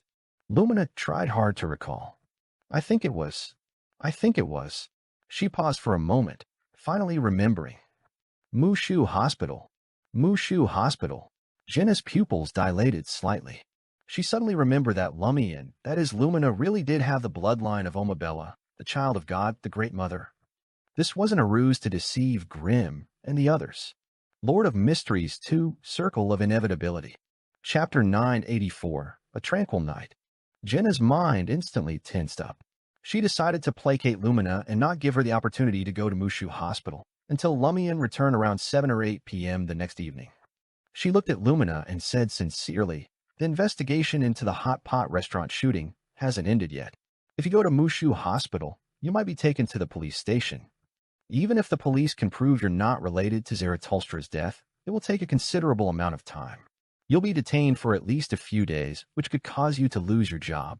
Hearing the phrase, lose your job, Lumina showed a not-so-obvious expression of fear. Yes, I should hide for a couple of days. After that, going to work disguised as a man shouldn't be a problem.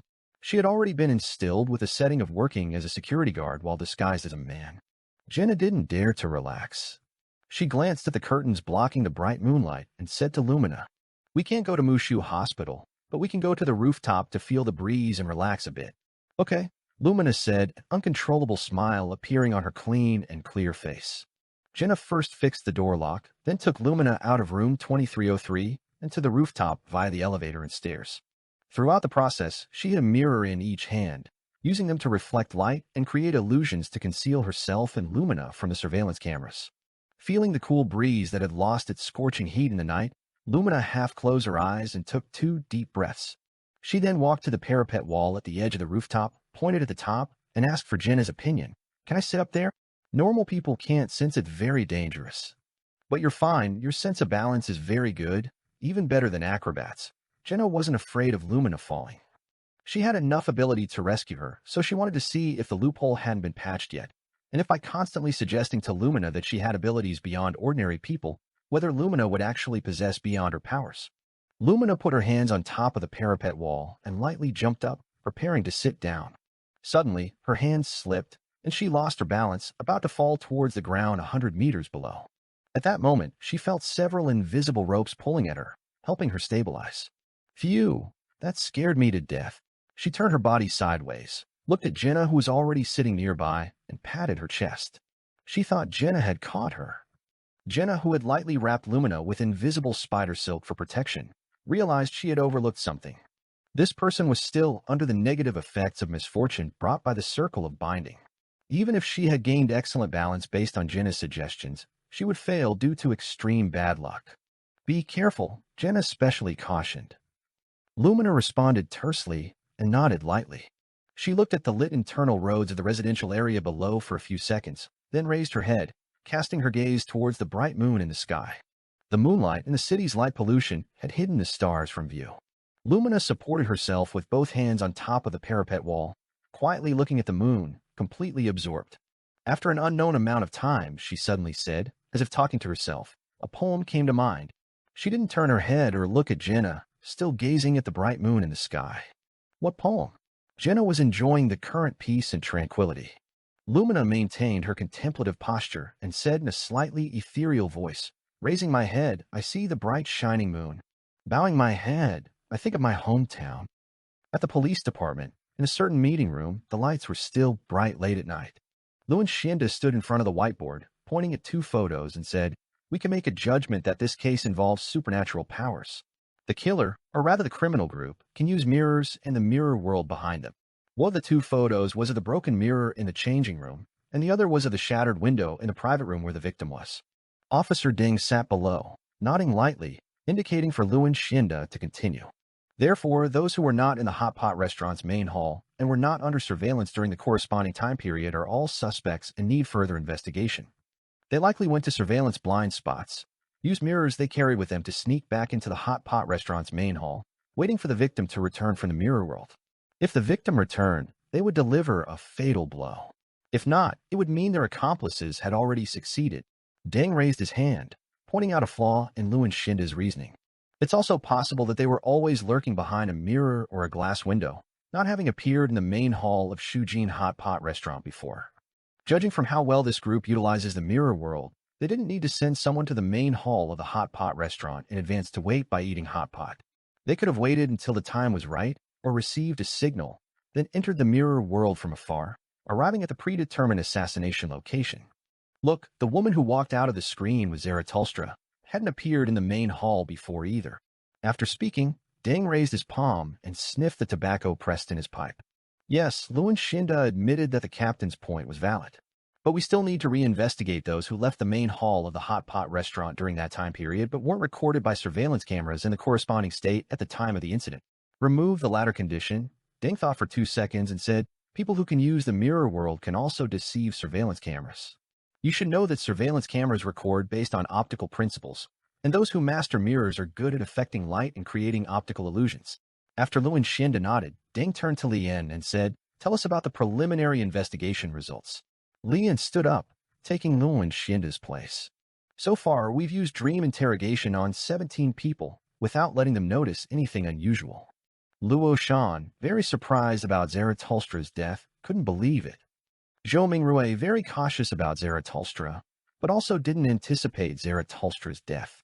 Luo Fu, she left the main hall at the time and went to the ladies' room. There's no surveillance in the bathroom, but she was also very surprised about Zaratulstra's death, clearly shocked. We initially listed these 3 as key investigation targets because they're all employees of the Intis Group. They might have been instructed by some powerful figures within the Intis Group who don't want a merger and reorganization to assassinate Zaratulstra at Shujin Hot Pot Restaurant and disrupt the ongoing business negotiations. But none of them knew that Huang Tao and Zaratulstra were also in Shujin Hot Pot Restaurant, and Luo Shan and Zhou Mingrui never left the main hall. The preliminary conclusion is that they don't have any issues. Deng expressed agreement, and Luan Shinda didn't say anything. After thoroughly discussing the case, Deng stood up and said to his subordinates, currently, there are 2 key points. First, investigate the remaining suspects, including those mentioned by Luan Shinda and those with substantial motives. Second, find the woman who walked out of the screen with Zaratulstra. Although she didn't attack Zaratulstra at the time, the fact that she came out of the screen itself is worth noting. Yes, Captain, Luan Shinda, Lian, and other officers stood up and responded. Deng smiled and said seriously, this involves foreign guests and major business activities. You've all worked hard. I'm going to report to Chief Yagits now. After looking at the moon and feeling the night breeze for half an hour, Jenna took Lumina back to room 2303. Rest now, your body hasn't fully recovered yet, Jenna said, pointing to the bedroom. Lumina, wearing her nightgown, opened the door and entered the bedroom. She found that the sick Franca had also woken up at some point due to her absence. Do you feel better now? Franca had already learned from Jenna via WeChat about what the two had done. Lumina looked at Franca and nodded with complex emotions. Much better. Her emotions were complex because she remembered that Luo Fu and she were also in a romantic relationship. Yet this didn't affect her relationship with Jenna. I thought I was just an ordinary Yuri fan. How did the Yuri circle become so messy? Am I really a player? Lumina sat on the edge of the bed and said to Franca, let's sleep, I still have to work tomorrow. Security guards worked in shifts. Franca looked at Lumina and said with a smile, did you forget? You took 2 days off Friday and Saturday. Your director, Grimm, approved it. Lumina blinked. All right, I forgot. No wonder I don't have to work the middle shift today and can go directly to Shujin Hot Pot Restaurant in the evening.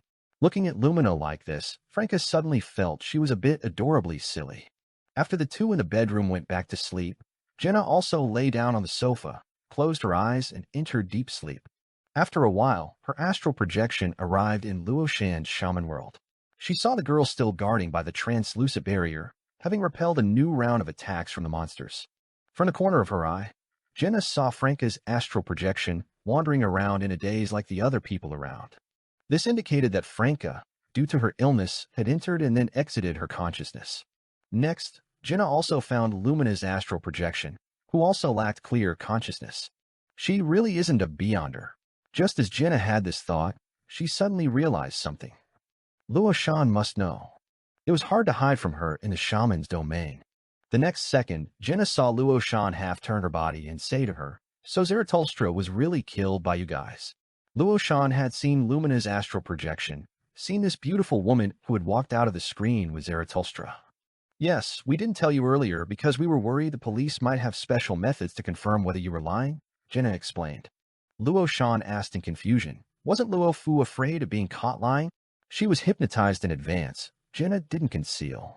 Luo Shan fell silent. After several seconds, she asked in a low, extremely difficult tone, Is this really a dream?" Lord of Mysteries 2, Circle of Inevitability. Chapter 985. I don't believe it. Hearing Luo Shan's question, Jenna was stunned. Why would she suddenly ask such a question? How did she suddenly think this was a dream? How did she know? Who told her? After coming to her senses, Jenna carefully asked in return, "What dream?" Luo Shan looked at her for several seconds. A reporter has an ability to observe the truth, to see different scenes within a certain area, but it can't be maintained for too long. I've been using it often lately to check if anyone is hiding in my home, or if there are any traps. When I came back in the evening, I used it once and saw you and Luo Fu talking. I heard Luo Fu asking about being kicked out of the dream. So that's how it is. So that's what observing the truth means. Jenna's first reaction was, "Don't panic. I'll make up a reason on the spot." But after seeing Luo Shan's eyes filled with deep sadness, confusion, and pain, she closed her mouth and remained silent. Luo Shan took a moment before saying, "So when Luo Fu suddenly became like a different person last time, it was because the consciousness from outside the dream was kicked out? So this really is a dream?" Jenna remained silent for several seconds, her tone becoming somber. "This is Zhou Mingrui's dream." Luo Shan opened her mouth, but couldn't say anything. Her expression gradually became vacant. Jenna continued, "Some people want Zhou Mingrui to continue sleeping until the apocalypse comes, while others want to wake him up so he can lead everyone to resist the apocalypse." As she said these words, Jenna felt sympathy for Luo Shan while keeping her mind highly focused, waiting for the possible dream rejection that might come. She had almost revealed the essence of the matter. With Lumina already kicked out of the dream, Franca ill, and the police department highly focused on the horrible case of Zarathustra's shooting, Jenna wasn't prepared to conduct further experiments. Even if she wanted to experiment, the target would be Pang Ding or Zhou Mingrui. It was unlikely to reveal the truth to Luo Shan now. That would require a gradual, step-by-step approach. No one would accept that they were fake, that their existence was meaningless. This would cause unpredictable shock to Luo Shan. Jenna could hardly imagine what kind of changes this would cause in Luo Shan.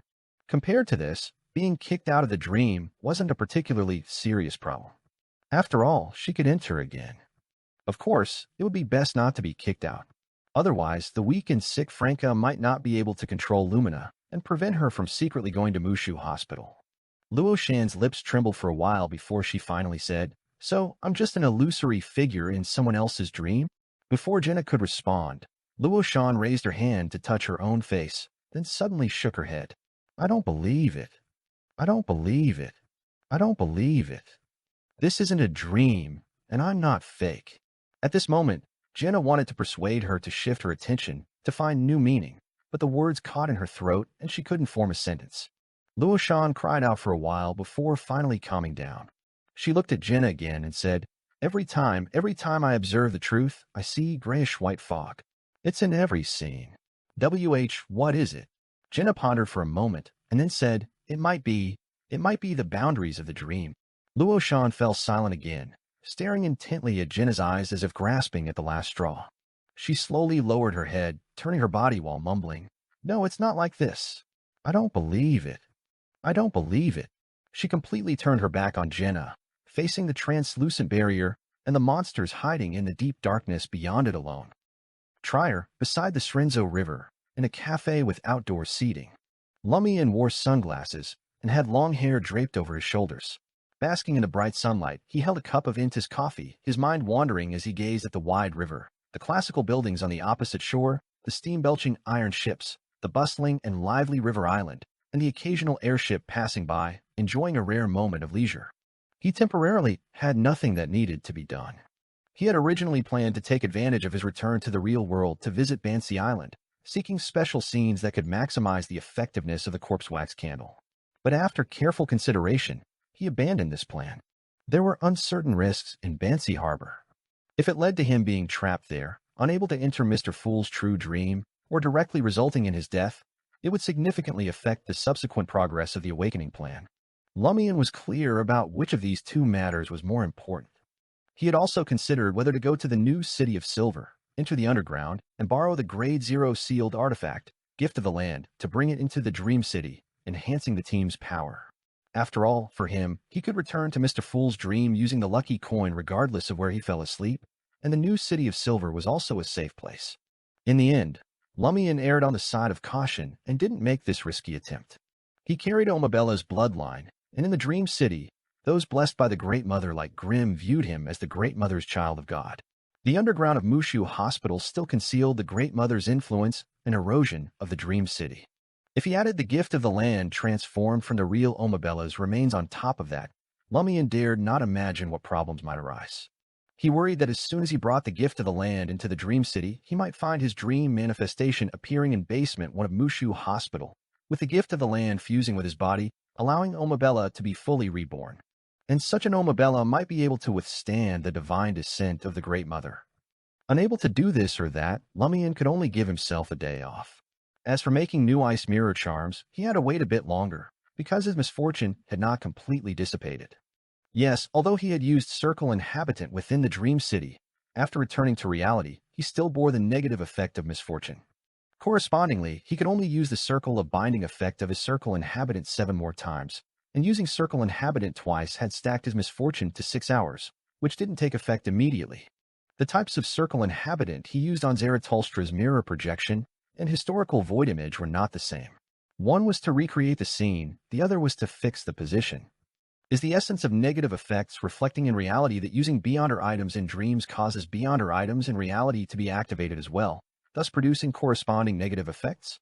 Lumian took a sip of coffee, allowing his body and mind to relax. He silently sighed, a rare moment of leisure in this fleeting life. After a while, Lumian gazed at the gently rippling, relatively clean water surface, breathing in the cool breeze from the river, and spontaneously thought, is the other me also daydreaming like this now? He had considered the problem of identity conflict corresponding to his female form being kicked out of the dream, but he hadn't reminded Jenna and Frank about it, only telling them to be careful of the influence brought by Omabella's bloodline. He felt that this situation might gradually awaken some of Aurora's qualities in his dream self. At 8 a.m., Dekwang Garden. Franca had just groggily woken up when she saw Lumina standing by the bay window, looking at the already brilliant sunlight outside, lost in thought. After a night's rest, Franca's condition had improved considerably. She was no longer weak all over, and walking was no longer a problem. "What are you looking at?" she tentatively asked Lumina. Lumina didn't turn around, her tone slightly distant as she said, "I really want to go for a walk. It's not too hot at this time. Let's wait for things to blow over," Franca suggested. "How about we play computer games?" "What games?" Lumina turned around. Franca suddenly fell silent. Without a computer, what computer games could they play? They didn't even have a gaming console. They had to save every penny for when they needed to rent useful items from the Star Dream Provision store or complete crucial tasks. In daily life, non-essential expenses were always cut wherever possible.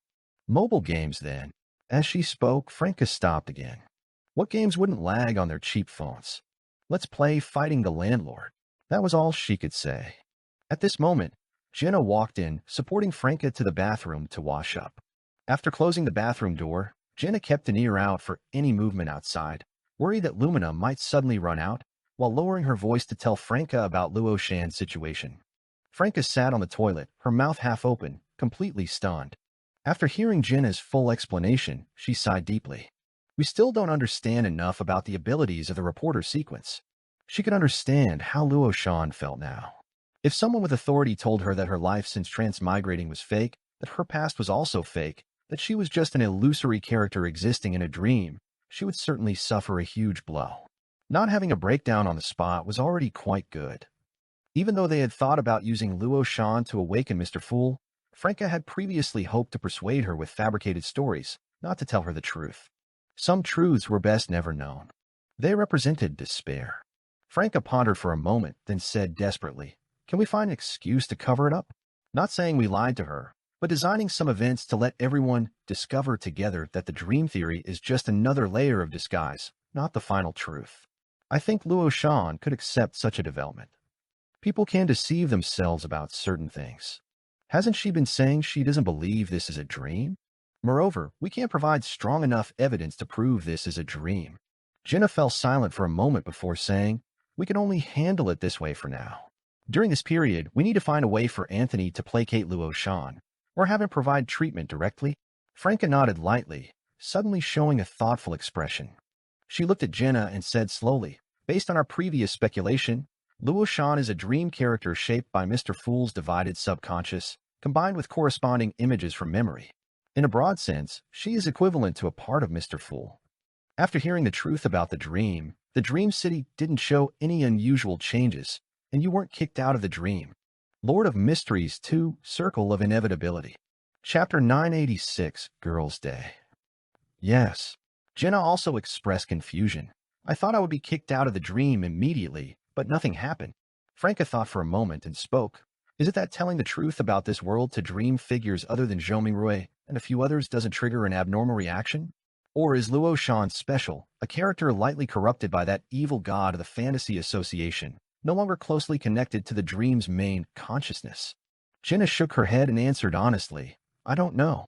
She paused, her eyes turning slightly as she said, "If we can pacify Luo Shan this time, we can find an opportunity later to mention Mr. Fool to her and see if there's any special reaction or if it causes me to be kicked out of the dream. We can also try telling corresponding things to other dream figures and see what results." Franca made an affirmative sound, reaching out both hands to support Jenna as she stood up from the toilet. After finishing her washing up, she returned to the living room to see Lumina watching TV. An idea struck her, and she said to Jenna, "Should we invite Luo Shan over to play cards? For people can play shungji. I'll ask and see if she's willing." Jenna understood that Franca wanted to find something for Luo Shan to do, some entertainment to ease her emotional state, and they could also use the card-playing opportunity to provide subtle psychological guidance. Jenna immediately picked up her phone and sent Luo Shan a message. After about 7 or 8 minutes, Luo Shan replied, "Okay, after I eat breakfast. I just woke up." "She's willing to come," Jenna told Franca and Lumina. Lumina knew Luo Shan, aware that she was her colleague, and quickly stood up saying, "Should I change back into men's clothes?" No need, no need. Just pretend you don't know her, act like you're another friend of ours." Franca hurriedly shook her head. If she really changed into men's clothes, wouldn't that make Luo Shan think of Li Ming? After all, you two do look a bit alike. Of course, as long as Lumina didn't wear men's clothes or pretend to be a man, no one would associate her with security guard Li Ming. Not to mention the fact that one was male and one was female. Even in terms of appearance, at first glance, the difference was quite large, because when Lumian played the role of Li Ming, he used the lie earring to lower his attractiveness and modify details. Seeing this, Jenna, on behalf of the still somewhat muddled Franca, went through in her mind the potential problems that might arise when Lumina and Luo Shan meet. She then chatted with Anthony via WeChat about Luo Shan knowing the truth of the world and consulted on the direction and strategies for psychological guidance. Soon after, Luo Shan arrived on the 23rd floor and rang the doorbell. At the same time, Jenna received a reply message from Enrueda, talked to her about her past. Using a certain, experienced, and personally realistic past to reduce the current sense of disillusionment, Jenna roughly understood Anthony's intention. She immediately followed Franca's instructions and found 2 decks of playing cards. The 4 of them gathered around a coffee table and started playing shungji, with Lumina and Jenna as partners and Franca and Luo Shan on the same team. They weren't gambling for money. Jenna, Franca, and Lumina had no spare cash to gamble. Instead, they bet that whichever pair of partners first upgraded to A could stick 5 small paper notes on the losers' faces or draw funny patterns with washable paint. After successfully upgrading to 3, Jenna looked at Luo Shan and casually started chatting. "You mentioned before that your father was a police officer?" Yes, Luo Shan's mood had been low all along. As she pushed her cards towards the center of the coffee table, she said, "He was severely injured while pursuing a cult leader with lots of blood on his heads and died in the hospital." "Was he honored as a martyr?" Franca asked. "Yes." Luo Shan suddenly gave a self-deprecating smile. "When I graduated from university, I actually had the opportunity to work as a civilian employee at the police department, but I also received an offer from the administrative department of the Intis Group. I hesitated for a long time, feeling that I was just an ordinary person who didn't like exercise, so I wasn't suitable to be a police officer. Hence, I finally chose the Intis Group. Perhaps that's not the only reason." Franca didn't pursue the question. She simply felt that ordinary people without much ambition couldn't refuse a position in a public department, and it was just a civilian role, not requiring the arrest of criminals. While waiting for the cards to be dealt, Luo Shan made a sound of agreement. "This was actually my mother's wish, too. Seeing police officers would remind her of my father's death." "Your mother is in your hometown, not living with you?" Jenna asked, already knowing the answer. Luo Shan looked at the cards in front of her, her voice gradually becoming distant. "When I was in university, she fell ill and was hospitalized. It was on and off. She struggled for 2 years but still didn't make it." Before Franca and Jenna could comfort Luo Shan, Lumina suddenly spoke. "My mother was also seriously ill once, frequently going to the hospital. I was still young then, standing at the hospital entrance, watching her being pushed in. My father bent over, accompanying her by her side. I don't remember who was watching me then. I only remember that I was very quiet, didn't cry or make a fuss. I was luckier than you. My mother was cured later." At this point, Lumina's eyes suddenly became misty, her voice suddenly deepening. "I miss her so much." Franca and Jenna suddenly exchanged a glance, both looking a bit surprised. This wasn't part of Li Ming's background information, nor was it content they had instilled. Could it be? Franca quickly had a guess. "I miss my mother too," Luo Shan responded to Lumina. She seemed to recall her past life, remembering the days when she and her mother depended on each other. Although her emotions were sad, that lifeless feeling had faded considerably. In the time that followed, Luo Shan stayed improved somewhat. While playing cards, Jenna and Franca chatted with her about university life and career experiences, and Luo Shan recounted those events that were deeply etched in her memory. Franca and Jenna could clearly hear that towards the end, Luo Shan's whole person became excited, as if trying to prove something. "Let's end this. It's almost noon. I'll go make lunch for you all." Jenna stood up, smiling as she spoke. Today's losers were Franca and Luo Shan, their faces covered with paper notes written with various funny phrases, and they suffered the indignity of having photos taken as a memento. "I object. You're trying to kill me by taking advantage of my illness." Franca was, after all, still in a state of illness, her mind not so sharp, and she had done a good job of dragging Luo Shan down in the card game. She grumbled, "I'm bullied when I'm sick and weak." Jenna was amused by her. "Wait until you're better and try again. You used to often lose to me before." This referred to her showy diva days, often being dragged to play cards by the market district's boss Red Boots, Franca. "Wasn't I just letting you win? Otherwise, how hard would it be for the mighty which to use a bit of mystical power to cheat and win easily?" Franca grumbled inwardly. At this moment, Lumina also stood up and said to Jenna, "I'll help you cut the vegetables." "I'll help too." Luo Shan raised her hand. "The patient is responsible for resting." She took the opportunity to peel off the paper notes on her face and walked briskly into the kitchen. Watching the three of them busy in the kitchen, with occasional laughter and cheerful voices, Franca leaned back against the sofa, peeling off the paper notes on her face, and spontaneously thought, if only this wasn't a dream. After happily enjoying lunch, washing the dishes, and scrubbing the pots, Luo Shan said goodbye. She had plans with a university friend in the afternoon. Jenna and Franca, who was still a bit unsteady on her feet, saw her to the door. Luo Shan turned sideways, her mouth open as if wanting to say something, but in the end, she just turned her gaze away and waved. "Bye-bye." She quickened her pace and walked straight towards the elevator. Franca and Jenna watched her enter the elevator before turning back inside, each picking up their own phone. Seeing their behavior, Lumina finally remembered that she had lost an important item. "Where's my phone? It seemed to have disappeared last night." "I have it." Franca took out Lumian's phone from her traveler's bag. Before this operation, they had made contingency plans for different developments. Except for Franca, everyone was prepared to be kicked out of the dream, so they simply didn't bring their phones, or gave them to Franca for safekeeping, or left them at home.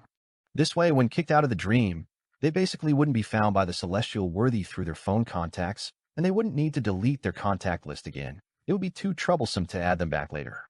Lumina took the phone and unlocked the screen with her fingerprint. Intis Group Grim, send me a message. Why is the director sending me a message? Lumina looked confused. Franca leaned over and saw that Grim had sent a emoji, as expected of you. Obviously, Grim had recognized that the woman who walked out of the screen with Zarathustra was Lumina, and believed that Zarathustra's death was done by the child of God. Jenna's thoughts raced, searching for an explanation for the relationship between Grim and Lumina that didn't involve the supernatural. She carefully fabricated, Grim has seen you in women's clothes and has become deeply infatuated with you. He's a masochist who sees you as his master. The more arrogant and cold you are to him, the more satisfied he is. Anyway, just ignore him and let him indulge in his own fantasies. You pervert. Lumina looked disgusted. Then she asked, what does he mean by as expected of me? Maybe he saw a video or photo of you appearing with Zarathustra and thinks you killed Zarathustra. Jenna felt a fatigue from her brain working overtime. Don't worry, he won't betray you. Instead, he'll keep this secret even more tightly and feel self-satisfied about it. Franca was left speechless listening to this, feeling that Jenna had been somewhat corrupted by the internet lately. I see. Lumina breathed a sigh of relief. The three of them each occupied a position, quietly being on their phones while digesting the food they had eaten at lunch. Suddenly, Franca came across a local news item. Crimson Moon Hospital's affiliated restaurant launched several mushroom set meals yesterday, which were well received. Devil's set meal. No, mushroom set meal. Franca's eyelid twitched, having heard about leakage from Lumian and seen the latest episode of The Great Adventure. She remembered that not long ago, Lumian had gone to instigate leakage to create a new type of mushroom that could cure the vegetative patient in Xiaotian. Lord of Mysteries 2, Circle of Inevitability. Chapter 987, Calamity. What has leakage done again? Franca took a light breath. She reflexively wanted to check and confirm, hoping to prevent more dangerous things from happening in time, but as soon as she moved her body, she remembered she was still sick and didn't have the ability. Jenna can't go either. She still has to watch Lumina and not let her run around. Anthony has another task. We certainly can't let Lumina go. The outcome would either be Lumina covered in mushrooms all over her body, or leakage getting pregnant. After thinking it through, Franca decided to wait a bit, wait until Lumian returned to the Dream City, and go himself. Leakage is an ally. No need to worry too much. Leakage is an ally. No need to worry too much. Franca kept repeating these words to herself. She planned to forward this news to Lumian, so he would know what happened as soon as he returned to the Dream City. Just as Franca was about to select the option, she suddenly froze. Shit, I almost slipped up. Isn't the current Lumian actually Lumina? Being sick really messes with your head. Good thing I realized in time. Inside the Tianjue Hotel, in the room next to Zarathustra's, the two bodyguards who had originally been following Zarathustra appeared here, with an elderly man with white hair but a youthful face standing in front of them. This elderly man wore white training clothes and had his hands behind his back. He paced back and forth near the wall and said, Still no clues about the killer? No, we can only be certain that a demoness was definitely involved. One of the bodyguards answered. The elderly man in white training clothes pondered for a moment and said, Zhou Mingrui couldn't have appeared at the Shujin Hot Pot restaurant for no reason. Such a coincidence is unlikely. Investigate who invited him there, or rather, who induced him to invite people to eat there. Luo Shan and Luo Fu, who ate hot pot with him, are key subjects for investigation. Yes, Mr. Chui. The two bodyguards responded in unison. The elderly man referred to as Mr. Chui considered for a few seconds, and then said, Be careful when investigating Luo Shan. Previous feedback indicates that Luo Shan belongs to an otherworldly evil god, and is a potential collaborator with considerable strength. The two bodyguards acknowledged and left the room. After pacing for quite a while, Mr. Chui brought his own bodyguard and silently opened the door to leave. He deliberately didn't tell the two previous bodyguards that he would also investigate Luo Shan, that he would secretly follow them. If they stepped into a trap or encountered an accident, he would be able to glimpse the truth, catching any adversaries by surprise. Out of the room, Mr. Chui walked unhurriedly along the thickly carpeted corridor towards the elevator area. In one of the ventilation openings on the ceiling of the corridor, a pair of eyes was quietly observing him. Those eyes were deep brown, completely blending into the darkness. They belonged to Zhou Mingrui. Zhou Mingrui had somehow sneaked into the ceiling of the corridor at an unknown time, observing every move of Zarathustra's bodyguards and followers, and observing Mr. Chui's situation. This was because when he got up this morning and opened the door to get some good breakfast, he found a letter stuffed in the door crack, with a printed paper pasted on the envelope surface that read, "For Zhou Mingrue." At that time, Zhou Mingrue perplexedly opened this letter and found a photo inside, a secretly taken photo of Mr. Chui. On the back of the photo was also paper and text. "This is Zaratulstra's assistant. He will inherit Zaratulstra's will and do some things targeting you." After reading the content on the back of the photo, Zhou Mingrue's spirit immediately tensed. He believed this was a reminder from the group that shot Zaratulstra last night. He even suspected that Luo Shan inviting him to eat at the Shujin Hot Pot restaurant was to let him witness Zaratulstra's death. What exactly does Zaratulstra's group want to do to me? And what does the group that killed him want to do? Zhou Mingrue couldn't figure out the answer and finally decided to come and secretly observe the target person to see if he could discover any clues. He thus confirmed that Mr. Chui, who lived next door to Zaratulstra and had no apparent connection to Zaratulstra's negotiation team on the surface, was indeed part of Zaratulstra's group. He is indeed suspicious. Zhou Mingrue nodded slightly in the darkness within the ceiling. At the same time, he also noticed some other oddities. He originally thought he would be inexperienced and clumsy at crawling through ventilation ducts, climbing ceilings, and secretly monitoring, making many mistakes, but in actual operation, he had a strange sense of familiarity and very smoothly accomplished his intended purpose. This relied on more than just the power of an assassin. Yesterday, too, when I saw Zaratulstra being shot, I wasn't nervous at all, nor panicked, very calm. Is this the psychological quality of a qualified assassin, or is there another reason? Zhou Mingrue fell into deep thought. He vaguely suspected that it wasn't just this world that he didn't understand enough, but also himself. Mr. Chui, accompanied by his bodyguard, took the elevator to the first floor. Just as he had taken a few steps towards a revolving door, he suddenly raised both hands to cover his neck. He felt the rapid arrival of marionettization and also felt the rejection of the dream. His breathing became difficult, as if his whole being had been thrown into a void without any objects. How could this be? Mr. Chui's pupils dilated, not daring to force himself to stay, and voluntarily exited the dream. Thud. His bodyguard suddenly collapsed and died on the spot. A small insect flying nearby also fell to the ground with a splat, motionless. In the temporary parking lot at the entrance of the Tianyue Hotel, Anthony, sitting in the driver's seat with Ludwig, calmly watched this scene. The other seer pathway demigod mentioned by the magic mirror roads had also been kicked out of the dream. And once the other party lost control of their marionette, the latter was essentially dead. Lumian and the others, with information provided by the magic mirror roads, hadn't ignored the seer pathway demigod living next door to Zaratulstra, who had helped Zaratulstra discover intruders before. But they all understood that before dealing with Zaratulstra, it wasn't appropriate to act against Mr. Chui, as that would alert them. So, they only secretly photographed Mr. Chui, and after the hot pot restaurant operation was over, Anthony, the only one who could still do things normally, stuffed the pre-prepared envelope into the door crack of Zhou Mingrue's home early the next morning. With Lumian kicked out of the dream, Frank is seriously ill, and Jenna needing to look after two people, Anthony obviously couldn't deal with Mr. Chui on his own, so he could only get Zhou Mingrue's help. Anthony watched the hotel staff hurriedly come in to check on the collapsed bodyguard and the bewildered Mr. Chui, not getting out of the car, taking the opportunity to eliminate the latter's dream manifestation. It wasn't that he didn't want to, but after his observation, he found that there were police personnel discreetly deployed near Mr. Chui.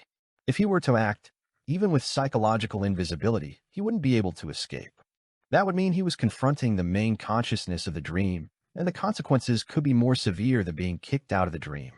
Anthony waited patiently, never finding an opportunity, so he decided to act after Lumian returned to the Dream City. When it came to covert killing, Lumian was more skilled than him, Jenna, and Franca. Anthony chose to go back to rest last night and stuff another letter the next day, rather than going directly, in order to create a time difference. Under the premise that the corresponding dream manifestation hasn't been killed, the time interval for those kicked out of the dream to return was about the same. If Anthony had reminded Zhou Mingrue last night, then Mr.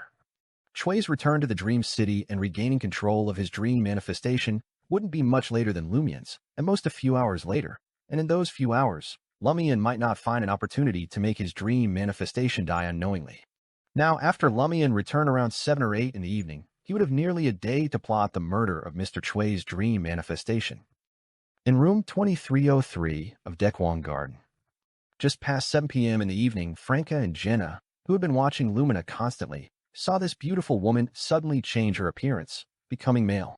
Lumian immediately took the Lai earring, changing his facial features in a direction not too similar to Li Ming. Franca took the opportunity to tell him about the mushroom set meals at Crimson Moon Hospital. Lumian nodded. I'll go deal with the other matter first. As he said this, he stood up. Franca held back her laughter and pointed at him. Change your clothes first. Don't walk away wearing Jenna's nightgown.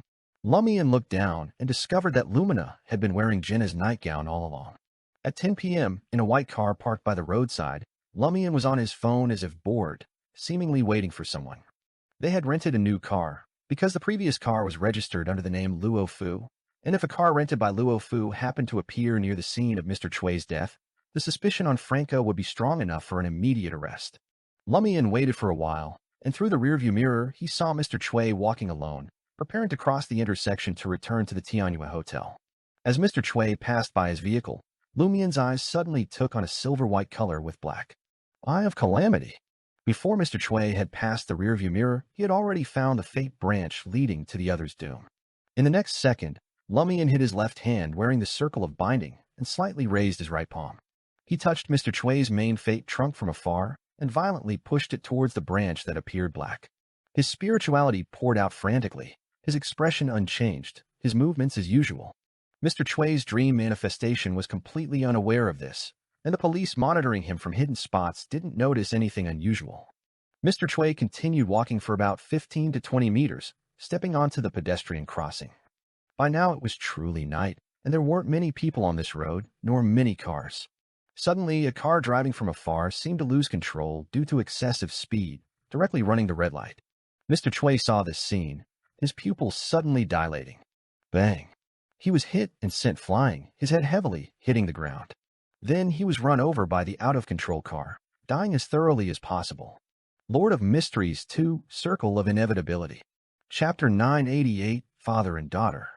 As soon as Lumian heard the sound of the out-of-control vehicle crashing into the curb, he immediately rolled down the window and poked his head out.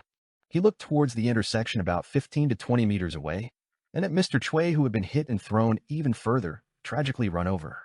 Almost simultaneously, he saw several figures emerge from different hiding spots, rushing towards the deceased and the vehicle responsible for the accident. Lumian promptly took out his phone, snapped a couple of photos, and muttered, "Holy shit, there's been a car accident. That driver was speeding like he was in a race. Was he drunk?" He acted like a bystander, ready to post on social media and short video accounts. At this moment, the dented vehicle responsible for the accident completely stalled, unable to start. The car door opened, and a man who could barely stand straight stumbled out. Damn, he really is drunk. If you drink, don't drive. Lumian started recording a video, cursing as he filmed. Only after the ambulance took away Mr. Chui's body, and the police led away the driver responsible for the accident after cordoning off the area, leaving just the traffic police investigating the scene and the tow truck on standby, did Lumian sit back in his car, as if contemplating how to share what had just happened in various group chats. Not long after, Anthony, also in disguise, came out of the 24-hour convenience store on the side carrying a large bag of items, opened the car door and got in. Lumian started the car and drove away from the scene. They hadn't brought Ludwig with them, having sent a little boy to Jenna's place. If a 7- or 8-year-old boy appeared at both the scene where Zarathustra was shot and where Mr. Chui had a car accident, it would be very suspicious, even if the boy looked different at first glance.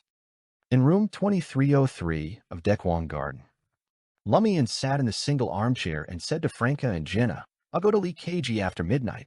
Pausing momentarily, he added, "Did Lumina show any unusual behavior today?" Jenna was silent for a couple of seconds, then recounted everything about Lumina's blank stares, her inner impulses, the bad luck surrounding her, getting some fresh air on the rooftop, her words during the card game, and many other detailed behaviors without hiding anything. Lumian listened attentively without interrupting, his expression gradually softening. After Jenna finished speaking, Franca opened her mouth, hesitated for a moment, and said, "If you get kicked out of the dream again, you'll face severe restrictions upon entering for the 3rd time, just like Queen Mystic." Lumian remained silent for a long while before saying, "I understand." At the edge of a lake, inside a 4-story villa, Bernie Huang returned from outside and walked into the grand, opulent hall. Every time her classmates came to visit, they would say, "Why is your house decorated like a palace? Don't you find it strange?" Bernie could only spread her hands helplessly and say, "This is just my dad's preference. Where are my dad and the others? Bernie asked the butler standing in the hall. She usually lived at school, only choosing to come home on weekends if there wasn't a long holiday. The butler respectfully answered, Young Master Huang Xia is exercising in the underground basketball court. Young Master Huang Bo is assembling mini 4WD cars in the toy room. Madam has gone out to attend an art salon, and the master is in the wine tasting room. Bernie nodded, walked to the side of the hall, and took the elevator down to the basement. There was a large wine cellar here, with a secure storage room, and a wine tasting room where you could see the rippling water of the indoor swimming pool. Huang Tao was sitting on the sofa, holding a glass of pure malt liquor with ice cubes, leisurely savoring it. You're back. He smiled when he saw Bernie come in. Why are you drinking again? Bernie sat down opposite him. Huang Tao smiled and said, As I get older, I don't have many hobbies left. Bernie didn't try to persuade him further, quietly watching as her father took another sip of the temptingly colored liquor and grabbed a few shelled pine nuts from the dish of dried fruits on the table, popping them into his mouth. After finishing what was in his mouth, Huang Tao asked, What about your classmate? Didn't she come to visit? Something happened to her biology teacher at the cram school. She's busy dealing with that and doesn't have time, Bernie said simply. Huang Tao laughed. You mentioned that before. Really, if he wants to do experiments, he should apply for a job at a proper lab. Why be a biology teacher? At this point, Huang Tao looked at Bernie and sighed. Why don't you like staying at home? There's still some time before school starts, but you've already moved into the dorm. This isn't my problem. Maybe in Mr. Fool's perception, I'm separate from you all. We rarely get together. Bernie dutifully explained, I'm involved in a research project. Huang Tao didn't pursue the matter further. He was just complaining a bit. He changed the subject. How's that children's book company of yours doing? It's going well, Bernie recalled. The children's book market is the most profitable area in the physical book market. There's a real demand for repackaging and redesigning classic fairy tales, and we're also nurturing our own children's book authors and illustrators. In this area, China started too late and it's still not very mature. There's still a lack of good works. You have a lot of potential, Huang Tao praised his daughter. At the same time, you need to pay attention to importing copyrights. You can't ignore those excellent foreign children's books and leave them to your competitors. He seriously instructed his daughter, looking as if he wanted to make Dawn Children's Publishing Company bigger and stronger. Bernie listened attentively, occasionally offering her own ideas. The father and daughter discussed very harmoniously. At the end of the discussion, Huang Tao suddenly swirled his drink and said with a sigh, Do you know what the greatest pain in life is? Bernie shook her head. Huang Tao smiled self-deprecatingly. It's watching the people and things you cherish most, the life you yearn for most, being occupied by others, while it can only be locked in a dark and depressing prison. Bernie looked at Huang Tao without responding. Huang Tao didn't mind. He just continued to drink his liquor with dried fruits, pouring for himself for a while. He gradually composed his expression and looked at Bernie. If you discovered that you were just an illusory character in a dream, and at this time someone was trying to awaken the master of the dream, what would you do? Bernie was silent for a few seconds before saying, It would depend on the specific situation. Huang Tao smiled and said, Then let's be more specific. You clearly know that if the master of the dream is awakened, you will completely disappear. Even if there's another dream, the corresponding person who appears will no longer be the current you. But the person you care about most supports awakening the master of the dream, is willing to take risks for it, even sacrifice themselves. What would you do? Bernie didn't answer. She looked at Huang Tao, remaining silent throughout. Huang Tao calmly returned his daughter's gaze. After a while, he finished the remaining alcohol and stood up saying, I'm going upstairs to deal with some matters. Huang Tao walked out from between the sofa and tea table, passing by Bernie, heading towards the wine tasting room door. Dad. Suddenly, Bernie called out to him. Huang Tao turned around, a smile already appearing on his face. Is there anything else? He asked. Bernie also stood up, saying thoughtfully, I've always been curious, if we don't talk about science, what's inside a mirror and what's hidden in the depths of a mirror? Huang Tao looked at Bernie for a few seconds and said, It hides a great horror beyond your imagination. After saying this, Huang Tao turned back, opened the wooden door, and walked out of the wine tasting room. Great horror. Bernie stood still, ruminating over these words. Late at night, Lumian used teleportation to arrive near Crimson Moon Hospital. He didn't rush to enter, instead transforming into Lumina's appearance, disguising himself, and walking around Crimson Moon Hospital. He saw that in the green belts around Crimson Moon Hospital, in the crevices of the walls of various buildings, mushrooms had sprung up like bamboo shoots after a spring rain, all kinds of mushrooms. These mushrooms hadn't invaded the living space of other organisms, nor did they threaten the structural safety of the buildings. They were just growing quietly and peacefully. With so many mushrooms, no wonder Crimson Moon Hospital launched a mushroom set meal. They all look edible. Who wouldn't want to use free ingredients? After roughly confirming the situation in the outer area of Crimson Moon Hospital, Lumian hid in a concealed spot, entered a mirror, and made his way to the psychiatric ward. He wasn't worried about being blocked or trapped by the Dream City police in this mirror world, because Lumina didn't have a real identity and had no apparent connection to Leakage on the surface. Unless high-ranking police officials like Yagits had received a revelation through prophecy or divination that staking out here would provide clues, it was unlikely they would send people here. And with everyone being suppressed at Sequence 7, Lumian, as a demoness of despair, wasn't too afraid of divinations and prophecies pointing to his whereabouts. After observing the entire ward for a while, Lumian jumped out of the mirror-like object, landing lightly. He always held a hand mirror, using it to reflect light and create illusions to deceive the surveillance cameras. Lumian then surveyed the dimly lit corridor lights and the iron doors sleeping in the dark environment. His spirituality didn't give any warnings. Next, he took a breath, not smelling any blood or other strange odors. Only then did he gently knock on the metal door of Leakage's ward. Knock, knock, knock.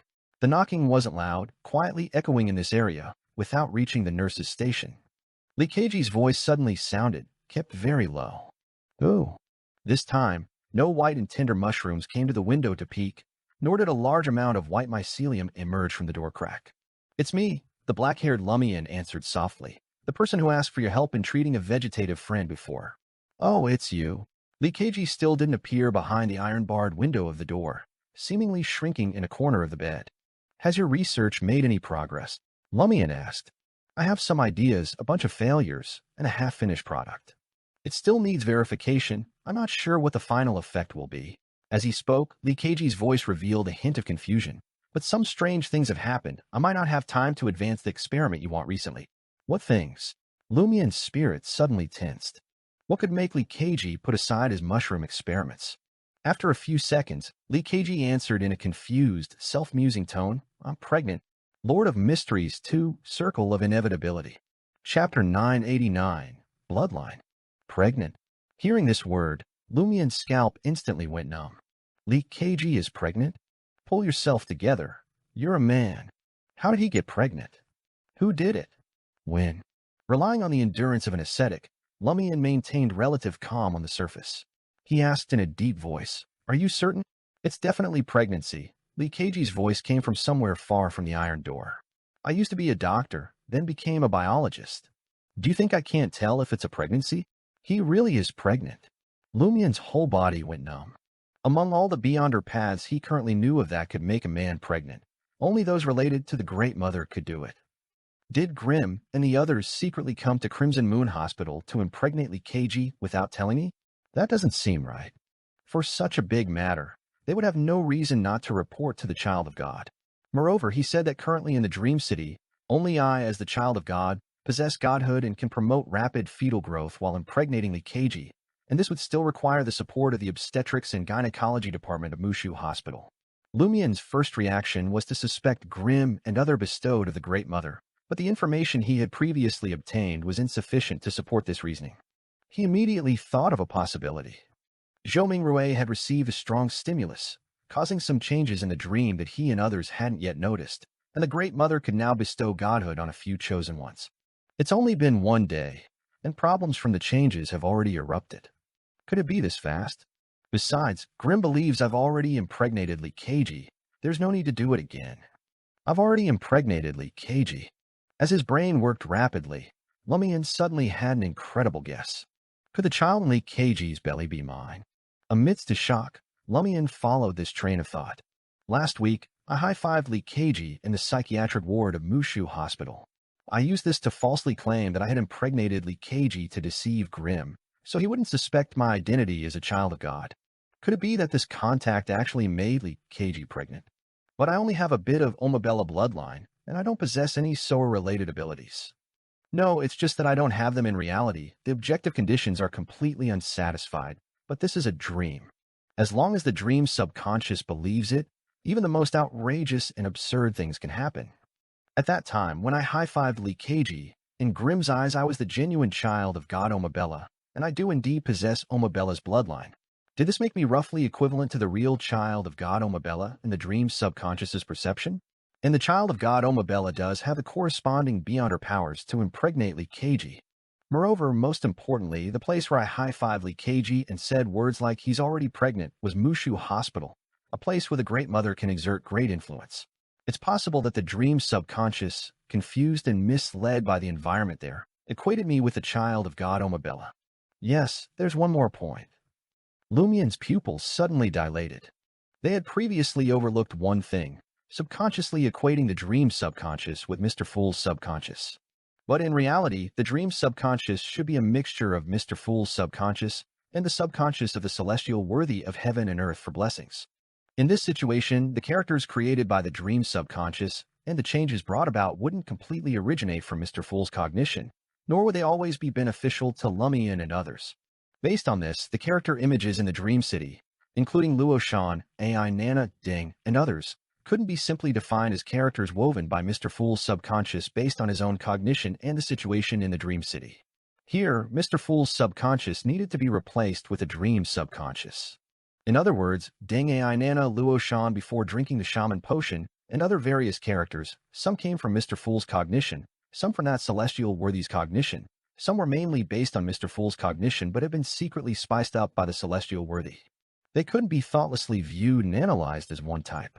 The environment of Mushu Hospital, as well as Grimm's cognition and the fact that I truly have Omabella bloodline, made the dream's subconscious at that time become dominated by the celestial worthy, choosing to believe that I was the child of God Omabella. So Lee Keiji quietly became pregnant after our high five?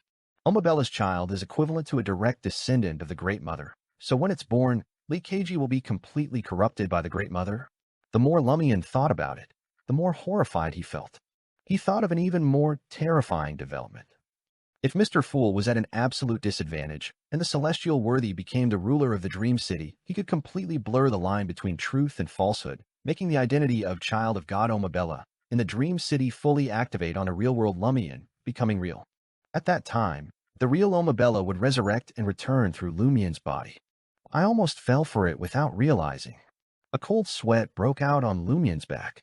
He remembered a joke he had seen online recently, and couldn't help but laugh self-mockingly. Pregnancy really can happen from holding hands. What did you say? Lee Keiji asked confusedly from inside the ward. Startled and emotionally stirred, Lumian calmed down and asked calmly, "When did you become pregnant?" He was still a little in denial. Lee Keiji honestly said, "At first I thought it was because I used my own flesh and blood and spirituality to create new mushrooms, causing spores, mycelium, and such things to enter my body and implant in my abdomen. Yes, this was part of my new experiment after you suggested it. But after careful examination, the time of pregnancy was clearly earlier." Lumian fell silent for a moment before responding. "Can I come in to confirm?" "Sure." Lee Keiji didn't refuse. Lumian took a step forward, his figure suddenly disappearing from the corridor and appearing in Lee Keiji's ward. At first glance, he didn't see a single mushroom. This surprised him. Logically speaking, Lee Keiji's living space, under the bed and the corners behind the door, should have been full of various mushrooms. But now the room was as clean as someone else's home. Lumian then looked at Lee Keiji sitting on the bed and found that his belly had indeed swollen slightly. In the next second, his spiritual intuition as a demoness of despair allowed him to confirm that the child in Lee Keiji's belly was blood-related to him. But it wasn't related to Lumian, nor to Lumina, but to Omabella. "It really is mine." Just as Lumian was about to speak, he suddenly felt many nearly invisible fine threads swaying around. Mycelium? He instinctively looked up and finally saw a mushroom. The mushroom was semi-transparent, attached to the chandelier position, with a large amount of mycelium hanging down. At first glance, it looked just like a common jellyfish. "Is this the half-finished product you mentioned?" Lumian probed. The scruffy Lee Keiji nodded. "Yes." "Where are the failed products?" Lumian asked further. Lee Keiji answered seriously. They were all absorbed by it. As he spoke, he waved his hand, and the jellyfish-like mushroom floated down, brushing against his palm. For some reason, Lumian was reminded of the image of a young brown bear nuzzling its keeper. "What about the mushrooms that were in the room before?" Lumian asked for confirmation. "They were also absorbed by it. Lee Keiji's voice carried a hint of expectation. Lumian was silent for a while before saying, "I can help you abort it." But he is indeed my child," Lee Keiji responded hesitantly. He seemed to have gained some maternal instinct. Lumian's lips twitched slightly as he initiated instigation. "No, he's not your child. He's the child of an evil god. Haven't you always wondered why you were arrested? It's because an evil god took a liking to you and had her followers fabricate charges to lock you up in the psychiatric ward. Think about it, you're a man. How could you normally get pregnant? Women can get pregnant. Why can't men? Mushrooms can too." Lee Keiji argued with Lumian. Lumian didn't give up and continued, "But can you get pregnant without doing anything unconsciously?" "Right." Lee Keiji finally felt something was amiss. Lumian quietly exhaled and said, "This pregnancy is the result of the evil god entering your dreams." Lumian felt that if he hadn't fully digested the instigator potion, using instigation to persuade Lee Keiji to abort would be enough to complete the act. Unfortunately, he didn't need to additionally digest the instigator potion. As a member of the assassination operation against Zarathustra, as the person who assassinated Mr. Chui, Lumian had already digested the assassin potion.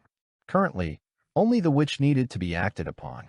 He decided that if Lee Keiji chose to abort later, he would try to make the process as mysteriously terrifying and flashy as possible to expel the Great Mother's child in the identity of a witch. If you don't abort the child in your belly, it will absorb your flesh and spirituality, growing rapidly in 2 to 3 weeks. When it's born, you will become a dried corpse, unable to do more mushroom experiments, unable to fulfill your dream, Lumian said in a low voice, describing the possible consequences. Hearing that he wouldn't be able to do more mushroom experiments, Lee Keiji made a decision. "All right, please help me." Before Lumian could respond, he continued on his own. "If the evil god's child hybridizes with mushrooms, it might produce some special changes. Evil god's child, hybridize. Forget about your mushrooms." Lumian didn't want to be chased by a mushroom calling him mother in the future. At this moment, Lee Keiji's eyes lit up. "Wait until I've thought of a plan, then you can help me abort it. This will take 1 or 2 days." Lumian didn't dare to force Lee Keiji. After all, in Mr. Fool's subconscious cognition, no matter how inconceivable things were, this biology teacher could create them through mushrooms. If he became an enemy and forced an abortion, perhaps something terrifying would happen. "No problem," Lumian responded. He secretly decided that when the time came, he would make the evil god's descendant in Lee Keiji's belly disappear without a trace, unable to hybridize with mushrooms. Lumian then cautioned, "Don't tell anyone else about the evil god for now, otherwise catastrophe will befall us." "I won't." Lee Keiji shook his head. "I haven't dared to talk to Ms. Judja or other colleagues about mushrooms recently. They seem to have become different people." "Become different people?" Lumian's gaze suddenly froze. Lord of Mysteries 2, Circle of Inevitability. Chapter 990, True Commonality. Lumian's initial feeling was that Lee Keiji had noticed the difference between Queen of Stars Katlia and Huang Jiejia, but after careful consideration, he overturned this guess. This was because Lee Keiji said his other colleagues also seemed to have become different people, and it was unlikely that they had all been occupied and used by external consciousnesses.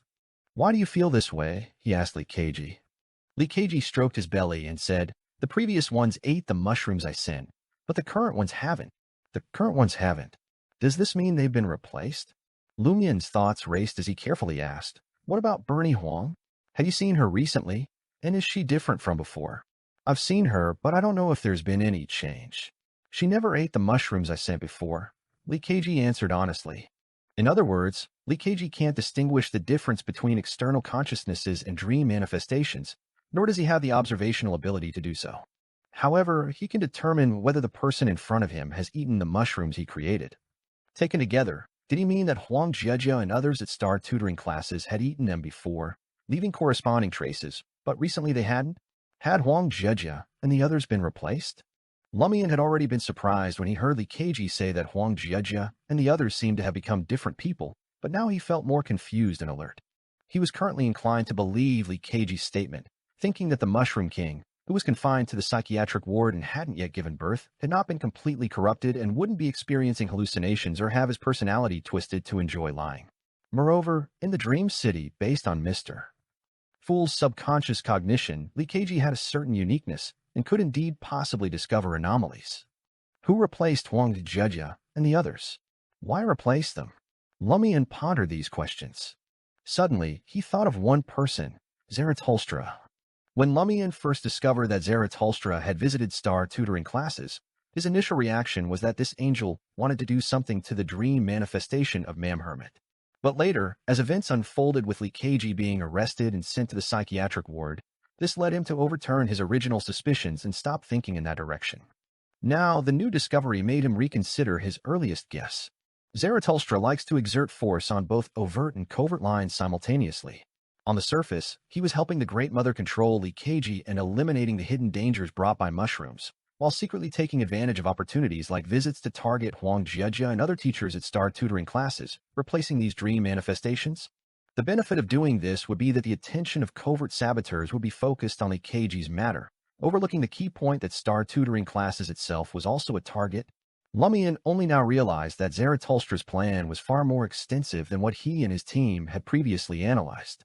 Based on this, he believed that Zarathustra should have chosen the conspirer pathway rather than being a seer. His experience, knowledge, intellect, and style are truly worthy of a real angel. Lumian inwardly sighed, continuing to question Leikaji, wanting to understand more details. But apart from knowing whether those colleagues had eaten the mushrooms he gave them, Leikaji shook his head in ignorance to all other questions. Finally, Lumian could only caution, "You must come up with a plan in these 2 days. Otherwise, the minions of the evil god will take action against you again, causing the child to be born in the near future." This referred to his and Grimm's previous agreement to take action again in a week to help the fetus and Leikaji's body develop rapidly. "All right," Leikaji answered, touching his belly. Lumian looked at him deeply, forming a new idea. After Grimm confirms that Leikaji is truly pregnant and helps the fetus gain growth momentum with the help of Mushu Hospital's obstetrics department, I'll secretly return and complete the abortion. At Shinhong District, in the rented apartment, Lumian's team gathered again to hear him talk about Leikaji's pregnancy and the suspected replacement of Huang Jiejia and others. If we assume the culprit is Zarathustra or his accomplices, then we can't just look at star tutoring classes for the replacements. Jenna expressed her thoughts. Doesn't this remind you of anything? Franca had a sudden realization. The death of the Oracle. Yes, Lumian had already connected this incident with the replacement of Huang Jiejia and other star tutoring classes members. If Anderson hadn't interfered, if we hadn't discovered the Oracle's body in time, he would have definitely been sent to the morgue in Mushu Hospital B1, gaining a rebirth. After that, wouldn't it count as the reborn him replacing the original him? Did Huang Jiejia and the others experience something similar? Was Zarathustra targeting not just star tutoring classes, but also dream tutoring classes? The more Franca spoke, the more shocked she became. On the surface, he was seeking opportunities to contact Zhou Mingrui through visits to dream tutoring classes, but secretly, he was replacing the teachers at dream tutoring classes? How damn insidious. At this point, Franca sincerely sighed. Who knows what else Zarathustra has done in secret? It's probably not just this one thing. Fortunately, we chose to eliminate the hidden danger in advance, kicking Zarathustra out of the dream and killing his dream manifestation. Otherwise, if his overt stratagem and covert scheme were to be launched simultaneously, both reaching the brink of success, the situation would be unimaginable. Perhaps the whole affair would have ended there, with our complete failure as the conclusion. Now, without the leadership of Zarathustra and Mr. Chui, their subordinates will find it difficult to consider the overall situation. We can take this opportunity to dismantle the bombs one by one and eliminate the hidden problems. Anthony agreed with Franca's sentiments. Lumian nodded slightly and solemnly reminded, this is both good news and bad news. I believe you can all see that a seer is more suited to hiding in the shadows, directing the play, rather than directly stepping onto the stage and exposing themselves to the audience's view. Zarathustra previously needed to advance overt matters to obtain money and resources, to openly contact Zhou Mingrui, so he couldn't hide his identity and stay in the shadows. The same goes for Mr. Chui. This gave us the opportunity to set traps and make good use of the dream rules. Once Zarathustra and Mr. Chui obtain new identities in return, they will surely hide behind the scenes, covertly advancing their own agendas. At that time, the roles of hunter and prey will be reversed. Even if we show just a slight flaw, we will immediately be discovered and face deadly assassination.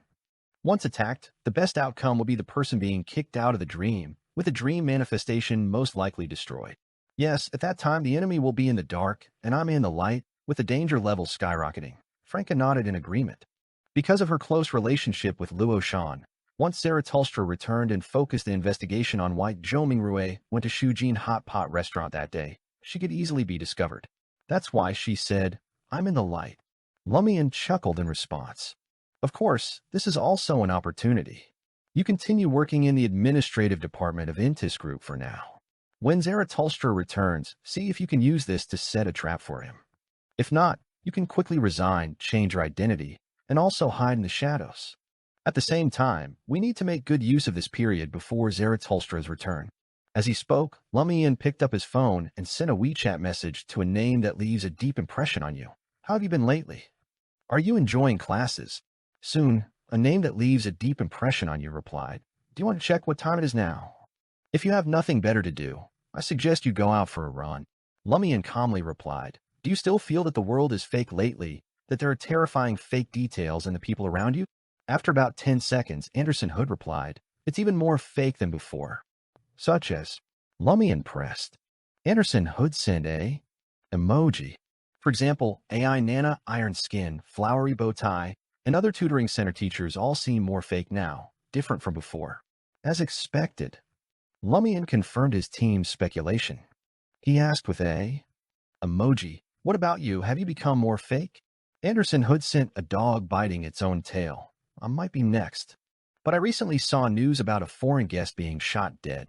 A good hunter should know how to obtain information from public reports. Lumian put down his phone and said to Franca, Jenna, and the others, most of the teachers at Dream tutoring classes have also been replaced. What's the significance of this replacement? To make all dream manifestations dominated by the celestial worthy, thus gaining victory in the consciousness battle. Franca raised a question. Lumian didn't answer, instead using Frost to create a whiteboard and sticking notes on it. Each note had the name of a dream manifestation currently suspected of being replaced, as well as their corresponding real-world person. Lumian stood in front of the whiteboard, studying it intently for a while before asking Franca, Jenna, and Anthony, see anything in common? They are or were all pirates. Jenna tentatively answered. Lumian shook his head. That's the surface commonality. There's another common point hidden beneath the surface. Saying this, he turned to his companions and said, these are all characters that have appeared in the Great Adventure series of novels. In other words, they are all participants and witnesses of Gehrman Sparrow's life. Hearing this conclusion, Franca suddenly thought of the movie The Great Pirate 3, Ajayu, who was poached by Zarathustra for playing Gehrman Sparrow, and Abin Shatian, the original actor for Gehrman Sparrow, who is now in a vegetative state. Is the focus of the contest the identity of Gehrman Sparrow? This also fits the prophecy, the awakening of the world spells the fool's return, Franca muttered to herself. With a nod, Lumian replied, it seems so for now, which is why these people related to Gehrman Sparrow have all been replaced. The Oracle's death was the beginning, not the end. Lord of Mysteries 2, Circle of Inevitability. Chapter 991, Proactive Small Talk. After suspecting that Zarathustra had replaced the teachers at Dream tutoring classes and Star tutoring classes to target the image of Gehrman Sparrow, who didn't actually exist in the Dream City, Lumian and the others discussed this for quite a while, but still couldn't figure out the significance and purpose of doing so. They decided to write a letter, which Franca and Jenna would take to Star Dream Provision Store tomorrow to mail out, to see what opinions the major Arcana card holders would give. As they stood up, preparing to leave the rented apartment in Shinhong District, Franca remembered something and curiously looked at Lumian.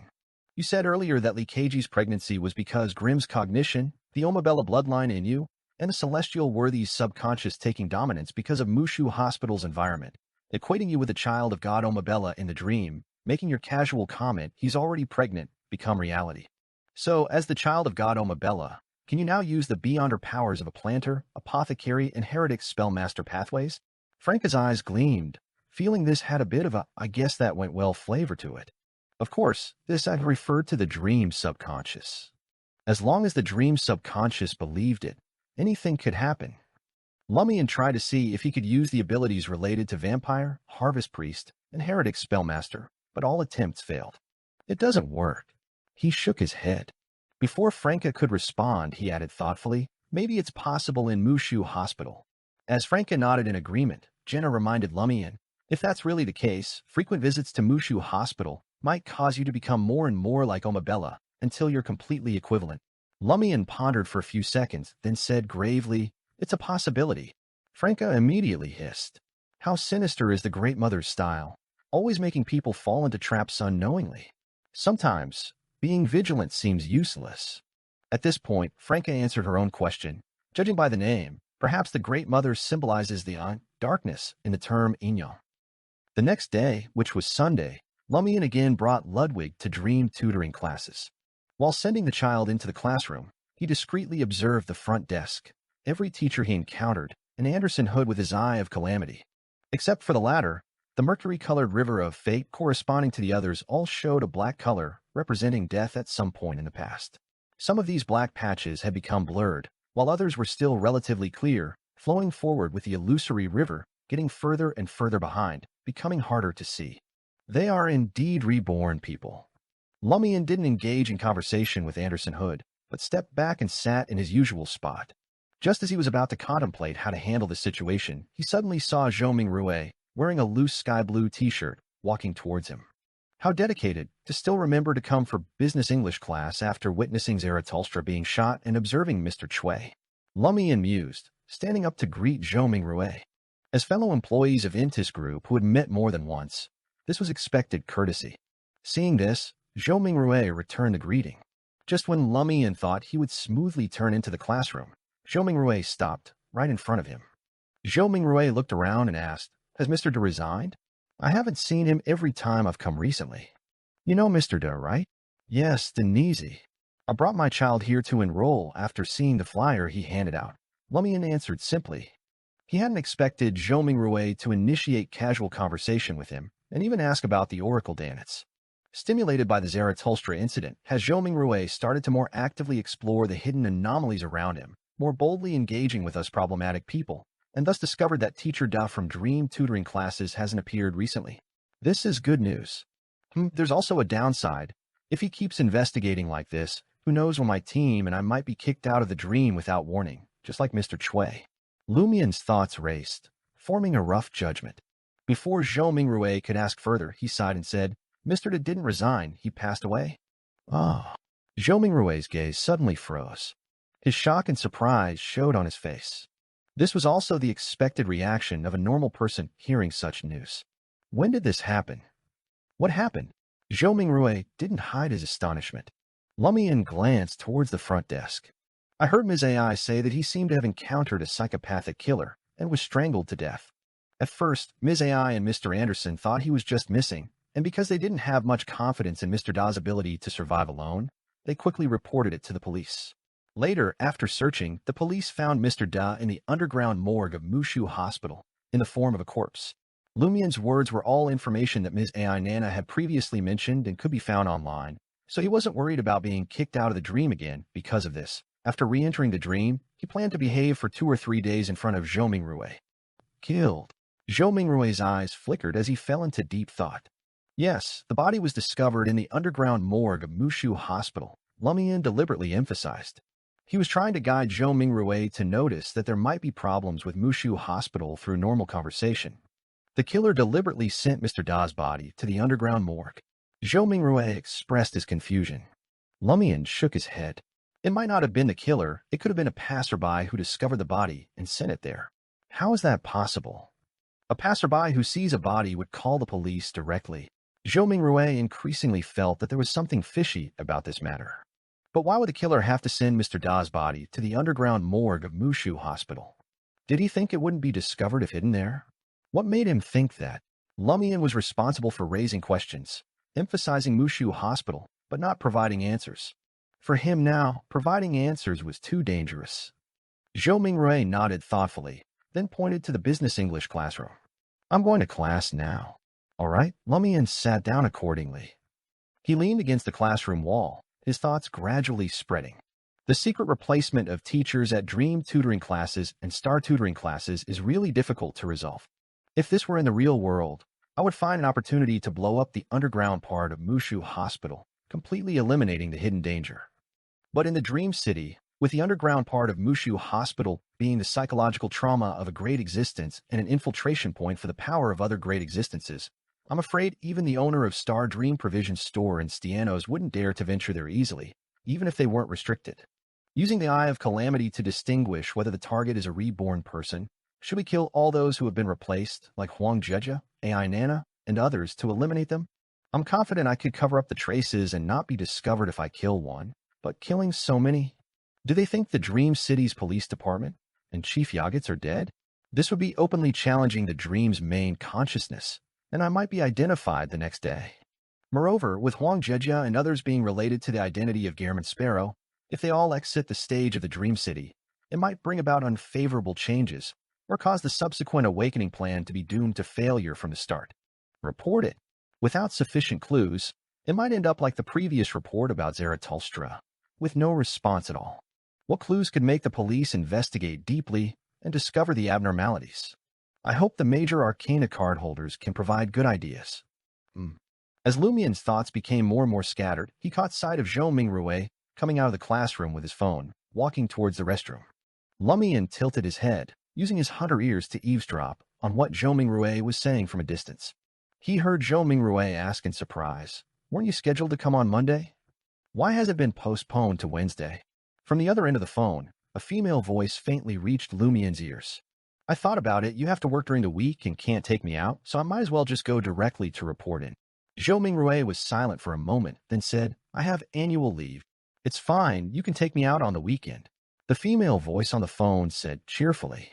Zhou Mingrui sighed and said, "All right then, what time is your train on Wednesday?" Hearing this, Lumian roughly understood what was going on. According to the information provided by the major arcana, Zhou Mingrui's sister Zhou Sasa had been admitted to a university in Yangdu and was about to come here to study. Zhou Sasa will arrive in Yangdu next Wednesday? As one of the dream manifestations closest to Zhou Mingrui, what changes will her arrival bring? Lumian raised his right hand to rub his temples, feeling that one wave of events was following another without pause. Star Dream Provision Store. Franca and Jenna, who had taken a taxi, walked into the dimly lit interior of the shop. The former politely asked the shop owner if they could mail a letter, while the latter lingered in the entrance area, both examining the antiques on the shelves and observing the situation outside. After getting the shop owner's permission, Franca turned to the shelf and dropped the letter in her hand into the silver-inlaid black mailbox. As her gaze swept across, she noticed that the pride armor that once belonged to her was standing quietly on the edge of the inner side of the right shelf. The surface of this silver-white full-body armor was somehow stained with patches and spots of dark red blood. Just seeing it gave Franca a feeling of rapidly weakening, as if her serious illness had returned. It's become even more sinister. Franca didn't dare ask the shop owner what had happened to the pride armor and quickly averted her gaze, walking towards the door. At this moment, Jenna raised her hand slightly, discreetly pointing to the diagonal opposite side of the street. There, perched on a branch of a street tree, was a white pigeon. Lord of Mysteries 2, Circle of Inevitability. Chapter 992, The Unknowing Questioner. Luo Shan sat in a cafe near the police station, monitoring Franca and Jenna's whereabouts using a white pigeon she had temporarily modified. She had drawn her own mark on the pigeon, as well as a hidden miniature camera. By wearing sunglasses with a receiving device drawn on them, she could obtain the corresponding signal. At the same time, she could use the connection between a painter and a painting to drive the corresponding mark, thereby directing the pigeon. Of course, this had to be maintained within a certain distance. After seeing Franca and Jenna come out of Star Dream Provision Store, Luo Shan quickly had the white pigeon follow them. As she followed, she found that the two targets were approaching the police station area, which was where she was. Luo Shan's heart skipped a beat. Fortunately, her anxiety didn't last too long. Franca and Jenna only came to this street and didn't actually walk to the cafe door. Phew. Just as Luo Shan breathed a sigh of relief, she saw Franca and Jenna, who were already 5 or 6 steps away from the cafe, disappear into thin air simultaneously. Luo Shan's pupils suddenly dilated. The next second, 2 people sat down opposite her. One was Luo Fu, the other was Jin Na. Luo Shan's movements froze instantly, as if she had turned into a statue. "Were you monitoring us?" Jenna asked in a friendly manner. Franca put the 2 mirrors in her hand on the coffee table, creating a mirror maze. "I wanted to see what you were really doing, if you were deceiving me, if you were bad people." Luo Shan's voice gradually rose. "It's still the after effects of the talk about the dreamscape. I wonder if the mirror maze can deceive a reporter's ability to explore the truth? Probably not. How to guard against this kind of prying in the future? Communicate important things via phone and delete chat records afterwards using the information shredder? No, except for me, Lumian, Jenna, Anthony, and Ludwig don't speak Chinese. Phone communication is done through voice conversion, which can also be heard. The bottle of fiction probably can't isolate it either, unless it's the realm of mysteries. Can we only communicate in places far away from a reporter in the future? Franca thought of many things in an instant. Suddenly, she had a flash of inspiration and looked at Luo Shan. You can follow us openly if you want. You can watch from the side if you want to see. It's just that some things will be more dangerous. We may not even be able to protect ourselves well. If we're going to face this kind of thing, we'll tell you in advance, and you can weigh whether you want to follow or not. Luo Shan didn't expect Franca and others to be so honest, and was momentarily speechless. Franca took the opportunity to say, "We're going to a place next to confirm whether certain people have become more fake. Do you want to go? Confirm if they've become more fake." Luo Shan suddenly felt a bit scared, but she didn't want to deceive herself forever and not uncover the answer. After a moment's hesitation, she said, "I'll go." Franca laughed. "It's good that you have the ability to explore the truth. You can intuitively help us confirm, without us having to devise dangerous plans." She didn't know yet if Lumian's Eye of Calamity could discover the problems with Huang Jejia, AI Nana, and others, so she planned to use a reporter's ability. This way, they might even discover the aspects in which the fake people were fake, and thus obtain key evidence that could be reported to the police. Moreover, Jenna had previously told Franca that since Luo Shan already knew the current world was a dream and was in a state of unwillingness to believe, full of doubt but unable to completely deceive herself, they shouldn't delay, lest she did something stupid because of it, or her mental state became problematic and was exploited by that evil god of the fantasy association. Jenna felt that, having already chosen to be honest and truthful, they should continue this style. On the one hand, stabilize Luo Shan's mental and emotional state through psychological treatment, and on the other hand, let Luo Shan face the truth step by step under their control, confirm the facts, and not let her imagine, try, or do things blindly, which could likely bring greater disaster. In other words, when problems had already appeared and couldn't be avoided, it was better to place them under one's own control and release them with precautions, rather than letting the problems develop on their own. So, for something that could have been done with a mystery-prying glasses, they chose to ask Luo Shan for help. Outside Star tutoring classes. Franca and Jenna brought Luo Shan to a white car that was unlocked and unoccupied. Anthony, who had received a WeChat message from Franca, was already on standby nearby, ready to treat Luo Shan if she had a mental breakdown. Luo Shan didn't expect there would be such a car waiting by the roadside for them to use. Our companion drove it over. To convenience our observations, Franca explained simply. Luo Shan asked in understanding, "Lumina who played cards with us?" That's how Franca and the others had introduced her. Jenna had no intention of letting the spectator onto the stage. After a while, they saw Huang Jejia walk out of Star tutoring classes. "It's her," Franca quickly informed Luo Shan.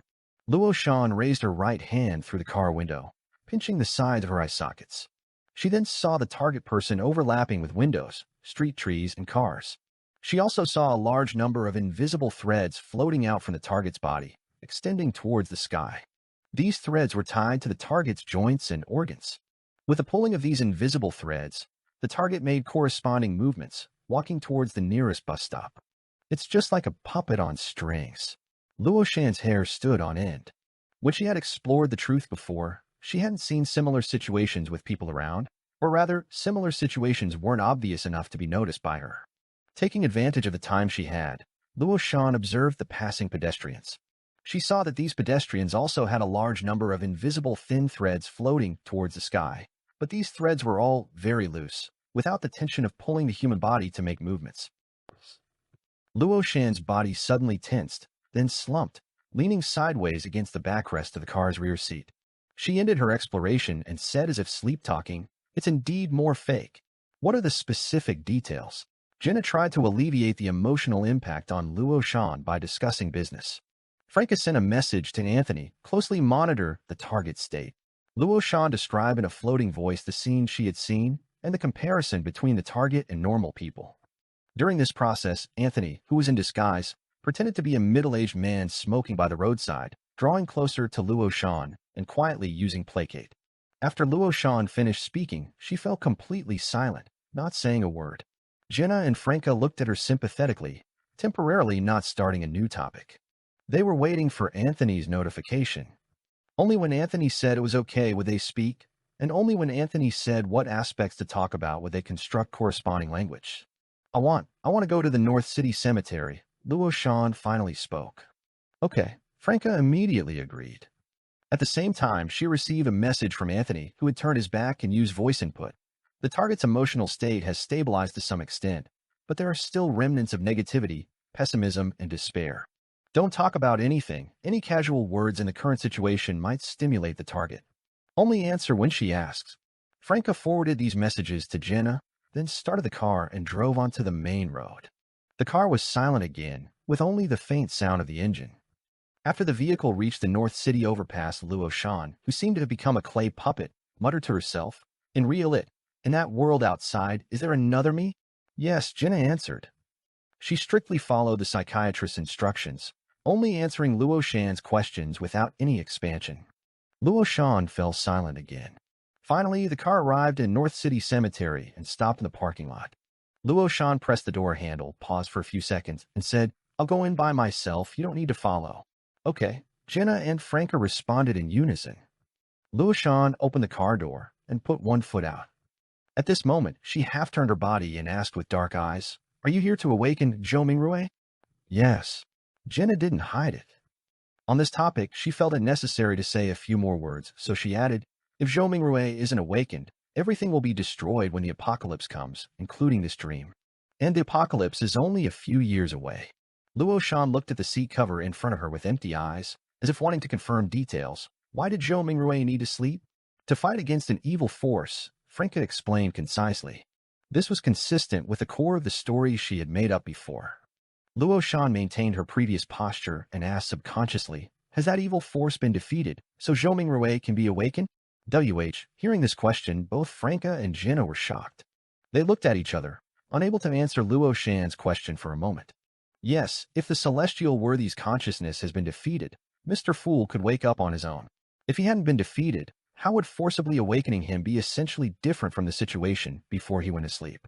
Or does the act of awakening itself symbolize the defeat of the celestial worthy's consciousness? Mr. Fool wakes up while the celestial worthy is still asleep. Will there be a change in the balance of power, with the scales of victory tilting towards Mr. Fool? If this guess is correct, that's fine. But if it's wrong, does it mean our direction is right? The major arcana have always focused on awakening, but should we actually weaken the celestial worthy first? We're currently still in the stage of confirming the situation. We're not sure if that evil force has been defeated yet, Franca answered truthfully. Luo Shan bit her lip and didn't ask any more questions. She got out of the car completely and walked into the cemetery's attached flower shop, buying 2 bunches of white chrysanthemums. She walked slowly forward, her figure gradually disappearing among the tombstones. Lord of Mysteries 2, Circle of Inevitability. Chapter 993, Important Person. At Xinhong District, in the rented apartment, Franca recounted the results of Luo Shan's observations and the questions she raised, finally saying, "The more I think about it, the more I feel something is amiss." The major arcana clearly mentioned in their materials that Mr. Fool went to sleep to fight against the celestial worthy's consciousness, so why are they solely focused on awakening Mr. Fool instead of helping to weaken the celestial worthy? And we too, with sufficient background information, never considered this direction before. It's as if we've been bewitched. No, as if we've been hit with a spell of stupidity. At this point, Franca suddenly paused. Everyone present instantly thought of one word, fooled. In the unspeakable silence, only Ludwig was completely unaffected, munching on his boiled corn. After serious contemplation, Jenna said, "Perhaps the act of awakening Mr. Fool itself will weaken the celestial worthy and strengthen our advantage." Lumian shook his head. Even if this symbolism holds true, we shouldn't have completely overlooked the direction of weakening the celestial worthy to help Mr. Fool awaken. Does that mean this direction is correct? So the dream fooled everyone to prevent us from thinking in this direction? Franca suddenly became excited. Not necessarily, Anthony replied. That celestial worthy is the being at the very top of the swindler pathway. Initially fooling us to prevent us from considering the possibility of weakening him might be to make us believe it's the only correct path after we've made some progress in our later explorations, causing us to rush headlong into it. The enemy's opposition indicates we're doing the right thing. But what if the enemy is deliberately opposing, feigning weakness when actually strong? Franca understood Anthony's meaning and said frustratedly, "How should we choose?" "Why choose?" Lumian laughed. "Awakening Mr. Fool and weakening the celestial worthy are 2 things we can do simultaneously." He stood up and began pacing in the small living room, speaking as he walked. "Let's reanalyze the possible goals Zarathustra wanted to achieve with those actions. Contacting Zhou Mingrui was likely to find a way to make Zhou Mingrui drink the subsequent potion, become a witch, thus creating a fixed, long-term mirror person, and to some extent shake Zhou Mingrui's self-perception.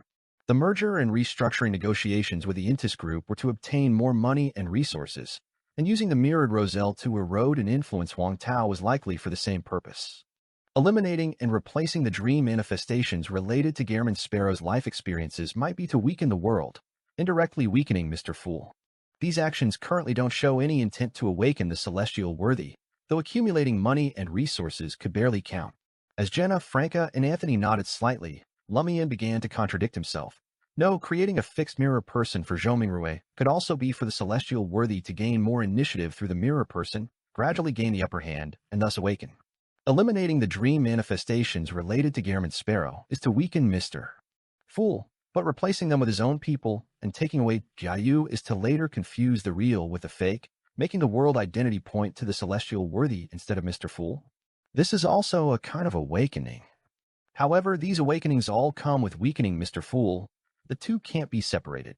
Lumian's point was that both weakening the celestial worthy and awakening Mr. Fool need to be done, and sometimes they are actually different aspects of the same thing. Franca concurred succinctly, but how can we weaken the celestial worthy? The major arcana card holders didn't know about the celestial worthy's past situation, nor did they mention which character in the Dream City was closely related to the celestial worthy. Franca couldn't find a target to weaken the celestial worthy. There was no starting point. Currently, only Pangdang is suspected to be related to the celestial worthy, but can't be confirmed yet, Anthony said. What can be confirmed is that Pangdang definitely has a special status in the Dream City.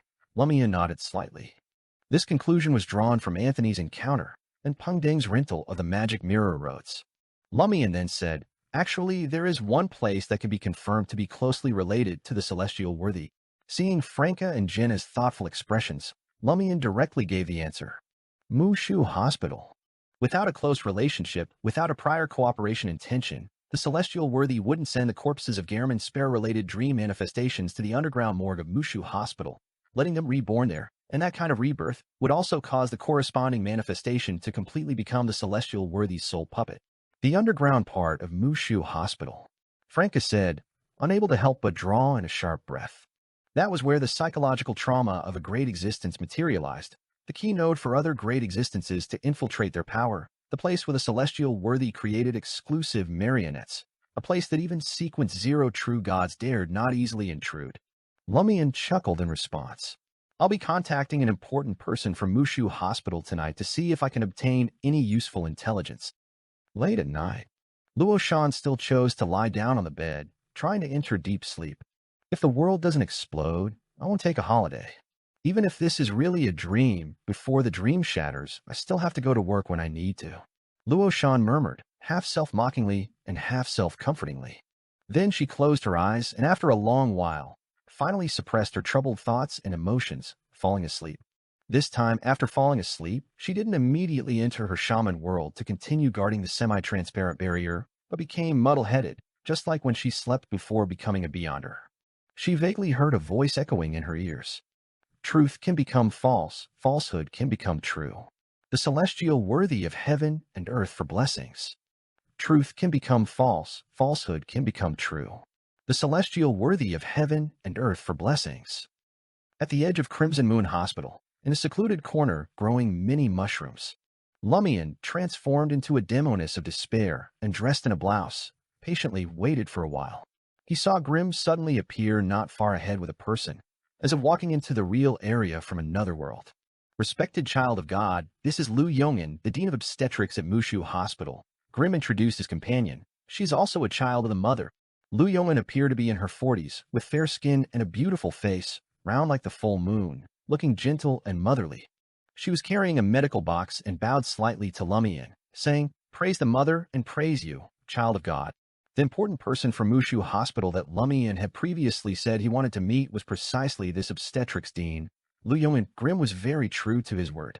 As soon as the one-week deadline was met, he sent a message to Lumian, reminding him that tonight he should go help Li Keiji with reproduction, both mystically and scientifically. Lumian hadn't rushed to abort the fetus in Li Keiji's belly, precisely because he wanted to fool Grimm first, to avoid reaching the point of needing to put on an act to cover up.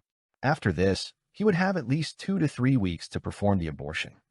Hearing Lu Yong'in's greeting, Lumian, with his long black hair, nodded slightly and said, "Let's go in and take care of business first." He didn't rush to inquire about the internal affairs of Mushu Hospital from Lu Yongin. This had to be done slowly, with proper groundwork, thinking through which things the child of God should already know and not need to ask about. "Yes, child of God," Grim and Lu Yongin responded in unison, their expressions turning serious. Lumian walked towards them and grabbed their shoulders. Then he activated the black mark on his right shoulder, using Spirit World Traversal to appear directly in Li Keiji's hospital room. Li Keiji, who had been touching his belly lost in thought, sat up straight, and the jellyfish-like mushroom on the ceiling sank down slightly. Seeing Li Keiji looking at him with slight surprise, Lumian winked his left eye at him, hinting that there was a reason for this and to play along for now. Li Keiji showed an expression of sudden realization. "You're here to help me?" Hearing these words, Grim couldn't help but turn his head to look at the child of God's stunningly beautiful face. When did she manage to deceive Li Keiji? Grim and Lu Yongin had both anticipated needing to use their abilities to control the target. Lu Yongin sat down beside Li Keiji's bed with her medical box and began a serious examination. After nearly a minute, she turned her head and said, "The fetus is very healthy and developing well and quickly." Grim immediately gave a thumbs up to the child of God, praising again, "As expected of you." Lumian was already numb to this, nodding slightly, focusing intently on watching Lu Yongin take out a syringe, draw some kind of drug, and give Li Keiji an injection in the belly. Then Lu Yong'in's maternal radiance became even more obvious as she began to virtually caress Li Keiji's belly with both hands. Lumian saw Li Keiji's belly begin to swell and enlarge at a visible rate. In just a minute or two, it looked like a 6-month pregnancy. "I can feel her heartbeat." Li Keiji touched his belly again. Lu Yong'in put away her instruments and drugs and smiled at Lumian. "Child of God, come again in 2 weeks, and we can enter the stage of imminent birth." "Excellent." Lumian nodded insincerely. "I'll abort it shortly. The earlier it's aborted, the safer." "We'll be leaving now." Lumian gave Li Keiji another meaningful look. Then he teleported back to the previous secluded corner with Lu Yong'in, who had walked back, and Grim, who was already by his side. Lumian didn't give Grim and Lu Yong'in a chance to say goodbye and leave. He looked at the latter, slightly raising his chin, and said, "How are things going inside Mushu Hospital?" He planned to ask vaguely at first, in the tone of a child of God wanting to get feedback from his subordinates, and then selectively delve deeper based on Lu Yong'in's response. Lu Yong'in replied with a kindly manner mixed with obvious respect. "The underground area is almost finished being renovated, and above ground it's still just as few and those who frequently enter and exit the underground." "The underground is almost renovated. Those who frequently enter and exit the underground don't count as people?" Lumian raised an eyebrow. Lord of Mysteries 2, Circle of Inevitability. Chapter 994, Dean. Lumian thought of the Mushu Hospital orderly he had encountered before and the situations he had observed during his several visits to Mushu Hospital. He felt that those who frequently entered and exited the underground of Mushu Hospital might truly no longer be considered human. More than this, what concerned him more was that the underground part of Mushu Hospital was nearly renovated. When that happens, what changes would occur? What does this symbolize? Amidst his swirling thoughts, Lumian wished he could go blow up the underground of Mushu Hospital right now and be done with it. Unfortunately, leaving aside whether he had the ability to break into Mushu Hospital's underground and completely destroy it, just the fact that the above-ground part of Mushu Hospital was still relatively normal, with many patients and ordinary medical staff coming and going, prevented him from acting rashly. There was no way to blow up the underground part without affecting the above-ground area. That would turn into a full-blown terrorist attack, causing Lumian to be rejected by the dream's main consciousness to the greatest extent, likely preventing him from entering again afterward. First, think of a way to get Mushu Hospital to stop admitting patients for a few days and transfer away the inpatients. This would be very difficult. Lumian looked at Lu Yong'in and carefully asked, "Are there still corpses waiting for rebirth in the underground morgue?" "Not at the moment. No one has brought corpses needing rebirth over these past couple of days," Lu Yong'in answered truthfully. After Zarathustra and Mr. Chui were kicked out of the dream, the corresponding activities stopped. This shows we're doing well. Theoretically, the celestial worthy should have more than just these few subordinates, and should have found a way or medium for subordinates to enter the Dream City. Were the others kicked out before, like the major arcana and the former lucky coin holders? That's right, there's no reason why the celestial worthy would only recently have subordinates who could enter. No reason why in the past only the celestial worthy could kick people out and Mr. Fool couldn't. Lumian nodded slightly, and changed his question. Who was the current dean of Mushu Hospital? He wasn't afraid of Lu Yongin becoming suspicious because of this inquiry, as he had previously asked Su Xinyang and secretly asked Grim, and even Grim, a child of the Great Mother, didn't know. You don't know. Lu Yongin looked at Lumian's face in surprise. She then turned to Grim and asked, You didn't tell the child of God?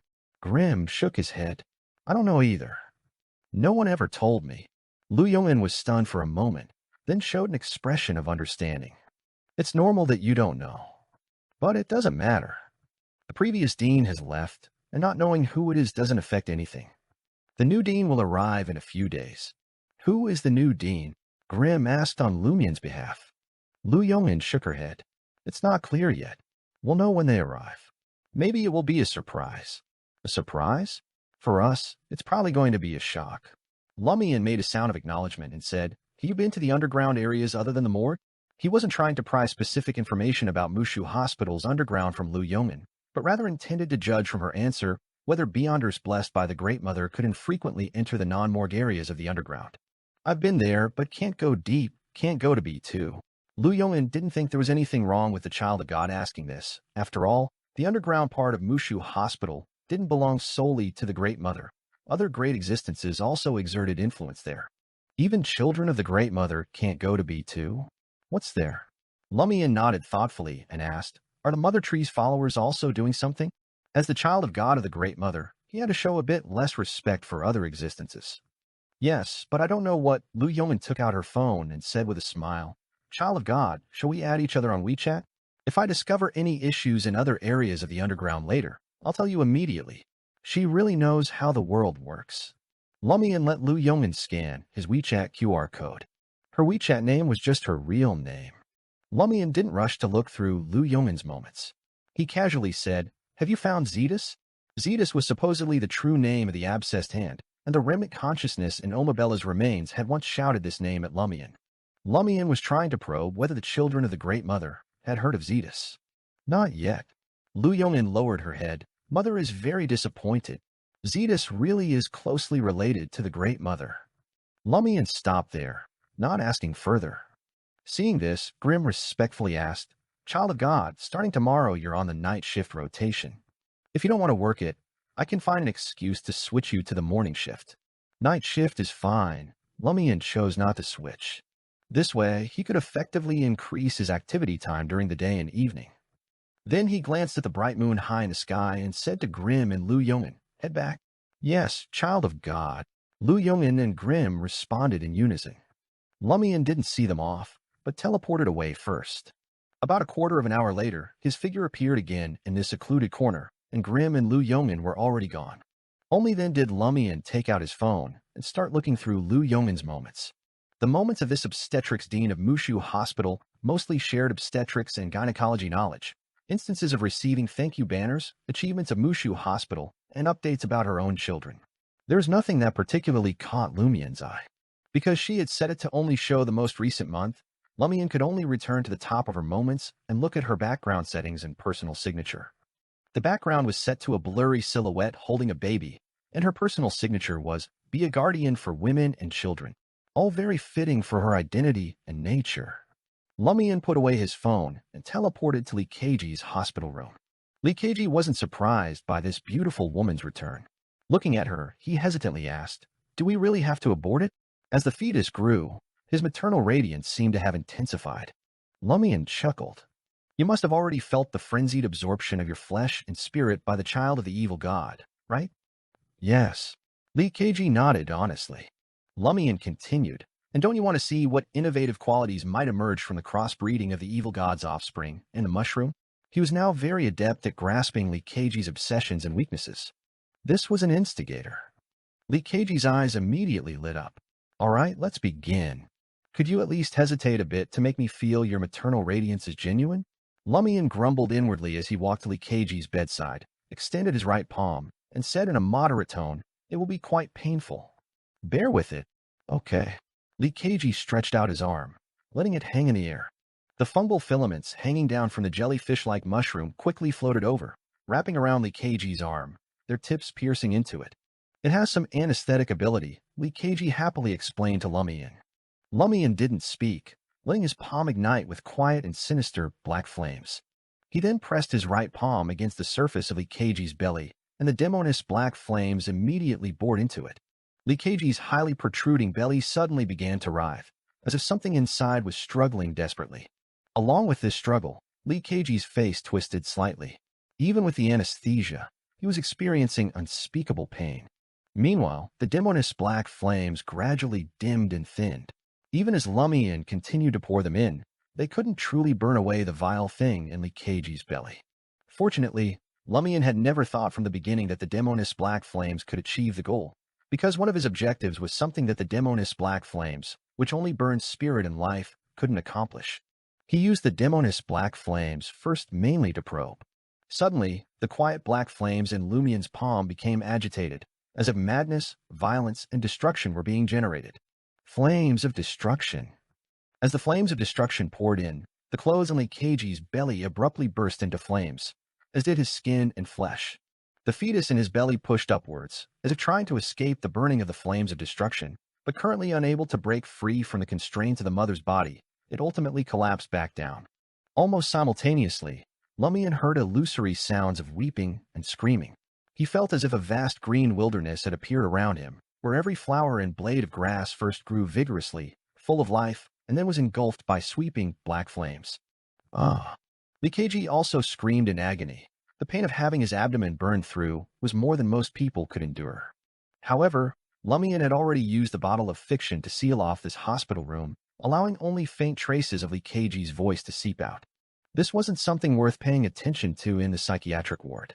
Finally, the fetus in Likaji's belly was burned to ashes, and these ashes, affected by the convection winds from the high temperature of the flames, swirled up into the air, flying towards the ceiling and scattering around. Completely eliminated, Lumian stepped back, preparing to take out a healing agent for Likaji to drink.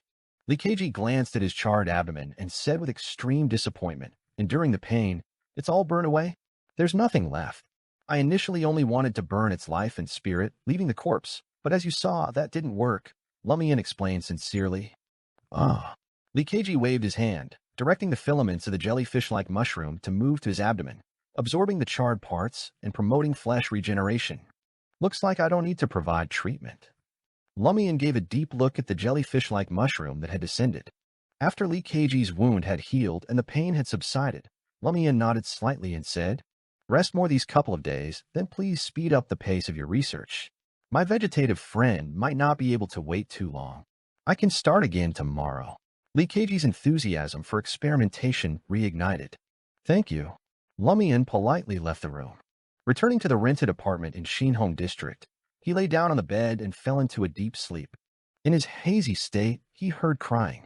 The crying voice was calling "Mommy, Mommy," filled with intense pain, unwillingness, and resentment. Lord of Mysteries 2, Circle of Inevitability. Chapter 995, Dream? "Mommy, Mommy." Lumian heard crying calls coming from the surrounding darkness, shrill and pitiful, as if clawing at his heart and soul.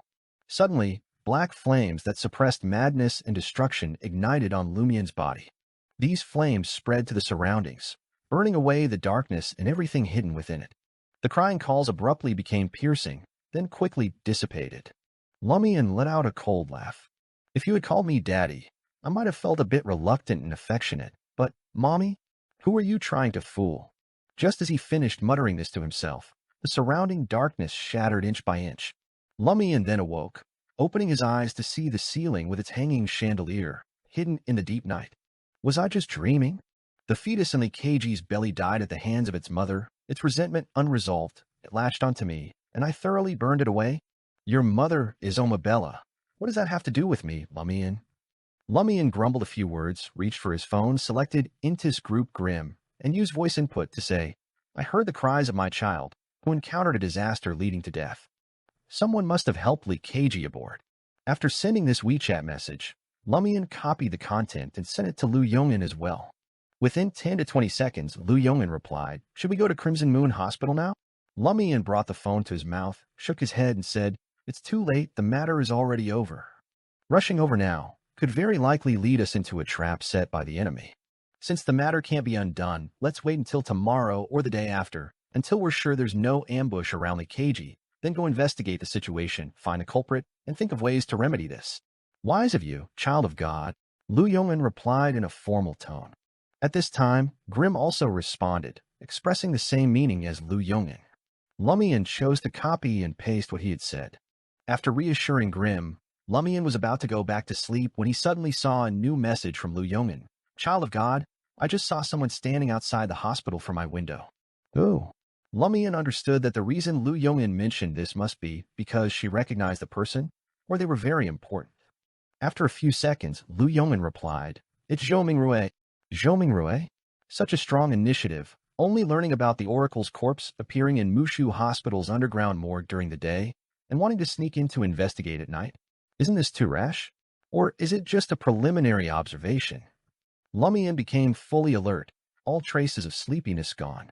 He brought the phone to his mouth again and used voice input to say, Don't worry about it for now. Notify me when Zhou Mingrue enters the hospital. Outside Mushu Hospital, Zhou Mingrue, still wearing a sky blue t-shirt, pretended to make a phone call while casually surveying his surroundings, focusing on the emergency center. After learning about Denise's death and confirming the relevant details through public reports, Zhou Mingrue felt that Mushu Hospital seemed to have significant issues, especially the underground morgue. So when night fell deeper, he took a taxi here, planning to pretend to seek emergency treatment while actually taking a tour of Mushu Hospital to see if he could discover anything. He hadn't planned to investigate the underground morgue today. He didn't want to take potentially significant risks before gathering sufficient information. While saying words like, okay, no problem, all right, can do, and that's it, Zhou Mingrue's gaze swept across the emergency center, across the patients and family members coming and going, but he couldn't see anything unusual. This wasn't actually his first time at Mushu Hospital. He had come for treatment twice before, as it was one of the closest hospitals to Intis Group and his residence. It had only been open for a few years, so whether for emergency or outpatient services, there weren't many people, no need to queue for long, and no worries about not being able to make appointments online. The district-level hospital closer to his residence, he felt, wasn't very reliable, while the other well-established hospitals were always overcrowded. The only difference from last time is that Mushu Hospital's reputation is growing, and more people are coming for treatment. It's a good thing I recovered midway from having some health issues after listening to heavy metal, and was thinking of coming here for treatment because there weren't many people. Zhou Mingrue recalled his experience of seeking emergency treatment half a year ago, as well as the incident a few weeks ago when he took sick leave to come to Mushu Hospital, but his illness got better before he even reached his destination. Thinking of this, he suddenly had a realization. That sick leave made me miss the formal meeting with Zarathustra. And I didn't actually enter Mushu Hospital. My hearing that song advance wasn't a coincidence. The melody and sound of that song were mixed with mystical powers. Does this mean that Zarathustra and Mushu Hospital really have issues? But when I came half a year ago, nothing happened. I didn't notice anything unusual. Are problems at Mushu Hospital gradually worsening? As Zhou Mingrue muttered to himself, his gaze moved up from the emergency center to the entire building. Suddenly, he heard his own heartbeat. Hum, hum. Zhou Mingrue inexplicably felt fear, making his heart feel as if it had been violently squeezed by an invisible hand, uncontrollably speeding up its beating. Hum, hum. He felt as if something he feared and dreaded most was hidden in that building, as if it were the source of his fear. There really is a problem. Zhou Mingrue's pupils rapidly dilated. Half a year ago, he had also come for emergency treatment at night and had also looked at Mushu Hospital's main building, but at that time he didn't have any feeling that terrifying things were hiding inside. Zhou Mingrue steadied himself, closed his eyes, and regulated his breathing. When his heartbeat calmed down, he looked at the Mushu Hospital building again. Hum, hum. He once again experienced a sudden burst of fear, instinctively believing that deep inside Mushu Hospital were things he didn't want to face and was afraid to encounter. Zhou Mingrue subconsciously wanted to turn and leave, but ultimately endured. Just do a preliminary observation. Just do a preliminary observation. Avoiding won't solve the problem. Avoiding won't solve the problem. As he muttered to himself, Zhou Mingrue's right palm, not holding the phone, naturally hung down, clenching and unclenching, unclenching and clenching. After about 10 seconds, he hung up the phone, took a step forward, and walked towards the entrance of the emergency center. In room 2303 of Dekwang Garden. After Franca and Jenna fell asleep, they quickly gained lucidity. This was something that inevitably happened when Beyonders entered Luoshan's shaman world, and neither of them was surprised. But in the next second, what met their eyes was not the frozen storm, wandering astral projections, and semi-transparent barriers, but a dimly lit corridor. The walls of the corridor were painted white, giving off a slight green tinge under the dim light. "Where is this?" Franca blurted out in astonishment. Where has Luo Shan's shaman world gone? Amidst her surprise, Jenna thought of a possibility. Could something have happened to Luo Shan? Because of confirming that Huang Jiejia and others were more fake. That would make Luo Shan further face the fact that this was a dream. But didn't Anthony say that Luo Shan's emotions had stabilized to some extent? Did she experience some shock after going home? Franca responded with confusion. Anyway, let's find Luo Shan first. This might be the shaman world after some change. Jenna looked around and concentrated on listening. Faced with a situation different from usual, Franca instinctively put her hand into her traveler's bag, preparing to take out her beyonder items. Suddenly she paused. "No, that's not right." Seeing Jenna turn her gaze towards her, Franca said with a serious expression, "The traveler's bag is still here, and the items inside are still there." Jenna's gaze instantly froze, understanding what Franca meant. Only astral projections could enter Luo Shan's shaman world to fight monsters, and astral projections obviously wouldn't carry a traveler's bag and corresponding items. Even if they did, it would only be something conjured by the dream, with no actual ability. This isn't Luo Shan's shaman world. What exactly have we encountered? Jenna furrowed her brow. She tried to leave this place through cogitation to make her astral projection return to her body. But this had no effect. We're not astral projections on an excursion, entering Luo Shan's dream or shaman world. We've been directly transferred to this place, Franca gave her conclusion. How is this possible? I didn't feel anything at all. Just as she finished speaking, she suddenly heard Luo Shan's voice coming from a room ahead. No, I refuse." A few seconds later, the door of that room was pulled open, and Luo Shan, wearing pajamas, rushed out.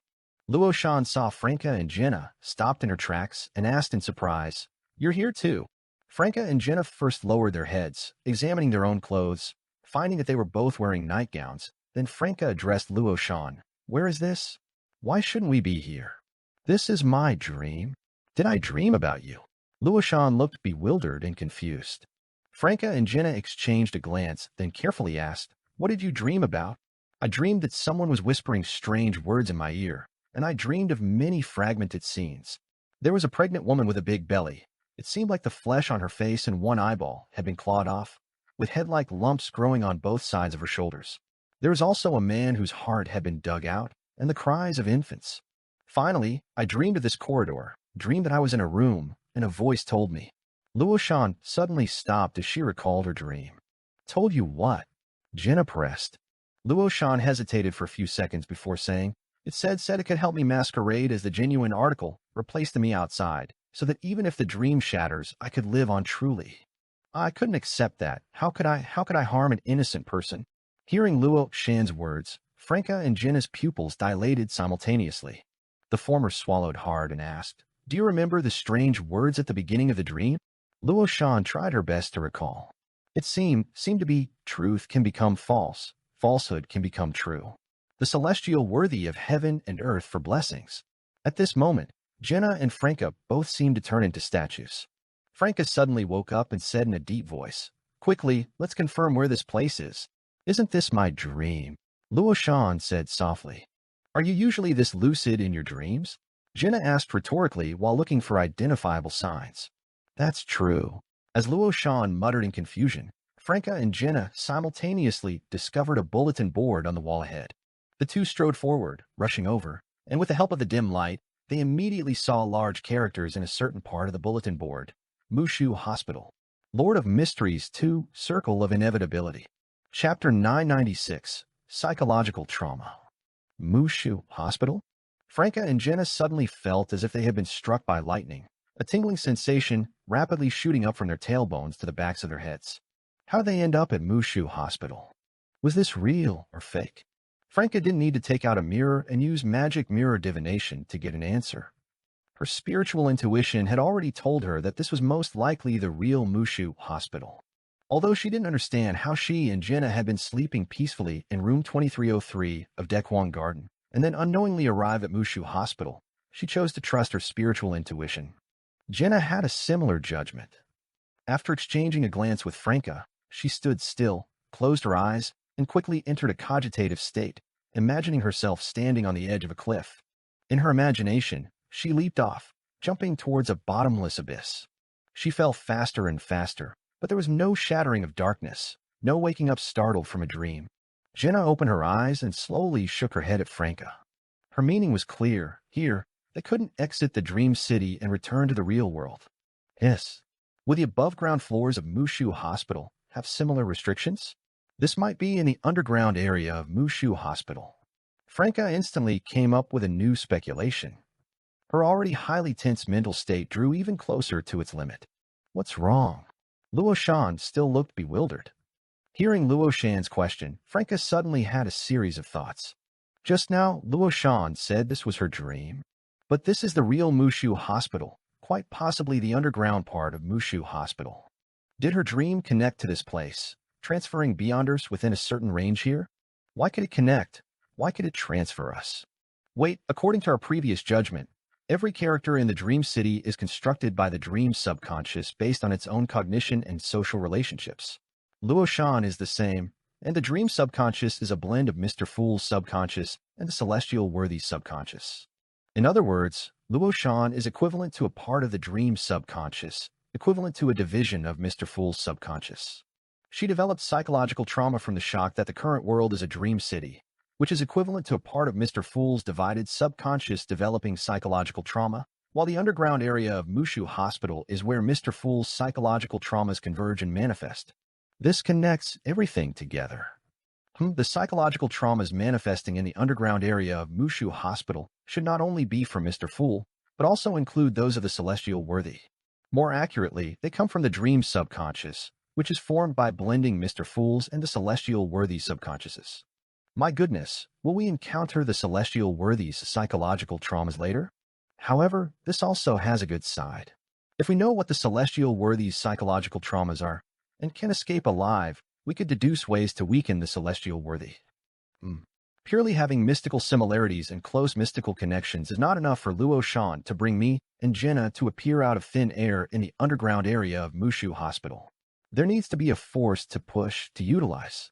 At first, Luo Shan heard truth can become false, falsehood can become true. The celestial worthy of heaven and earth for blessings. This indicates that she has actually been targeted by some faction. A problem has been identified, but that faction wanted to fish or wait for an opportunity before taking action. Zaratulstra's group. No, if it were them, Zaratulstra would have absolutely guarded against the possibility of Zhou Mingrui being invited to eat at the hot pot restaurant. As thoughts flashed through Franca's mind, she didn't dare waste time on deep thinking and analysis. She carefully chose her words and said to Luo Shan, "This might be the underground part of Mushu Hospital, and it's not something you dreamed up, it's real." Without waiting for Luo Shan to ask further questions, Franca made up a reason based on her recent speculation. There's likely an enemy hidden in or near your room who, while you were sleeping, exerted influence and used your shaman world to transfer us here out of thin air. Luo Shan blinked and said, "No wonder at first it was like my usual dreams, but then I became more and more lucid. Why bring us to the underground of Mushu Hospital? Is there a big problem here?" As the two conversed, Jenna searched through her traveler's bag. She originally wanted to make a phone call or send a WeChat message to try to call for help or contact Lumian, but she and Franca had put their phones beside their pillows before sleeping, not holding them tightly or carrying them on their persons. Therefore, they were both currently phoneless. Jenna took out the ice mirror charm with only one use left and held it in her palm. She had another ice mirror charm that could be used 4 times, which Lumian had found an opportunity to remake for all team members after being kicked out of the dream the day before yesterday. "I don't know, I'm only sure that it's very dangerous here. We need to leave as soon as possible," Franca replied to Luo Shan, looking back and forth. "Let's quickly find the elevator lobby and go up to the first floor by elevator or stairs." Luo Shan's spirits also tensed up as she followed Franca's actions, surveying their surroundings. At this moment, Jenna activated the ice mirror charm to see if she could leave the current area through the mirrors she carried. But after being enveloped by the charm's light, she found that the world behind the mirror was deep and dark, giving her an extremely dangerous feeling. She didn't dare to pass through the glass mirror's surface and enter the mirror world. "The mirror world is also abnormal," Jenna raised her head and said to Franca. As she spoke, the ice mirror charm in her hand turned into sparkling fragments, quickly scattering and disappearing. That's normal. Franca wasn't particularly surprised by this. In a place like this, Maybe we can only leave through normal means and predetermined exits. Let's go find the elevator lobby now. Luo Shan first made a sound of agreement, then remembered her ability and asked with some expectation, "Do you have any paint and brushes? Pencils or pens would work too. You want to draw a door to get out?" Jenna understood. Yes. Luo Shan nodded heavily. Franca frowned slightly and said, "Are you sure the door you draw will lead to the upper levels of Mushu Hospital or the entrance, and not to other areas of the underground part? I can draw the door of my home, that way we can return home, but there's a distance limit. I'm not sure if the distance between Mushu Hospital and Dekwang Garden meets the conditions." Luo Shan's voice gradually lowered. Franca quickly made a decision. "Let's first look for a real exit, first find the elevator lobby. If we can't find it, or if we're trapped, then we'll risk using your drawn door." Seeing Jenna nod in agreement, Luo Shan could only temporarily abandon the idea of drawing a door to exit. After giving Luo Shan a fountain pen and a sharpened pencil, Franca turned around, partly relying on observing the environment and partly following her spiritual intuition, and walked towards the other end of the corridor. Soon, the three saw a door, a double wooden door with glass. Franca, walking in front, brought her face close to the glass on the door, trying to observe the situation behind it. But beyond the glass was pitch black. Even with a demonist night vision, she couldn't clearly see what was hidden inside. Franca felt as if her eyes were covered by a black cloth, rather than the corresponding environment losing light. After performing a simple magic mirror divination, Franca stretched out both hands and pushed open the large double wooden doors.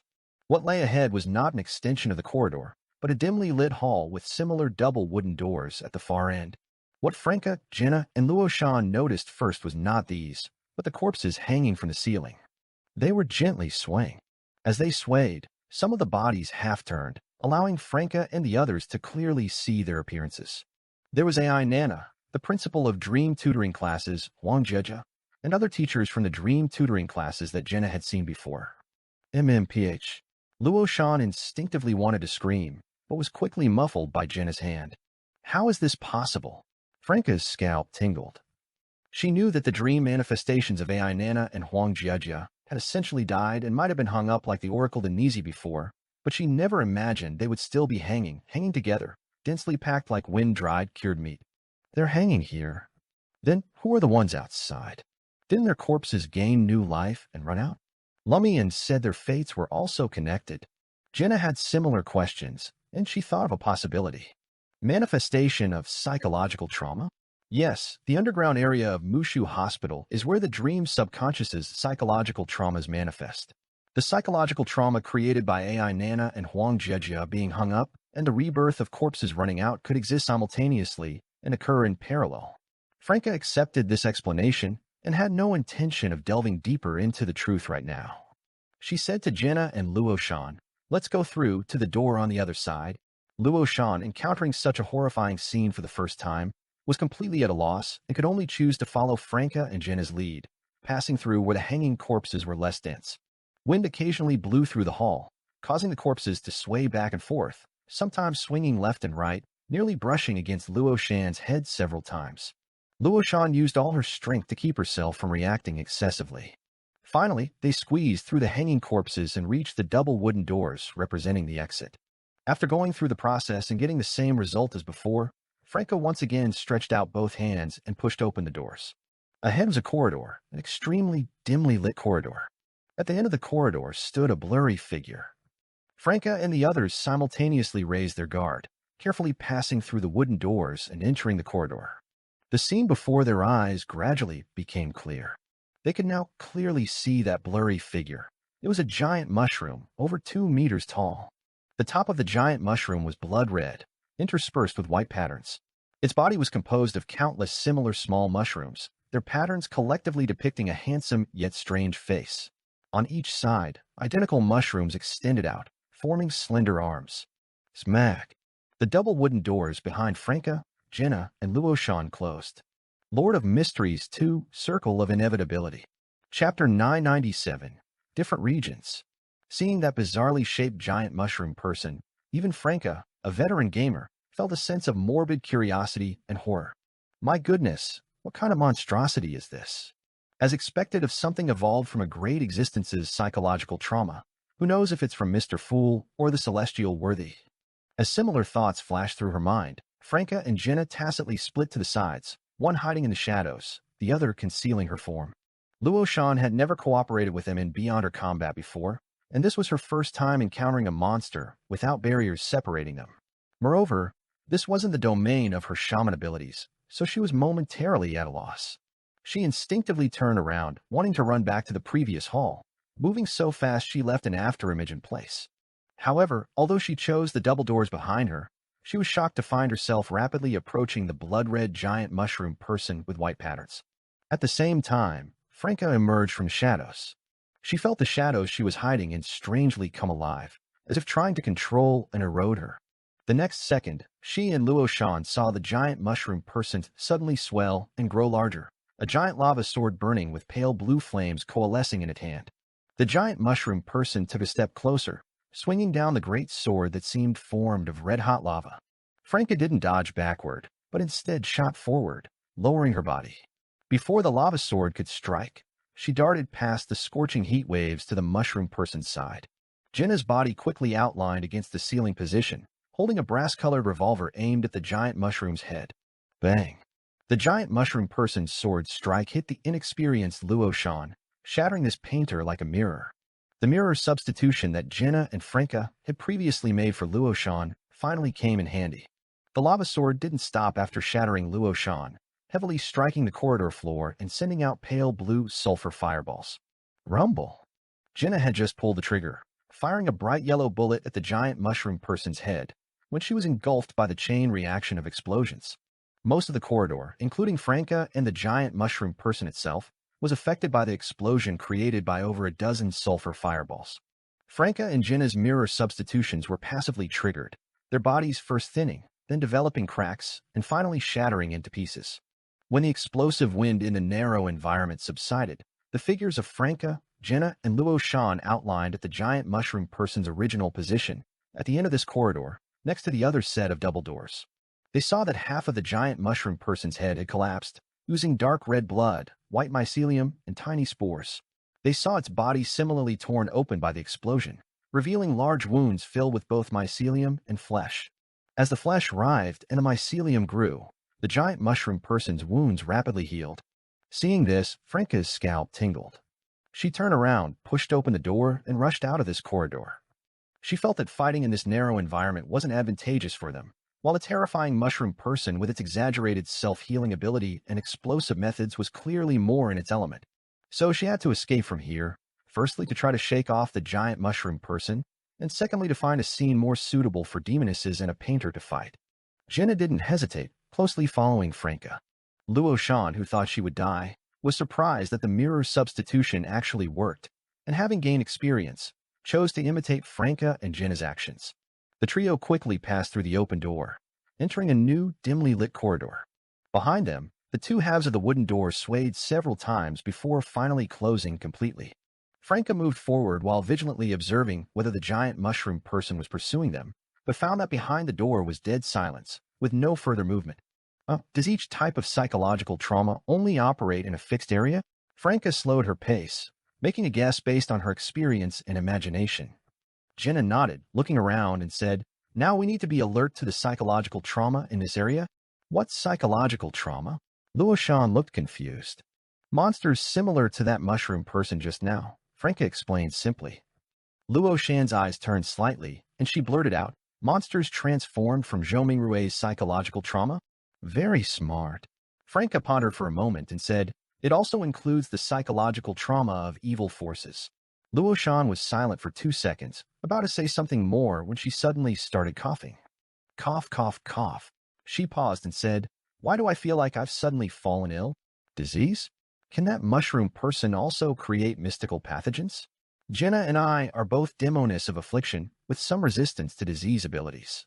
Brief contact won't infect us, but Luo Shan can't resist. Showing symptoms? The symptoms appeared very quickly. This isn't at the level of Sequence 7. After Zhou Mingrue was stimulated, did the power level of the Dream City change, starting from the underground part of Mushu Hospital, with no corresponding manifestation in the outside world yet? Jenna vaguely understood the reason and took out a bottle of healing agent from her traveler's bag. She didn't rush to provide treatment for Luo Shan, but pondered and asked, Can you draw efficacious medicine for yourself? Even if the drawn medicine had a limited duration, it could truly cure diseases. As long as all the mystical pathogens were eliminated before the effect wore off, it would work. At this time, Franca had also figured out the reason and muttered, "That mushroom person is too terrifying. What kind of monster is this exactly?" Luoshan already felt her forehead burning up. She shook her head and said, "I don't know exactly what this disease is, nor do I know what medicine to draw to cure it."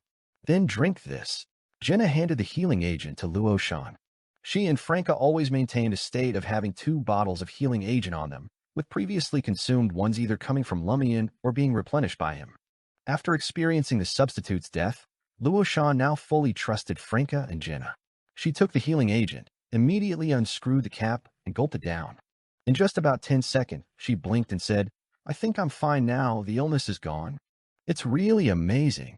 "Your ability to draw is also amazing," Franca said humbly, pointing to the end of the current corridor. "Let's continue forward. We need to find the elevator lobby quickly. Otherwise, who knows what we'll encounter." She was still shaken by that giant mushroom person. Jenna and Luoshan felt the same, quickening their pace to follow behind Franca. They had just taken 2 or 3 steps when the double doors at the end of the corridor suddenly swung open. Franca and Jenna reflexively used invisibility, then considered how to help Luoshan hide. Luoshan had somewhat adapted to the current situation. Using a pencil, she quickly drew a simple, inconspicuous, childlike doodle of a door on the side wall in just 2 seconds. This door had no markings and wouldn't lead anywhere. Luoshan placed her palm on the handle and yanked it backward sharply. The door, just drawn on the wall, miraculously opened, revealing a dark area about the size of room 2303's bathroom. Luoshan hid inside, then carefully closed the paper-thin door. The wall's surface was left with only a few faint, barely noticeable pencil marks resembling a door outline. By this time, the double doors at the end of the corridor had fully opened, and an orderly wearing light blue clothing and a white mask slowly entered the current area, pushing a transfer bed. Franca held her breath and turned her gaze towards the orderly and the transfer bed. She saw that the orderly's eyes were both empty and wooden, yet seemed to hide deep malice. She saw that the surface of the transfer bed was covered with a thin blanket, but there was no patient or corpse sleeping on it. What made the back of Franca's neck go cold was that the thin blanket appeared to be in a bulging state, yet there was clearly nothing underneath it. Covering an invisible object? Franca and Jenna pressed their backs tightly against the side wall, trying hard to increase the distance between themselves and the orderly and the transfer bed. Amidst the sound of wheels rolling over floor cracks, the orderly maintained a slow, stiff posture, pushing the transfer bed past Franca and Jenna towards the double doors leading to the corridor with the giant mushroom person. Only when this transfer bed had pushed open the doors, slowly left the current area, and disappeared from their sight did Franca and Jenna end their invisibility and return to the middle of the corridor. Luoshan also opened the door on the wall and nimbly leaped out. She didn't forget to casually close the door. "How did you know it was safe to come out?" Jenna, who was about to knock on the door, asked. Luoshan raised the pencil in her hand and said with a smile, "I drew a peephole inside. Let's continue looking for the elevator lobby." Franca took the lead without hesitation. Just as they reached the exit at the end of the corridor, that set of double doors suddenly swung open. It had opened again when Franca, Jenna, and Luoshan were less than 3 meters away from it. Mushu Hospital, Emergency Center. Based on his experience from the last hospital visit, Zhou Mingrui described the symptoms of acute gastroenteritis and successfully obtained a lab test order from the doctor. He took this order and turned into the right passageway, heading towards the emergency blood drawing area. While waiting for his number to be called at the blood drawing area, he clutched his stomach, pretending he could no longer hold on, and quickly left the area, entering the first-floor lobby and walking towards the nearest public restroom. During this process, he naturally looked around, seeing if he could find any odd details. He hadn't discovered anything in the emergency center before. The nearest public restroom was adjacent to elevators 6 to 10. In the dim light, Zhou Mingrui quickly circled to the elevator lobby. He pressed both up and down simultaneously, observing the elevator's operation. Soon, 2 elevators arrived on the first floor, their doors opening almost simultaneously. Zhou Mingrui glanced left and right, finding nothing unusual about the upward elevator, but the downward one gave him a feeling of leading to hell, to the source of fear. Is Mushu Hospital's problem underground? Zhou Mingrui silently mused to himself. Lord of Mysteries 2, Circle of Inevitability. Chapter 998, Tremor. Zhou Mingrui stared at the downward elevator until its doors closed. He suppressed the urge within him, choosing not to take the elevator now to explore the underground area of Mushu Hospital. He needed more intelligence. Zhou Mingrui withdrew his gaze and walked towards the elevator lobby exit, intending to go to the nearby public restroom as he had pretended earlier. Suddenly, he looked towards a corner to the side, as if something was hidden in the darkness there. Zhou Mingrui stared for a while, but found nothing unusual. He continued walking diagonally forward, turning into the public restroom. After a few seconds, he hid in the shadows, melting into the darkness, and circled back to this area to quietly observe. After patiently waiting for nearly 5 minutes and confirming there were no potential observers in the corresponding corner, he returned to the public restroom, feigning the appearance of having just finished his business, and slowly walked out towards the emergency blood-drawing area. It wasn't until Zhou Mingrui's figure entered the brightly lit area that Lumian's image, with flowing black hair and striking beauty, reflected on the metal elevator doors of the surgery-specific elevator in the lobby. He wore a light gray t-shirt, a jacket slightly lighter than black water, and off-white trousers that were a bit short due to his height, revealing the edges of his socks. Strong spirituality, keen intuition, this doesn't seem like just a Sequence 9 assassin. Lumian sighed softly. Of course, he knew Zhou Mingrui couldn't be merely a Sequence 9 assassin. Earlier, he had hidden in that corner, using invisibility. If Zhou Mingrui had made any move towards the hospital's underground area, he would have immediately tried to stop him. Who knew? He was almost discovered by Zhou Mingrui. Fortunately, he wasn't just a hunter and a demoness. With a blink, he transferred his position, hiding completely within the metal mirror surface formed by the elevator doors. Lumian walked out of the elevator, about to stealthily approach the emergency center along the largely unlit lobby, when he suddenly felt a vibration under his feet. It was like a subtle earthquake, or as if a not-too-violent explosion had occurred underground. Lumian stopped, lowered his head, and stared at the stone-tiled floor. Has something changed in the underground area? Lumian pondered to himself. Seeing the wooden doors swing open before them, Franca pulled Luo Shan, her feet sliding, quickly hiding in the shadows cast by the dim light to the side. Then she merged with the shadows, letting Luo Shan press against the wall behind her, using herself as a shadow to provide better cover. Meanwhile, Jenna used invisibility. In the blink of an eye, before the wooden doors were fully open, the three had completed their concealment. This time, it was again an orderly wearing light blue clothing and a white mask pushing a transfer bed in. But unlike before, there was a patient covered with a thin blanket lying on the transfer bed. The patient was in her 20s, wearing a loose blue and white checkered hospital gown, her golden long hair docilely spread to both sides, her forehead neither wide nor narrow, smooth and beautiful, her eyes a jade green, her demeanor melancholic and serene. The most noticeable thing about her was her abdomen, which was greatly swollen, seeming to be over 7 months pregnant.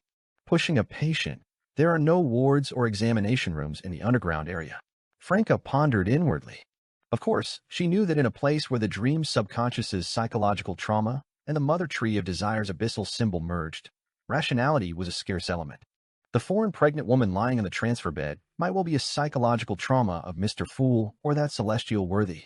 Luo Shan, shielded behind Franca, only saw the foreign pregnant woman after the transfer bed had passed their hiding spot. Her gaze suddenly froze. That was the woman she had just seen in her dream. Although at that time one of her eyes had been gouged out hanging near the socket, her face covered with very deep, fleshless wounds, and head-sized bloody tumors growing from both shoulders, Luo Shan still recognized her at a glance. Luo Shan bit her lip, not letting herself make any sound of surprise. Just then, from the highly swollen belly of the pregnant woman on the transfer bed, came the cry of an infant. Wah! Franca instantly bristled. What the hell are you crying for when you're not even born yet? This cry caused the latent fear in Franca, Jenna, and Luo Shan to explode simultaneously, uncontrollably causing them to make extra movements. Franca consequently emerged from the shadows, and Jenna could no longer maintain her invisibility state. In a flash, the orderly with empty and wooden eyes turned to look at Jenna, and the foreign pregnant woman on the transfer bed also sat up, looking towards Franca and Luo Shan. Let's go for it. Franca gritted her teeth and concealed her form. Her idea was to temporarily repel the orderly and the foreign pregnant woman, then seize the opportunity to escape to the next area through the open double doors. Based on their previous experience, the monsters in the current area would not leave their own territory.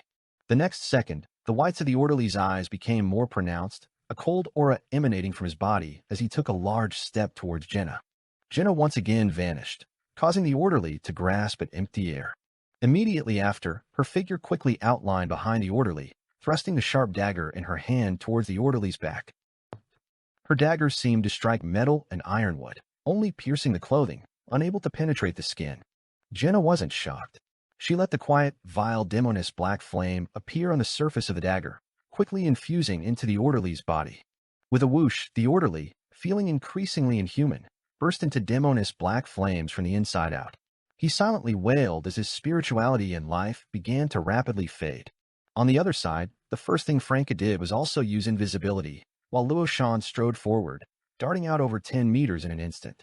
Franca appeared in front of the transfer bed, a mirror now in her hand, reflecting the image of the foreign pregnant woman. Almost simultaneously, she pressed her palm, covered in quiet black flames, towards the mirror's surface. Throughout this process, the foreign pregnant woman's reaction seemed rather slow, just like an ordinary person. She then saw black flames erupting from her belly, hearing the baby's cries becoming more pronounced. She let out a shrill and agonized scream, her figure instantly disappearing from the transfer bed. But when she reappeared in Franca's planned escape direction, the evil black flames were still burning on her body, growing stronger. Plop, plop, plop. The foreign pregnant woman's flesh seemed to melt away, falling to the ground piece by piece.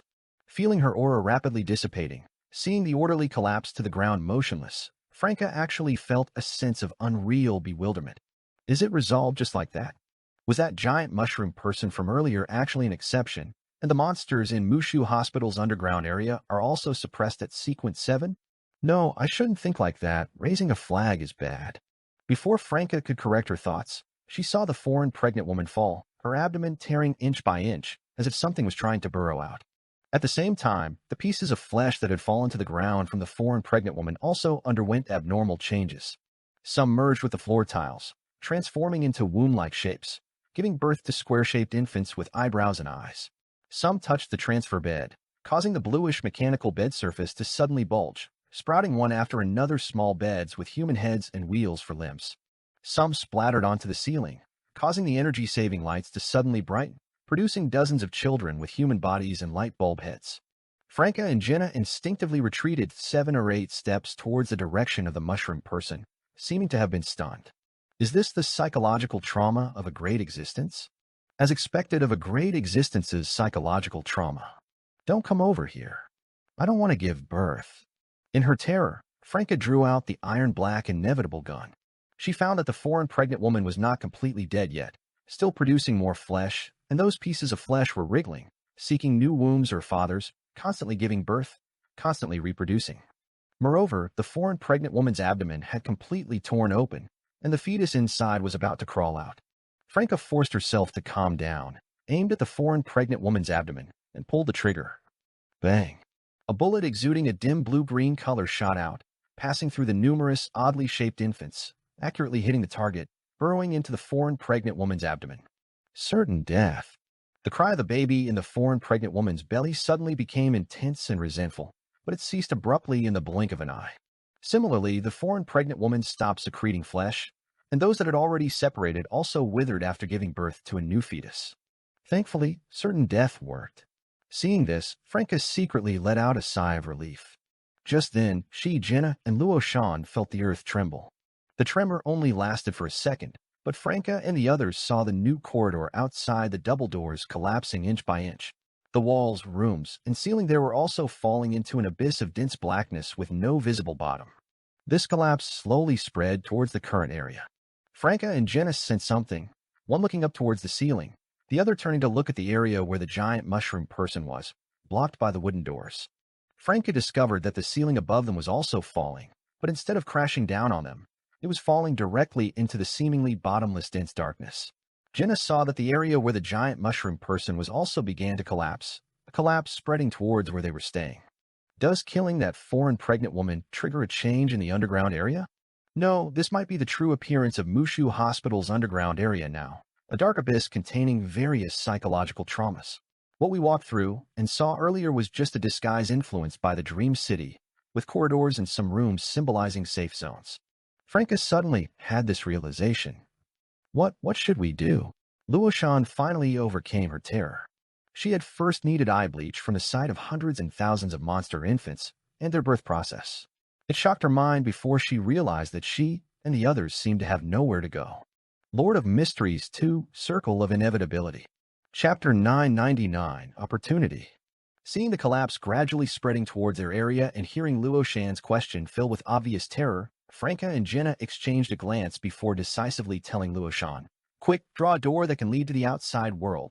Clearly, they could no longer continue forward to find the elevator lobby and emergency exits. Okay. Luo Shan nodded vigorously. She turned around, holding a pen in one hand and a pencil in the other, and began sketching on the wall. At this moment, Franca and Jenna noticed that the monster children born from the foreign pregnant woman and various objects were all surging towards them. They seemed to fear falling into the bottomless abyss and were desperately trying to avoid it, to the point of forgetting their goal of attacking enemies. Being close to Jenna and the others, the monster children quickly reduced the distance between them to 2 meters. Some of their eyes once again reflected the figures of Franca, Jenna, and Luo Shan, with their desire to attack growing fierce and violent. Just then, a thick ice wall appeared before them. A translucent layer of ice in the shape of a hemisphere enveloped Franca and the others inside. This was created by Demoness of Affliction, Jenna. Seeing the densely packed monsters, some square-shaped, some like small beds, some with light bulb-shaped heads, crawling on the surface of the hemispherical ice wall, trying various ways to break through this barrier, Franca felt her fear of clustered objects and humanoid creatures about to explode simultaneously. She condensed quiet and sinister demoness black flames around her, waiting for the moment the first layer of ice wall would shatter. In just 7 or 8 seconds, the beautiful crystalline ice wall made a crisp shattering sound under the attack of numerous monster children. Black flames quickly flew out from around Franca and Jenna, passing through the rapidly expanding cracks, igniting nearly 20 monster children. They burst into flames all over, wailing and rolling on the spot, obstructing many of their siblings' advance and igniting those around them. Seizing this opportunity, before the hemispherical ice wall completely collapsed, Franca and Jenna joined forces to create a second layer of ice wall, only 10 centimeters apart from the previous one. "It's done," Luo Shan's voice rang out. While continuing to delay the approach of the monster children, Franca and Jenna expectantly glanced at the pattern on the wall with their peripheral vision. It was a vivid door outlined by pencil marks and blue ink, with a door plate at the top bearing the numbers 1502. This was the door to Luo Shan's home, almost identical to what Franca and Jenna remembered, except for the color difference. The current one was closer to a sketch. Luo Shan pressed her thumb to the position corresponding to the door lock, making the fake door on the wall emit an unlocking sound. Then she turned the handle and pushed open the door she had drawn to her own home. The light behind the door was dim, outlining all the items in room 1502, but they appeared unusually illusory. As the illusion gradually solidified into reality, Luo Shan's joyful gaze suddenly froze. She saw her windows collapsing, her balcony collapsing, all of them falling towards an abyss filled with dense darkness. The door Luo Shan had drawn and the passage she had established also collapsed inch by inch, just like the surrounding environment. "It doesn't work," Luo Shan uttered, almost in a delirium. She turned her gaze, filled with undisguised despair yet brimming with hope, towards Franca and Jenna, hoping they could come up with a new solution. At this moment, the nearest collapse had already swallowed the original corridor, causing the double doors separating the 2 sides to sway and fall. This was already inches from Franca and company. Through the gaps between the monster children, Franca could see more clearly the bottomless dense darkness and something seemingly hidden in its depths. That figure, apparently wrapped in a robe, or perhaps the robe itself blown up by the wind. Even just vaguely glimpsing the outline from a distance, the fear in Franca's heart exploded without warning. The skin on her face became semi-transparent, and the flesh beneath began to writhe, as if it had gained a certain life of its own. Instinctively, reflexively, Franca averted her gaze, withdrawing her line of sight. She suddenly had a realization. What she had just seen was the thing Mr. Fool's subconscious, or the celestial worthy's subconscious, feared most, their strongest psychological trauma. It was clearly not subject to the dream suppression of power levels. If they couldn't escape and fell into the abyss along with a collapsing corridor, falling towards that place, death might be the gentlest and most beautiful outcome. Franca shook her head violently, shaking off the small amount of glue that was clouding part of her thoughts. As Jenna used a third layer of ice wall to block those monster children, she took out the ice amulet and a mirror. She said to Jenna and Luo Shan, "We'll go through the mirror world." No matter how terrifying the hidden dangers in the mirror world are, they can't be more horrifying than the psychological trauma at the bottom of this abyss. Of two evils, choose the lesser. Okay. Jenna didn't object, and Luo Shan, lacking experience, chose to trust her two companions. The ice amulet in Franca's hand rapidly lit up with a crystalline glow. The next second, Franca found that the glass surface of the mirror had somehow already turned pitch black, as solid as rock, impenetrable. We can't get in, it's different from before the collapse. Franca felt a surge of uncontrollable despair. Were they really going to fall into that bottomless abyss and face the strongest part of a great existence's psychological trauma? Can't get in. Jenna's action of shooting demoness black flames to ignite the monster children noticeably slowed for a second. Luo Shan was suddenly dumbfounded, her mouth half open as she said, "Is there really no way at all?" Hearing these words, Jenna gritted her teeth and created another hemispherical ice wall. The surface of the ice wall was quickly covered with various monster children, densely packed, now less than a meter away from Franca and the others. The collapse of the corridor had also reached this area. Franca's thoughts raced, her eyes flickering twice as she said, "I still have a way." As she spoke, she took out the black eyeball left behind by the reanimated corpse Panatia and other supplementary ingredients from her traveler's bag. "I'll advance to demoness of despair now. It's perfect timing. I've been using disease to secretly influence the monsters in this corridor, which can save a lot of time." The monster children crawling all over Jenna's ice wall and their companions behind were all within 3 meters of Franca, numbering close to 1,000.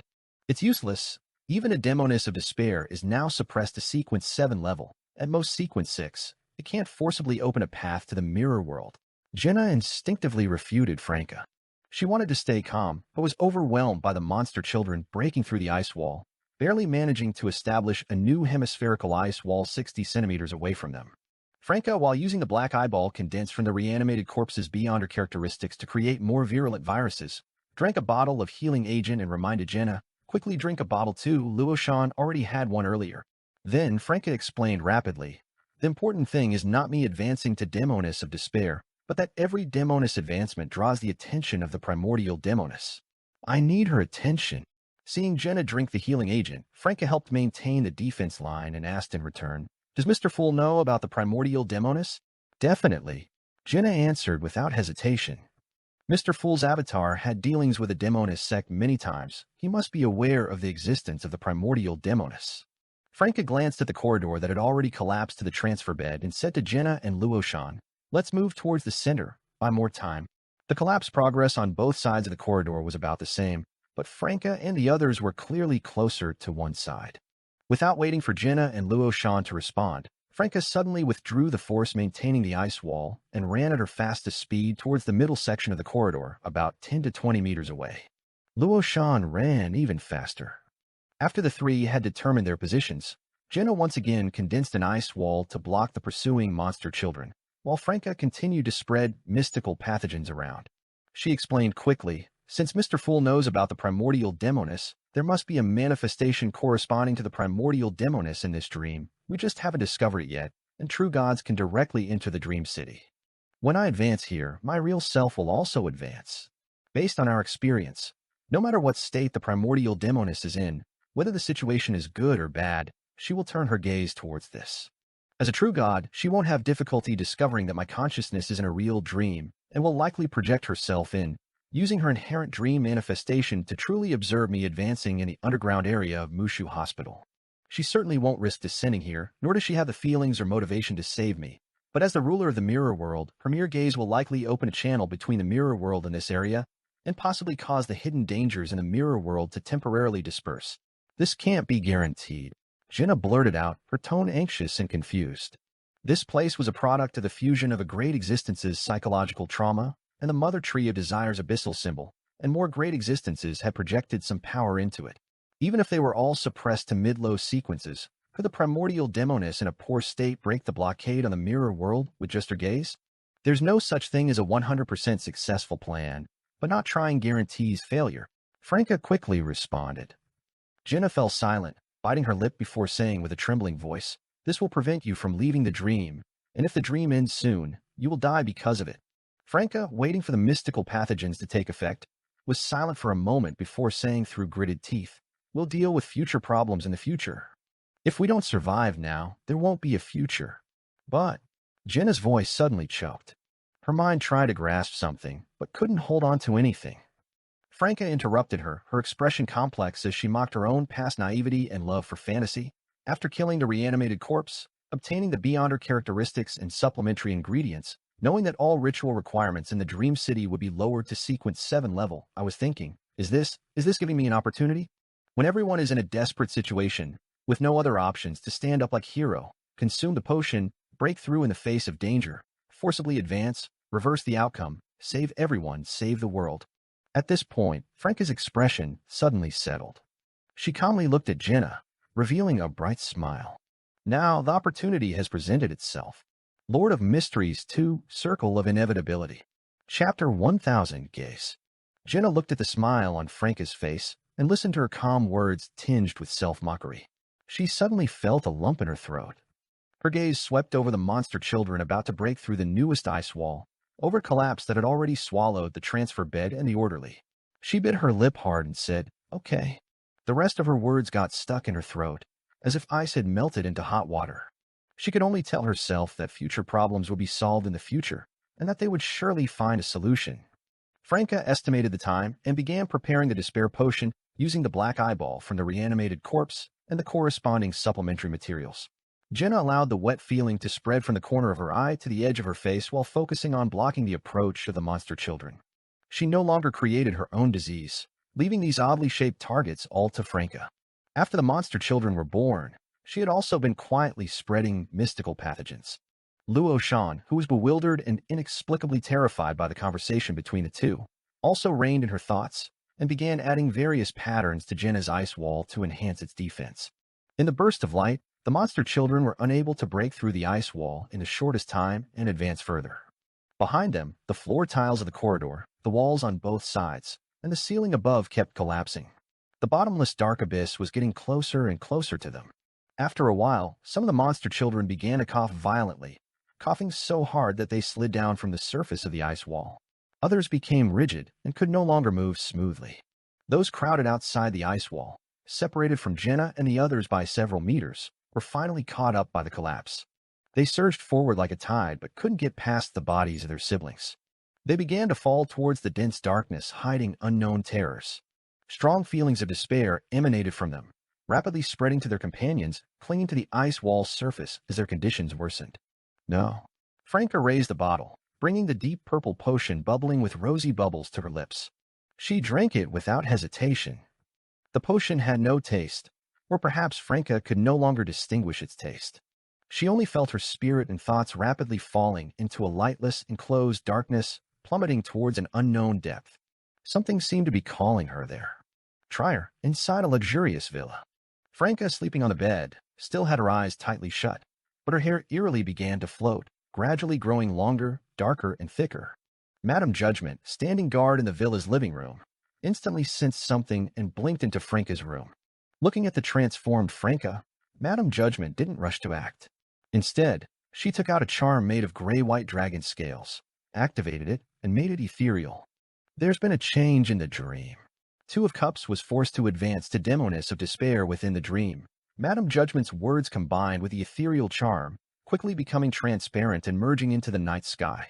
At this moment, Madame Judgment felt a certain gaze, a gaze from the traveler's bag, from an unknown place, a gaze upon Franca.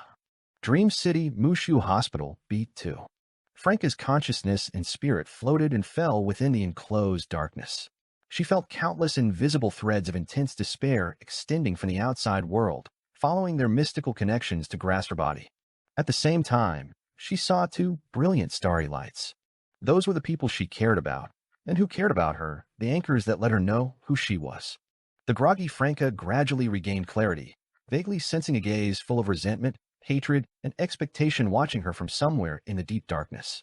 Suddenly, her traveler's bag outside the spiritual world began to vibrate, a vibration she could clearly perceive. It was the primordial demoness figurine carved from white bone that was noticeably trembling. At the same time, Franca discovered an indescribable gaze from above directed at her, penetrating through layers of mirror worlds. Her hair instantly turned completely black, floating in the air like tentacles, with her tips swelling into spheres, as if about to open into numerous eyes. Franca's face became even more beautiful, emanating a charm that even made Luo Shan, a girl who preferred the opposite sex, unable to look away, her heart pounding, like a moth throwing itself into the fire. Franca struggled to open her eyes and spoke in a voice that seemed to pluck at the strings of the soul. "It's done." Jenna stopped maintaining the ice wall and activated the ice mirror charm she had been holding. In the crystalline light, she felt the surface of the mirror in her other hand ripple with a faint glow, losing its rock-solid texture. They really could pass through and leave via the mirror world. The barrier had been broken. Moreover, Jenna discovered that the dangers previously hidden in the mirror world had also disappeared. This was beyond her expectations. She had originally thought that the primordial demoness gaze could break through the obstacles and connect to the mirror world, which would have been impressive enough. She never imagined it could actually dispel the hidden dangers. This was also Franca's confusion. She struggled to tell Jenna and Luo Shan, "Both of you, go first." She was still fighting against the potion's impact, transforming her body, and temporarily unable to move. If the mirror world hadn't suppressed this advancement to sequence 7 level, she wouldn't even have been able to speak at this stage. Jenna didn't hesitate. She gave Franca a deep look, grabbed Luo Shan's arm, and plunged into the compact mirror in her hand. The compact mirror then fell to the ground as the surrounding ice wall completely collapsed. However, the monster children closest to Franca had all been infected with severe illness and were no longer able to approach or attack. In the mirror world, Jenna led Luo Shan through a surreal tunnel, heading towards a corresponding mirror guided by their spirituality. In the blink of an eye, they reached a new area behind the mirror, able to leave the current world. Jenna suddenly sensed something and turned her head to look into the depths of the mirror world. It seemed that some dangerous entity had awakened slightly there, instantly filling the entire mirror world with a sense of terror. Silently, the mirror world completely collapsed. "Franca!" Jenna's pupils dilated as she softly called out her companion's name. The scene before her eyes meant that Franca would temporarily be unable to escape via the mirror world, and by the time the mirror world recovered, the primordial demoness gaze would likely have ended, and the force isolating the inside from the outside would reappear. Blood trickled from Jenna's lips as she endured the pain invading her mind. Before the terrifying collapse of the mirror world could rapidly spread to them, she pulled Luo Shan and emerged from the mirror's surface. She knew that blindly returning would only lead to them getting lost in the spatio-temporal turbulence deep in the mirror world, which would be of no help in rescuing Franca. She planned to go to the first floor of Mushu Hospital and take the elevator back to the underground area. At this moment, Franca, still in the process of advancing, also discovered the collapse of the mirror world. She then felt violent tremors like an earthquake at the bottom of the dark abyss. It was as if certain entities hidden in the dark abyss had been stimulated by the collapsing force of the mirror world and were reacting. With these tremors, the corridor beneath Franca's feet that had not yet been affected by the collapse suddenly gave way, carrying her and hundreds of monster children into the bottomless dark abyss. Damn it, Franca hadn't expected this development. The despair of those monster children became even more intense, solidifying into substance. Franca was also uncontrollably enveloped by the emotions of despair. This helped her through the final stage of her advancement, causing her floating thick black hair to fall back around her, no longer abnormal, and restoring some of its flaxen color. Gritting her teeth, Franca used the demoness featherfall technique to slow her descent, allowing her some degree of control. She chose to move away from the intense psychological shadow she had sensed earlier, that thing resembling a giant shroud, which would surely make her wish for death. She drifted towards other areas, taking a gamble. What if the psychological traumas in other parts of the abyss, though intense, aren't fatally dangerous? As a human, one must hold on to some hope, not give up entirely and fall into complete despair. Jenna emerged from the metal mirror surface of the elevator lobby doors with Luo Shan, immediately seeing the female version of Lumian, who had just lifted her gaze from the shaking ground. She wasn't surprised to see Lumian here and blurted out, "Franca is below, not at B1. The mirror world has collapsed." Lumian's eyes instantly narrowed. He didn't ask for details but said directly, "Go to the emergency center and find Zhou Rui. See if you can get him to help and go to the underground area. As for the rest, leave it to me. I'll handle it." Zhou Rui is at Mushu Hospital now. Both Jenna and Luo Shan were shocked. Before Jenna could speak, Lumian added in a deep voice, "I had anticipated scenarios where we might have to enter the bottom of Mushu Hospital to attempt sabotage and made some preparations. Everyone has their own task. Finding Zhou Rui is equally important." As he spoke, Lumian had already reached the elevator and pressed the down arrow. Jenna's vision suddenly blurred. She didn't stubbornly insist, but gave a terse response and pulled Luo Shan towards the emergency center. She knew they couldn't put all their eggs in one basket. She knew she couldn't be selfish now. She knew that without godhood, even if she went to the bottom of Mushu Hospital, she probably couldn't be of much help and might even burden Lumian and Franca. She wished she didn't know these things. At this moment, she felt her own weakness due to the intense pain, and because of her weakness, she felt even more pain, giving rise to an extreme desire and motivation to change the situation. Her affliction potion was fully digested. Lumian entered the elevator and pressed the B2 button. As the elevator began to descend, Lumian looked at his stunningly beautiful reflection in a metal mirror surface with a grim expression. When the elevator stopped and the doors opened, he quickly stepped out and looked towards the area outside the elevator. What met his eyes was a darkness as black as an abyss with no visible bottom. Lumian's gaze instantly froze.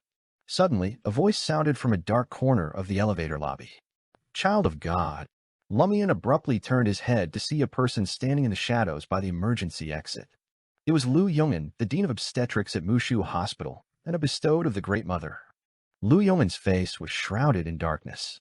She looked at Lumian and said in a low voice, "To save someone from there, one can only beseech the Mother's help."